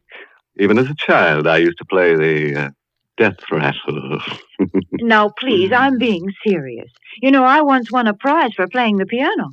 Yes, they gave me a... Wait, don't tell me. Let me guess. They gave you a lovely sterling silver medallion, didn't they, Mary? No, they didn't. You know very well that the only way you can get that sterling silver medallion is from the Lipton Tea people. And ladies, it's solid sterling silver, and it's just the right size, about an inch in diameter. It's the kind of jewelry you find at those smart shops on Fifth Avenue in New York. The medallion is decorated with a Chinese inscription, and it's hung on a narrow black rayon satin ribbon. It's just what you want to brighten up your simple silk dresses and your dressy suits. And here's how you get this handsome medallion. Just send 25 cents and the box top from a package of Lipton's, the tea with the brisk flavor, to Lipton Tea, Box 92. That's Box 92, New York City. Send for yours tonight. Give me a pen, Mary. I'll send them a check immediately. And what's more, I'll write it in blood. There'll be plenty spilled here tonight. The title of our story is Musical Score. It's an original radio play by Christopher Mayle. And our star is Barry Kroger, who plays the role of Grasso. It's the story of a simple melody and of a killer who, as our story opens, is fighting desperately and alone against a raging storm off the coast of Maine. The lifeboat he's in is half foundered. The man's wild rowing does little good. I'm a murderer! A murderer! I kill to be free! And I am free! Free! Oh, am I? Did I do it all for nothing? Peter Tull and his wife. They were the first to go. Almost in the same spot. Tull, world-famous composer. Tull on that tune of his. He had all three of us on the life raft, crazy with it. That maddening tune. I can still hear him humming it. Still hear it. But the sea was calm that day. Dead calm. 15 days of calm. 15 days on a raft with a sick woman and 3 men. And that sun. Tull! Stop that blasted humming! Sorry, Smythe. Mr. Marcia seemed to like it. Part of a symphony I'm working on. It does get on our nerves, Tull. How is your wife? I don't know, Grasso. Poor Marcia. Yes. Yes, I know. I'm hungry. Smythe, how about some rations? That fat belly of yours. I told you before, even off, as chief mate, I run this life raft. We got rations for one person for 2 days. The woman eats, we don't. Now forget it. Well, we ought to be practical. Smythe. What made the Santa Margarita go down so quickly? I told you. Nothing but a stray mine. It was Argentine registry, coffee boat, and neutral. That's all it could have been. Oh, cut it out, will you, Tull? Or change the tune at least. I can't stand it. Sorry. We're done for. Yeah, you may be a famous playwright, Grosso, but you don't know the sea. We're near the main fishing banks. We got a chance of beating a fisher we can hold out. Tull! Tull, will you stop that blasted tune? Yes, for heaven's sake, Tull, quit it!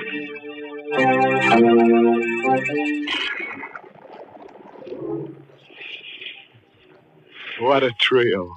A perfume manufacturer, a playwright, and a sailor. We all wanted food. We all wanted water, sleep, an end of Tull's humming. Well, I wanted all that more than the others did. Without Marcia Tull, I could eat a little. Without Peter Tull's song, I could rest. The 17th night it was. The moon painted us all in silver and black. The others slept. Tull had his wife's head cradled in his lap. I crawled over to Tull. How is she, Tull? You know, I think she's getting better. She smiled at me a minute ago. My singing helps. Go on, Tull. Hum. Hum your song.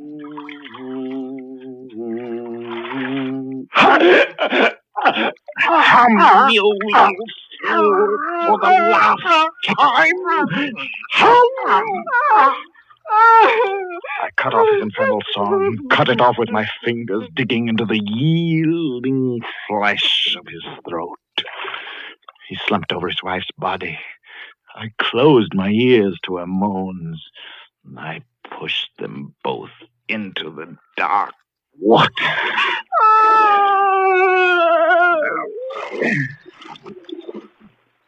I was a murderer.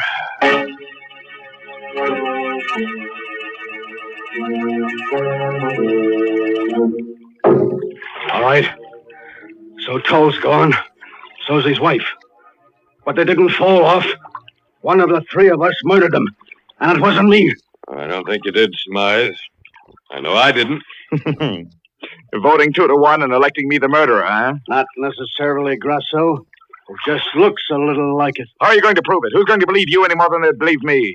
Even I was ready to murder for a crust of bread. For all I know, Smythe, you did it to sell even off some ration. Well, we hang together or we hang separately then. Let's be practical about this, Smythe. None of us can afford to be mixed up in even the implication of murder. Suppose we have an agreement, just in case we are picked up. What kind of an agreement, Grasso? Suppose we agree now and for all time that Tull and his wife simply died at sea and were buried at sea.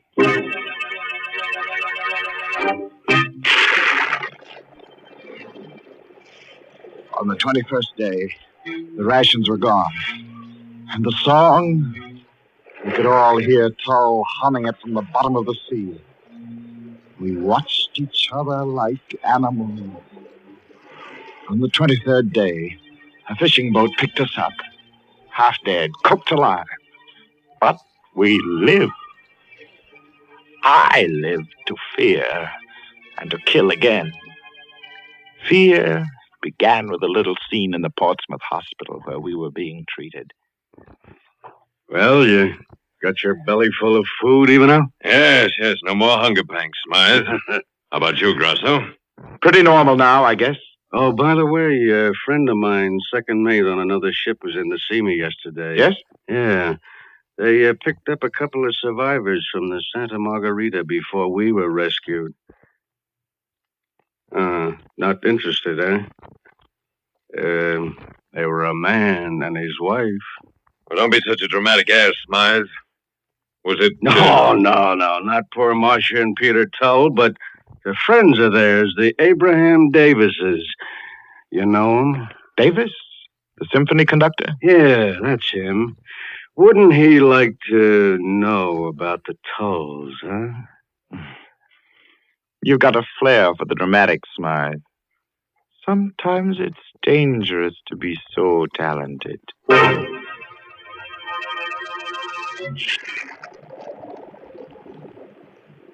began to worry if both of them weren't ganging up on me.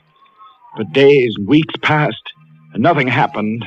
Only the Tull's melody was always with me, day and night. It kept ringing in my head, on and on and on.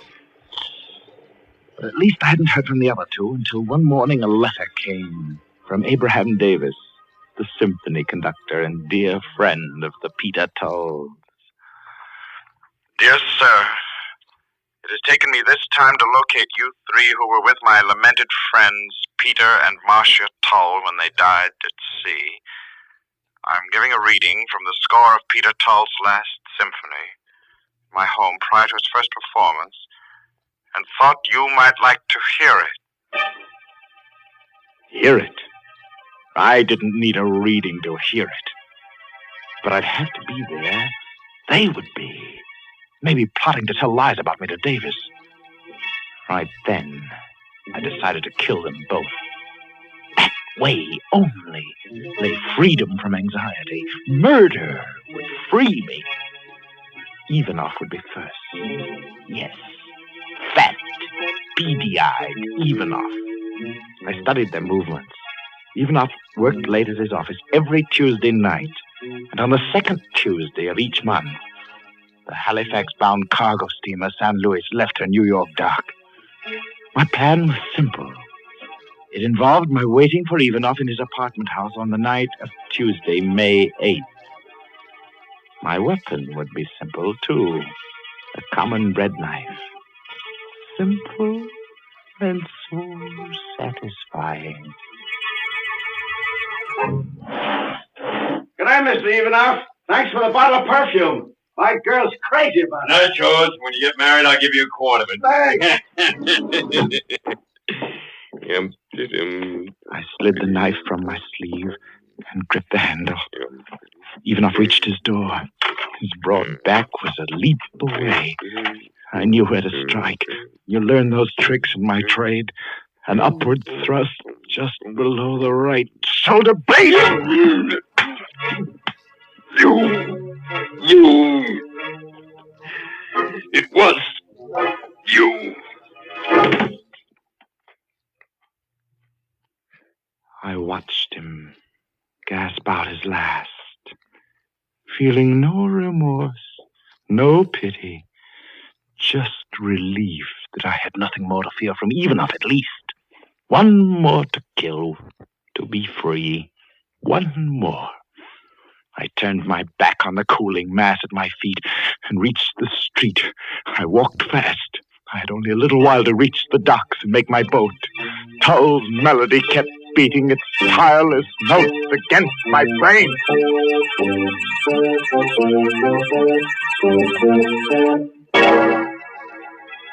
Well, dear me and gory be. That's my idea of a real song plugger. Oh, speaking of music and murder, did you ever hear of the fiddler with a violent temper? He murdered his wife because she was always harping at him. Oh, yes, and because she had a cellist disposition, too. You're certainly full of musical puns tonight. Good heavens, what have you got there? It looks like a Chinese gong. It is, Mary. I got it from an auctioneer. You know, those fellows always say, going, gong. Well, what are you going to do with it? Oh, I've always wanted to kick the gong around. Besides, if you're going to tell that Chinese story about the medallion, I ought to accompany you on the Chinese gong. Well, I'm not going to tell it in Chinese, so suppose you put that thing away. But, ladies, there is a story behind that sterling silver medallion that the Lipton tea people want to send you. And what's more, it's a true story. It seems that the original of this handsome medallion was given to an American flyer who was rescued by Chinese guerrillas after he'd bailed out over enemy territory. The flyer was told that the Chinese letters on the medallion would identify him and bring him safely through the lines. Well, he did get through, and only then did he learn that the inscription said, "Good luck" in Chinese. Now, there's a story to tell your friends when they're admiring your medallion on its smart black rayon satin ribbon. And to get this good luck charm, just like the one the flyer carried. All you have to do is send 25 cents and the box top from a package of Lipton's, the tea with the brisk flavor, to Lipton Tea, Box 92, New York City. How about hitting that gong now so they'll remember? Yes, that's Box 92 in New York City. All right. Now let's go back to our murderer who's being haunted by a sound. Remember what happened? A composer named Tell and his wife Marcia were thrown off a life raft and drowned by one of 3 other men on the raft. The killer has been telling us his story as he fights the sea in a lifeboat. You remember that he just murdered Ivanoff and is now heading for a Halifax-bound cargo ship.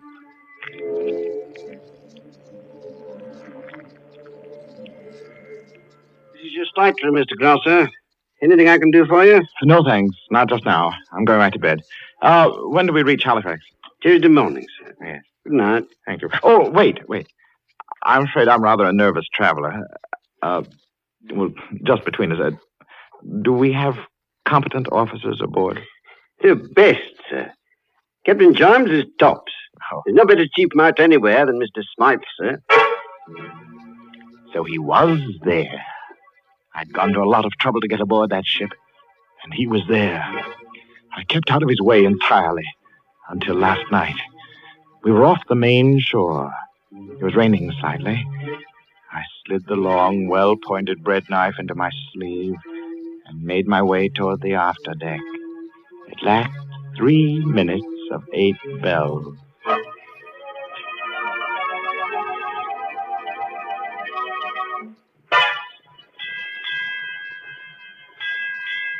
Eight bells, Skipper. I'm going after a smoke.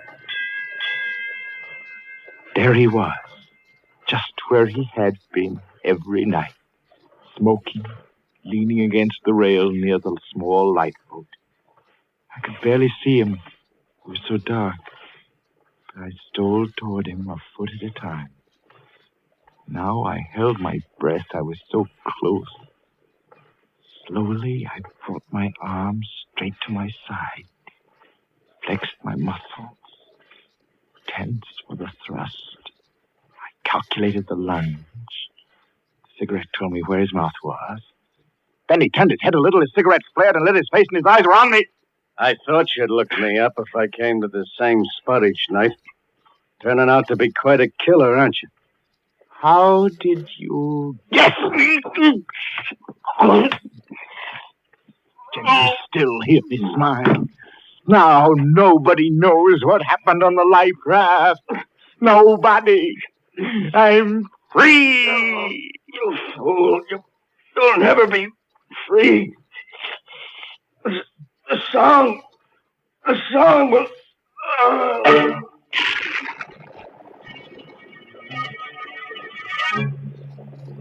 I dumped Smythe into one of the small boats and climbed in myself.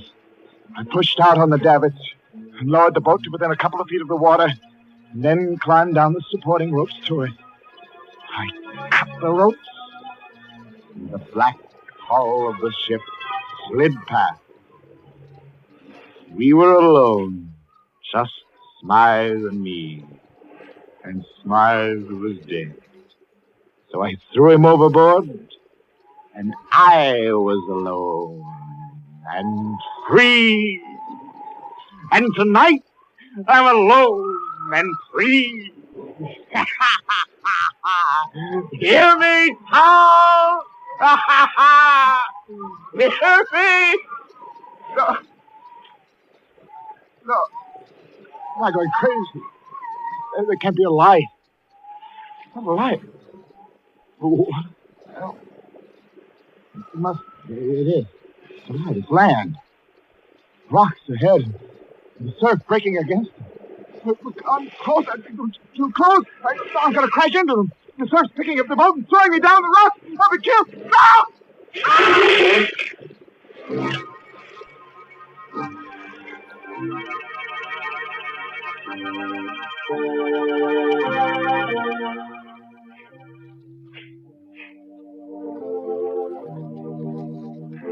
Wait, darling. I think I hear something outside. What? Stop a minute. I think I hear something. You don't have to shout. What is it there? Listen. Isn't that our door? Don't you hear pounding? How could it be? This is a lighthouse. Who would come out to an island in this storm? Just the same, I'm going to see. All right, I'll go with you. Good heavens. How did he... No. No. Not you. Stay away, Towel. Leave me alone. You're there.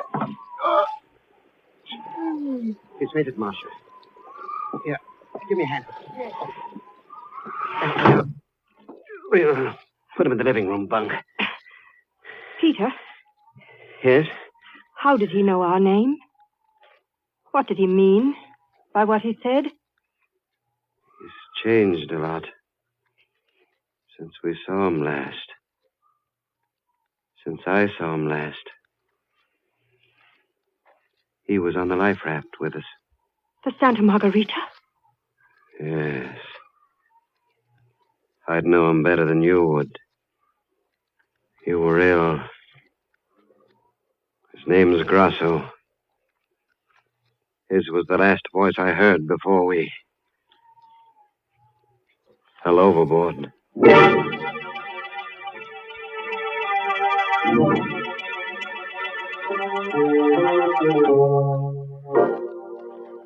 Well, Mr. Grasso, you look a lot better this morning.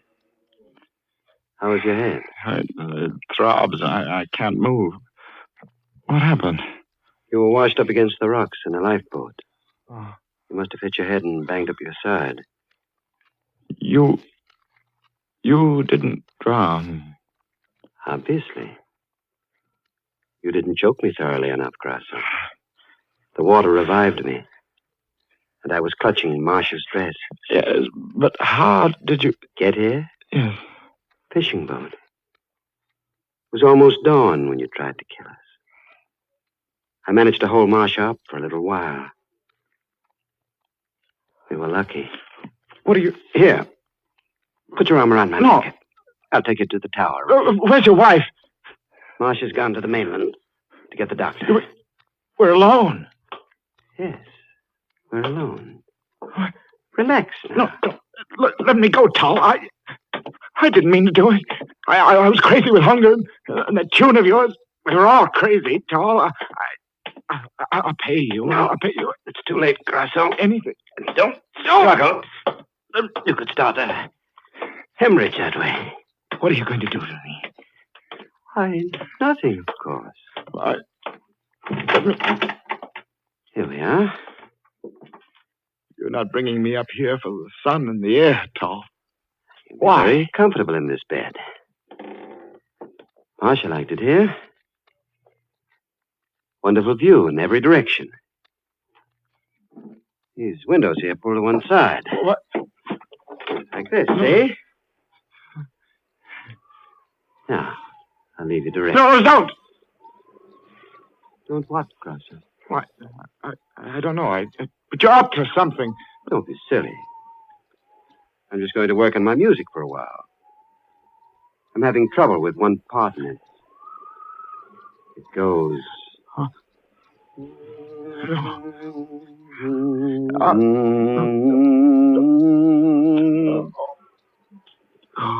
Remember it, Grasso? That's it. I see it now. Why, you... You'll be safe here. I have this barred metal door here to keep saboteurs out. If you want anything, just talk. Acoustics are wonderful down these stairs. You can hear everything. Talk? No, my head. I'll do anything. Only don't... By the way, Grasso, I heard about Ivanov's murder on the radio the other day. All right. I did it. I tried to kill you and your wife. I killed Ivanov. I killed 5. Get the police, but don't play that song. In the top drawer of the table next to the bed is a loaded revolver.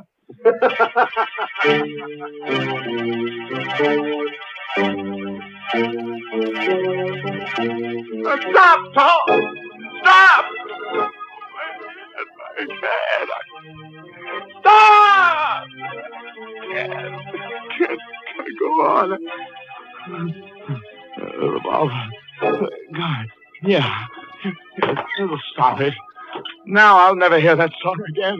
Never. Play it! Play your melody, Toll! And the blaze is with you!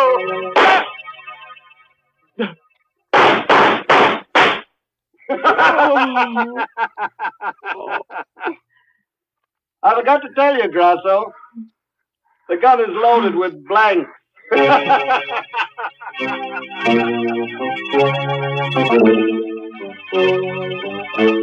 There's still a way out.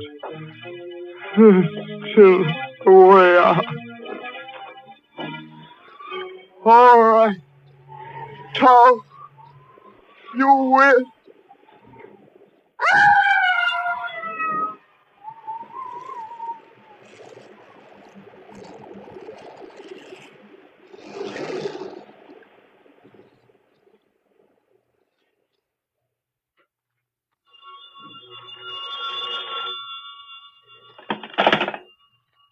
Hello?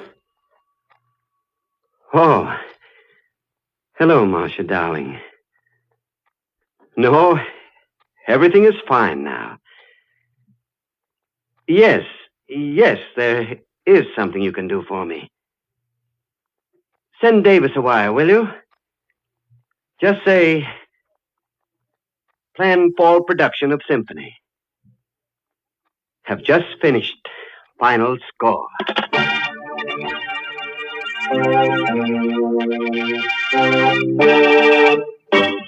Say, how would some boogie-woogie sound to you right now, hmm?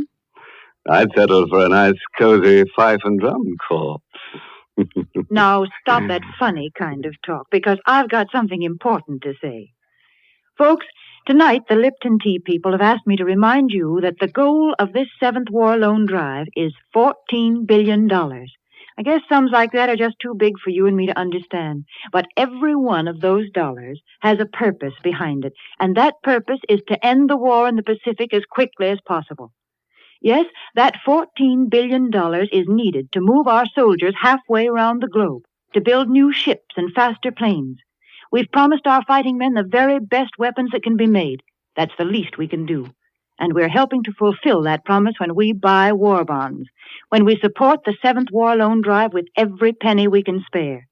So, folks, please buy all that you can when the Victory Volunteer comes to your house. Sure, we got a moral for tonight's story. If you're thinking of marrying a musician, insist on a big house. Don't go in for this light housekeeping stuff. Oh, by the way, this month's Inner Sanctum Mystery novel is The Right Red Hand by Joel Rogers. And listen to this. Our star next week will be the famous dramatic actor of stage and screen, Raymond Massey. He will appear in a story about a man who plays chess. Nice, quiet little sport, hmm? Except that our friend uses human beings for his chess pieces. And by the time the game is over, those pieces are just too dead to move. Now it's time to close the squeaking door until next Tuesday, when Lipton Tea and Lipton Soup bring you Raymond Massey and another Inner Sanctum mystery story directed by Hyman Brown. So, until then, good night. Pleasant dreams. Hmm?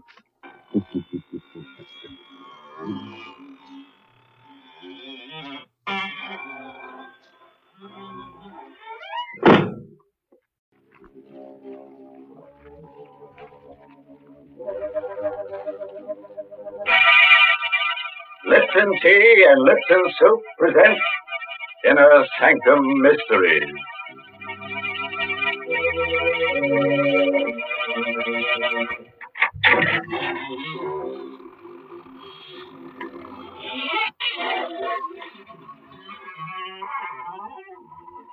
Good evening, friends. This is your host of the Inner Sanctum, welcoming you to another half hour of gore galore. Come in, won't you, and sit down. No, not there. You'll sit on Ezekiel. He wouldn't like that. Besides, you'd probably find him pretty cold. We've been keeping him on ice for about 6 months now. What? That noise? Oh, that's just his teeth chattering. No, not because he's cold, but because he's just finished going over tonight's story and, well, I guess you could call him a scared stiff. Goodness, is the story really going to be so scary? You mean that lots of people are going to be murdered? Yes, Mary, but don't worry. We're only killing people who've never been killed before. Well, I guess then that all the characters in the story will need plenty of ho suet. Oh, Seward, what's that? Chinese for Lipton tea? Well, you're half right. It's Chinese. Ho suet means good luck. And that's what it says in Chinese characters on the sterling silver medallion that the Lipton people are offering to the ladies. Yes, ladies, the medallion is a Chinese good luck charm. But more than that, it's a really lovely piece of jewelry. It's made of solid sterling silver, and it's hung on a narrow black rayon satin ribbon. That's the fashion this year, you know. Yes, this handsome medallion is the kind of jewelry you find at those smart shops on Fifth Avenue in New York. And to get it, all you have to do is to send 25 cents and the box top from a package of Lipton's, the tea with the brisk flavor, to Lipton Tea, Box 92. That's Box 92, New York City. All right, friends. Now get ready for a surprise. Tonight's story is called Death Across the Board. It's an original radio play by Robert Newman.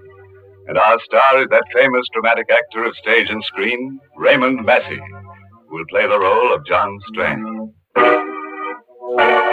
you like to play games?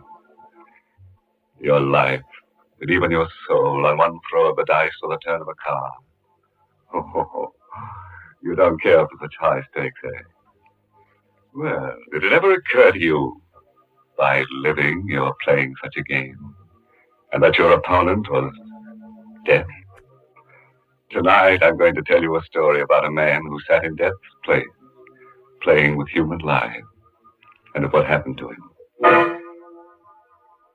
It is about 10 o'clock on a sultry summer evening, and Dr. John Strand is standing in front of the window of a pawn shop in the oldest part of the city. On a sudden impulse, he pushes open the door. Good evening, sir. Good evening. Anything I can do for you? No, thank you. If you don't mind, I'd just like to look around. By all means. I just thought if there was something in particular. Oh, I really didn't have anything special in mind. I just thought... Hello. Ah, my chess set. Yes, a very interesting set. And a very interesting game you're playing. My dear sir, you have no idea how interesting. Whose move? White's. Then White should win in 6 moves. That, sir, is very much open to question. Well, perhaps we can play sometime. How much for this set? Not for sale. Oh, too bad. Yes. However, if you're interested in chess and chessmen, I know of a set that I think might appeal to you. It's an Arabian set, 12th or 13th century ivory. The white pieces are Saracen warriors, and the black pieces are crusaders. Do you have it here? Unfortunately, no. Not very far away. If you thought you'd like to see it. Well, if it's not too outrageously expensive, you're sure it's no bother? My dear sir, don't give it another thought. I'll be most anxious for your reactions, even if you don't buy. The address is 23 Vallon Place. It's down 2 blocks, and 1 to your right. Go up 1 flight and ask for Felix. Tell him that Raphael sent you. 23 Vallon Place. Up 1 flight. Ask for Felix. I'll phone him and tell him to expect you. Your name is? Strand. Dr. John Strand. Very good, Dr. Strand. Somehow I have the feeling we shall see each other again. Perhaps we should even have the chance to play that game you mentioned before.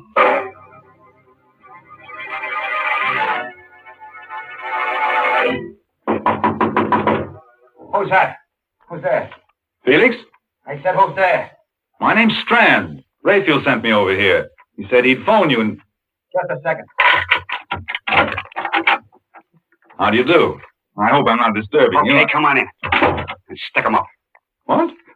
I'm afraid there must be some mistake. Sure is, Bob, and you made it, thinking you could come here and take me this way. But this is I ridiculous. said stick 'em up. Keep 'em up, or I'll let you have it right now.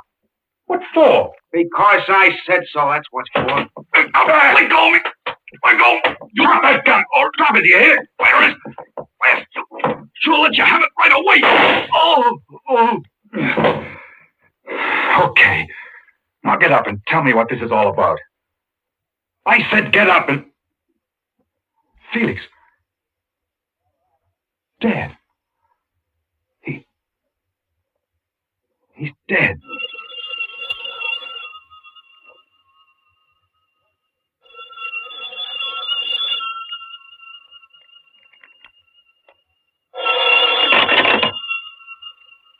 Hello? Felix? I'm sorry, but he can't come to the phone right now. Oh, Strand. Congratulations. What? Who is this? This is Raphael. Now, do you think it's possible for White to win in 5 moves? What do you mean? You killed him, didn't you? Of course you did, or you wouldn't be speaking to me now. May I suggest that you go through Felix's pockets, take out the most interesting thing you find there, and bring it to my shop? What? Hello! Hello! Raphael! Go through his pockets. I've got to get to the bottom of this, find out what it's all about. A wallet. Keys. And a chessman. A black rook. All right, Mr. Raphael. I think perhaps I'll take you up on that. I will go back to your shop.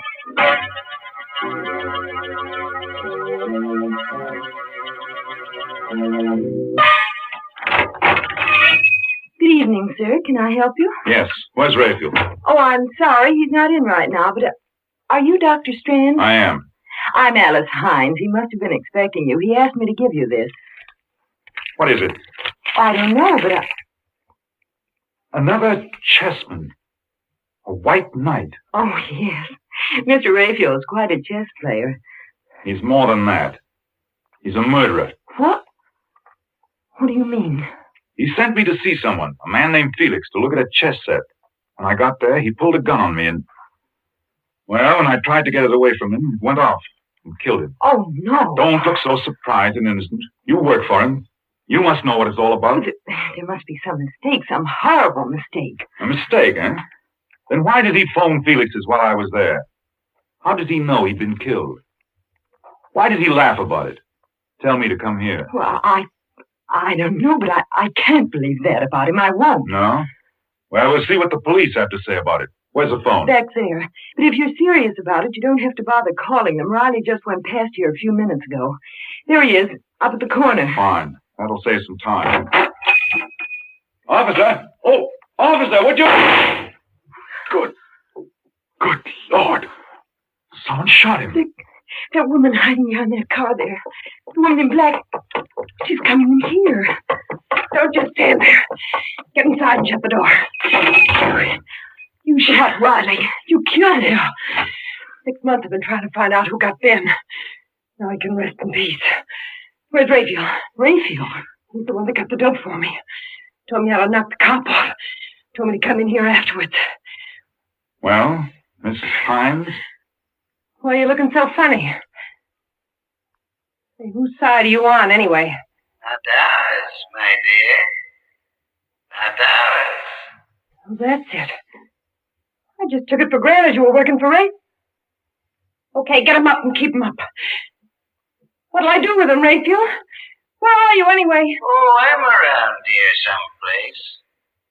As to what to do with them, I leave that to your discretion. After all, they are witnesses. Yeah, that's right. May I recommend the cellar? Right through that door there. It's secluded and quiet. Okay. Get moving. I repeat, Miss Hines. Well? Fantastic. What are you going to do to us?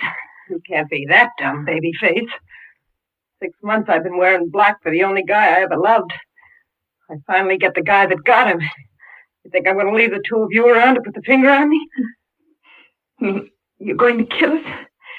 You cannot. No. Seems to me I did a pretty neat job on that flatfoot. After all, they can't burn you more than once. Okay, open that door and go on down. Allow me, madam. Never mind, wise guy. You go down first. Then Babyface. Not very good manners. No, I'm not going to let you do it. Give me that gun, you fool! Let it go! Down after. Hurry! Watch while I get the gun. I didn't mean to do it. I was just trying to get the gun, but she tripped. She fell. It's tramps. Why is she lying there so funny? Her head. Let's see. Her neck's broken. She's dead. Oh, no. It means I killed her. Not any more than it means I killed Felix. Look. There, lying next to her.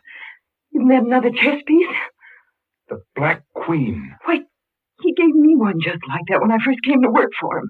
Only it was a white one. What? Black Queen, White Queen, White Knight, and... No! It's impossible! And still... You've thought of something. It's too incredible. But I've had a certain nightmare vision that... Come on. We're going to the police. Maybe it's our move now.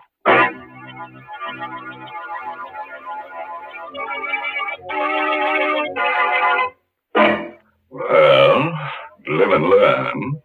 I always had an idea that I wouldn't like chess, that it was a pretty slow game. But here we've only been playing for about 15 minutes, and we've chalked up 3 corpses already. Yes, this kind of chess is just like a divorce. Why? What do you mean? Well, it's a good way to get rid of your wife. That is, if she's a stale maid. Well, I assure you, most men don't want to get rid of their wives. Is that so? Didn't you tell me that a man had written in to ask for that Lipton sterling silver medallion on the black ribbon? Yes. And didn't he say he wanted to put it around his wife's neck as a choker? Oh, dear, you don't understand. A choker is just one of the ways in which you can wear this medallion. Of course, you can also wear it as a necklace or... Well, here's what one of our listeners says she does. I put the medallion on my charm bracelet. I just took it off the narrow black rayon satin ribbon on which it's hung, and then slipped it on my bracelet. The medallion was just the right size. Yes, ladies, and no matter how you wear it, the medallion is really a smart piece of jewelry. It's made of solid sterling silver, and it's about 1 inch in diameter. So send for your medallion tonight. The Lipton people are making it easy for you to own one. Just send 25 cents and the box top from a package of Lipton, the tea with the brisk flavor, to Lipton Tea, Box 92. That's Box 92, New York City. It's better right now, friends, while your hands are still steady enough to address the envelope. Well, let's go back to our game of chess. And our star, Raymond Matthews, who's playing the role of John Strand. It's about a half hour later now. Dr. Strand and Alice Hines are sitting in a bare, quiet room, the chief's office at police headquarters. For the past 10 minutes, Strand has been talking steadily, describing everything that has happened. So you each bumped someone off, eh? And you come to give yourselves up. We certainly did not come here to give ourselves up, Chief. I told you that in both cases it was self-defense. We're here because there's a madman loose, a homicidal maniac. It just came to me a little while ago. There was something strangely familiar about this Raphael, and... Did you ever hear of Raphael Norbert? No.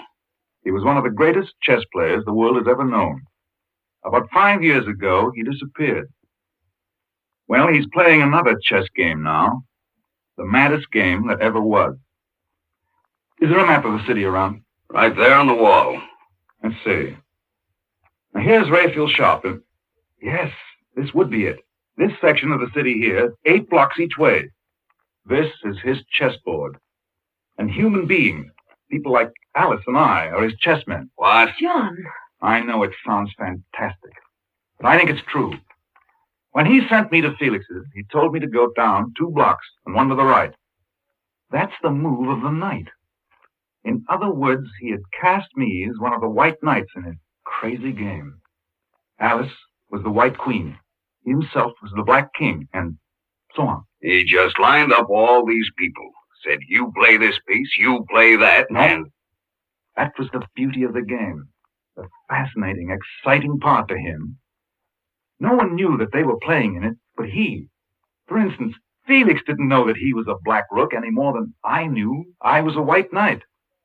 But his black pieces were all criminals of some sort who wouldn't hesitate to kill. And it was by killing that one piece took another. You see, that was the ultimate refinement, the thing that made this the greatest game Norbert had ever played. He could plan a move, but he had no way of telling which piece would take which. For instance, I killed Felix instead of his killing me. In other words, he was not only playing his game against law and order, against society, but he was matching his brains against that of every piece in the game. Against law and order, eh? I got this in the mail a couple of weeks ago, without any letter or anything. How would it fit in with your theory? The White King. Of course. He's cast you in the role of the White King. In other words, he's playing this game principally against you. Now do you believe us, Mr. Adams? Do you? I don't know. It's possible, I suppose. We've been having a funny kind of crime wave lately, killings without any apparent motive. Hello? Hello, Chief. Valenti speaking. Down at the corner of 3rd and Sycamore, and there's something kind of screwy going on. Hello? Hello? Valenti? What's the matter? One of our detectives calling from 3rd and Sycamore. Said there was something screwy on, and then, well, sounded like somebody got him. I'll make sure about this before you answer, but would this be part of what you were talking about? Let's look at the map again. 3rd and Sycamore. That would be in the area that's Rayfield's chessboard.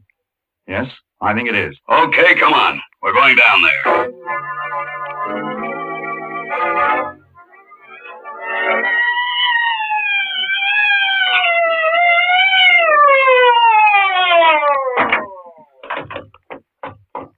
There he is, lying next to the call box. Dead.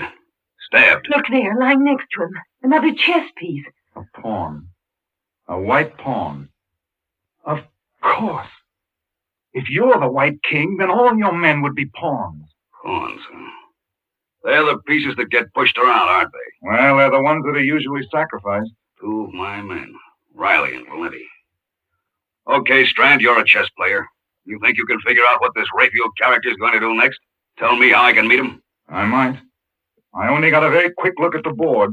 If I can remember the location of the pieces... You mean he's actually got a board set up showing where all the pieces, everybody is? There's one set up on a little table right next to his desk. No one's allowed to touch it. That's the one. And it was because I noticed it, commented on it, that I got involved in this nightmare. I think I do remember the position of all the pieces that were left. But of course some moves may have been made since I saw it last. Well, what are we fooling around for?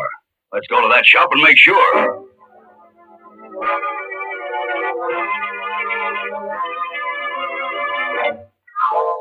All dark. Doesn't look as if anyone's in the store. Locked, all right.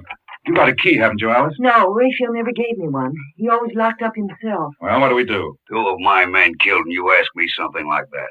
Look out. Okay, where's the light? Right here. There's the chessboard over there. I know. Let's take a look at it. This all there is to the place? Except for the cellar. Oh, she must still be down there. That woman in We'll black. go down there later. Well, Strand. Well, at the moment, black seems to have the edge on it. Several moves have been made, and we've lost several pieces. But we still got a fair devil chance... winning that game. Where's this Rayfield guy, the Black King? What's he going to do next? Just give me another minute or two, will you? The Black King is still in his own square, which would seem to mean that Rayfield was still here someplace. The thing is, I'm not sure whose move it is now. You're right, Strand. I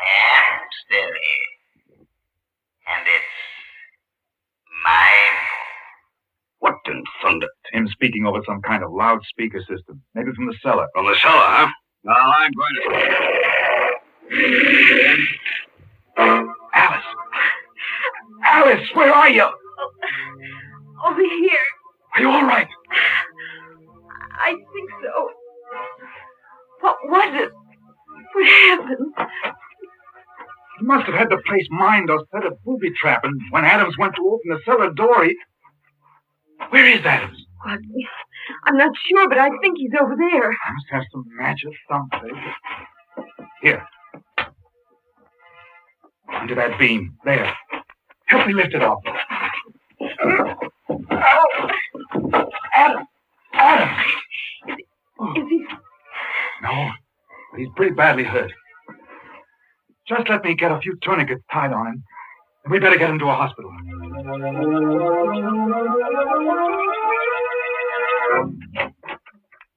This way. The emergency ward's right in there. How do you know? Well, I ought to. I interned here. Funny. There's no one around. Well, let's put him right there, on the table. Gently. That's it. Hello? This is Dr. Strand speaking from the emergency ward. I've got a very severe accident case here. Is there anyone around who can take care of him? What about surgery? Crandall? Oh, fine. Will you ask him to get down here as soon as possible? Thanks. A chap I used to know, just finishing an operation. He'll be down in a few minutes. Will there still be time? Yes, I think so. We'll have to give him a transfusion once we get him patched up. I'll start scrubbing up myself in case Crandall needs a hand. Isn't there anything I can do?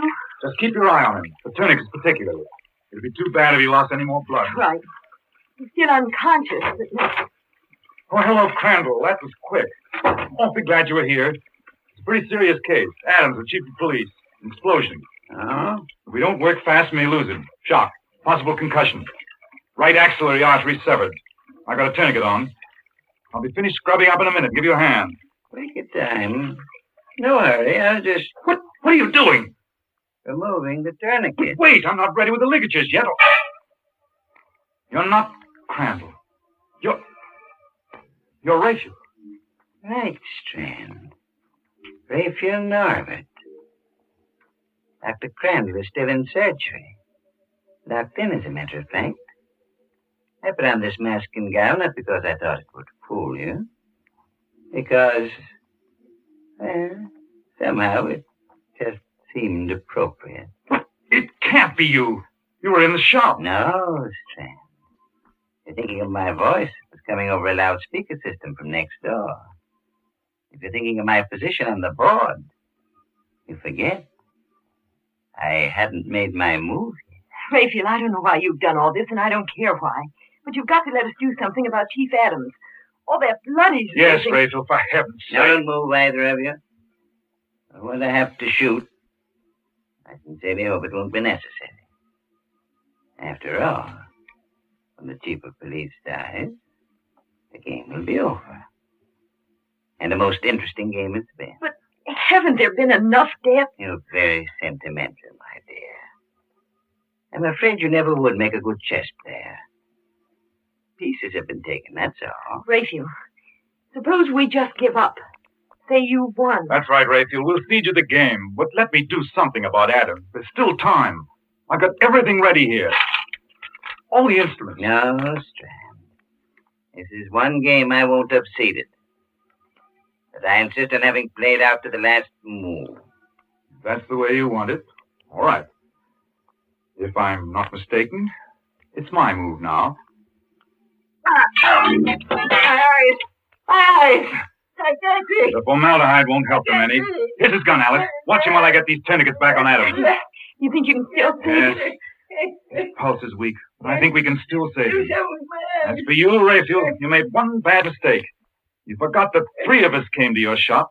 The White King, White Queen, and White Knight. That would put you in check. Well, Strand, I felicitate and congratulate you. If I'm to lose, I prefer to lose in my own way. Watch him! Oh! He went through the window. There's a railroad underpass right outside. A drop of about 60 feet. I think that's game, match, and tournament.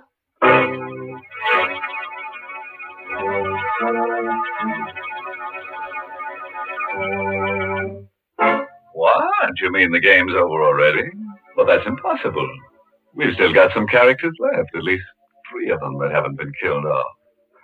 We've been robbed, and I think we ought to call for a return match. Let's take a vote on it there. All those in favor? 1, 2, 3. That's funny. It came out just the way it did for our friend Raphael. The eyes got it. Heavens, let's not have another game of chess. Yes, Mary. Now do you see why they call the pieces chess men instead of women? Oh, this game's too rough for women. It certainly is rough. Oh, do you feel worn out and tired? Why don't you rest a while? Then you can slip into something comfortable, like a winding sheet. And if you want to be really fancy, you can put on your sterling silver medallion. What? You have no medallion? Well, here's how you get one. Just send... Never mind. I'll tell them then.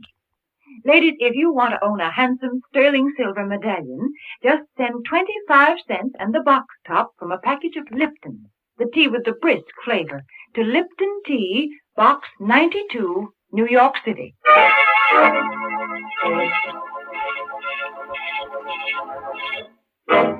Before I say goodnight, a word of advice. If you should ever get into a chess game with a stranger and you happen to notice that he's got a meat-axe on his lap, don't get up and run. Just make sure that there's someone else around to help pick up the pieces.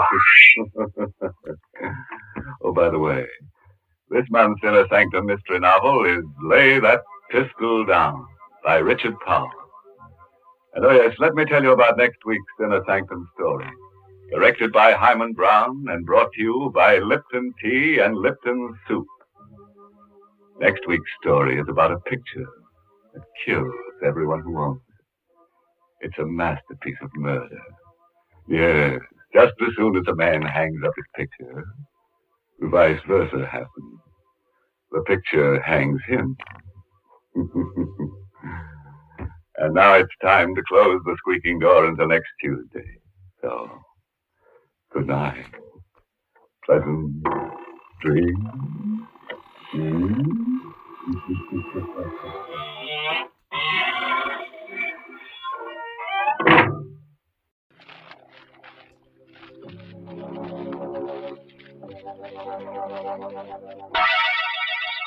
Lipton Tea and Lipton Soup present Inner Sanctum Mysteries.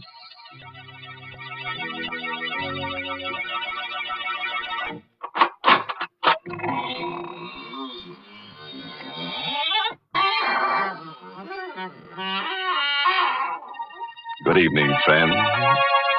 This is your host of the Inner Sanctum inviting you in through the squeaking door. Come on in. Have your picture taken with the corpse. You'll look good next to him. Poor fellow was a photographer. Passed on last winter while taking a picture. Yes, died of overexposure. Awful, isn't it? Enough to make your camera shutter. Well, let's gather around the coffin now for a nice, happy picture. Watch the body. Watch the body. Oh, dear. We'll have to take that again. Someone moved. And I think it was the corpse. Why, that's downright silly. Oh, hello, Mary. You're just in time. Come on, get in the picture. What? Do you think I'd stand next to a corpse? Oh, please, Mary. You can wear your Lipton sterling silver medallion. Then I'll send the picture to my friends in the graveyard. Why, Mary, with your figure, your symmetry, they'll probably elect you Miss Cemetery of 1945. Wouldn't that be nice? Mm-hmm. Thank you, but I can do without that honor.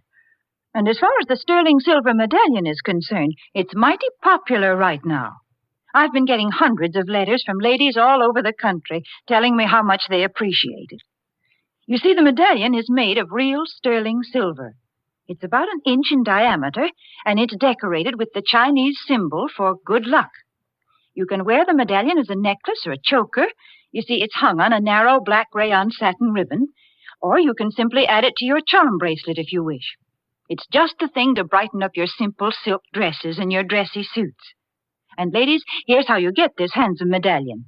Just send 25 cents and the box top from a package of Lipton's, the tea with the brisk flavor, to Lipton Tea, Box 92. That's Box 92, New York City. You paint a pretty picture, Mary. Now let me paint one for you. Mine is called Portrait of Death.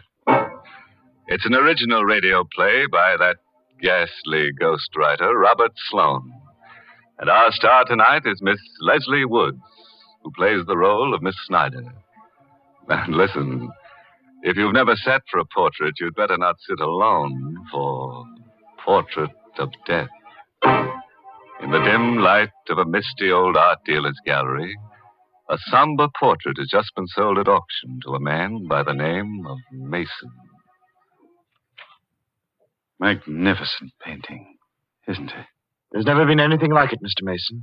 But if you don't mind my saying so, I think you paid a stiff price for it.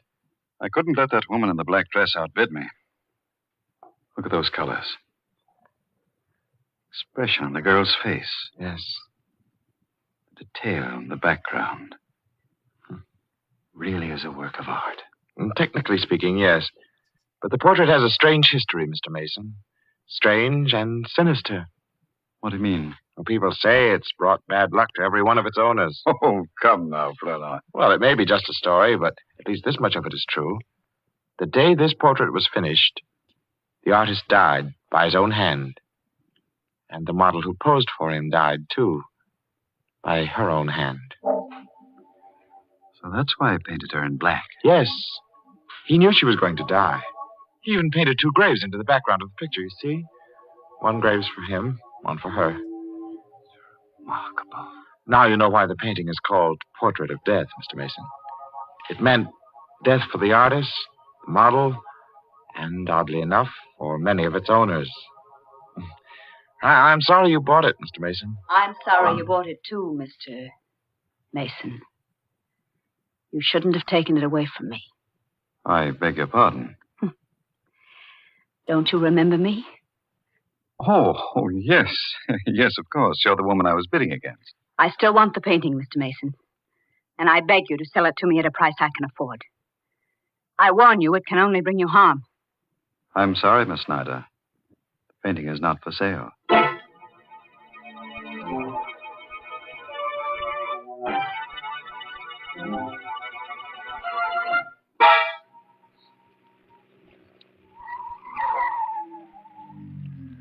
Really, Mr. Flournoy, you didn't have to drive me all the way home with this painting. I could have managed it alone. Oh, no trouble at all, Mr. Mason. Here, let me help you carry it into the house. Oh, no, I'll get one of the servants. You like? Oh, Parker. Parker. I'm afraid I'll have to go in. Will you wait for me? Oh, certainly. Oh, Parker. Mr. Mason? Yes, Parker. Tell Mrs. Mason to come down, will you? I've got a surprise for her. Mr. Mason, I think you'd better come in. Why, what's the matter? I have some very bad news for you, sir. Terrible news. Mrs. Mason is dead. What? It was her heart, sir. She died this afternoon while you were at the art gallery. No. I can't believe it. I tried to reach you, but you'd already left, sir. Dr. Simpson said... Excuse me, sir. Hello? Mr. Mason's residence? Is Mr. Mason there, please? This is Miss Snyder calling. Just a moment, please. It's for you, sir. Oh. Thank you. Hello? Mr. Mason, I still want that painting. What? Don't you think you'd better sell it to me? It can only bring you harm. I'll think it over. Don't wait too long, Mr. Mason. I warn you. Don't wait too long.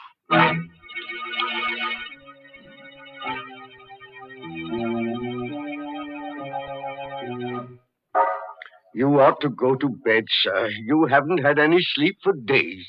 I'm all right, Parker. But it can't do any good to sit in this room and stare at that painting. Parker, doesn't the portrait look a little different today than it did when I brought it into the house? I don't think so, sir. Expression in the girl's face is a little deeper. A little more understanding. The background, it... Good heavens, Parker. What is it, sir? Look. The graves in the background. Weren't they there, sir? When I bought it, Parker, there were 2. Now there are 3.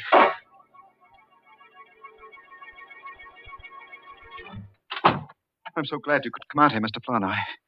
I had to speak to you. I came as soon as I could. Did you bring the catalog? Oh, yes, I did, Mr. Mason. What is it? What's wrong? Let me see a picture of that portrait, please. Yes, of course. Portrait.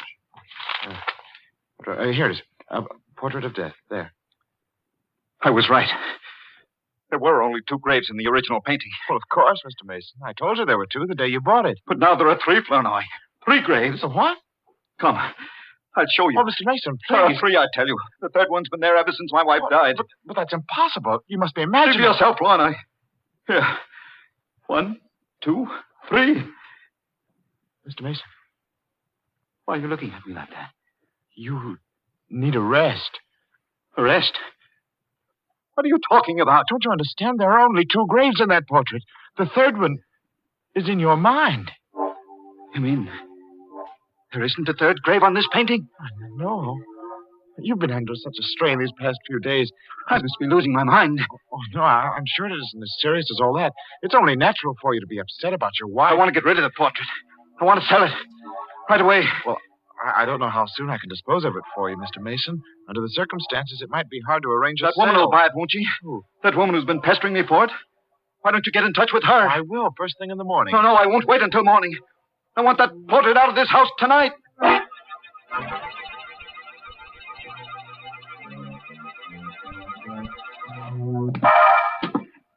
Parker. Where are you going with that painting? Why, I was taking it to the garage, sir. What for? You said you didn't want it in the house tonight. I thought I might return it to the dealer. Mr. Flournoy hasn't called back yet? No, sir. Well, I'll take it to him myself. Is the car ready? Yes, sir, but I hardly think you ought to go alone, Mr. Mason. You're in no condition. I brought that portrait into this house, and I'll take it back alone.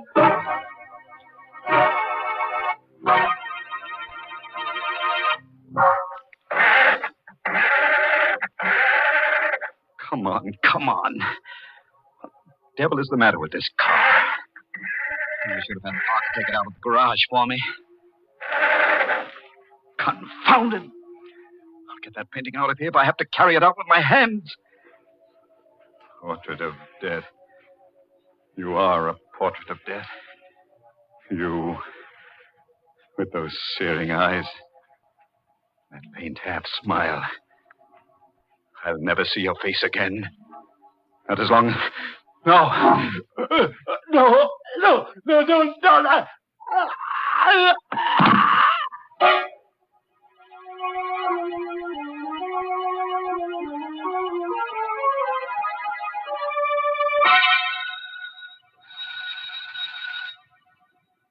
This is a strange time of night to go calling for a painting, Mr. Flournoy. Mr. Mason told me to get in touch with you right away, Miss Snyder. He was determined to have you pick up the portrait tonight. Well, I hope he isn't asleep. Yes. Nobody seems to be answering the door. Oh, wait a moment. There's a light in the garage. Oh, good heavens, what was that? It sounded like a scream from the back of the house. Come on, we better hurry. Come on, Miss Snyder. There's somebody in the garage. Why, hey, Parker. Yes, What's sir. the matter, Parker? Why'd you scream? It's Mr. Mason, sir. He's dead. What? I just found him, sir, slumped over on the floor of the car. How awful. Maybe he was asphyxiated. No, the motor wasn't running, sir. It's the portrait. The portrait killed him, just as it did the other. It does seem strange. He came to the garage about an hour ago, carrying the painting in his arms. Well, didn't you help him? He wouldn't let me, sir. He insisted on being alone. Well, that's strange. Look at these marks on his neck. As if he'd been strangled with a fine chain. Or a woman's necklace. What do you mean by that? Nothing. Did you think I was accusing you, Miss Snyder? I don't know. Good heavens, Mr. Flournoy. Look at the portrait. Oh, what's wrong? The necklace, sir. The necklace that was painted on the girl's throat. It's gone.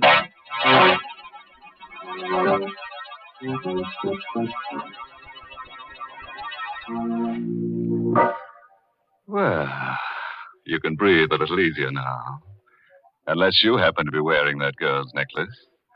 If you are, just write a note to the artist that painted the portrait and he'll answer you from the grave. Honest. He wrote to me from the grave the other day. You know what he said? Having wonderful time. Wish you were here. I suppose you think that's funny. Why, Mary, it must be funny. The dead artist was smiling when he wrote it. Oh, but then he's always smiling. You see, he's a grinning skull. It's quite a story how he got that way. Let me tell you. Now stop. I don't want to hear any of your morbid stories. Well, that's the only kind I know. Well, then you listen to me, because I know a story with a happy ending, and it's true, too. It's the story behind that sterling silver medallion that the Lipton people want to send the ladies. It seems that the original of this handsome medallion was given to an American flyer who was rescued by Chinese guerrillas after he'd bailed out over enemy territory. The flyer was told that the Chinese letters on the medallion would identify him and bring him safely through the lines. Well, he did get through, and only then did he learn that the inscription said, "Good luck," in Chinese. Now, there's a story to tell your friends when they're admiring your medallion on its smart black rayon satin ribbon. And to get this Chinese good luck medallion, all you have to do is send 25 cents and the box top from a package of Lipton's, the tea with the brisk flavor, to Lipton Tea, Box 92. That's Box 92 in New York City. Well, let's get back to that there cover girl on the Portrait of Death. It's 6 months now since she strangled old man Mason with that necklace of hers and put the Indian sign on his late wife. Parker's still around, though. And so is that character Flournoy, who at the moment is disposing of the ill-fated portrait for Mr. Mason's estate. Mr. Davis, I believe you're the only man in the world who wants this painting, and I really can't see why you want it, knowing its history. Mr. Flournoy, that kind of history doesn't mean a thing to me. Oh? May I take it with me now? Oh, certainly. Parker. Yes, sir. Would you be good enough to help Mr. Davis with the painting? If you don't mind, sir, I'd rather not touch it. I haven't seen it since Mr. Mason died, and I don't care to see it now, sir. All right, Parker. I'll help you, Mr. Davis. Thank you very much. It's a very heavy frame, you know. It's really too heavy. Wait, that's incredible. What is it, Mr. Flournoy? What's wrong? Parker, you say you haven't touched this painting since Mr. Mason died? No, sir. Well, look at it. The girl is wearing her necklace again.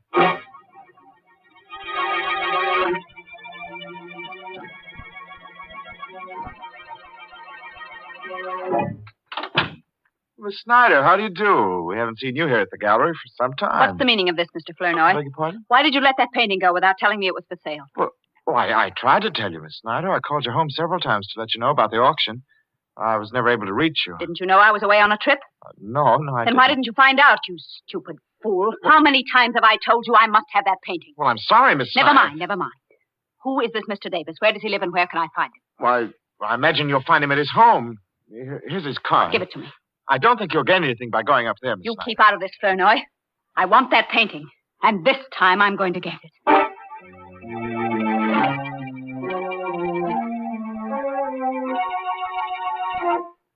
I'm very sorry, Miss Snyder, but nothing you can say will persuade me to part with the painting. Mr. Davis, your stubbornness may cost you your life, you know. I'm afraid I'll have to risk it. I'm very anxious to find out exactly how he died. And if he was murdered, I'm going to see that the killer is brought to justice. The killer is the painting, Mr. Davis. And you will find that out very soon, just as the others did. Are you threatening me? I am giving you one more chance to live. One more chance to sell me the portrait at the price you paid for it. If I refuse? If you don't sell it to me now, Mr. Davis, I will buy it after your death. Forgive me for not showing you to the door, Miss Snyder, but I hardly think... Never mind, I'll go myself. No, you don't have to. Parker. Yes, sir? Parker, what are you doing here? Oh, didn't you know, Miss Snyder? I'm Mr. Davis's new butler.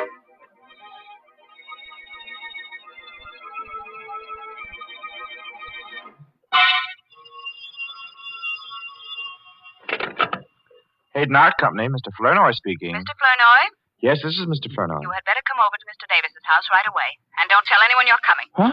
Who's this? It's important, Mr. Flournoy. Don't ask a lot of questions. Just come over. But who is this? Don't you know? It's the girl in the portrait. What? You... Hello? Hello?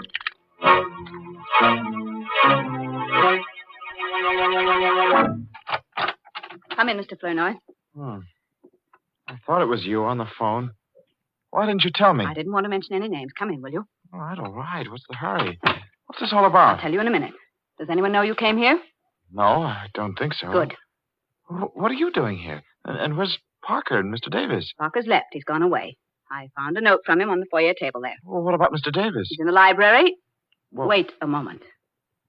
Don't go in there yet. He's dead. Mr. Davis? Yes, Mr. Davis. It's horrible, Flournoy. His head has been cut off. What do you mean?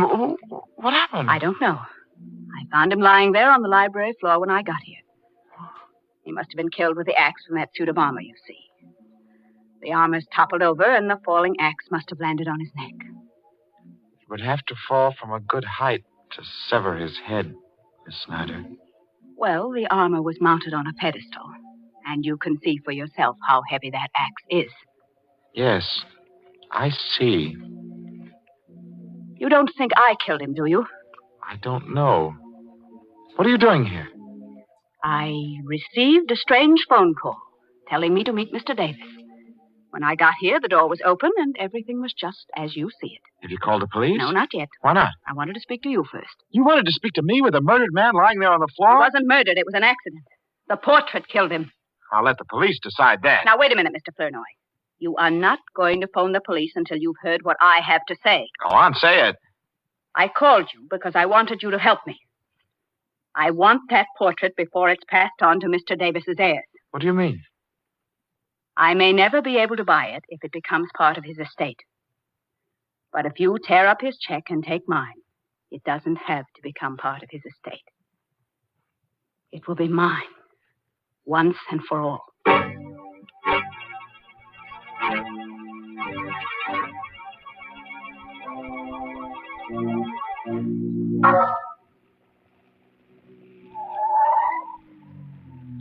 Mr. Flournoy? What? Mr. Flournoy? Why, Parker, what are you doing outside Miss Snyder's house? I've been waiting for her, sir. Have you any idea where she is? Why do you want to know? She left a photograph at Mr. Davis's house last night, and I've come to return it. Well, I'll take it to her, Parker. If you don't mind, sir, I'll return it myself. Is it that important? The photograph is a picture of the woman in the portrait. And if Miss Snyder can explain why she's been carrying it around, we might have an answer to this mystery. You suspect her, don't you, Parker? Not any more than I suspect you. What's that? You've got the portrait in your car, Mr. Flournoy. Yes. Don't try to conceal it.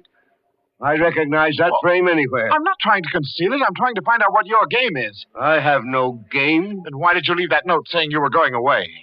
What note? Oh, don't lie to me, Parker. I saw it myself on the foyer table. You must be mistaken, sir. Today is my day off. I left the house early this morning, and I didn't write a note. Oh. If you're telling the truth, then I know who did write that note. Only I've got to prove it before I can take your word. Oh, wait a moment, Mr. Flournoy. Where are you going? I'm going into the house for this painting. I'm going to set a trap for Miss Snyder. I'll go with you. What for? To help you carry the painting, Why? of course. But you'll spoil everything if you're seen, Parker. Then I won't be seen. I'll hide. What's the matter, Mr. Flournoy? You're not afraid of me, are you? I don't know. Every time this painting has brought misfortune to anyone, you've been alone in the house with the victim.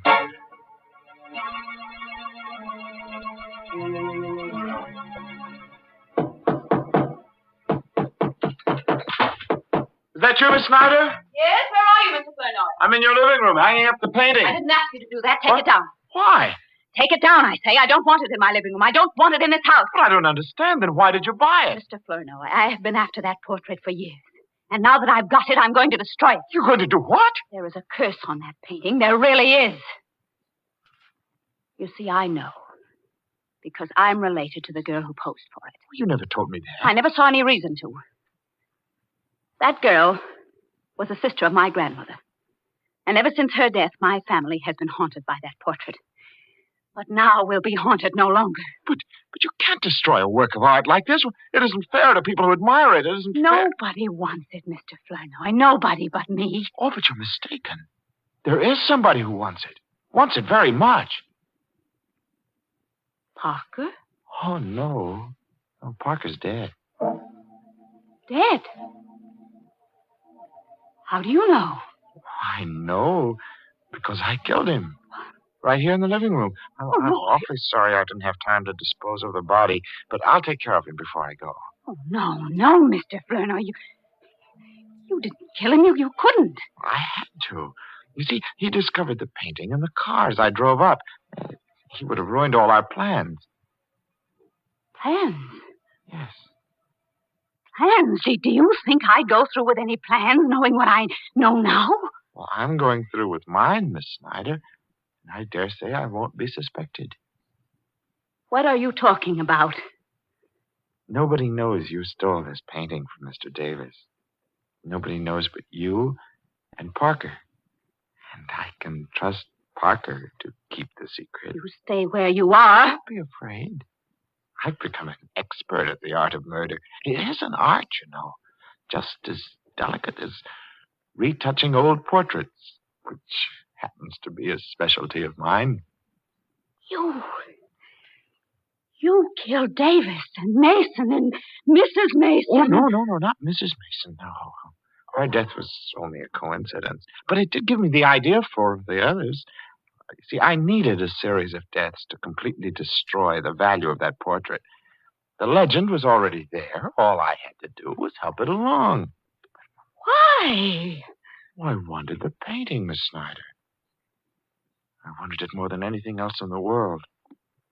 An art dealer's clerk could hardly afford to pay for it.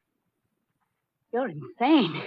Well, we're all a little bit insane, aren't we? Don't you come near me. Don't. Shut up, you. Don't. The knife is cut. Sure. But if you struggle, don't struggle. You make me miss my words. You crazy devil, be still. No. Portrait. Flower on the wall. Frame. Drew knife into. Now we'll be haunted no longer.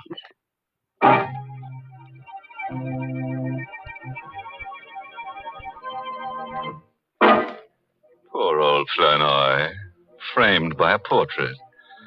Still, it's better than being boiled in oils. But Davis is the guy who really had an interesting death. Yes, that armored axe did a smooth job. And the police might have thought it was purely accidental. That terrible picture. It was always changing around. I guess it wasn't what they call a still life. In fact, I'm surprised there's still life left in any of the people in the story. Well, drown me in a cup of Lipton tea if Mary didn't make a joke. So I did.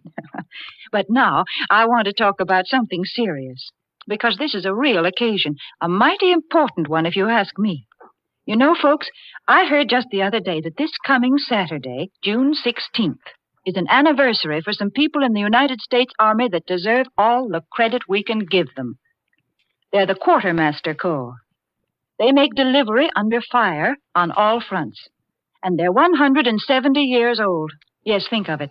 The Quartermaster Corps was created in 1775 by the Continental Congress. You know, I'm a woman, not a businessman or a soldier. But I know what it is to keep every single little thing on hand that's going to be used by a whole army. It's hard enough to get food and matches and things for a family.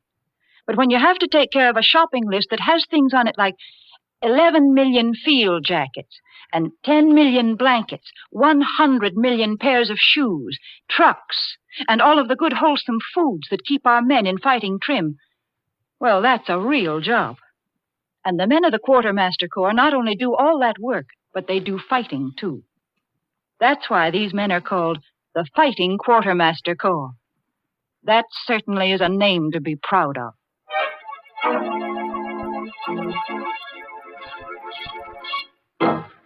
Well, it's time to go back to my slab now and swap a few stories in the smoker of the crematorium.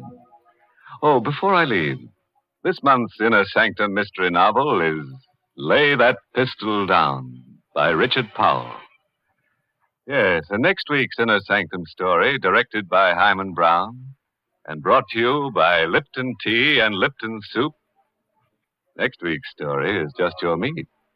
That is, if you like human meat. It's about a man who's been dead for 6 years. So, of course, his wife doesn't recognize him when he comes home. In fact, nobody recognizes him. So he goes around killing people to refresh their memory. I guess he figures that if they can't remember him, they might just as well remember nothing. Now it's really time to close the squeaking door, so good night. Pleasant dreams.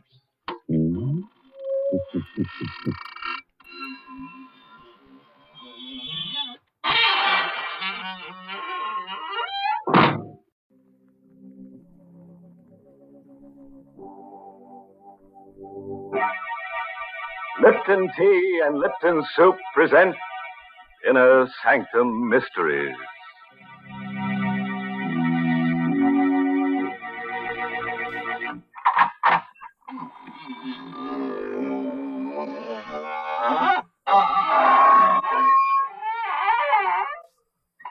Good evening, friends. This is your host of the Inner Sanctum, welcoming you to another half hour of mystery and terror, guaranteed to take 10 years off your life. Don't just stand there. Come on in. We've been fixing up the place, making it more homey.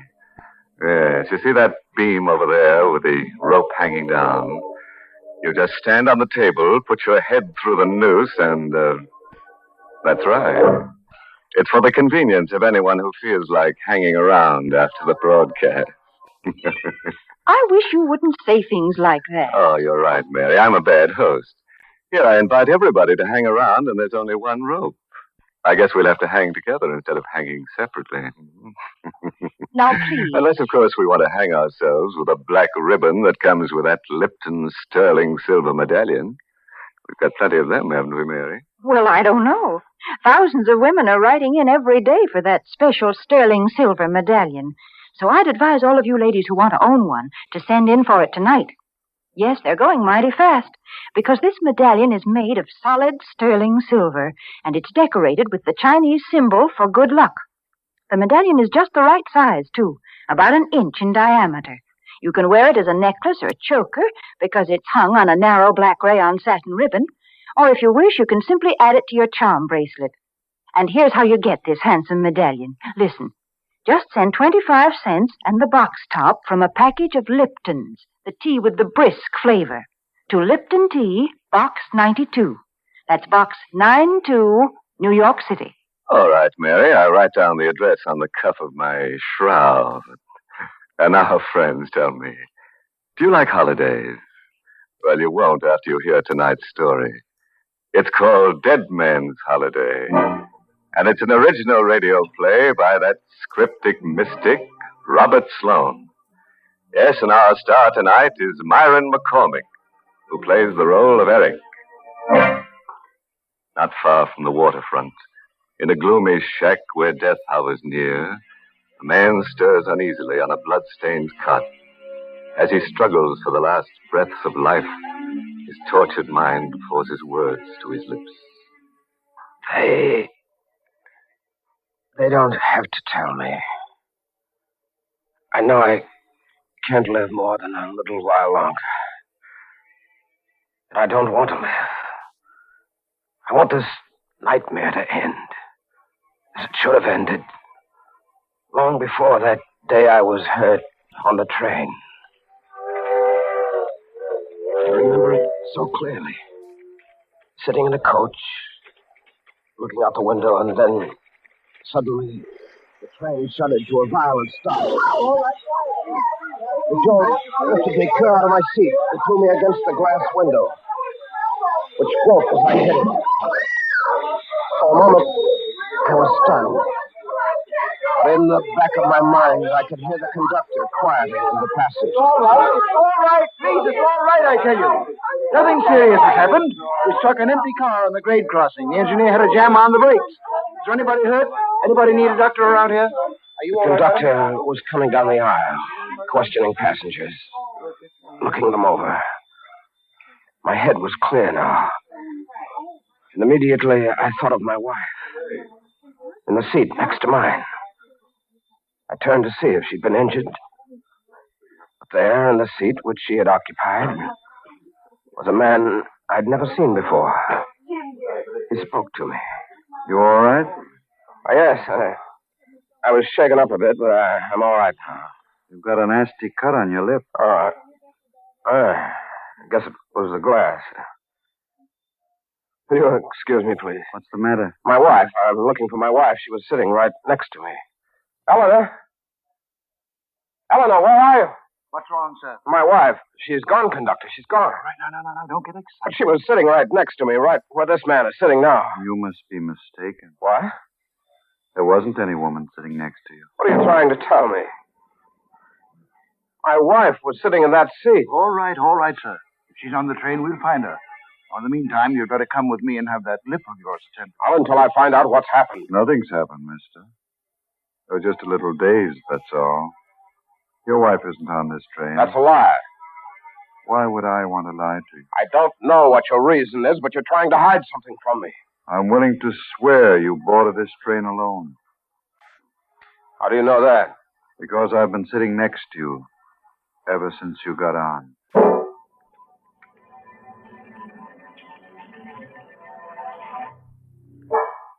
I was taken to a hospital and given an anesthetic. When I came to, the doctor was standing over me. He said I was well enough to get dressed and leave, but when I mentioned the disappearance of my wife, he acted strange. You had a severe shock, Mr. Keating, and sometimes an accident like this has a way of playing tricks on the mind. You don't believe that my wife was on that train? I don't see how she could have been. Any number of the passengers were questioned. They all told the same story. You got on the train alone. So you're in on it, too. I beg your pardon? You and the railroad and the man who was sitting next to me, you're all in on it. What are you trying to do to me? I don't know what you're talking about. Don't you? Are you sure this isn't some kind of a plot to try and drive me out of my mind? I think you need a rest, Mr. Keating. Just look at yourself in the mirror there. You see how drawn you are? I'm all right. Good heavens. Doctor. What's the matter? My face. What have you done to me? What's happened to my face? Why, nothing. I had to put a few stitches in your lip, but not my lip. It's my whole face. Why, you've done something to it. It's different. Mr. Keating. It is, I tell you. You've changed my face.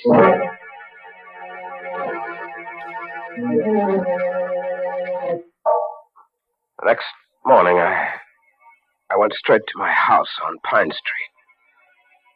I had no key, so I rang the bell, hoping against hope my wife would be there to answer it. But when the door opened, I was face to face with a gaunt, middle-aged woman I'd never seen before. Yes? Who are you? I beg your pardon. Come on, answer me. Who are you? Well, I'm the housekeeper. Don't lie to me. We don't have a housekeeper. What are you doing here? I don't see why I should answer your question. You'd better answer them. I'm Mr. Keating. Who? Mr. Keating, I live here. Where's Mrs. Keating? What have you done with her? You must have the wrong address. What do you mean? No, Somebody by the name of Keating lives here. What? I work for Mr. and Mrs. Drury. Don't you see the nameplate on the door? Yes, I see it. When did you put it there? Last night?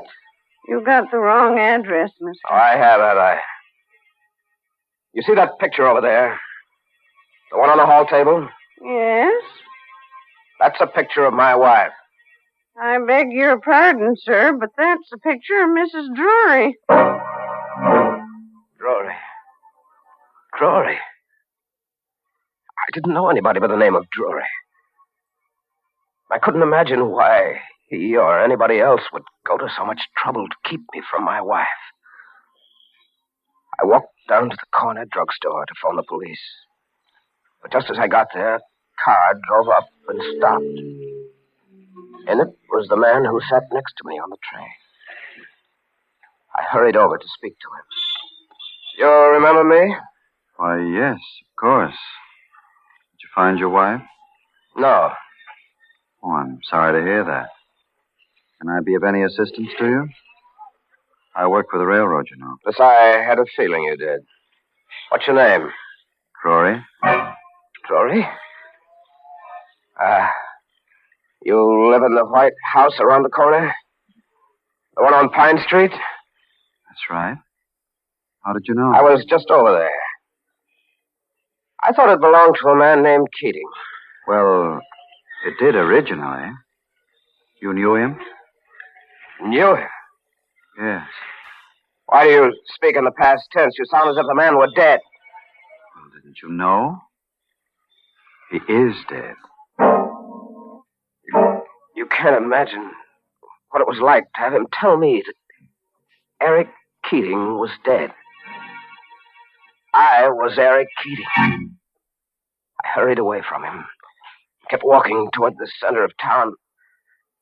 But it wasn't long before I realized that I was being followed by a man in a gray hat. I waited until he caught up with me. Then, as he started to pass, I stopped him purposely to get a good look at his face. Excuse me. Yes? Can I trouble you for a match? Certainly. Thanks. Wait a minute. Why are you following me? Who says I am? It's pretty obvious. Now, you'd better tell me what your game is, or I'll call a cop. That wouldn't do much good, mister. I'm on the force. What? Plainclothesman. Connors is the name. Why? I don't understand. Why are you watching me? That's my business, watching people. Your face looked kind of familiar to me. What's your name? Eric Keating. Try again, mister. You better tell me the truth this time. I am telling you the truth. Why don't you believe me? Because I happen to know where Eric Keating is right now. I saw his grave just the other day. His grave? Yes. He's buried in the same cemetery as my sister. Been buried for 6 years. I had a feeling that Connors was lying. When he let me go a moment later, without proving my identity, I could have sworn he wasn't a detective. But I had to make sure. I had to catch him in a lie. I took a bus out to the cemetery. It was dark by the time I got there.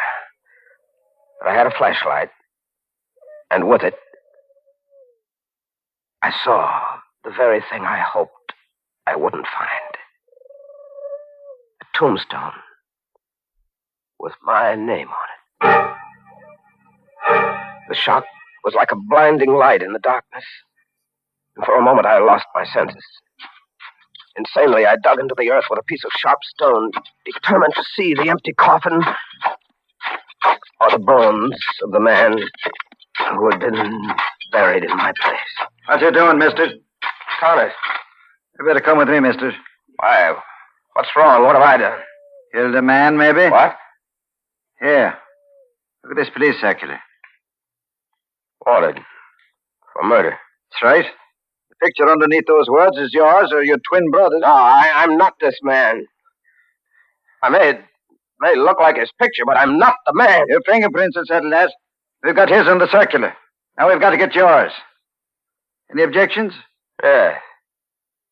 I won't go with you. Don't you hold it!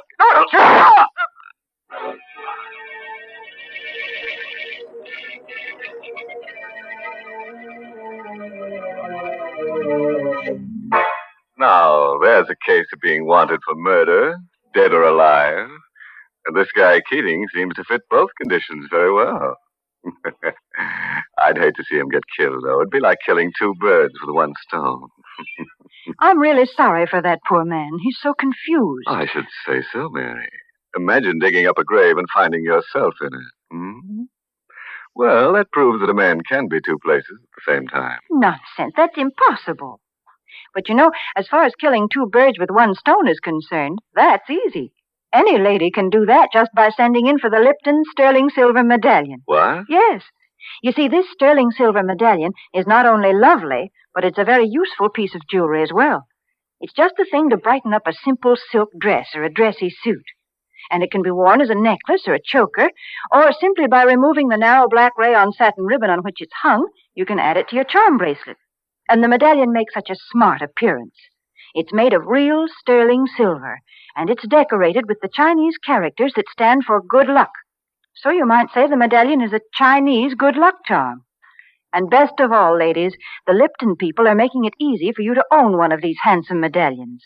All you have to do is send 25 cents and the box top from a package of Liptons, the tea with the brisk flavor, to Lipton Tea, Box 92. That's Box 92, New York City.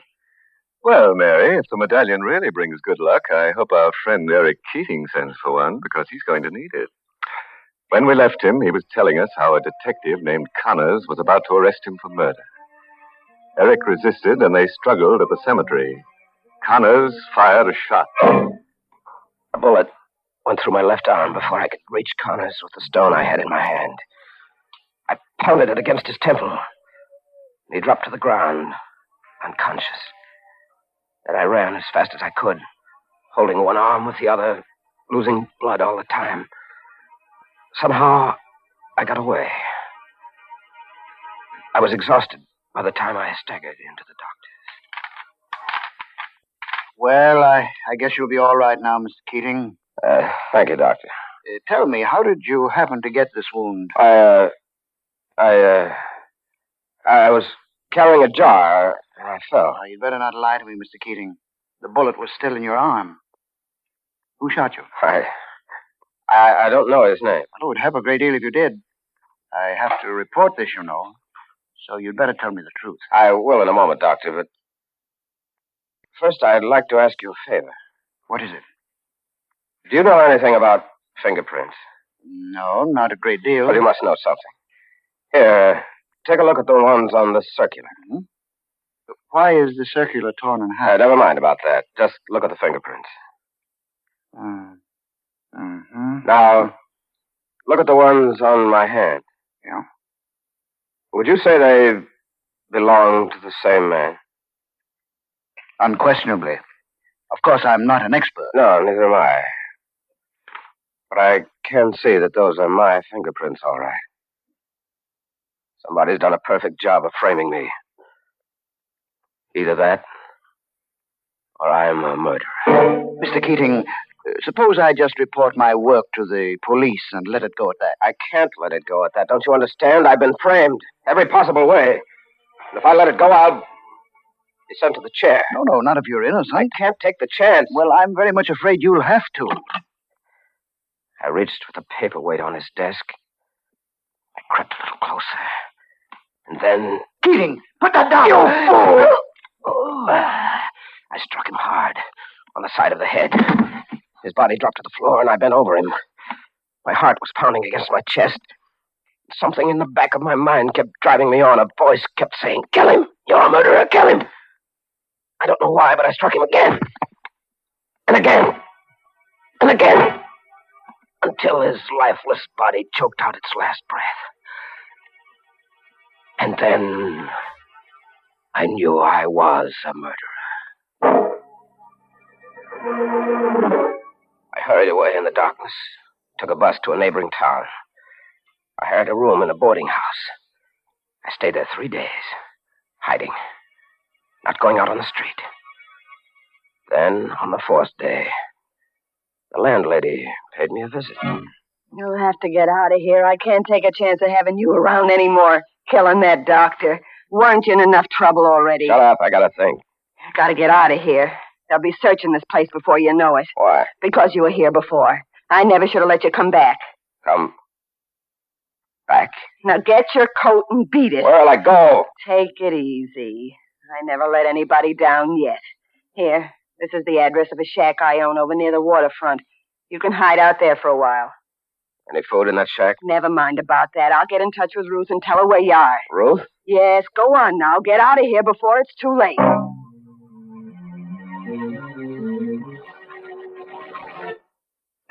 I waited in the shack for 2 days before this girl, Ruth, showed up. When she did get there, the first thing she said was... Gosh, you look terrible. Yeah, I know. I've been through a lot. Well, start working on these groceries. You must be starved. Yeah, thanks, I am. I never thought I'd see you again. Huh? Why'd you do it? I couldn't help myself. He was going to turn me over to the police. I don't mean the doctor. I mean Richie. Who? Richie. What are you looking at me like that for? I'm just trying to think. You should have done some thinking before you buried his body where you did. They found it the next day. Stop it, will you? I'm going out of my mind. What's the matter? Richie, Ruth, Drury, the landlady. When is it going to stop? Hey, take it easy. I gotta get out of here. I gotta get out of here right now. Don't be crazy. You'll get I caught. don't care. Have you got a car? Yeah, but... Come on. Let go of me. Let go. You hurt me. Come on. Where? Where do you want to go? Back to my house. I've got to find my wife.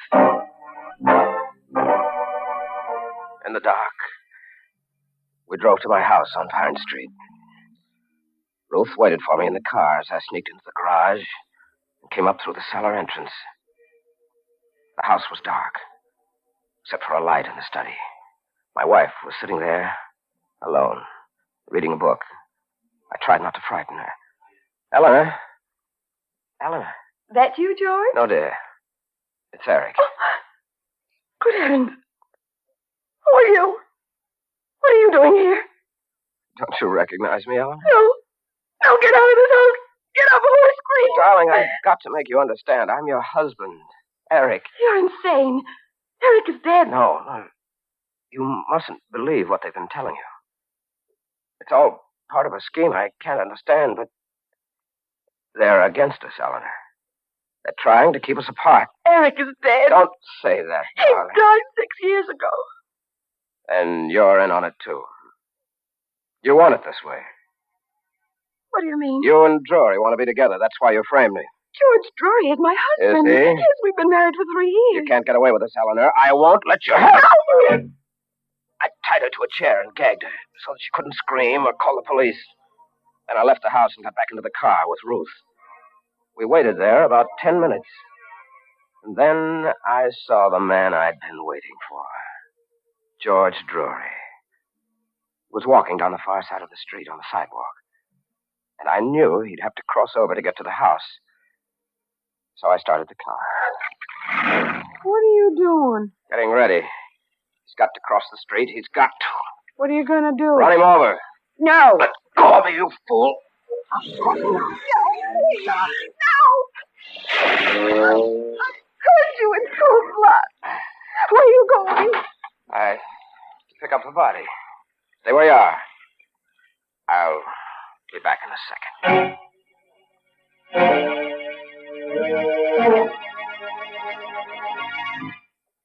The three of us had a long ride that night. Ruth, George Drury's body, and myself. Automatically, I seemed to know where I was heading. Even though I had no destination in my mind. I made one turn after another, unconsciously almost, until at last I came to a dark stretch of road along a railroad track. I stopped the car and got out. What do you think you're doing? Don't ask any questions. I'm burying the body here. Are you crazy? Why? Don't this place look familiar to you? Huh? Yes, I think it does. Can't remember why. You lost your mind completely. Will you stop talking like that and tell me what's wrong with this place? Why can't I bury the body here? Because it's the same place you buried Richie. Richie. Who is Richie? Why am I wanted for his murder? You're wanted because you killed him in cold blood just the way you killed Drury. Only Richie was your partner. You pulled all your jobs together. It couldn't have been me, Ruth. Not me. I didn't know Richie. I'm Eric Keating. Is that your real name? You never told me the real one. All right, but what's that? Sounds like... Yeah, it's the police. Quick, we've got to get out of here.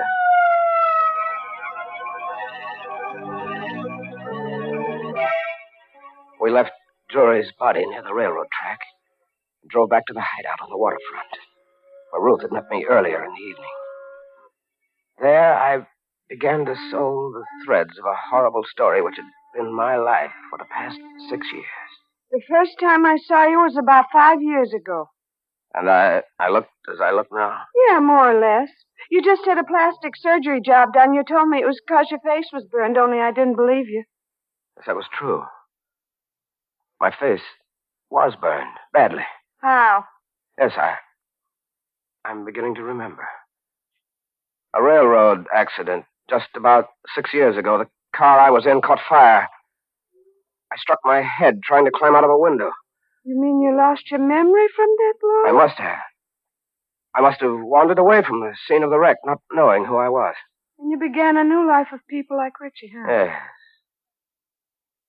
I began to steal. But your wife and the railroad company give you up as dead. I can understand that. There were charred bodies in that wreck, charred beyond recognition. When I didn't show up, they must have listed me as one of them and buried another man's remains in my place. I wish it had been me. Oh, Eric, that's awful. All the while you were suffering from amnesia, your wife thought you were dead. I didn't believe her when she said she'd married this fellow Drury. Oh. Funny how I sat next to him on the train that day. The jolt sent my mind back 6 years. And I thought I was Eric Keating, coming home from a trip with my wife. Who's there? Come out with your hands up, Katie. It's the police. They got this place surrounded. You better do what he says, Eric. What for? Why prolong the agony any more than I have to? Eric, don't call me Eric. Eric Keating is dead. Now let this other man die the way he should have died. Eric, don't be a fool. You can't get out that window. The cops got it covered. I know it, Ruth. I know it. It's all right. I wanted it just this way.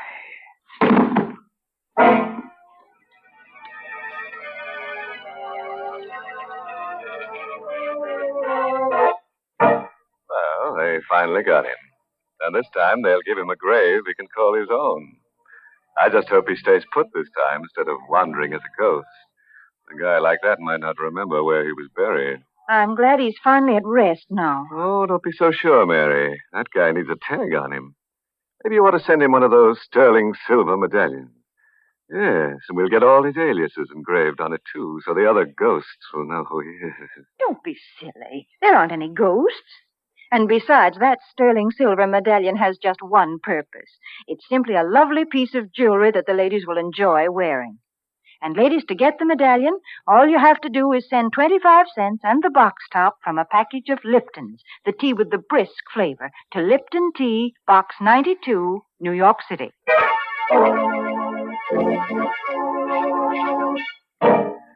Well, it's time now to button up my shroud and start combing the catacomb. If you insist on a moral for tonight's story, try this. The evil that men do doesn't always live after them. Sometimes it catches up with them. Oh, by the way, this month's Inner Sanctum Mystery novel is Lay That Pistol Down by Richard Powell. And oh, yes, next week's Inner Sanctum story, directed by Hyman Brown and brought to you by Lipton Tea and Lipton Soup. Next week's story is a real chiller-diller. It's about a man who owes a debt to society, and he tries to pay it in blood. only to discover that in so doing he has to pay a stiff price. Ah, now it's time to close the squeaking door. So, good night. Pleasant dreams.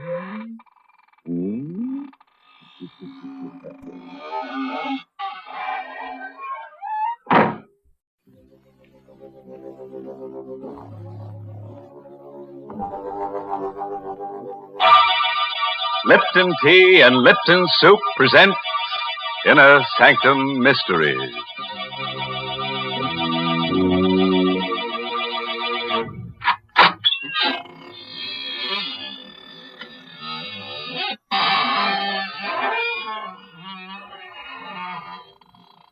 Good evening, friends of the Inner Sanctum. This is your host, welcoming you in through the squeaking door. Come in, see my latest collection of corpses. I've dug up some very interesting pieces, but of course I had to pay a stiff price. This petrified man, for instance, he's over 100 years old. They found him in a forest. That's right, aged in the woods. My goodness, do you expect folks to believe nonsense like that? Oh, but it's true, Mary. Look over here at this artist model. The last time she posed for a sketch, she was drawn and quartered. The artist wanted to paint her with her head in her hands, but he didn't have the nerve to axe her. So he sawed her in half. What an imagination you have. You don't believe me. All right. I'm not going to show you my corpse collection anymore. This is the last time. Well, I don't believe that either. But talking of last times, folks, this is the last time on Inner Sanctum that the Lipton people are offering to send the ladies that special sterling silver medallion. Yes, ladies, this is your last chance to own a really lovely piece of jewelry without spending a lot of money for it. Now, let me describe the medallion to you. It's made of solid sterling silver. It's about 1 inch in diameter.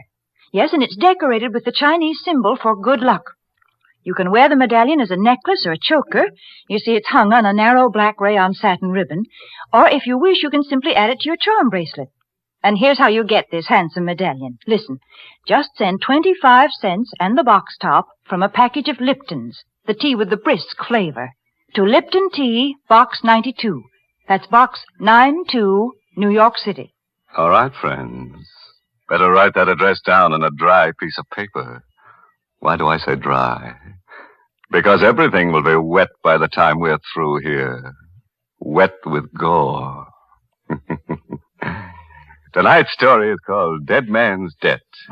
It's an original radio play by Robert Newman. And our star tonight is Joseph Julian, who plays the role of Danny. The corner cell in the courthouse jail. Stone walls, stone floor, and a hard cot. Lying on the cot, huddled under the blanket, is Danny Gorman. His eyes are closed and his breathing is regular. But even he is not sure whether he's asleep or awake.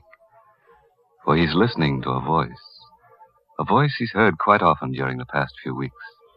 And a voice he shouldn't be able to hear. A voice of a dead man. Are you sleeping, Danny? Don't. It's a waste of time. A real waste. You'll be sleeping for a long, long time, very soon. When you're dead like I am. No. Yes, Danny. Did you think you were going to get away with it? You won't. You'll pay. And soon. No, I said no. Shut up. Will you roll? What's the trouble in here? What are you making all that racket for? Better pull yourself together and get moving. Waiting for you downstairs, court's in session. All right, don't rush me. I'm coming. I'm not rushing you. Sure glad to be rid of you. Glad you won't be coming back here again. What? What do you mean? They'll wind up your case this morning. Hand down a verdict before lunch. 2 to 1, they do it without leaving the jury box. And 10 to 1, it's guilty.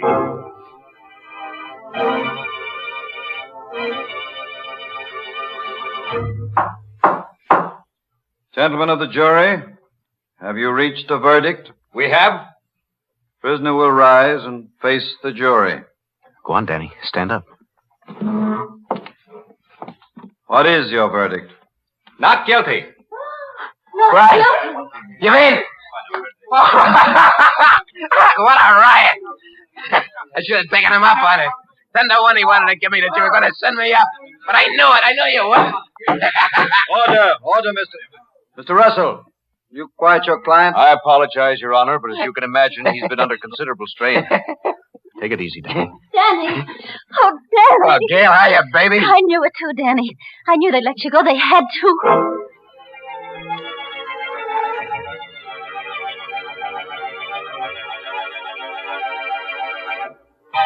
Hope you don't mind coming here to celebrate. It's not very fancy, but, well, this is where they picked me up, put the cuffs on me.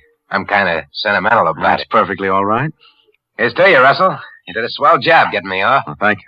I had probably done better if I didn't have a conscience. How come? I was assigned to your case. I had to defend you. I did the best job I could. But it was a little hard to put my heart in it when I knew you were guilty. Not of the murder you were charged with, but another one. What? If that's supposed to be funny, Mr. Russell. It's not, Gail. Danny was charged with the murder of Carson, a well-known jeweler, whose body was found a few miles from his country house. Danny was seen in the vicinity in the company of Stack Allen, a man with a long criminal record. Now, if you remember, there were just 3 things that saved Danny. 1, the fact that Carson was thought to have a valuable diamond on him. Danny didn't have the diamond, and it hasn't been found yet. 2, Carson was shot with a .45. Danny's gun was a .38. And 3, Stack Allen has disappeared. Now, on the basis of these 3 facts, I was able to convince the jury that it was Stack who killed Carson and took the diamond. And, as a matter of fact, that's what I think did happen. Well? The DA made one mistake. He charged you with a wrong murder. I don't believe you killed Carson. But I do think you killed Stack Allen. That's ridiculous. Danny, tell him it's not true. Tell him. Shut up. What are you going to do about it? Nothing. I'm not a policeman. I'm an attorney. You're lying. No. You see, basically, I have great respect for the law. I believe that even though it sometimes makes mistakes, it generally corrects them. I think it'll catch up with you. In the meantime, well, there's the matter of my services.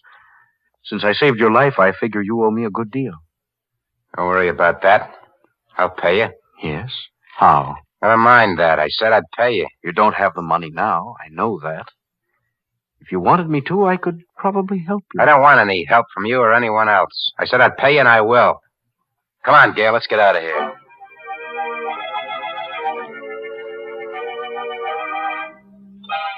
Are you sleeping again, Danny? That's a mistake. A waste of time. You'll be sleeping for a long, long time when you're dead like I am. No, Stack, no, leave me alone. I can't, Danny. Not until you pay for what you did to me. And you will pay for that. And soon. Who's that? Who's there? It's me, Danny. Gail. Oh. Okay, just a second. Hello, Danny. Hey. Starting to get a little worried about you. You all right? Sure, I'm all right. What is there to worry about? Well, it's been a week since I saw you. I've been hearing things. That you were hanging around with the old gang again. With Frankie. So what? You mean it's true? Danny, you shouldn't. You know what almost happened what would have happened if it hadn't been for Mr. Russell. Russell. You wouldn't be here now if it wasn't for him. Danny, you said you were going straight, and instead, he wanted to help you, remember? How are you, Danny? Russell, what are you doing here? Look, if you're worried about your dough, I told you I'd pay you. I never said anything about money, Danny. And I'm not worried about being paid. I'm a firm believer in balancing accounts. We pay for everything we do. What are you driving at? You killed Stack Allen for the diamond you took from Carson. But you never got the diamond. Suppose I help you find it. What? How do you know where it is? I don't know. I'm only guessing. But if you show me where you buried Stack's body, I think maybe we can find it together. You're just trying to trap me. Tag me with Stack's murder. I told you I was an attorney, not a policeman. Okay. Okay, I'll take a chance on it. Get your car. I'll show you.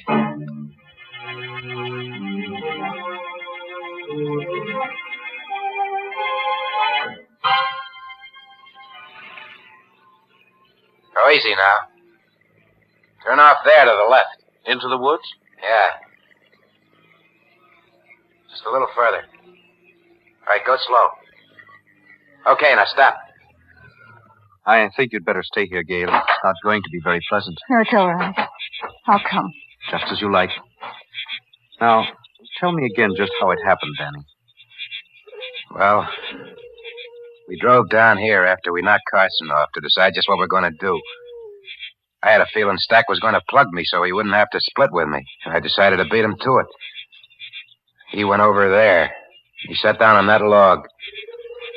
And he was playing with his ear the way he used to, pulling on it. I let him have it. I searched him, but I couldn't find the diamond. What did you do with the body? I dug a deep hole right there. I dumped him in it, and I piled wood on it, and then built a fire. And after it burned down, I covered it up. Okay. Let's get the shovels out of the car and start digging.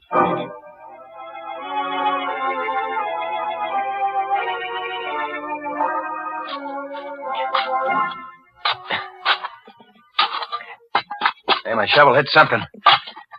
I think it's him. Gail, will you go back to the car? No, I'm going to stay. I just won't look. There. There he is. At least his bones. Put your shovel under his skull and lift it carefully. Hey, the diamond. The diamond's lying right underneath him. How did you know? I didn't. I told you I was guessing. You saw him take it from Carson, knew he had it with him, but you couldn't find it when you searched him. You mentioned that when he was thinking, he had a way of playing with his ear. His ear, of course. That was it. He hid it in his ear. Maybe he figured I was going to stick him up with something. Maybe. Anyway, I got it now. We're rich, you hear, Gail? We're rich. Yes, I hear. What are you looking at me for that way? Danny, I loved you for a long time. Even when I knew there were things wrong with you. I stuck with you through the trial because I thought you were innocent. That you hadn't killed Carson. Now I hate you. I stood trial. I got off, didn't I? I paid for the diamond. And now it's mine. Yes, Danny. It's yours. But you haven't paid for it. You're only going to start paying for it.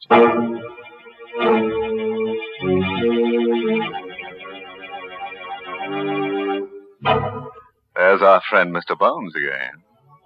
You know, I don't mind his talking from the grave, but I wish he'd stop heckling Danny and not sound so much like a bill collector. After all, he didn't do so badly. He not only got buried, he got cremated, too. Yes, he paid the penalty for his crime. Yeah. But what right has he got to be so moral after he's dead? And so vain, too. Wearing a diamond in his ear. Next thing you know, we'll see a skeleton walking around wearing a Lipton sterling silver medallion. That will never happen, I assure you. Is that so? Well, let me tell you about a skeleton who could fly. Now, stop. That's enough. You let me tell you about a real flyer, an American pilot, whose life was saved by the original of that sterling silver medallion that the Lipton people are offering to the ladies. Now, listen, folks, because this is a true story. It seems that a year or so ago, an American flyer had to bail out over enemy territory. Fortunately, he was rescued by Chinese guerrillas, and they gave him a medallion with Chinese letters on it. They said that this medallion would bring him safely through the lines. Well, he did get through, and only then did he learn that the letters meant good luck in Chinese. Now, there's a story to tell your friends when they're admiring your sterling silver medallion on its narrow black rayon satin ribbon. And to get this Chinese good luck charm, just like the one the flyer carried, all you have to do is send 25 cents and the box top from a package of Lipton's, the tea with the brisk flavor, to Lipton Tea, Box 92. That's Box 92, New York City. And now, friends, back to the story of Danny Gorman, who was tried for the wrong murder and who's found, so far at least, that crime does pay, and very nicely, too. It's about an hour later now, and a car with 3 very silent people in it has just reached the outskirts of the town.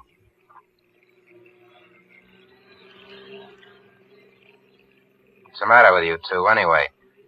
What are you sitting there like a pair of mummies for? Why don't you say something? I said everything I had to there in the woods, Danny. I've got nothing to say.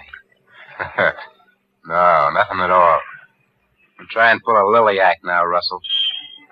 Don't forget, you're in this as deep as... Hey, wait a minute. Stop right here. Yeah, that's right, in front of that hock shop. Where are you going? Inside to see a friend. Might just as well get the dough to pay you off right now. And I won't have to listen to any more of your double talk. Hello, Finney. Well, Danny. Haven't seen you in a long time. And I didn't think I'd ever be seeing you again. How come? Yeah, I thought that anybody who'd just beaten a murder rap would have sense enough to keep in the clear. Not get mixed up with anything hot. Or is this a social visit? Not exactly. Take a look at this.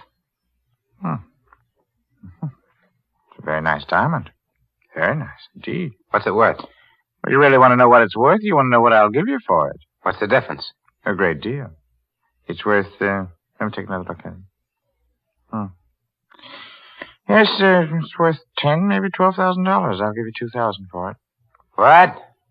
Why, you, what's the idea? It's very simple, Danny. You were tried for Carson's murder, and you got off because you had a good lawyer and because there wasn't enough evidence. But if you were tried again, right now, you wouldn't do so well. Because this is the very best kind of evidence right here.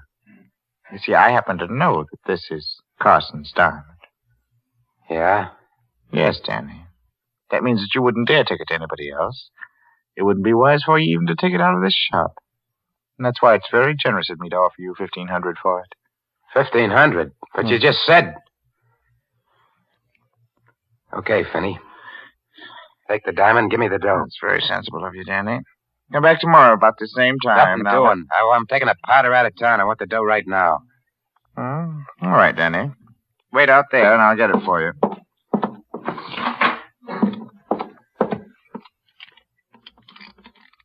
$7, 21, 4, and there we are. Let's see. No. Sorry, it had to be a knife, Finney. Danny, you... Damn. Couldn't take a chance with a gun, not with my friends outside. Shouldn't have driven such a hard bargain. Because now I'm not only going to take the diamond back, I'm going to take every cent you got in the safe. After all, it won't do you any good anymore.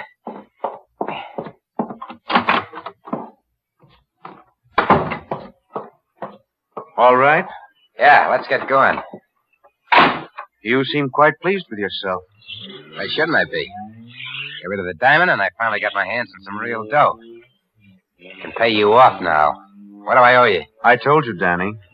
A great deal. Your life. Okay, don't build it up. What do you want in cash? I never said anything about money, Danny.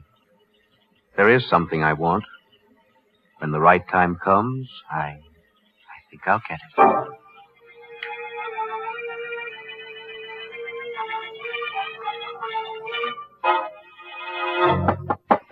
Yeah? Who is it? Me, Danny. Frankie. Oh, just a second. Hiya, Frankie. Fine. A little worried about how you were. Me? How come? That little job last night. Said you wanted to get in on it, then you never showed up. Thought maybe you were sick or something. Oh, that, No. It was just that, well, I changed my mind. Yeah? Yeah, I kind of thought it over. I decided, I better stay in the clear. Go straight from now on. That's smart, Danny. Real smart. Yeah, I think so. How'd it go? Smooth as silk. We ended up with stuff worth, 3 or 4 G's anyway. Yeah, swell. Yeah. It's only after it was all over that we ran into something kind of funny. What was that? Well, the stuff was kind of hot, and we thought we ought to unload right away, so we went down to Finney's. You know, the fence. Yeah. We got there, it didn't seem like there was anyone around. I took a gan in the back room, and you won't believe this, but the safe was open. Cleaned out. There was Finney, dead. What?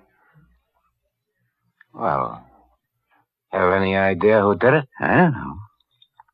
He'd been knifed. Whoever got him left in such a hurry they forgot to take the knife with them. I got it right here. Well, let's see it. No, don't touch it, Danny. You might get your fingerprints on it, and that'd be bad. I said don't touch it. I'll try any monkey tricks or I'll blast you for keeps. So you were going straight, eh? You mealy-mouthed double-crosser. Where's the diamond? What are you talking about? Don't give me that. You think I know your knife when I see it? It's only one reason you'd go to see Finney. Cash in on that diamond you and Stack took from Carson. Well, I want it. Okay, Frankie, you can have it. I've been having nothing but tough luck ever since I first laid eyes on it. It's over there in my bureau, hidden under my socks. I'll get it for you. You're starting to show some sense. Yeah, I think so. More sense than to let you leave here knowing what you know. Now, get my friend the lawyer down here. Everything will be hunky-dory.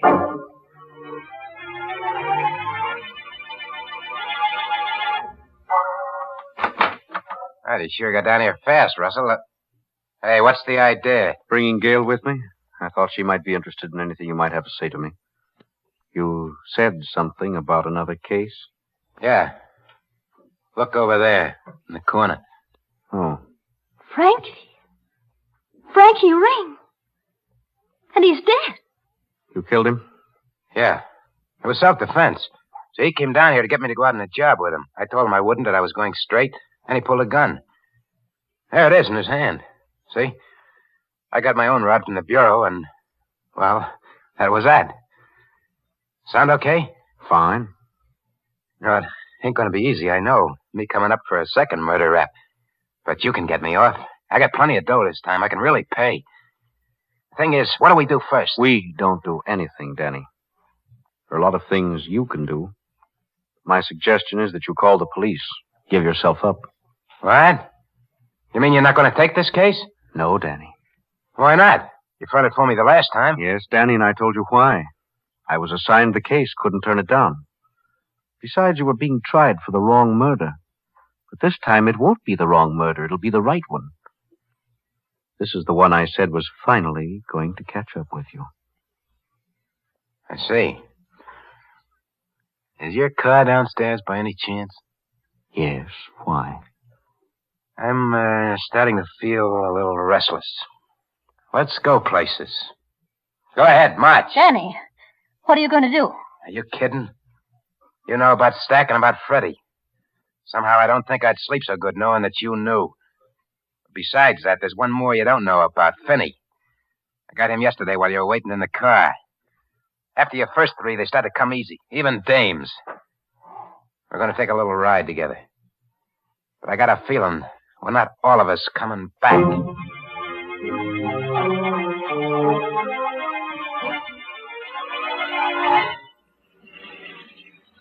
Keep driving till I tell you to stop.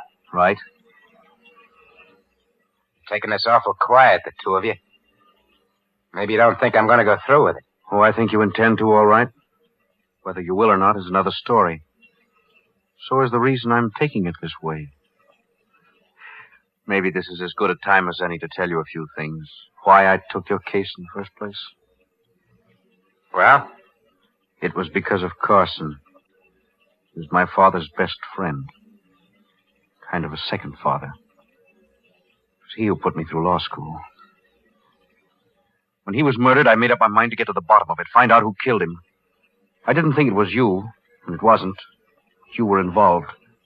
And I knew that if I helped you get what the murder was committed for, the diamond, eventually you'd pay for the murder you committed. Well, now you've got not one, but 3 murders to pay for.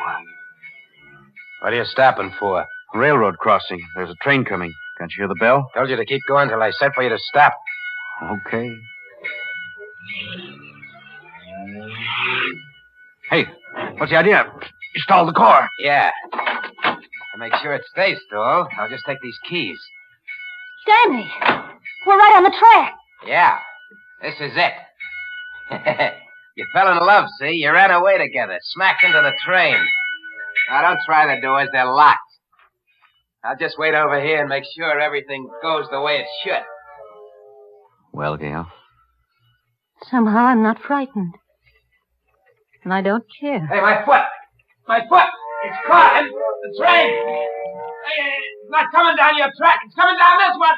Hey, Russell! Yeah, help me!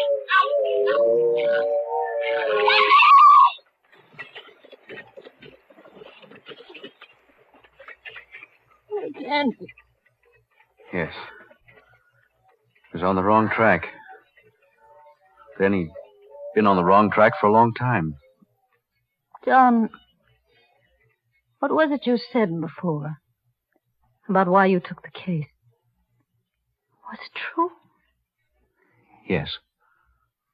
You always talked about payment, about something you wanted. I wanted justice. And I also wanted something else. Someone Danny had at first and then lost. Someone he didn't deserve. John. Yes, Just. That's right. You.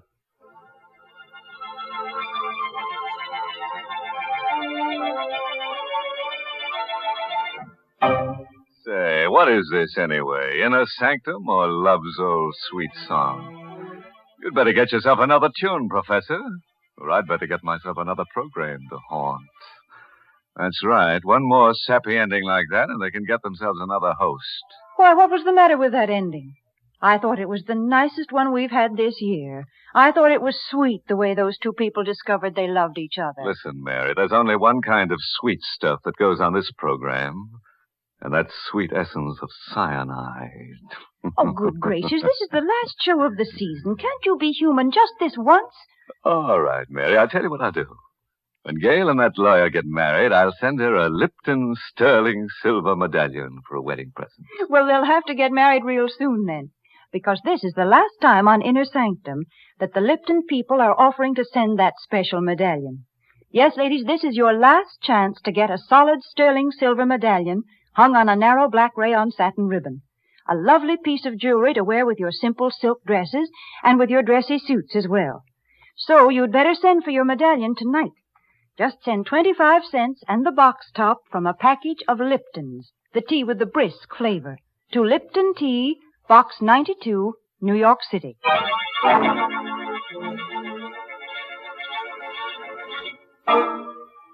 And now, a word of advice, friends. Don't let tonight's story, all this business about dead men's debts, prey on your mind too much. If you should wake up at about 2 in the morning and hear strange footsteps coming up the stairs toward your room, don't worry. It won't be a homicidal maniac. It will probably be the ghost of a bill collector coming to collect IOU. By the way, this month's Inner Sanctum mystery novel is Lay That Pistol Down by Richard Powell. Well, now it's time to close up shop until the end of August. Much too hot to go around murdering people. And down at the morgue, everybody's planning to stay on ice for the summer. So we'll be back to haunt you on Tuesday, August 28th, with more Inner Sanctum stories directed by Hyman Brown. Better have that date tattooed on your chest. Tuesday, August 28th. Until then, remember to serve Lipton, the tea with a brisk flavor, iced as your summertime beverage. And be sure to serve Lipton's noodle soup as the one hot dish with a cold meal. And now it's time to close the squeaking door. So, good night. Pleasant dreams.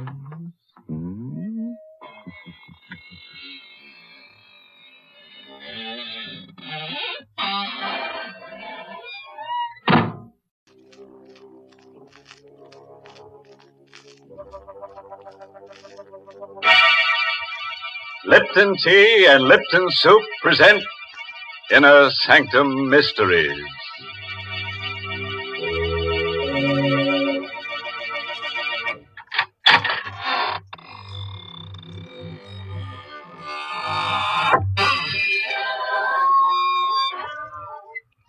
evening, friends of the Inner Sanctum. This is your host. Welcome again through the squeaking door. Did you miss us? You know, we haven't been around to haunt you these last 8 weeks. Yes, that's right. Death takes a vacation. Where have we been? Oh, we spent our vacation in a nice, cool place. Underground. Of course, we missed your smiling faces, but where we went, everybody grinned. Yes, they couldn't help it. They were grinning skulls. Too bad you couldn't all come along. Good evening, Mr. Host. Well, hello, Mary Bennett. Say, Mary, on my vacation, I met someone who had something very nice to say about Lipton tea. Yes, it was a ghost. And he said the flavor of Lipton's was out of this world. I suppose you think that's a real testimonial. But of course, no other product has ever been endorsed by a ghost. Well, I can tell you that Lipton's isn't looking for such compliments. What pleases them is the fact that more real people drink Lipton tea than any other brand. And what's more, they drink it all year round. Right now, lots of folks are enjoying Lipton's as an iced beverage, because it certainly makes a cold meal taste better. Yes, and Lipton's iced tea is grand between meals, too. It's a welcoming, refreshing drink to serve when your guests drop in at your house. You see, Lipton tea has that famous brisk flavor. Now, that word brisk, B-R-I-S-K, means that Lipton's always tastes fresh and full-bodied, never flat or wishy-washy. So get acquainted with Lipton's real soon, won't you, folks? Yes, and if you'd like to get acquainted with murder real soon, then listen to Dead Man's Deal. It's an original radio play by that chill master, Emil Tepperman. And our star tonight is Larry Haynes, who plays the role of Joe Lester. It all happened to Joe Lester, who was really a small-time gambler and who had no business in that big-time game with Barney Flood and Dan Kilmer and Nick Zapparetti and the others. But it's really Lester's story. So here he is to tell it to you. I guess it was the biggest poker game I ever took a hand in. It was in Barney Flood's room, number 327, the Brandon Hotel. They were all big shots. I had to play a careful game. I only had about $3,000, and if I didn't nurse it, a single deal could wipe me out. What's the matter, Lester? Playing kind of tight, aren't you? Whatever, Barney. Man's entitled to play his own game, isn't he? Sure. Maybe you don't belong in this one. You need guts for this game. You tell him, Dan. Maybe Lester doesn't know what guts are, Barney. Now listen, you. Don't try to get tough, Lester. It wouldn't be healthy. Lester saw at me, Dan. So because I took his girl away from him. Aren't you, Lester? Suppose we leave Louise out of this, Barney. If she prefers you, that's okay with me. That's mighty big of you, Lester. That's why I hated Barney Flood. He'd taken Louise away from me. And Louise was the only thing in the world I loved. And what was worse, Barney Flood and his man, Dan Kilmer, were laughing at me because they knew I didn't have the guts to do anything about it. And then it came. The hand I'd been waiting for. Dan Kilmer was dealing. Barney Flood opened blind. I opened for 1,000. I dropped. That's me. The others all dropped out. But when I picked up my 5 cards, I found I had 3 aces. This was the way I'd wanted it. Just Barney Flood and me. And me with a strong hand before the buy. Now I'd show him who had guts. I counted out $2,000 in $100 bills and shoved them out on the table. I see you, Barney. And raise you 1,000. Oh. So our little Lester is waking up. Okay, I see the raise. Just the 2 of us, How many cards, Barney? 1. Right. And how many do you want, Big Shot? I'll take 2. Here you are. My hands were a little clammy as I picked them up. I looked at the cards. And suddenly I felt as if I'd inherited the whole universe. I had bought an extra ace. I held 4 aces. Well, Big Shot, I bought something here. I think it's the winning hand. I'm going to bet the works. Here. All the cash I have with me. 90 grand. 90 grand. I felt the sweat on my hands as I watched him push the money out on the table. 90 grand he was betting. And I had him beat with my 4 aces. But I couldn't see his bet. All I had was about $1,000. Come on, big shot. What are you waiting for? You know I haven't got that much money. You shouldn't be playing in this game, Tin Horn. You're taking advantage of me, Barney. You're trying to show me up. You know I have to drop out even with a better hand. Oh, so you think you have a better hand, eh? Make the bet inside my limit, and you'll see. All right, Lester. Let's see what kind of a gambler you really are. Here. I'll withdraw this 90 grand bet. I'll make another kind of bet. A bet you can see. If you have the guts. Well, what kind of bet? I'll bet my life against your life. The man who loses this deal agrees to commit suicide. For a full minute after Barney Flood made his proposition, the room was so quiet you could hear a pin drop. Barney Flood and I sat facing each other across the table, our closed cards in our hands. These were the biggest stakes men had ever played for. A life against a life. The other players were stunned and frightened by it. They wanted no part of it. One by one, they made lame excuses and faded from the room. Only Dan Kilmer was left with Barney and me. Look, Barney, why should you risk your life against this punk's life? This is the way it's going to be, Dan. Lester hates me. Don't you, Lester? Yes, Barney. I hate you. You see, Dan, he hates me because deep down inside of him, he knows he isn't as good as I am. All right. This is the showdown. One of us walks out of this room alive. The loser stays here with a bullet in his brain. Is that okay with you, Lester? Yeah. Yeah, sure, it's okay with me, but I don't want Dan in the room. This is just between you and me. Let him go out before we uncover our cards. All right. Well, listen, boss. You heard him, Dan. Just the two of us. Okay. Leave your gun here on the table, Dan. I don't like... Do as I say. Okay. Thanks. Now go down to the lobby and wait. So long. I'll be waiting in the lobby. Okay, Lester. There's no backing out now. We'll open our hands. The loser picks up that gun and blows his brains out. This was the minute I'd been waiting for. My lips were dry. I wet them with my tongue. Now, at last, I had Barney Flood exactly where I wanted him. Okay, Barney. Read them and weep. How do you like these? 1 ace, 2 aces, 3 aces, 4 aces. How do you like them, Barney? 4 aces, huh? I kept my eyes on Barney. I wanted to milk the last drop of satisfaction out of that moment. But he was a born gambler.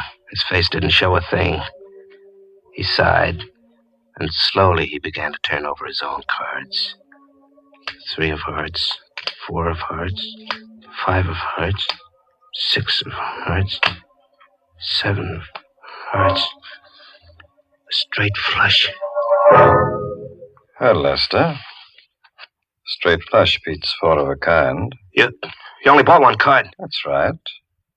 I went in with 3, 4, 5, and 6 of hearts. I bought the 7 of hearts. A straight flush, eh? I can't believe it. I've lost. Yes, Lester. You've lost. You've lost your life.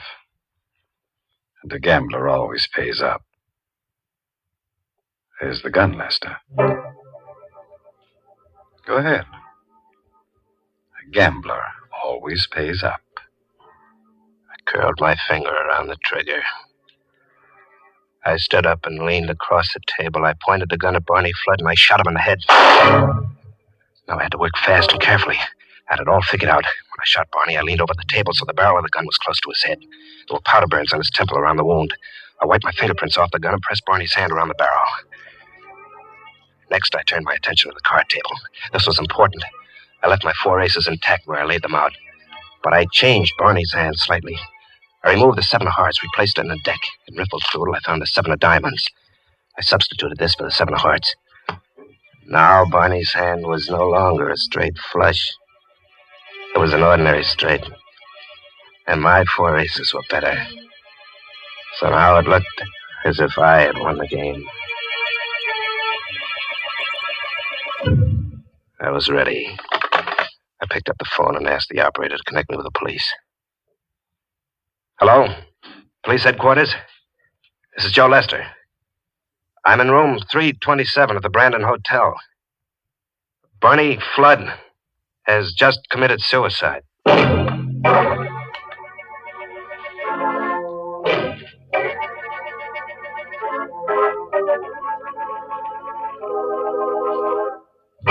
Well, it looks as if Lester has carefully set the stage for foul play.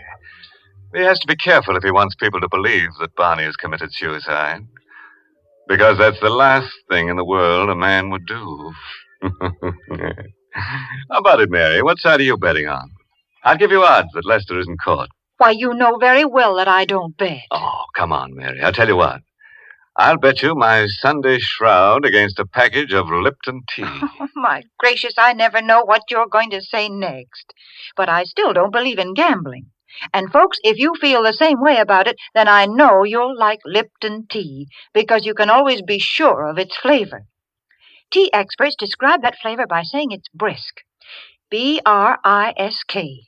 And brisk flavor means that Lipton's always tastes fresh and vigorous, never flat or insipid. Lipton's is a real experience in tea drinking. That's why I always say that you don't know how good tea can be till you know how good Lipton's is. And now, let's go back to Joe Lester. Let's see if his airtight scheme to make Barney Flood's murder look like suicide goes over with the police. Yes, and let's hope it's not so airtight that it leaves him dangling in air at the end of a hangman's noose. At headquarters, all the players told the same story. How Barney Flood had proposed a suicide bet, and how they'd all cleared out. Inspector Larkin dismissed them all, leaving only Dan Kilmer and myself in the office, with him and the stenographer. Now, you, Kilmer. Yes, Inspector. You're Barney Flood's right-hand man? Well, you know I have a private detective's license. Barney paid me to be his bodyguard.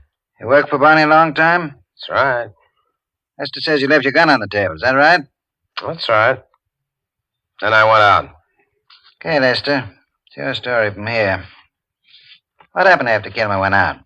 Well, Barney and I uncovered our hands. He had a small straight, but I had 4 aces. You saw the cards lying there on the table. Yeah, I saw them. What happened then? Well, Barney said, well, I guess I lose. He picked up the gun. I tried to stop him, but he said a gambler always pays up. And he put the gun to his head, pulled the trigger before I could stop him. What do you think of that story, Kilmer? I think he lies. Makes you think so? I can't say. That's no evidence. Looks like suicide. I'm afraid there's no charge told, John Lester. I wish there was. Hey, you mean I'm free to go? Yeah, sure. Go on. Get out.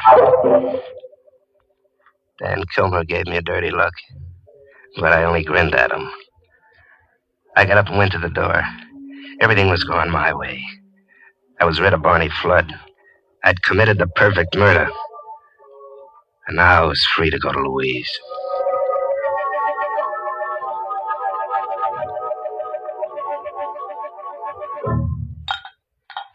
You know, it's awful funny. What's awful funny, Louise? How Barney killed himself. Here's your drink. Oh, thanks.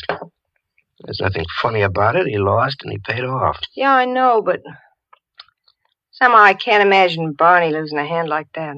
Now, listen, Louise, you stop thinking about Barney. He's dead, see, and I'm alive, and I'm not letting any other man have you. Is that plain? Yes, darling, it's plain. Come here, baby.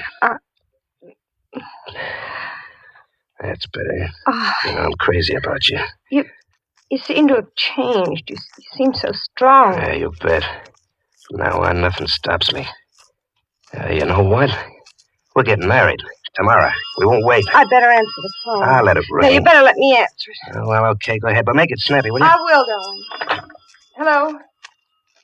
Yes, this is Plaza 87790. I watched her at the phone.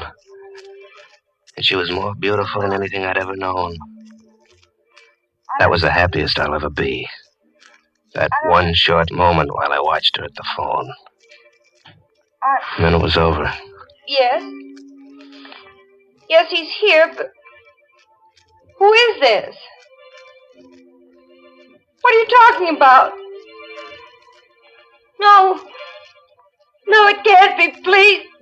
Please, Her voice trailed off into a sob, and she came up. She looked as if all her life had been drained out of her body by that phone call.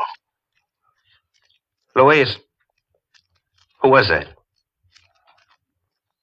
Who was that on the phone? What did he say? He said to remind you about the Seven of Hearts. He said you know what he meant. Seven of Hearts. The card I'd substituted in Barney Flood's hand. But no one could know about the Seven of Hearts. Barney was the only one. And he was dead. Who gave you that message, Louise? Who was that on the phone? He didn't give his name, but I recognized the voice. Louise, for heaven's sakes, tell me who it was. I can't believe it, but I'd swear it was Barney Flood.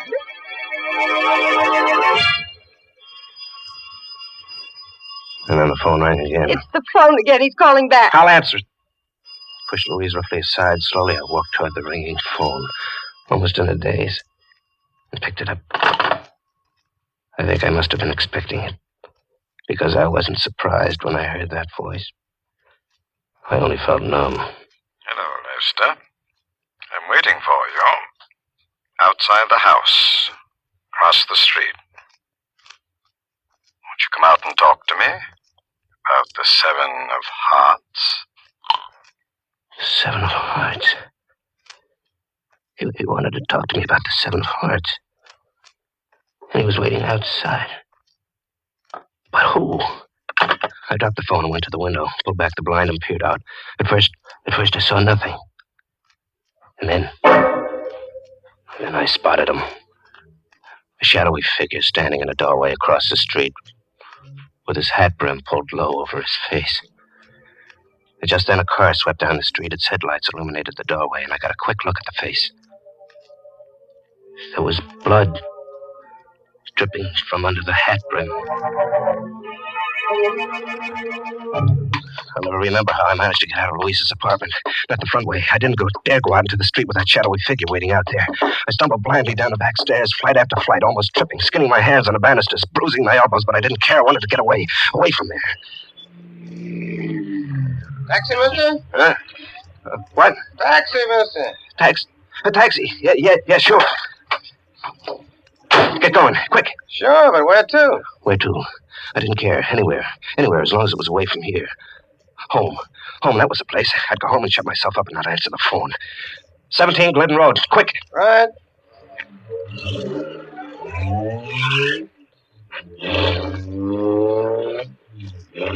I heaved a sigh of relief as we pulled away. Out of pure instinct, I suppose, I looked out the rear window. Suddenly, the blood began to pound in my head like a thunderous avalanche. Because back there at the corner was that same shadowy figure. Getting into another cab. Pointing after my taxi. Faster, driver. You gotta go faster.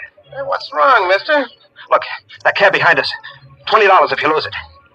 What cab? That one, you fool. A cab behind us. Hey, one of us must be nuts. Or maybe you had a couple too many. There isn't any cab behind us. I turned around and looked again. My driver was right. The street was empty as far back as I could see.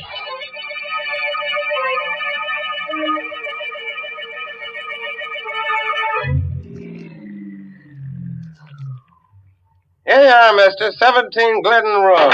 I got out of the cab and saw that the driver was looking at me as if he thought I was drunk or crazy. My shirt was wet with perspiration, and my head began to throb, and everything swam before my eyes.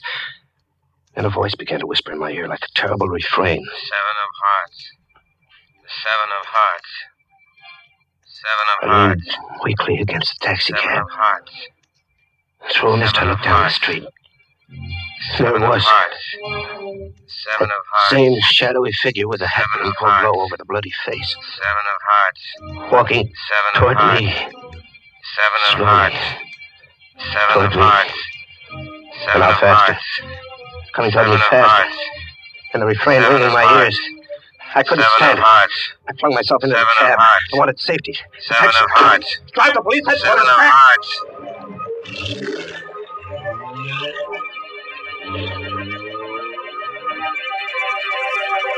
Police headquarters. I burst into Inspector Larkin's office. He was in there talking to Dan Kilmer. What's the idea of barging in here, Lester? I've got to talk to you, Inspector. What's wrong, big shot? You look all broken You up. keep out of this, Dan. I've come to see the inspector. What do you want?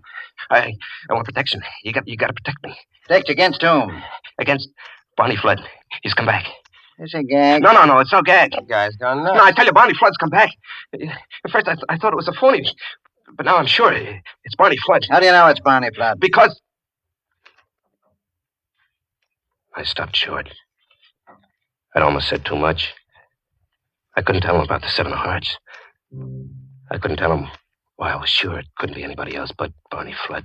Get out of here, Lester. I've got no time to waste. But you've got to assign an officer to protect me. I'm afraid to go home. Look, Lester, I think you're going nuts the way Dan says. If I signed an officer to you, everybody'd say I was going nuts, too. Signing a cop to protect a man against a ghost. But I insist. Get out! Look, Dan, will you help me? What? Oh, me? What, you're not working now, are you? No, I lost my job when Barney died. Well, look, how about a job? Working for me. Protecting me, huh? Against a ghost?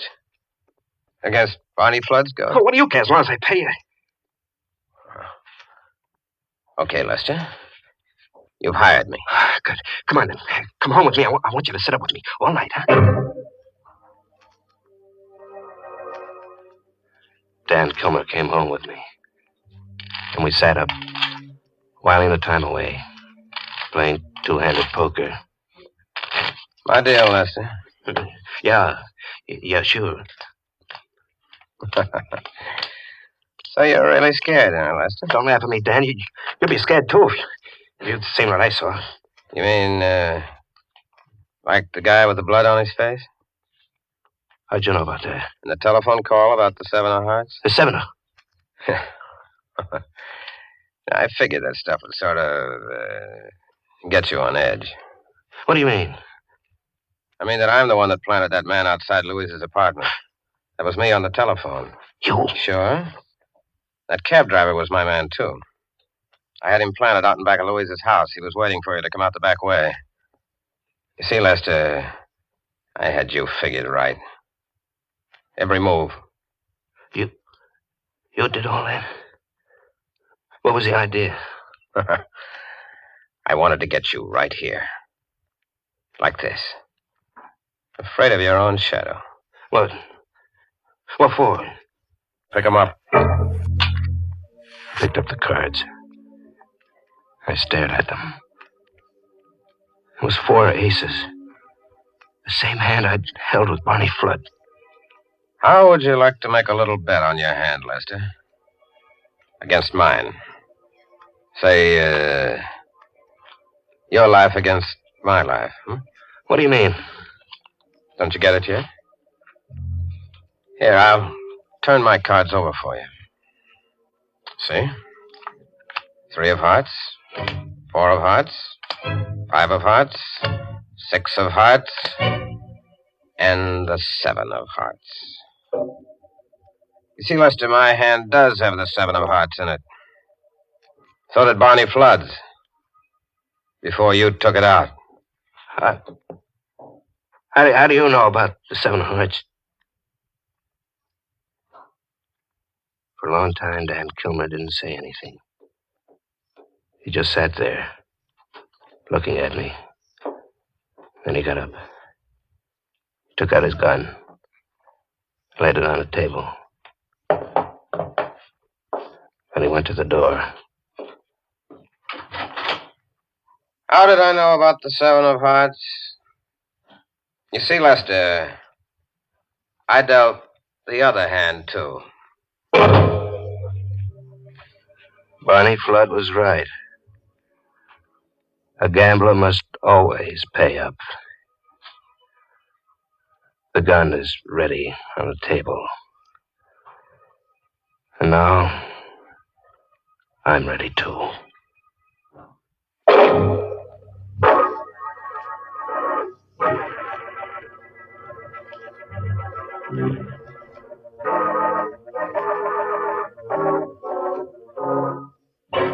Oh, poor Lester.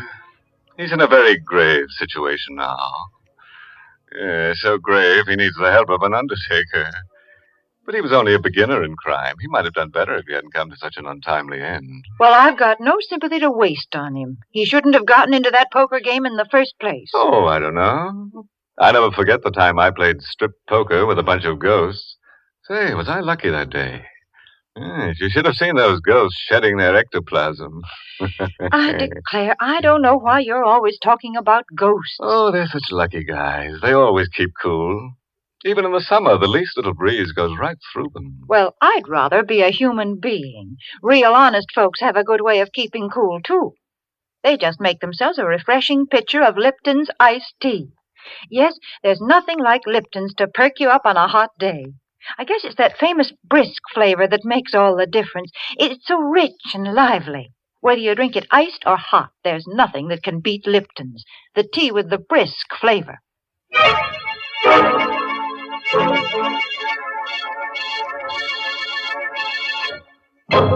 And now a word of advice. You can't afford to gamble with death because the loser never gets a chance to stage a comeback. And what's more, friends, if all the corpses on this program were laid end to end, they'd be a lot more comfortable. Oh, by the way, this month's Inner Sanctum mystery novel is Puzzle for Wantons by Patrick Quentin. Yes, and next week's Inner Sanctum story, directed by Hyman Brown, and brought to you by Lipton Tea and Lipton Soup. Next week's story is going to blow the tubes in your radio. It's about a beautiful woman who marries a dead man. Now, there's an unusual romance. And this graveyard Romeo has second sight and always knows who's going to be murdered next. Well, of course he's got second sight. He lost his first sight when he died. See? Now it's time to close the squeaking door until next Tuesday. So, good night. Pleasant dreams.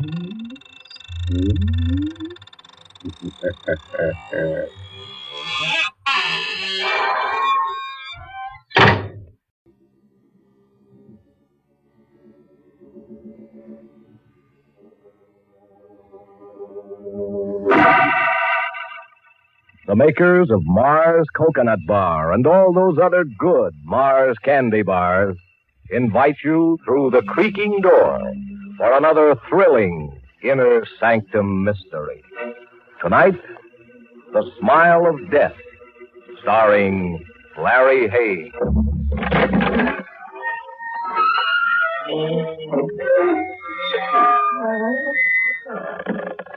Good evening, friends of the creaking door. This is your host to welcome you once again into the Inner Sanctum. Come on in. Say, are you busy? We are. Yes, sir. It's been a week of corpse-packed, always say die, frenzied activities that even had our zombies complaining about their blood pressure. To make our horror complete, some enterprising creep even scheduled a revival meeting. But the project somehow never got off the ground. I guess that's because some people just don't revive.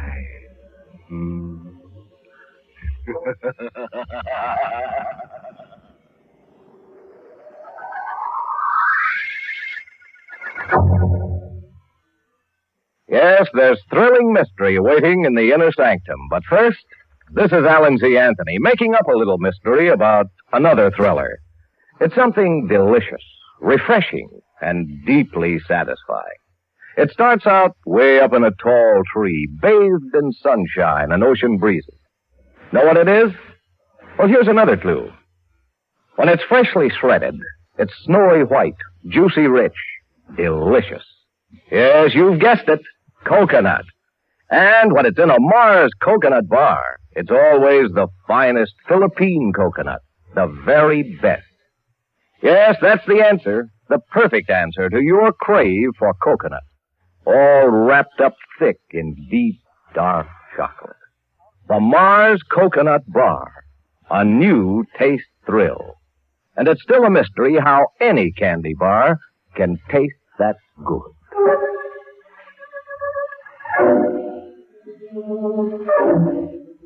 And now, for tonight's proof that some men diligently build their own gallows.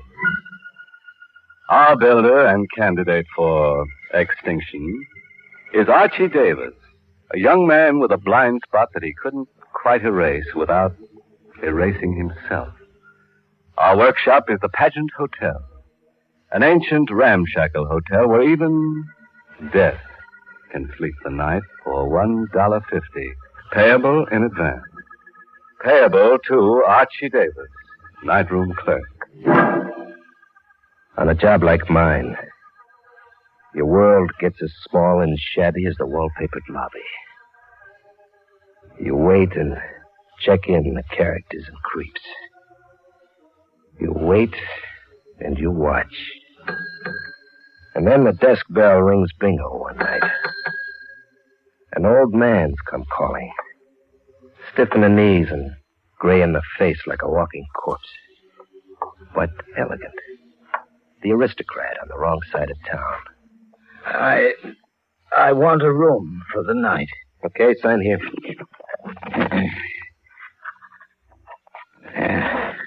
Reuben Small, is it? Yes, Reuben Small. Mm-hmm. That'll be $1.50 payable in advance. $1.50. Here you are. Room 313. Here's your key. Young man. What? Do you have a hotel safe? Young? This portfolio, I'd like to check it. It has some value. Okay, I'll lock it up. A receipt, please. Receipt? Oh, sure. A receipt. There you are. Oh, the staircase is over there, room 313. There's 2 up, then left, and down the end of the hall. You have no elevator? That's been out of order 3 years now. Climb too tough? Yes, I'm not well. My heart. Oh. Now try it one step at a time and rest on the landing. Yes, I suppose. Can I summon you from my room? The sign behind me reads no room service. But in an emergency, if it's a matter of distress? Buzz the switchboard. It's an emergency like that. A cardiac in room 313. And a portfolio to be locked up in the safe. A gold-tooled leather portfolio that makes your fingers do a nervous dance. You sneak a look, and your girl sneaks it with you. Archie, you shouldn't. Shut up, baby. Archie, look. Yeah. I've blown a fuse myself. Count that, baby. Archie, no. What? Have fun. There's no law against only counting other people's money. I can't count it. That much money frightens me. It's indecent, huh? I count 20,000, baby. So much in cash? Lush green cash. Put it in the safe. You can't lock a dream up, baby. Oh, Archie, stop staring at it. Stop torturing yourself. Torture? Baby, I'm on a golden horse riding in the sky, so where's the torture? Put it out of your mind.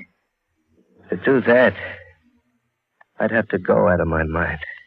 You mean to steal it? An old guy signed in to die in room 313 so I could be rich. That old guy signed in... Reuben Small. The phoniest name ever invented. In the morning, there'll be a corpse in room 313 named Reuben Small. Why are you so sure he's going to die? I know. Because my luck's been long overdue. Archie! Not murder!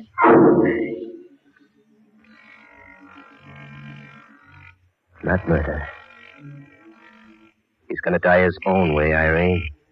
His own way? See that red button flashing on the switchboard? It's room 313.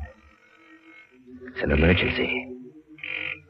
It's death buzzing me to say, Room 313 is checking out.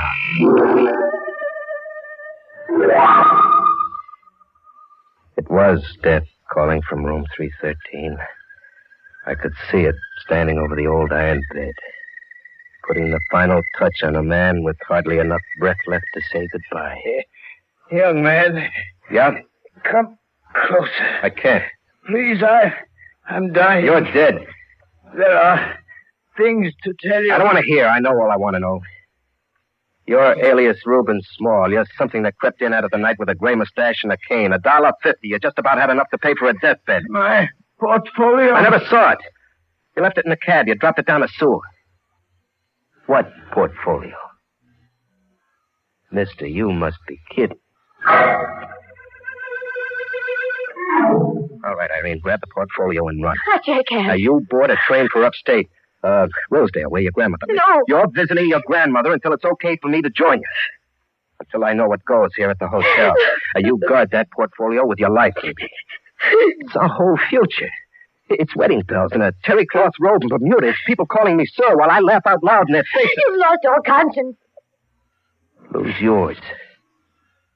It's one luxury we can never again afford. Even with 20 grand. Now start running.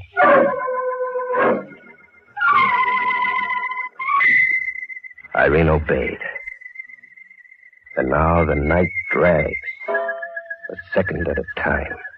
A minute at a time. And the longest night of your life. You wait for the morning discovery of a corpse in 313. You wait. And the fog in your mind gets heavier. Your nerve begins to go and you begin to imagine things. You see a red button flashing on the switchboard.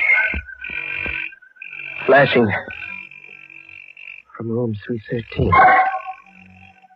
From room 313. A corpse in 313 is calling for room, sir.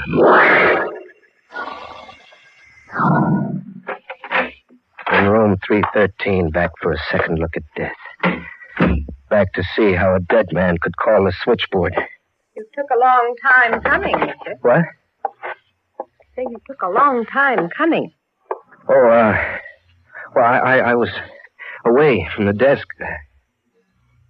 How did you get in here, lady? Through the lobby and up the stairs. As you say, you were away from your desk. Oh. What's funny? You. The way you crept in here with your face white and your knees trembling. Did you really think a corpse was telephoning for room service? A corpse? Don't pretend now. Your face and behavior betray you. You knew my husband was dead when I rang for room service. He was your husband? June and December, don't say it.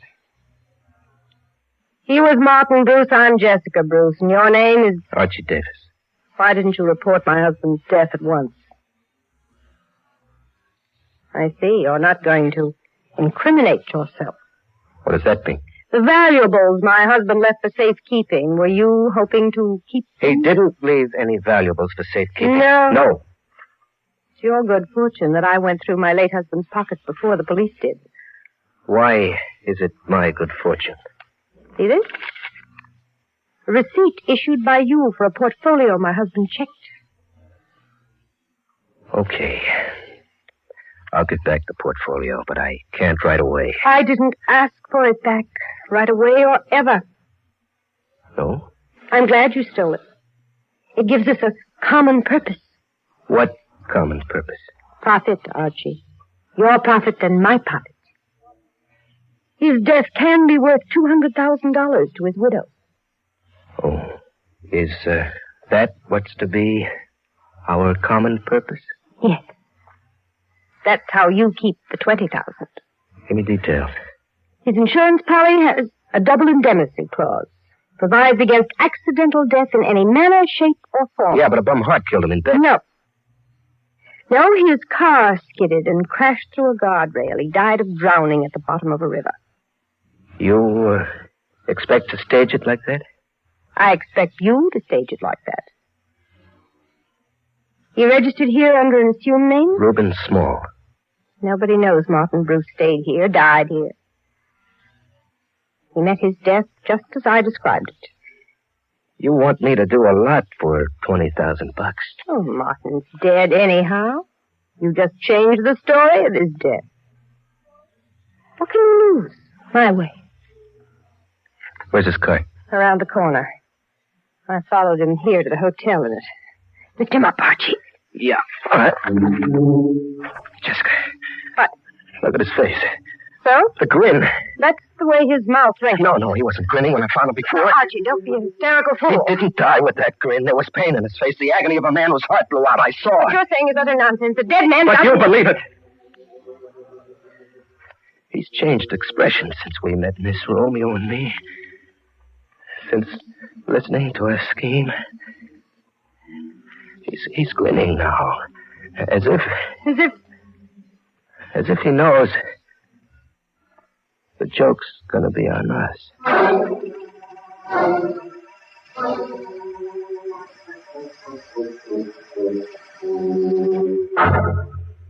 Now, friends, this is your host with a personal suggestion. For you, if you're the right person. And you are if you like coconut.